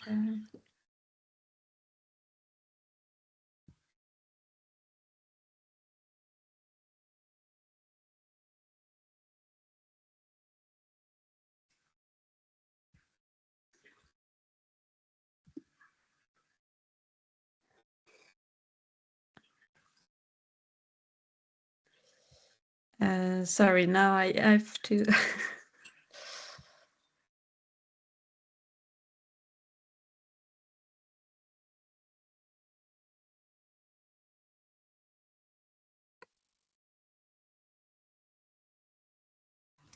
Oh, I'm sorry. I guess I have the same problem as you do, Max.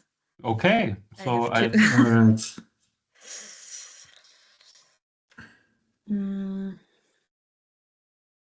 I like when I try to share the screen, it like I am offered 2 possibilities that Trinka mentioned, like the screen and the window. Should I try it? Yeah, try it, Ivana. Yeah, I just don't have the file now, but that's the. Okay. Yeah, because I can. It's yeah. Can you forward to Yes, me? I will forward Max presentation, and maybe we can go on with Anna's if it's all right with you, If Anna. it's not, yeah. Yeah, I mean, either way it's fine. You can wait or I can go. Yeah, let's wait 1 more minute if this works out. If not, if this doesn't work out with Ivana sharing the screen now, we go to you, Anna, and someone works in the background on a technical solution and has about half an hour for it. So maybe that's okay. I got the presentation. Or you could just email it to everybody. Yes. That would be also a good idea. And then we could just look at. I mean. Yeah. Well, I put it in the chat then, right? It should be. Okay, now I will share it. Wait a second.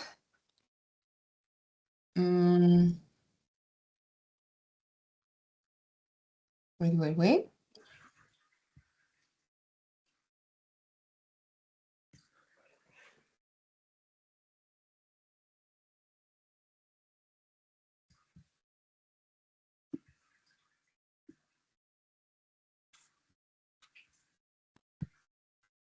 I'm just working, keeping us on the original timetable. Do you see it now? Yes. Excellent. Yes, thank you, Ivana. Excellent work. Okay. So could you put it on a full screen? Yes, I'll try. Okay, sorry. So sorry to everyone, and thanks for staying with me. So, dear fellow participants, I'm happy to be invited to this workshop and to be given the opportunity to share some thoughts on the interrelationship between literature and geopolitics with you. The topic of this workshop, as I understand it, aims at an intriguing matter, that is how politics can enter literary discourse. From my point of view, this is not self-evident. Both social systems operate on different levels with different means. While politics includes general ideas and collective general issues and collective ideas and identities, Literature is concerned with individual characters and specific situations. Politics deals with decisions. Literature operates with ambiguity. Politics is about power. Literature is about stories and words. This raises the question of how politics, especially geopolitics, can be represented in literary discourse. I want to approach this matter both theoretically and referring to a specific literary text, that is the Novella Der Führer by GDR writer Anna Seghers. And please go on to the next slide, Ivana. Okay, thank you. From my perspective, methodologically, the concept of model could be helpful to approach the interrelationship between literature and politics. According to the Russian semiotician Yuri Lotman, artistic creation is one of the ways of modeling reality. Please, the next slide. This process produces necessarily only fragments. Quote, "The model never reproduces the entire object, but rather certain aspects, functions, and states of it, whereby the act of selection itself appears as an essential part of cognition." A model is, one might say, the artwork's access to reality and therefore a specific interpretation of it. This is not an uncommon perspective in post-war German language literature. And please, the next slide. For example, Max Frisch noted in the preface to his drama Andorra from 1961, which deals with anti-Semitic stereotyping, that Andorra is the name of a model and has nothing to do with the real small state of that name. A model refers to a general structure and reveals general social psychological mechanisms. I think that what Frisch explicitly states here is implicitly underlying all literary texts and must be reconstructed by the reader. That means, although using individual names as well as specific plots, literary texts also model general structures through analogy and allegory. This is, of course, a very Aristotelian notion of poetics. Even when literature uses the proper names of historical figures, Aristotle's Poetics states that it does not aim at the individual, but at the universal, and is therefore something more serious and philosophical than historical science. It is my basic assumption that the literary or media representation of political ideas has had a considerable influence on their dissemination and has played a decisive role in shaping European intellectual history. The presentation and critique of political concepts such as revolution, raison d'etat, or sovereignty are particularly shaped by their embedding in literary discourse. From Shakespeare to Schiller, Tolstoy to Brecht, Grillparzer to Hofmannsthal, Dostoevsky to Orwell, but also from The West Wing to House of Cards. The history of political ideas is also the history of their media representation, whereby literature not only represents political ideas, but also creatively and productively works on them. In other words, what I am particularly interested in is how literary texts pursue a form of political theory themselves. For example, by bringing political ideas literally on the stage, by thinking them through, or by examining them with regard to their anthropological assumptions. Concerning our topic, geopolitics can be included in literary discourse, but it has to be represented through individual characters and narrative. In this way, in turn, literary text can indeed say something about geopolitics and not just reflect the concept. We have to work out which model of the world and of geopolitics is processed in the respective text. And the next slide, please. Thank you. Anna Segers novella Der Führer is part of her 1965 collection of stories The Power of the Weak, in German Die Kraft der Schwachen. The collection includes stories about possible ways of resistance against overwhelming odds and about the power of the social marginalized. The rarely discussed but aesthetically impressive novella Der Führer is concerned with the Italian invasion of Abyssinia, the former Ethiopia, in 1935-36. This war by fascist Italy is broadly considered to be a colonial one and has been fought with chemical weapons from the air. It was, by the way, one of the military operations that proved the ineffectiveness of the League of Nations, the Völkerbund, in preventing violence and war after World War I. Any resemblance to the present is coincidental. The next slide, please. Thank you. The story begins with a condensed depiction of the Italian invasion, their superior weaponry and their use of poison gas. The inferiority of the local population is emphasized by the repetition of the phrase Alles war umsonst. Everything was in vain. This entrance passage makes clear that the invaders seek for land and for gold and other kinds of metal. Farmers are ought to cultivate and reclaim the land. An initial expedition 2 years ago suggested large deposits of gold, silver, and iron. This invasion is obviously part of an Italian imperial strategy. The novella describes the war as one intended to gain territory and mineral resources. The main story is about 3 Italian geologists who, in addition to their official mission, try to find gold for their personal enrichment. But they are led deeper and deeper into the desert by their young local guide named Ato, A-T-O, where they all meet their death. On the surface, the Italians appear to be far superior. But, as the novella shows, the conquerors with all the machines and weapons are also vulnerable, as they are unable to cope with forms of resistance through sacrifice and the inhospitable nature. The next slide, please. Thank you. The confrontation of an imperial logic and the native logic is pointed out by the fact that the German word Führer has 2 different meanings that are utilized in the novella. On the one hand, it means guide and refers to Ato.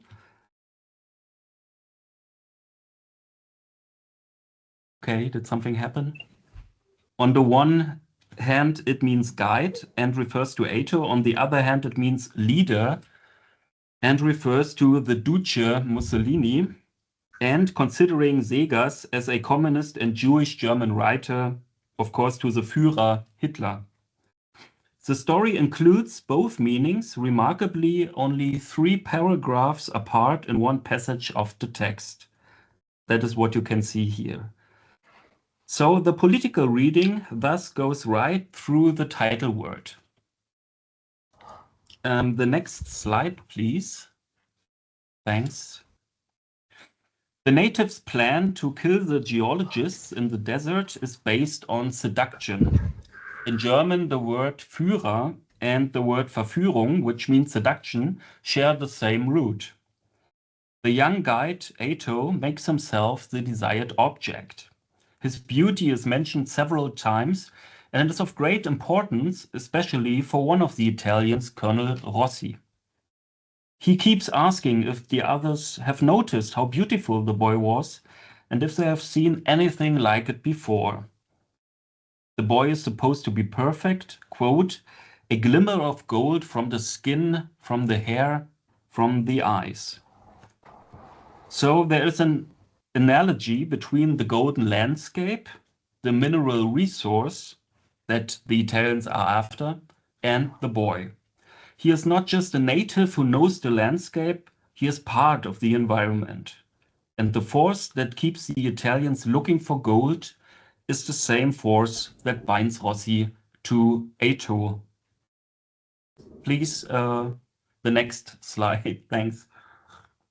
No, that's great that it works that way, thanks.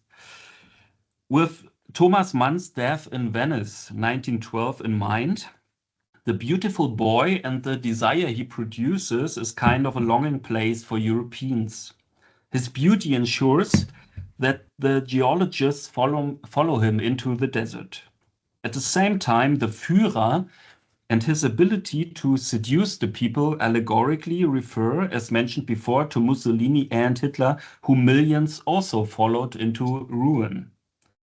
That points out to an erotic aspect of politics, once again referring to Thomas Mann, this time to his novel Mario und der Zauberer, Mario and the Magician, 1930.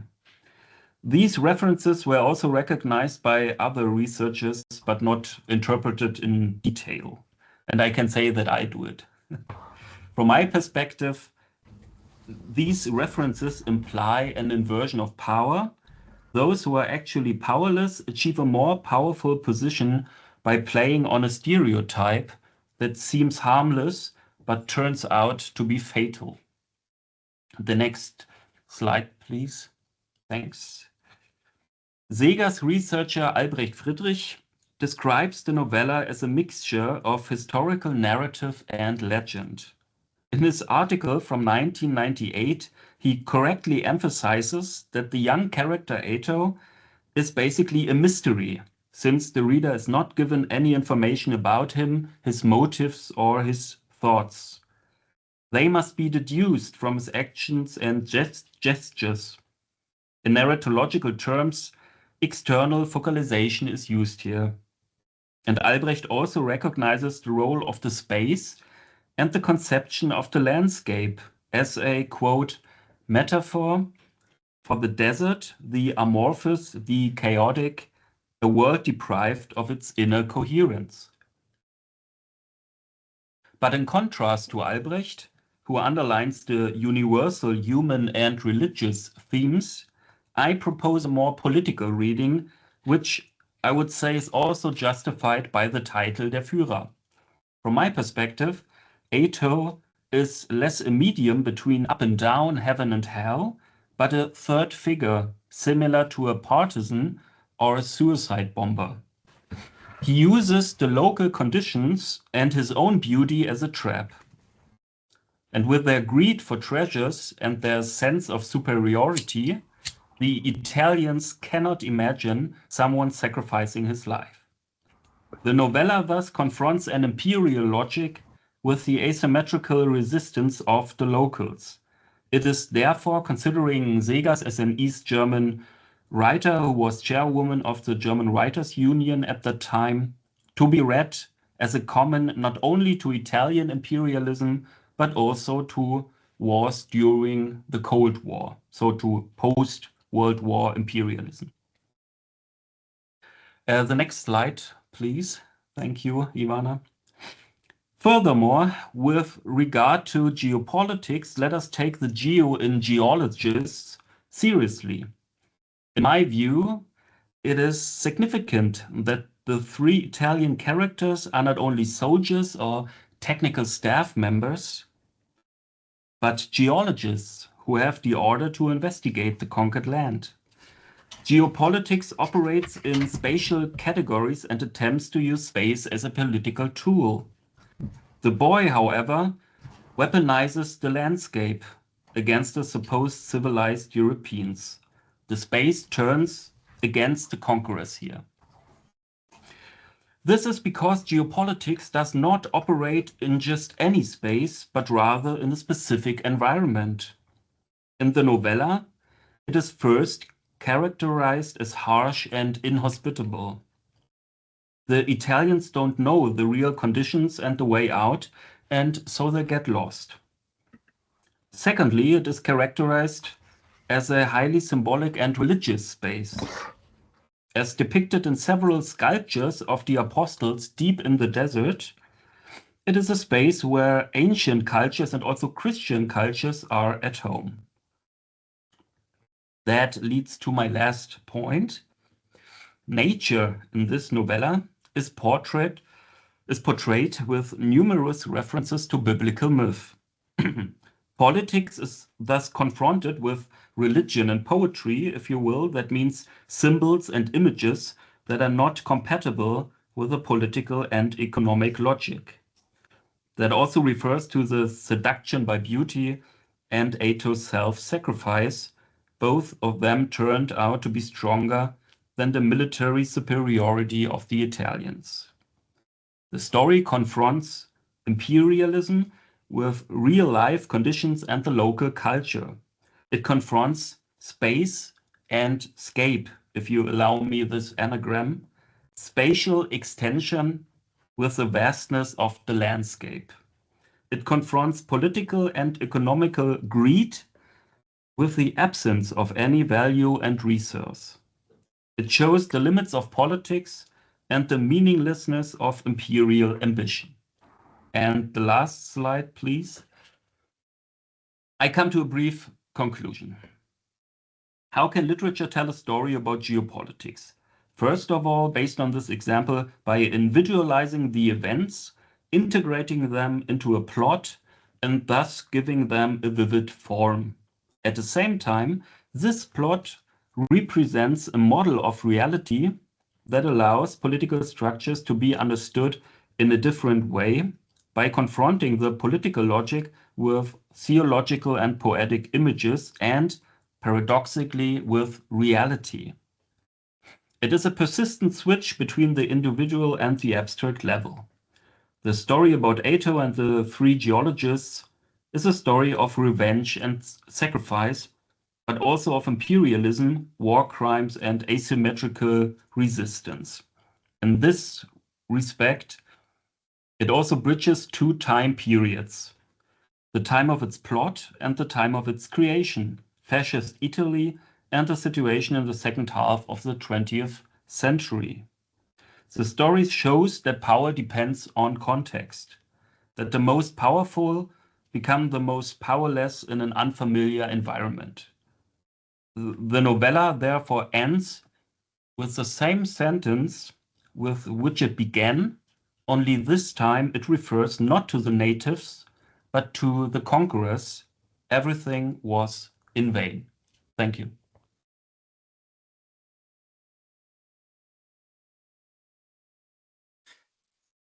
Wonderful. Thank you so much, Max.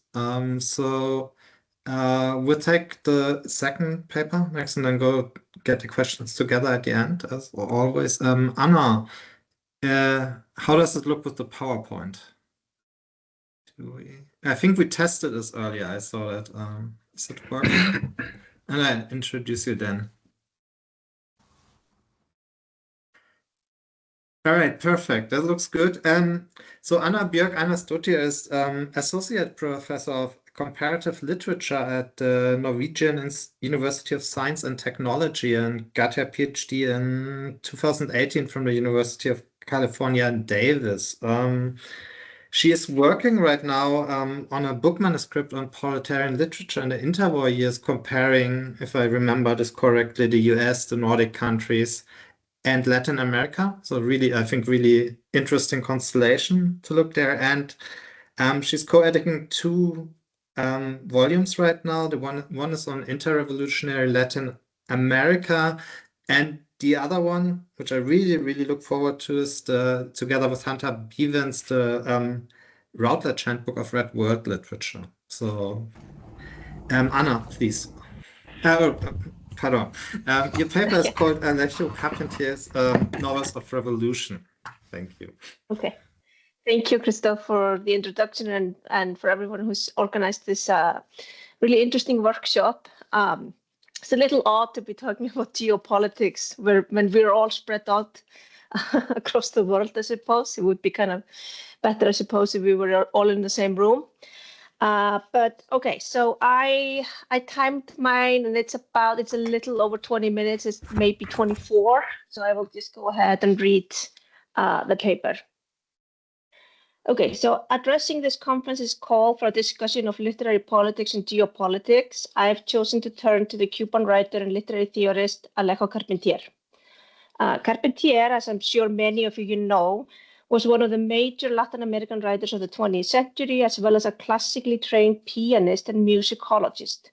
His best-known novels are El Reino de este Mundo from 49, Los Pasos Perdidos from 53, and El Siglo de las Luces from 62. See if this works. No. Oh, okay, sorry. Here's the cover of El Siglo. So in what follows, I will focus on El Siglo de las Luces, making brief comments about El Reino de este Mundo. Both novels revisit the bourgeois revolutions of the 18th century, documenting their impact in the Americas, in particular the Caribbean. In El Reino de este Mundo, Carpentier returns to the Haitian Revolution that broke out following the French Revolution, tracing the roots of the former back to the earlier slave revolts that predated the French Revolution. Carpentier thus emphasizes how the revolutionary potential that had arrived in Haiti long before the French and the Haitian revolutions broke out. And so, echoing this argument in El Siglo de las Luces, Carpentier has one of his characters explain, quote, all the French Revolution did in the Americas is give legal sanction to a great emancipation that began in the 16th century. There were countless occasions when the Negroes didn't bother waiting for you to declare them free, end of quote. So this character continues saying that the declaration abolishing slavery in the French colonies, quote, brought nothing new to this continent, save perhaps one more reason to carry on with the great emancipation that had always been here, end of quote.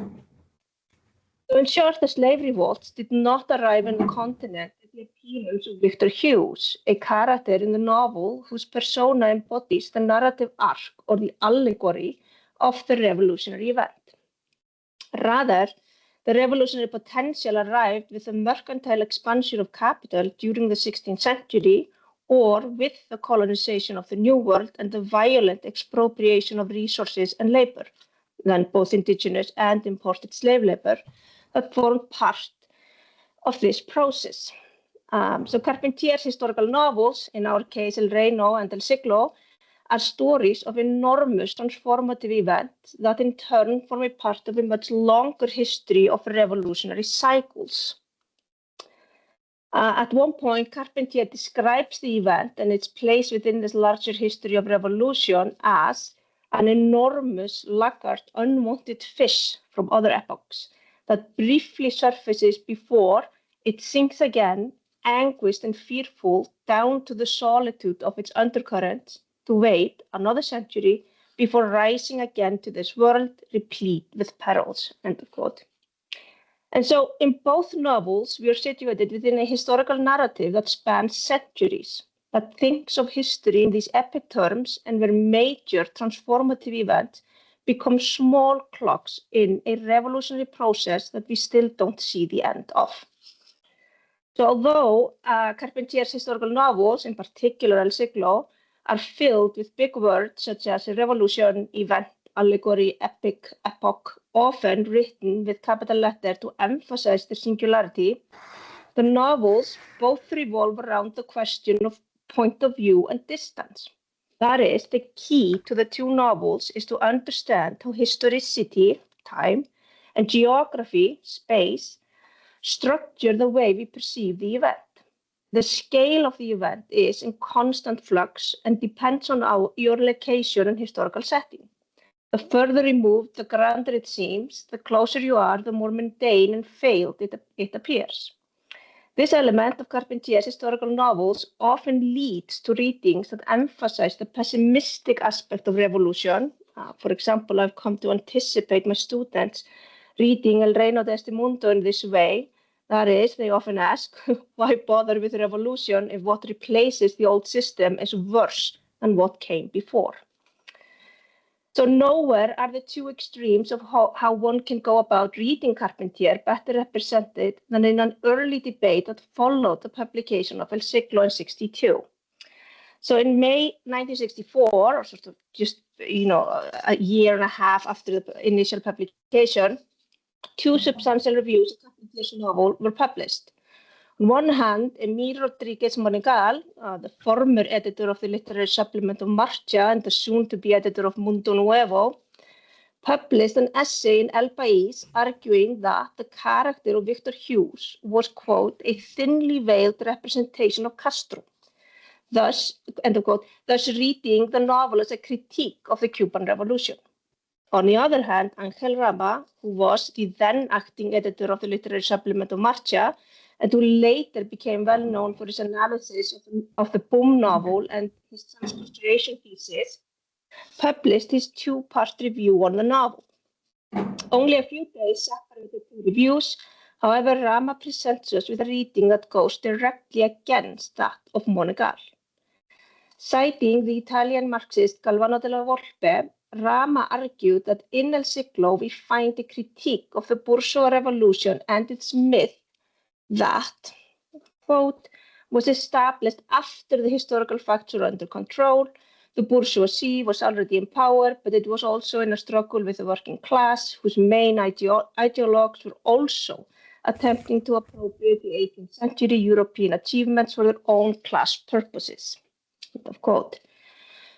Now, of course, the two reviews are published at the height of the Cold War, and the debate represents the shift that was about to occur within the Latin American literary sphere. Rama, of course, represents the radical left and claims Carpentier for the cause, while Monegal proposes a more liberal-leaning appropriation of Carpentier. The debate spiraled into a fight that would include several exchanges that I'm not going to marshal us through here, except to emphasize that Rama's review is quite interesting, as a part of his argument is that El Siglo could only have been written after Marx. Thus, he argues that the event of Marx is crucial to understand the novel and its treatment of the 18th century and its revolutions. So in identifying El Siglo as an impossible book to write before Marx, Rama emphasizes the historical layer through which Carpentier examines the revolutions of the past.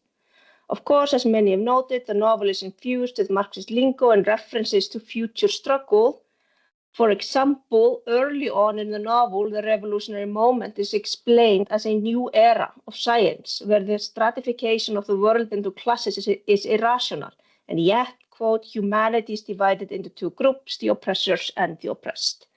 Finally, O'Shea, a Black French-educated doctor whose knowledge of traditional medicine and magic cures one of the main characters of the long-standing illness, says, quote, and we shall go on without news because the governments are afraid, deathly afraid of the spirit sweeping across Europe, end of quote, thus referencing the Communist Manifesto.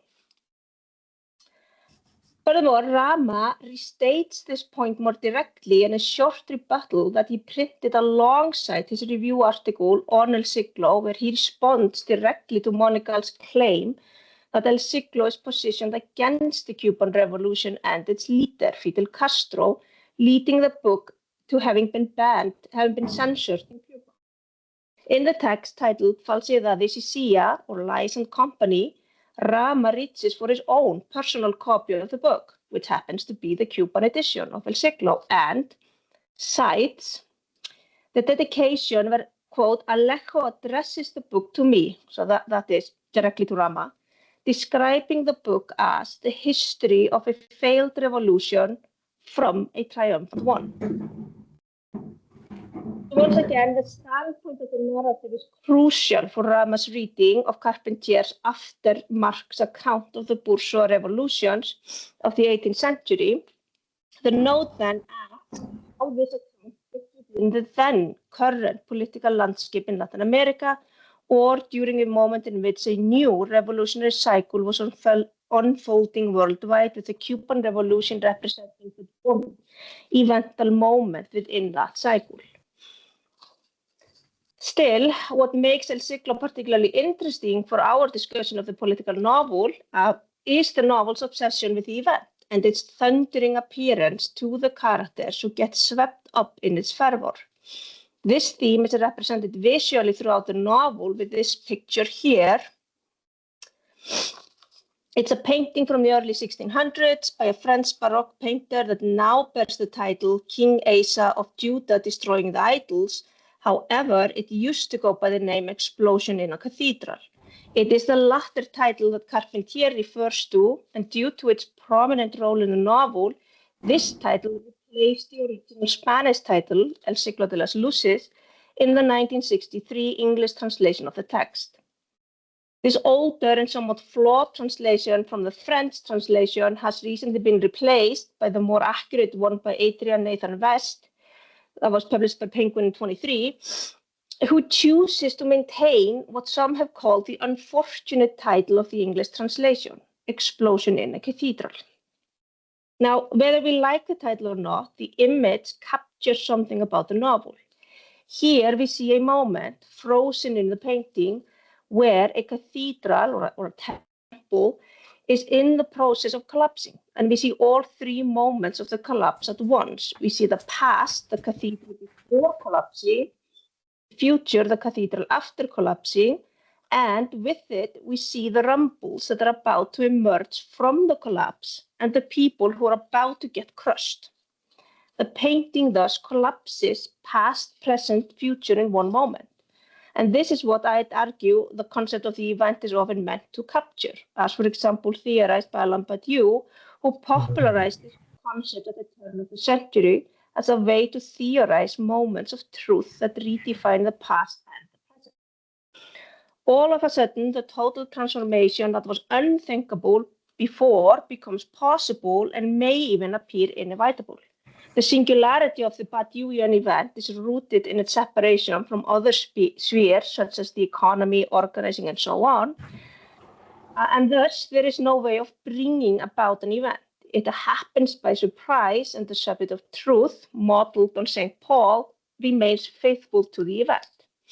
As Peter Hallward pointed out early on, there is no way of willing the event within Badiou's truth procedure, and as Bruno Bostiels also argued, Badiou's pure politics or ultra-leftism need to be infused with Alvaro Garcia Linera's actualization of communism so as to provide a framework for communist praxis. I think someone has their microphone maybe on, so there's a lot of sounds coming in. Yeah, communist praxis. Okay, however, none of this is necessary when we look at Carpentier. Here, the event is everything Badiou wants it to be, and it is still rooted in the economic and political system, the mode of production, if you will.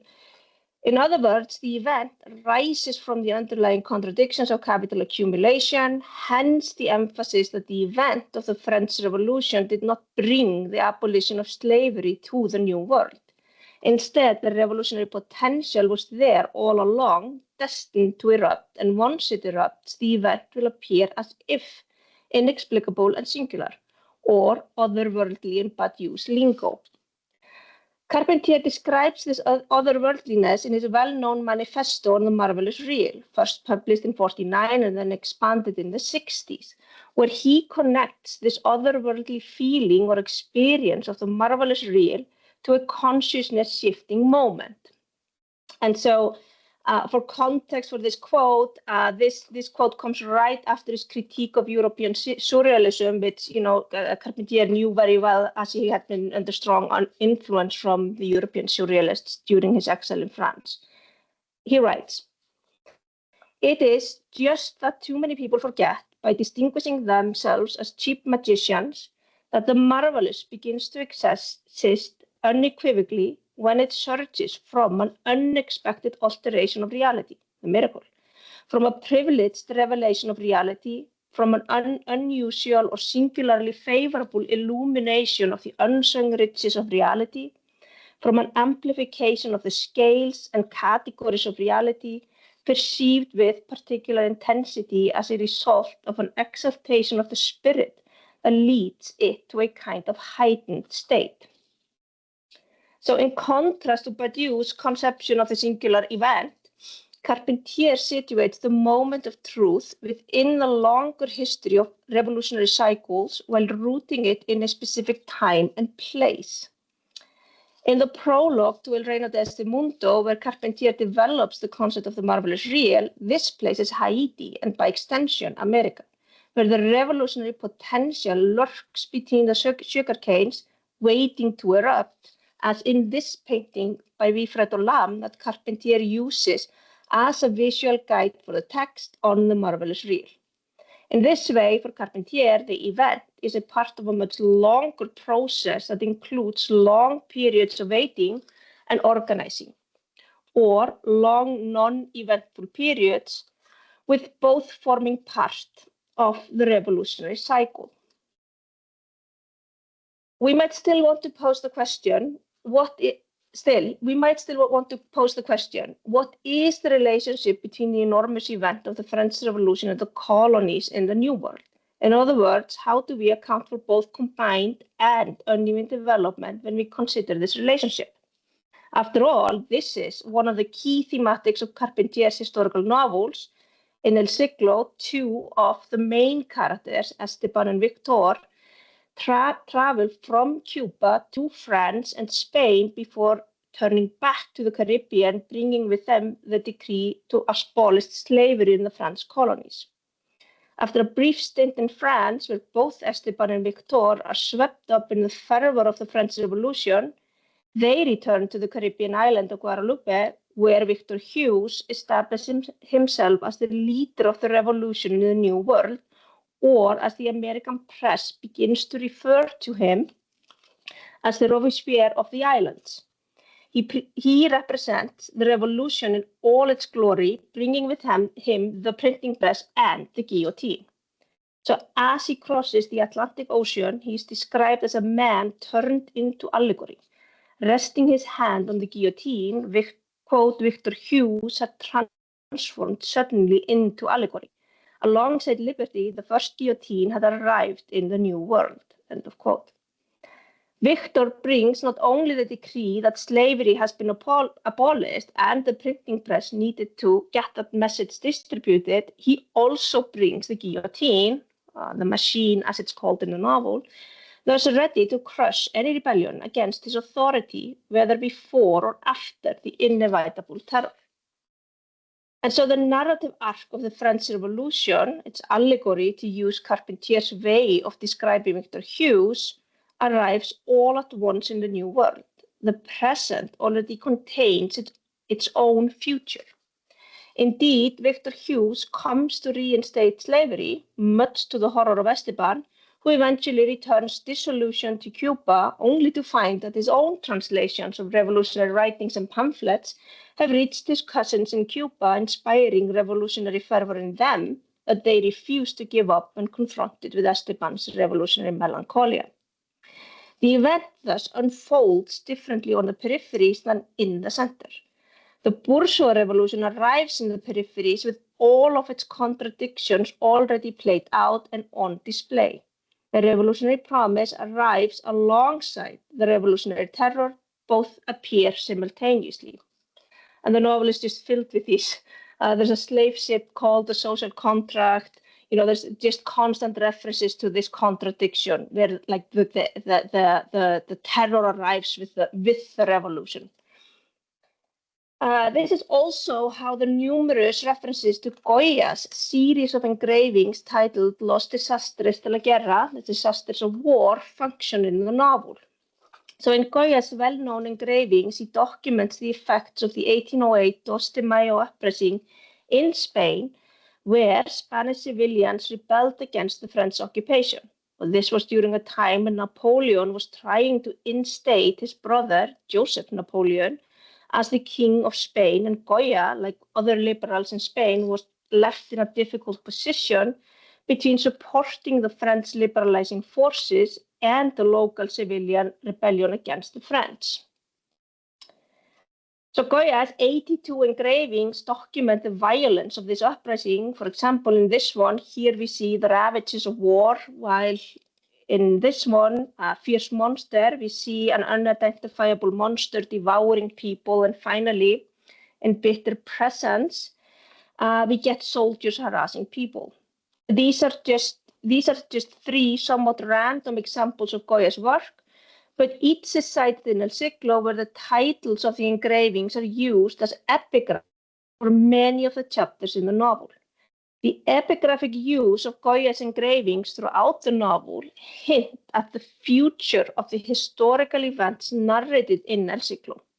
As Catherine E. Wall puts it, quote, the Goya allusions are futuristic anachronisms that summon a future not yet realized within the novel's temporal constraints, end of quote.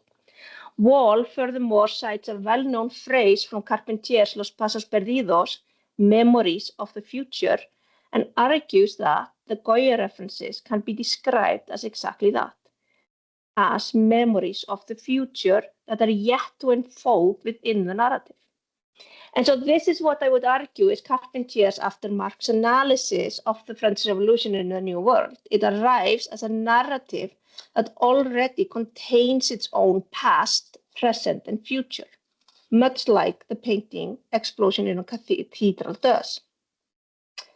In Carpentier, we are situated within a cyclical understanding of the revolution, and our historical point of view is not measured in years, but centuries.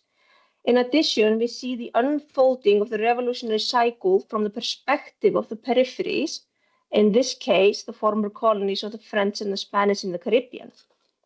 Carpentier's El Siglo, and El Reino for that matter, thus line up with Roberto Schwarz's conception of misplaced ideas and ideologies of the second degree. Of course, it's not far-fetched to put Carpentier's historical novels in dialogue with the Brazilian literary critic Roberto Schwarz, as both were tied to the same intellectual moment, that of third worldism and the Marxist developmental theory that was central to Latin American Marxism during this period. Or, if you will, both were situated within the same revolutionary cycle, the one beginning with the Mexican and Russian revolutions in the 1910s, including the Chinese and the Cuban revolutions, or what we can call the proletarian peasant-led revolutionary cycle of the 20th century. It is in this context that both Schwarz and Carpentier go back to the arrival of bourgeois liberalism in the region. Carpentier in his historical novels, and Schwarz in much of his work, including his well-known reading of the Brazilian 19th century realist Machado de Assis. And just to wrap up, Carpentier and Schwarz both go back to the period when bourgeois ideals were imported to the Latin American region. Carpentier focuses on the early arrival of bourgeois liberalism, the late 1700s and the early 1800s, while Schwarz's reading of Machado focuses on the late 1800s, or the moment when the ideology of European liberalism already formed a part of the official national ideology. In this context, the misplacement of these ideas is rooted in the ideological comedy that emerges when the ideals touted by the official ideology have little or no grounding in social reality. In this case, the slave-holding society in Brazil. The same goes for Carpentier's portrayal of, say, Victor Hughes's transformation into an allegory in El Siglo de las Luces. Here we get a similar misplacement in Victor's farce-like entrance to the Caribbean. The printing press arrives with the guillotine. And yet, it is important to emphasize how Carpentier's portrayal of the French Revolution does not resort to revolutionary melancholia. His account of this period is neither cynical nor defeatist. Instead, one could argue he remains faithful to the event by recognizing the importance of the previous revolutionary cycle, however misplaced it may have been in the region. In fact, this very misplacement may even make the peasant proletarian class more adept and ready for the next revolutionary cycle, the one that Carpentier's historical novels form a part of. So it is Carpentier's particular historical and geographical location that allows him to narrate history, as he put it in the dedication for Rama, from the perspective of a triumphant revolution. situated between massive singular events, the Mexican and the Cuban revolutions, Carpentier looked back at the bourgeois revolutions of the 1800s without condemning them nor attempting to anachronistically revive them in his present. Instead, he looked at them from the perspective of his own historical moment and place.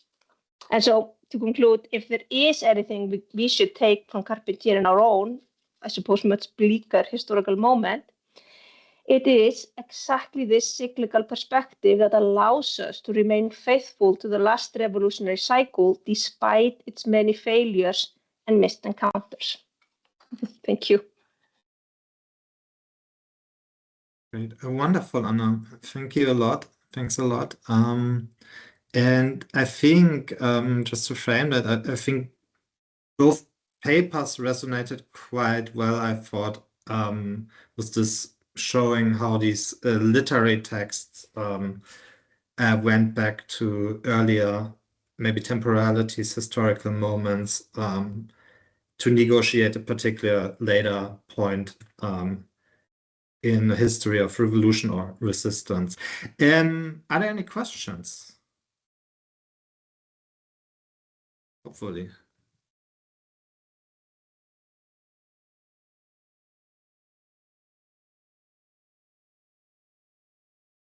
Yeah, I actually had something from Max that I was thinking about. So, because you talked about those two moments, the moment when the setting and then when it's written. And I wonder, what do you do with the moment when it's read, right? Does that matter, like when you read it and from what position within the system? Yes, thank you. Yeah, of course. So I would frame that as a problem of hermeneutics. So it's the question regarding the horizon, for the understanding horizon of the reader. And I would always say all the complexity is in the literary text as such, and it has to be activated due to the historical context of the respective reader. So someone who reads this or who was reading this in 1965 when it first came out, I'm pretty sure that person reads another story or emphasizes other things, and we of course see other things. The world has changed, and so of course, so that would be a third point, but it's kind of in the text, but it's hard to theoretically talk about it, because one way would be to take empirical studies and so on, and work on reader logs or something like that. So that's, for me, that point, that issue is kind of a challenge in methodology. You know what I mean. Okay, Stephen, please. Yeah, they were wonderful talks, both of them, but this is building upon what Anna may have suggested to Max. I don't know that Seeger's text, but it seemed to me that as a good Genossen, that the collection is called Die Kraft der Schwachen, not Der Macht der Schwachen.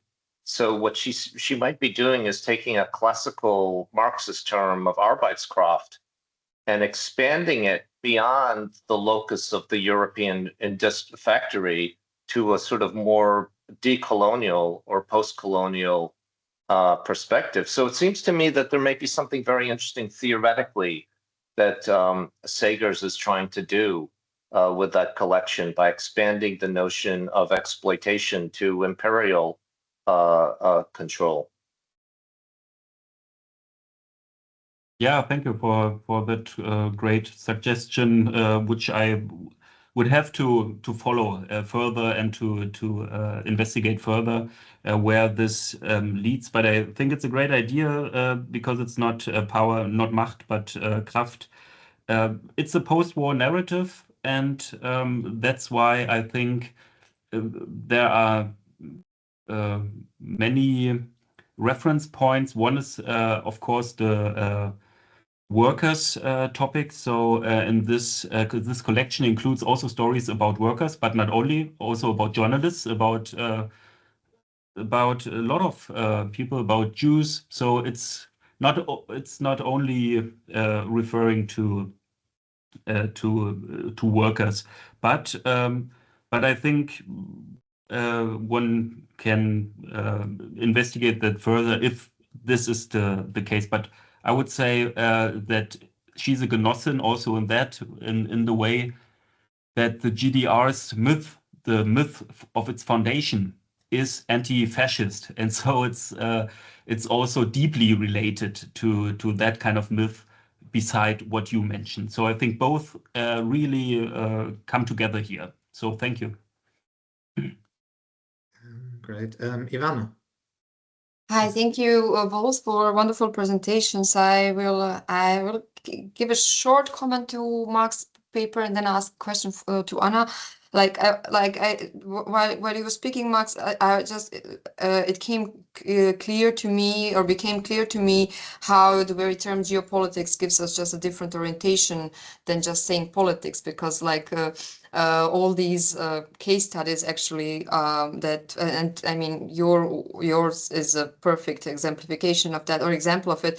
They speak about conquer extractivism, like planetary possession, and yes, you demonstrated nicely how this geopolitics is also very much related to extractivism and politics that makes use of some others, yeah, so perhaps we come back to this framing, what makes the difference between politics and geopolitics, in also in where do we turn our attention to.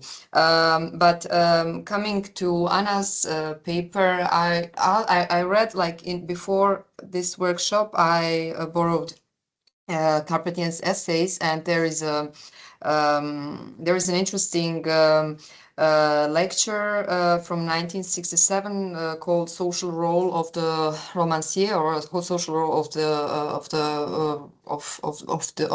Writer," and he speaks, or he's concerned with the possibility of for a writer to take control of his material, or to kind of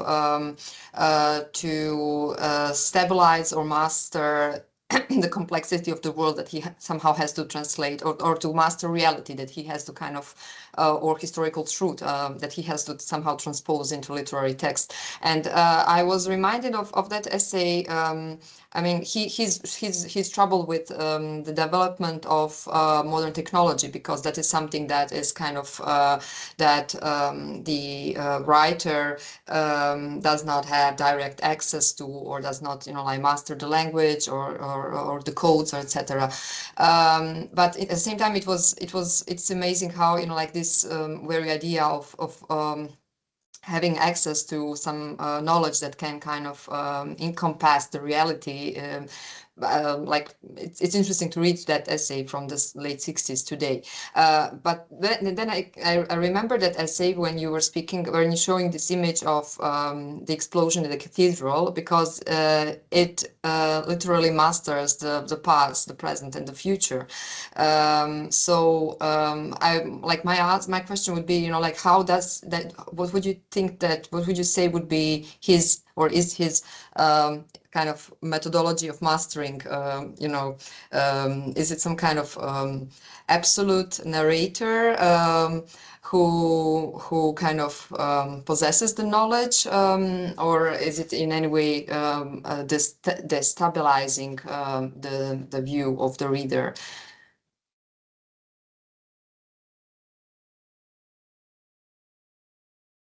Yeah, that's a great question. I mean, and that's something I'm still thinking through, but not for now. I think Carpentier, I mean, it's very fun to work with him because there's so many allusions and references to artwork, music, paintings. It's very visual in a way, the way he writes, but then you get these long paragraphs that are just, they're just masterful. It's not often that you just kind of you want to read long quotes in papers and stuff like that because they're just so great. But I think that for Carpentier, what's really interesting about him, and which is also why, because with Carpentier, it's a little difficult sometimes to place him. I think we tend to think of him as like, oh, Cuban Revolution, the 60s. But I definitely see him as sort of in between, you know, the Mexican and the Cuban Revolution. For me, it's very much like embodies this kind of like inter-revolutionary period. And there are maybe a couple of points that we could pull out. For example, you know, Carpentier, and this is something that many people find very problematic. Carpentier, for example, never gave up on the Cuban Revolution. Like he stuck with it through thick and thin, right?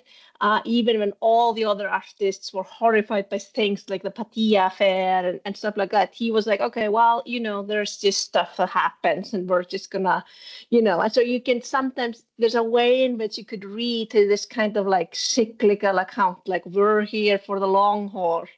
And, you know, shit is going to get really bad, but like that doesn't make it wrong. You could definitely see, you know, sort of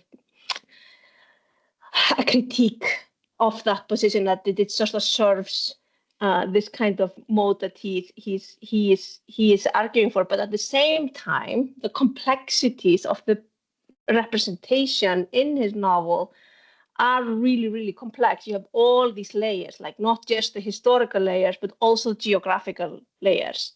And so it can be really hard to kind of get all of that, you know, in together. And I don't know if I've answered your question, but it puts the writer and maybe also the reader in a very different position than we're used to. Like we're thinking, you know, we're thinking centuries. We're not thinking, right? We're not thinking just in years, right? And so then the French Revolution, yeah, it's an event, then it's powerful, but it's still like a part of a much longer process, you know? So it also decenters in a way. Maybe that's not the good word, but like these events, right?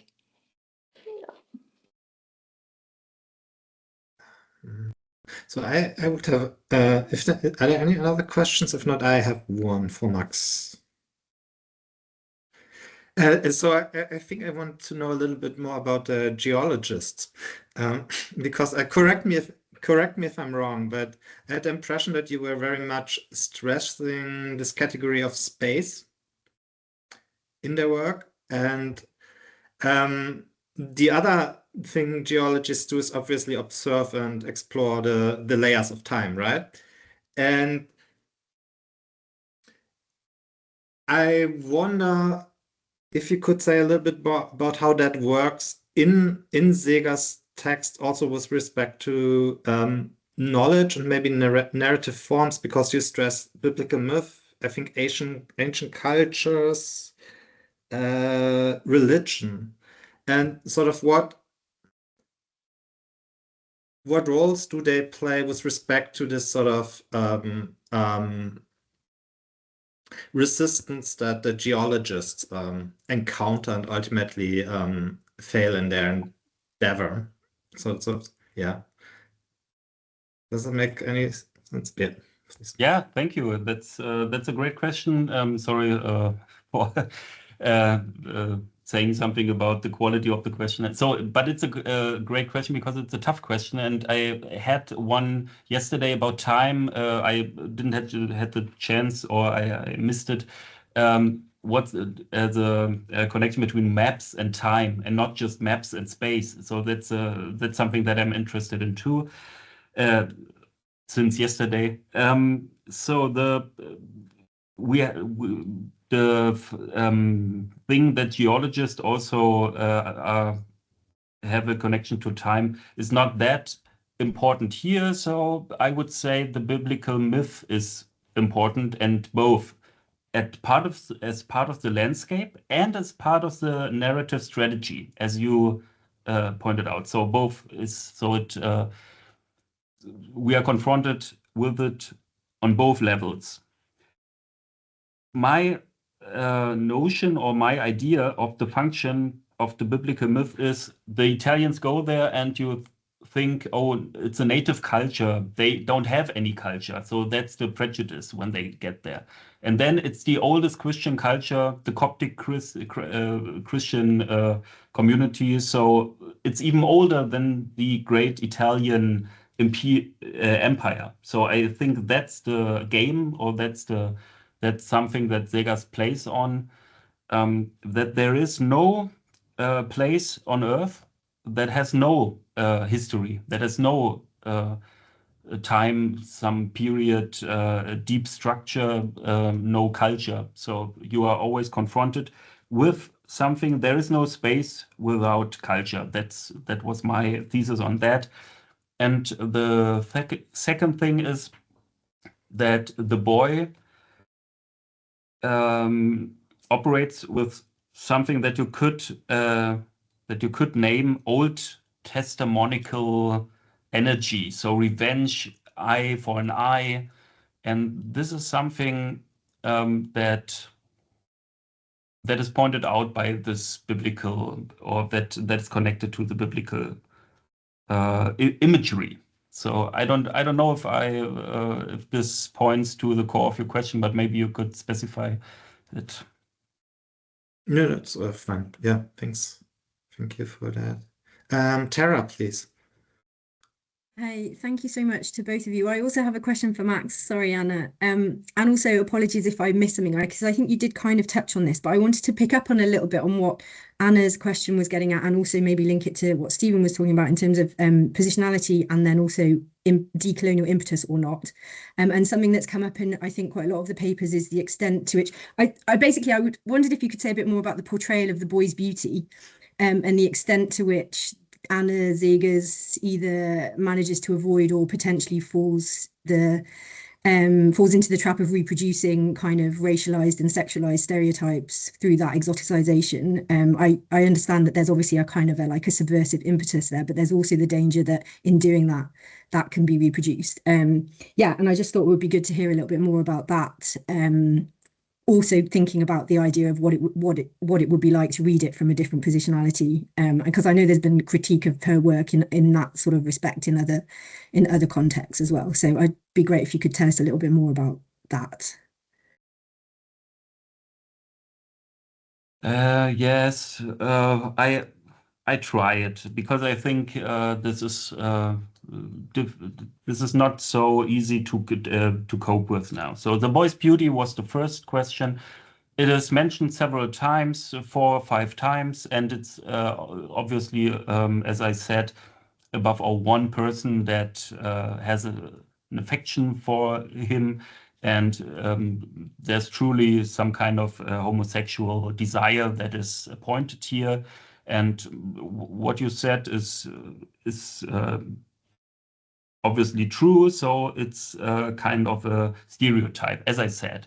And now you have 2 ways of coping with it. One is to say, okay, it's used here as a strategy, and the Europeans are fought with their own weapons, or so you are playing with the stereotype, and that's this kind of seduction that I was talking about. And on the other hand, of course, there's always the thing that you reproduce the stereotype and using it. And I don't know if there's a point where you can leave this kind of cycle, but I would always consider it also the time when she was writing. So in 1965 is not now, and the kind of resistance, or the kind of bringing understanding on imperial issues, or that it is an issue actually. So all this post-war movements, anti-imperial movements, this was quite a different time than today, and that's why I would say every time has the means of their time, and I don't know if it would be fair to talk about that from now on, from now perspective, from a contemporary perspective. But yeah, that's the trap that you're in. I only can say that I totally understand what you mean, and that's a kind of a vicious cycle. Maybe other authors found better forms to deal with that, but I would leave it there. So thanks for mentioning it, and maybe this would be something as the time issue that Christoph mentioned, that I have to work out something or work in there. So thanks. Okay, are there more questions? So we're exactly at 4:15, but we had these technical issues at the beginning. So if there are more questions, Aurora, go ahead. Yeah, thank you. I have it's just a detailed, I mean, a precise question for Anna, and maybe I missed it in your presentation, and maybe I cannot exclude it. Maybe my question is very narrow French centered, so excuse me in advance. But I guess so the protagonist of the novel is named Victor Hugo, right? I mean, I don't know how it's pronounced, but is it a reference to Victor Hugo, or is it completely far-fetched or too narrow? And then is it a critique from this, I mean, from everything what Hugo incarnated and represented, not only in France, but like this self-assured prophet as okay. Yeah, it is a historical novel. Yeah. So it's based, but then Carpentier is kind of clever. He says he includes an epilogue to the work, postscript, where he says, "Well, I didn't really know, like, I knew a little bit about him and wanted to emphasize his role a little bit more, but still it's a fiction. But then I found sources that actually show that my account is true, like details of like his relationship to women and something like that." So it's kind of an interesting, epilogue that everything I'm saying is true, and I arrived at it through literature, not through fact, but they happen to match up with the fact. So I don't know what to do with that exactly, but yes, but the main character is more the Esteban, the intellectual, who sort of follows and is under the influence of Victor.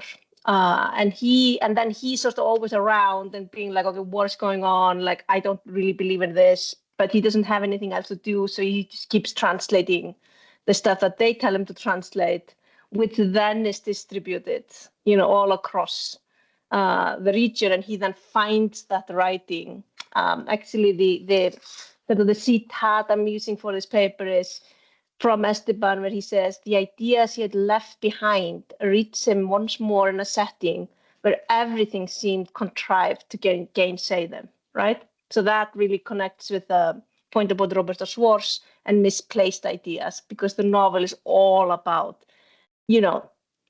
about this export of like European liberalism to the region, but then it's actually already right there, Yeah. Okay. I would think that seems to be it. Am I correct? Yeah. So I think we can move. Shall we move ahead to the closing remarks? I don't know who's tasked with doing them, actually. I know I'm not. I wasn't here yesterday, so that's my. So it seems as if Ivana is. We didn't speak about the rules, who does what. Okay. And please excuse me, I didn't turn off my microphone, but was just typing down possible bullet points. But yes, perhaps we can just open the discussion on literary politics and geopolitics and talk about what we individually expected from such a focus. What did we get? What didn't we touch upon? I don't know if we need some kind of a brainstorming. We did not we did not, perhaps Aurore and Christoph can correct me, we did not plan some kind of a theoretical, big theoretical introduction or elaboration on the topic, but perhaps we can talk about, where does the geopolitical focus and the geopolitical era puts us in what kind of role and responsibility as literary scholars and readers of literature. I have to interrupt. I was incredibly unpolite just now. I have to thank Anna and Max for the excellent papers once again and for a great Q&A. I'm sorry. Yeah, right. Bracket closed.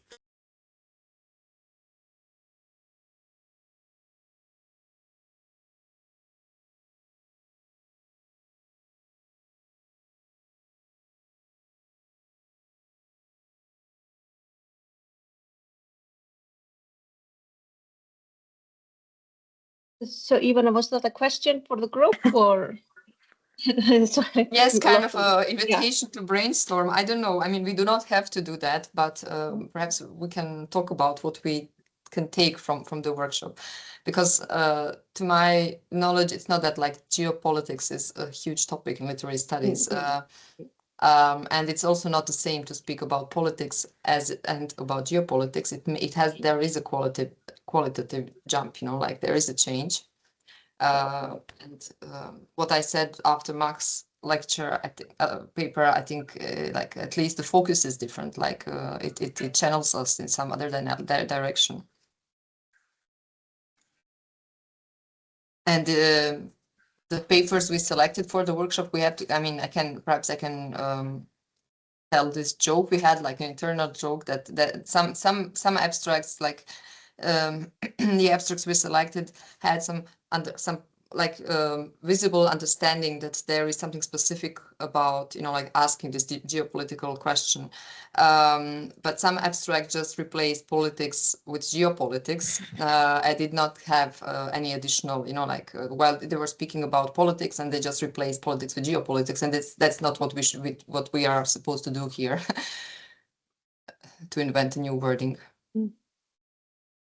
I mean, one thing, so I just remember I think the very first brainstorming discussion we had in the team, also with Patrick Eidenhofer, who can also not be here today. We could think again, and I unfortunately wasn't here yesterday, but I think it's worth thinking about how to systematize the different layers where this intersection of geopolitics and literary politics or the political novel emerges. And I think today I had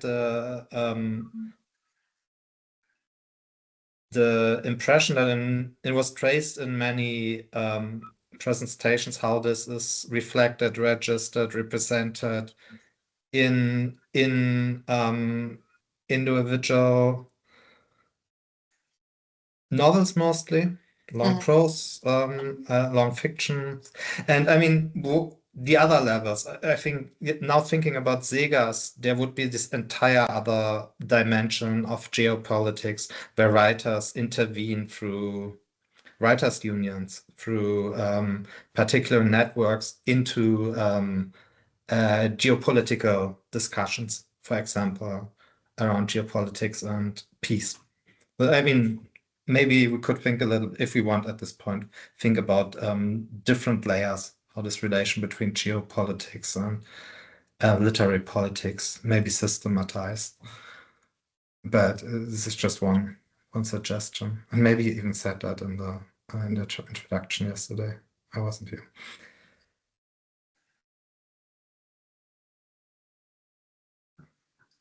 Go ahead, Max. Yeah, maybe I'm not ought to tell you to say something about what can we do. That was the question. What can we do in face of new geopolitical age? But I'd say what I think is intriguing, the two questions that kept me or that kept my eye the most were the one maybe, so I think Ekaterina was talking about it, maybe geopolitics is in some corpora, so in maybe Western corpora, something like the blind spot, something like a hidden discourse that is so it's we don't like it that much, and that's why. So all the question about silence and speaking about, so that I found fascinating, and I had to search for a specific text myself. So I was not working on Segas and say, oh, that's great for geopolitics, great. But I was thinking about, yeah, geopolitics is it's a really interesting issue, and what could I contribute to that? And then going through the corpora of my own seminar. So I had a seminar on post-war German literature, and then I came up with this idea. And the second thing is this time reference, because geopolitics is so directly or is so connected with the space category that I think it's interesting to think about time, also regarding or concerning our imperialist states today that look at the map and think, oh, that was my territory 50 years ago, that was my territory. So maps and time and resentment and revisionists that try to change the map. So these two questions, time and silence, the silence of geopolitics in Germany after 45. This is clear. So, but these two issues, I thought about. So, thank you.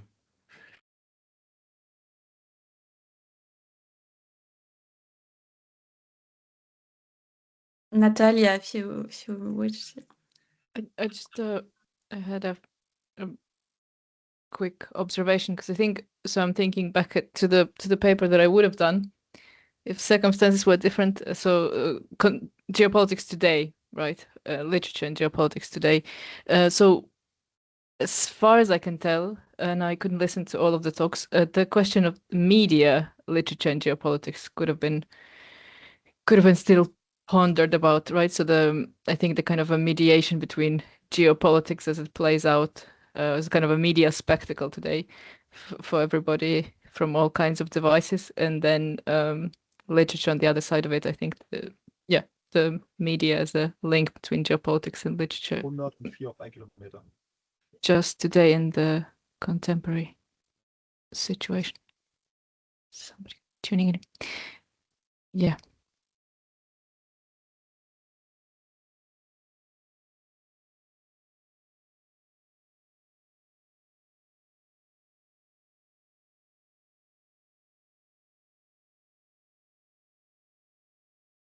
Anna, I don't know who's moderating.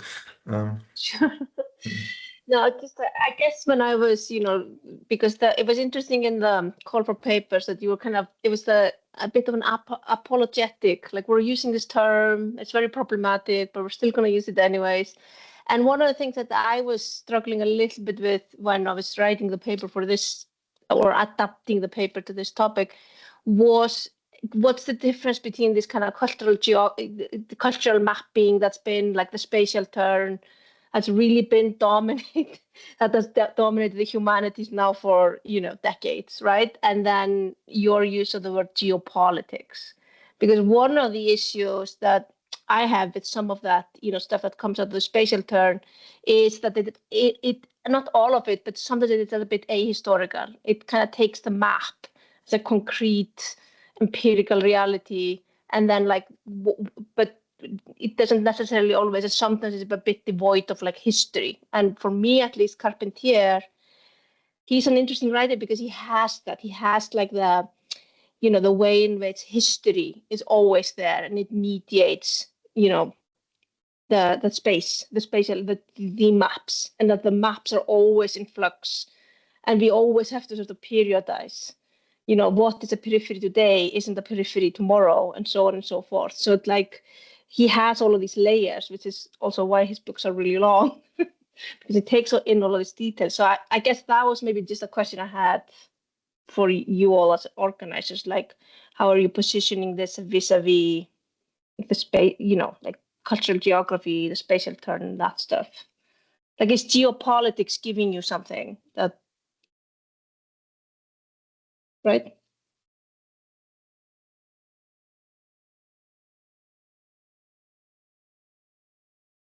Do we need to answer that? Yes. No. I want your position. I mean, if I can reconstruct, I think like the idea was the very connection between politics and geopolitics, in the sense that, like, in contrast to, you know, like the role of literature in cultural geography and, you know, like historically situated maps, like we wanted to make the question of like literary interventions or literary possibilities more prominent in relation to geopolitics. And at the same time, I think our starting position was the sort of uneasiness, or like the sense of being overwhelmed by you know, like these big changes in global politics, where literature is not seemingly does not play a role, or it's not like it is as if politics would have been kind of taken out from always nationally framed or internationally framed liberal ideas of politics, where kind of literature supposedly has some right to speak, you know, so as if like the scaling would be different. But that was just a starting assumption that we also wanted to problematize, because that's something with geopolitical turn communicates to citizens, to political subjects. You cannot do anything against big players, you know. I think that was the entry point for the choose of the term geopolitics instead of just like cultural mapping or. But perhaps I remember it also wrong, or only part of it. Perhaps Aurora and Christoph can also correct me. I think another perspective point is on this kind of boring genealogy of writing draft proposals for getting funding. I think we had this. We had the political novel in Europe, and I think we were looking in the Berlin group, for concept or terminology that extends that to a more in sort of the way our workshops are organized, to a more global framework. And I think that's where originally geopolitics came in, if I remember this correctly, from probably 4 to 5 years ago. And may I just add before Stephen comes? Sorry. The spatial term aspect is of course true, but I think at least sort of the way I know work in literary and culture studies on cartography now, or how I would do it in my own work. I think sort of it traces this deep sort of temporal connection in the work of cartography. Yeah. But yeah, that's maybe a remark. I think Stephen, you wanted to add something, right? Yeah, no, if you can finish your thought, that's okay. I mean, I can wait. No, I'm done. Oh, you're done. Okay. So I didn't see the call for papers. Just got the conference a few days ago, and I thought, because I have such fond memories of the conference in Berlin, I was like, I really want to sit in on that. So, but I, in my own little Wallersteinian psychodrama, thought it was a reference to geopolitics and geoculture essays in the world system, which has a very, you know, Wallerstein has a very different sense of that keyword geopolitics than political science realism, or, you know, a more traditional sense. But I guess what I was wondering, and you partially said this, is how you saw the thread linking the prior conference on the political novel to this conference to the next conference Like, is there, and if they're not, that's perfectly fine if they're all just independent, own little beautiful objects. But do you see this as pursuing something that, you know, like now having done the second one, there will be a consequential third one that, you know, leading up to some sort of macro argument, you know, like, you know, taking on the sort of from the essay of yesterday about the Novelist International, Anti-Fascist International, or whatever. So it's really a sort of question for the Caponeu people, like, where do you know, where's the road going for you, if that makes sense? Or do we make it by walking, as the old saying goes? We make the road by walking.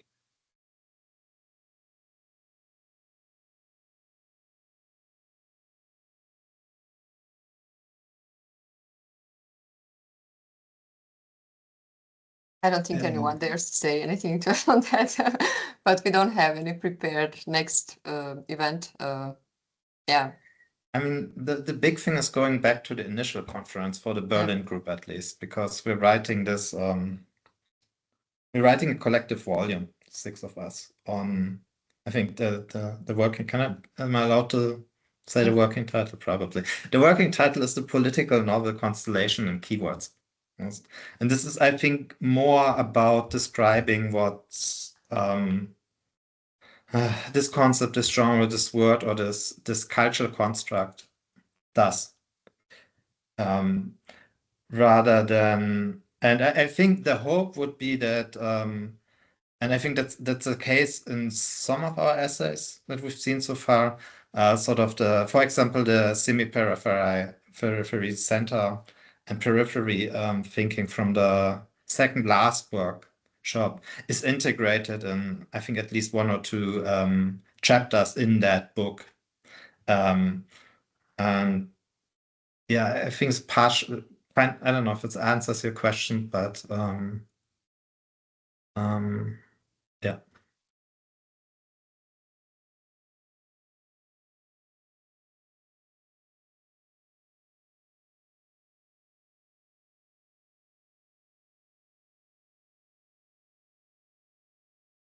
And I mean, where we're taking this to is a possible second project application, which would perhaps be something like alternative globalism or something like that. I mean, again, funded by the EU, again, the chances are like minimal, but some kind of a creative alliances, which would kind of build up also these lost histories of global literary alliances arising from anti-colonial movements, the non-aligned movement, and so on. So to like kind of a structural, infrastructural work between institutions globally, which would be kind of alternative framing of like this planetary setting we have at the moment. Yeah, and I mean, that's the other. I mean, Anna's and Hunter's Bevan's handbook on Red World literature, I think, does something very, very similar in respect to what you asked, Stephen. And then I don't know if anyone else knows about this. There's a similar French dictionary coming out. So a Dictionnaire Mondial de Littérature Prolétarienne, that's going to sort of map something similar. At least someone wrote me about it, I think 2 weeks ago or so. And yeah. That sounds really interesting. If you could send me the reference for the French project, that would be useful for me. if you remember. Yeah, okay, I thought you knew about this. Maybe I put you in touch with these people. Yeah. Yeah, no, I think that project that you're describing sounds really fascinating. Yeah. But maybe so far we created our own little international group, and it was really a pleasure to see all of you today, unfortunately only online, but still it was a collective feeling as far as I'm concerned. And I'm sorry, I'm one of the organizers, but I really have to leave now. So I just wanted to say goodbye to everyone. Thank you very much. And I don't want to interrupt anything, but yeah, maybe it's an occasion to start the weekend or keep talking. I just wanted to say goodbye and thank every one of you, especially those who stayed so so long, and I wish you all a nice weekend. Yeah. Bye.